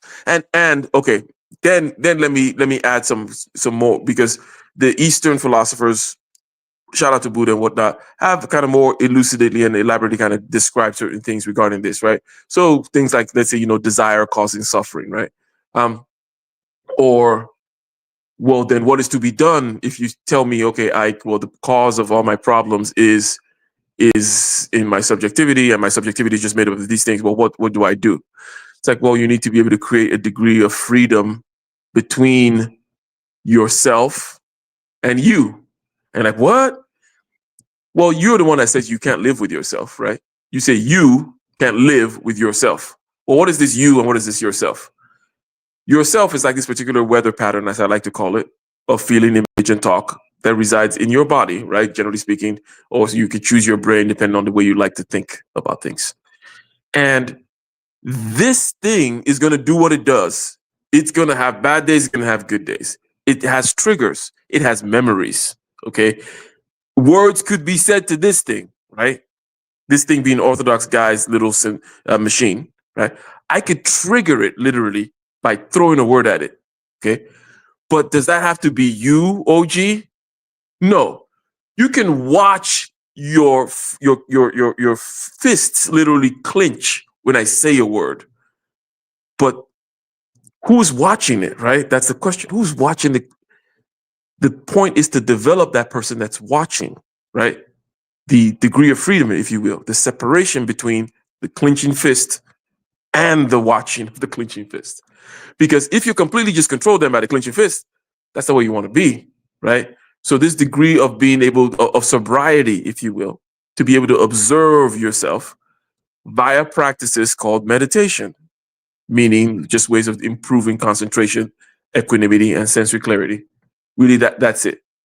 Concentration, sensory clarity, and equanimity. These are the things that need to be improved. These are the things that you exercise when you do meditation, just like you're exercising your core and your glutes or whatever, and your shoulders today. Same thing here. With concentration, you're able to focus on the clenching of the fist, the triggering, the words and the flashes that happen, and the things that you want to say, right? You can concentrate on these things, and then you can be equanimous. In other words, relaxed. Get in the zone with it, watch it. That's the whole thing there, right? That's and a while ago, when you talked about that whole nihilism thing, I said that there's this other side of the page. I said there's we talked about certain kind of like symbolic logic, metaphysics, and blah blah blah.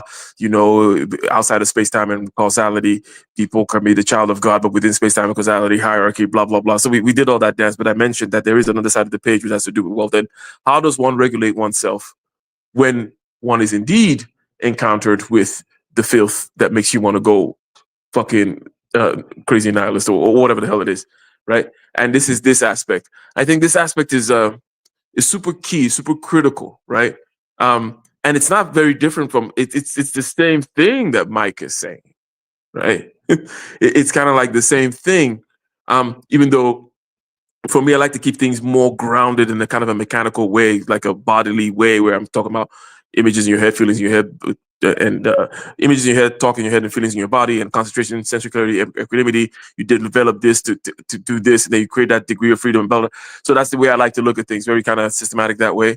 Not as inspirational per se, because could do that, but I want to make sure that there is actually a tool left on the table that could be used, right?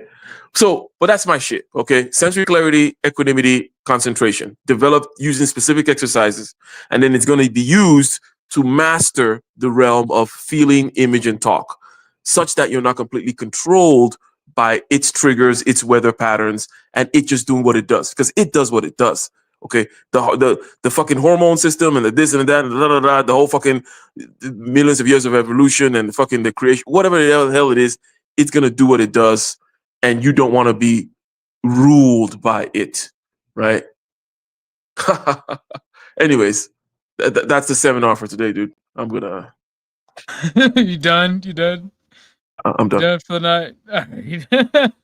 Nah, dude, like I fuck with it, and that's why I like that's why I like talking to you. Like that's why I like talking to you and Chuck. And I think Mike is right. I think that we could do some pretty good by having these conversations and doing these tutorials, if you will, for people. And I mean, not even just me, like letting successful people like you and Mike talk. You, Mike, and Chuck even. Like that would even be better. I feel like that would be a lot of good. And I like these conversations, and I am very appreciative for them. Like I tell you sometimes, like I just sometimes I let y'all speak. I get high, let y'all speak, and I fuck with what y'all are saying. Like, and I just sometimes with my little puny brain, I have a hard time keeping up sometimes because I have never Okay. I have never been challenged. I have never been challenged like I have recently. And I don't mean challenges in like a negative thing. I mean like Yeah. I have found the people that I wish I had growing up. That way we can talk and have like legitimate conversations and it actually be somewhat meaningful, if you get what I'm saying, if you get what I'm putting out there. Yeah, there are a couple of things going on here. Meaning, number one, yeah, you did like to you like to say shit like, oh, well, you like being the smartest person in the room and all that bullshit. Number one, but number two, when you talk about your little brain and whatnot, um, if my model is correct, you're gonna soak up information, right? So it's not necessary for you to respond. You're gonna, especially if it's relatively new, you're gonna soak it up, and also your brain works by making connections, right? You jump from one thing, you have one thing, and I'm talking about you, or Orthodox Guy specifically. Yeah. You're gonna jump from one thing to another thing and make these kinds of connections and whatnot. And until you have certain solid constellations, you're not just gonna start just speaking like, oh, it's like no, that's not your way. You're gonna sit, you're gonna absorb, you're gonna jump and make certain kind of connections and constellations and whatnot, and then you're gonna go from there, and then speak. But yeah, but definitely, I think that we can definitely do a part 2 of the mic stuff. And if anything that I can say is that what he's saying is correct. It's not magic. It's very mechanical. He can say certain things in certain ways, and I can just say it in a mechanical way, where everyone can be like, oh, well, yeah, it's still, that makes sense. Yet it still remains the fact that life is hard because even with these tools that I mentioned, I know that it's still, I consider myself particularly lucky, right? I can't take credit for many things, and many things I cannot take credit for, right? Obviously, right? So, you're born a certain way, you have a certain mechanism, you got whatever, right? I can't take credit for that, for that, including some of like facility that I have with regards to this kind of subjectivity bullshit that I've always been obsessed with as a kid. But even with these particular tools, it's life is still a grind. So I definitely empathize with people. I think I know what they're going through, and all that shit. But I have zero fucking patience, as I mentioned before, for bitch ass nigga shit. Like it doesn't mean I'm gonna fucking be here and listen to your bullshit, because I don't give a fuck. As I said, I'm not God. Okay, I got my own fucking shit to do. I'm moving the fuck on. All right, I don't give a fuck if you understand or can't move or whatever. Da, da, da. I've said what I need to say, and that's that, motherfucker. Fair enough. Yeah, I'll say this, and then maybe I'll start calling it a night. But it's a different kind of a story regarding men and why you can't trust the sense of disgust when a certain kind of weakness is shown, and along with that disgust, you understand that you cannot trust this person. Now, weak men are dangerous. We know that for several reasons, right? And then I recall, I'm going to keep things vague to protect the innocent, but this was back in college. Went up to the fucking mountains, right? Driving around. Maybe we might have gotten a little lost, but there was this guy. He was a foreign kid. I'm a foreign kid too, but he somehow translated something about the mountains being dangerous because the mountains are dangerous vis-a-vis, people doing wild, crazy shit. And I know, yes, serial killers like to go kill people up in the mountains, or remote areas, whatever, right?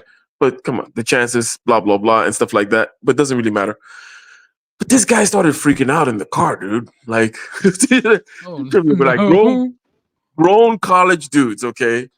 Smoking weed, driving up in the mountains, just fucking exploring. Now, maybe, as I said, maybe got a little lost, but it's not a big deal. We know where down is. You know what I mean? Like, we can always get down this mountain. All right, it's not a big deal. And anyways, this dude started fucking freaking out. Point being, up till tomorrow, I can't trust that guy. This has been years ago. Like, it's close to over 20 years now, right? Since he did shit like that shit. But I can't trust you when you freak out in fear and be over your fucking imagination about the fucking boogeyman because we are fucking up in the. So there is a judgment, especially when it comes to with men, right? That's why when you were saying you were asking the guy or your woman, yes, it was valid on two fronts. The first front being when he mentioned, "Hey, you don't know what I'm going through." It's like, well, what the hell? What is this thing you're going through? Because I know women go through things that we don't understand, right? So when we don't experience. So what the hell are they going through? That's number one. And then number two, you're a guy. None of this. I don't want to hear any of that fucking shit, right? I'm like, shut the fuck up about any kind of special pleading and shit like that, right? As you mentioned, we can commiserate together. We can, you can tell me how shit sucks. As long as you're moving forward, you're pushing the rock, you're carrying the cross up the hill, whatever the fuck you want to say about that, right? But the minute it's just fucking ridiculousness and weakness, you're gone. And to wrap it up with the whole family thing, that's generally speaking too the way I because in your family too, the people you're closer to, not closer to, people perhaps you respect or not respect more based on your personal criteria. And there may be this other kind of external rubric of respect whereby, you're respecting the elderly because they're all elderly, but there's one particular elder that gets more respect because he's not a bitch, something like that, right? Yeah. Yeah. So we all have these kinds of rubrics for making all these kinds of judgments and whatnot. So I just want to tie it back to that whole kind of family thing again. That's why I say, different people at different arm's length, but you do what you need to do out of duty. But unfortunately, every once in a while, If there's a bitch ass nigga that wants to keep on going to jail, fucking things up, and being on drugs, you can't have them fuck up your shit, right? And with that, yeah, it's been real. Good panel as always. Thank you, Ike, and thank you for being a part of that. Thank you for coming up, man. I appreciate all the conversations you, Chuck, and I have, as well as Mike and Joe Cool. I love it when he comes up. I'm gonna go ahead and end the show tonight, guys. We've been going for almost 9 hours. Kev is live. I just want to say I thank all of you for watching. I appreciate all the support you guys have sent. It is very meaningful to me. And when my goals of this YouTube channel, or the beginning goals, are complete, I will give my full thanks and explain a lot more what's going on and why I am so thankful. And I'll always be thankful for anything anyone does for me. I really appreciate it. And you guys, like, obviously, y'all don't have to do what you do for me, and y'all don't have to be here. Y'all could be anywhere else. So I appreciate everything y'all do. I appreciate Ike coming in and talking. I appreciate Mike talking. I appreciate Chuck. I appreciate all the viewers, all the donors. Like I said, even if I stop making money, I'll still stream and be here. I genuinely enjoy all of your company, and I appreciate everybody who watches. I appreciate all of you. And it makes me feel good to be able to have a good panel where men come in and they talk and they have a good time and they spend their, because we all have a limited, all of our hours are counted, right? We're all not going to be here forever. And when people make it a point to come here and be here with me, it means a lot. And I appreciate all of you for being here. I really do. And I'm getting tired. That's why I'm and everybody. But I'm gonna bounce out and go say hey to Kev. You ain't got nothing to be sorry for, man, and I appreciate it. Thank you. But let's go hit up the Kevster. Again, I appreciate all of you guys. I thank you all. I'm ending the stream now. I got Kev's link pinned. Please go hit Kev up, and once we get 500, I'll be able to raid everybody. And remember, a rising tide rises all ships. And I appreciate you all. Y'all have a wonderful time. Y'all be safe out there, and go spend time with your family. Go hug your family. Go hug the people you care about, because they're not always going to be there. And if you got to cut a motherfucker off, do what's best for you. I'm learning that lesson. Love you all. Y'all have a wonderful time and be safe. Remember, hit Kev's link. Oh yeah. Oh yeah. Hatred and violence that they keep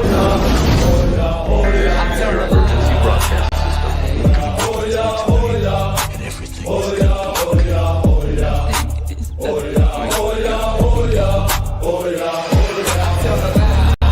there was me, that is Alex, and my three blues, that is Pete, Georgie, and Dylan. We sat in the clover milk bar trying to make up our razoo dogs what to do with the evening.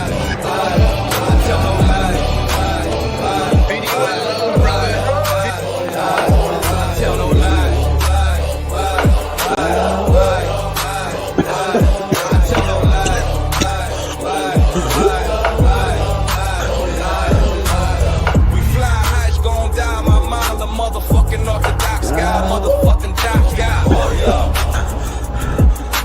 Oh yeah. Hey, what happens when you bring 9 soldiers from Brooklyn together? If we don't stick together, we're not gonna get anything done.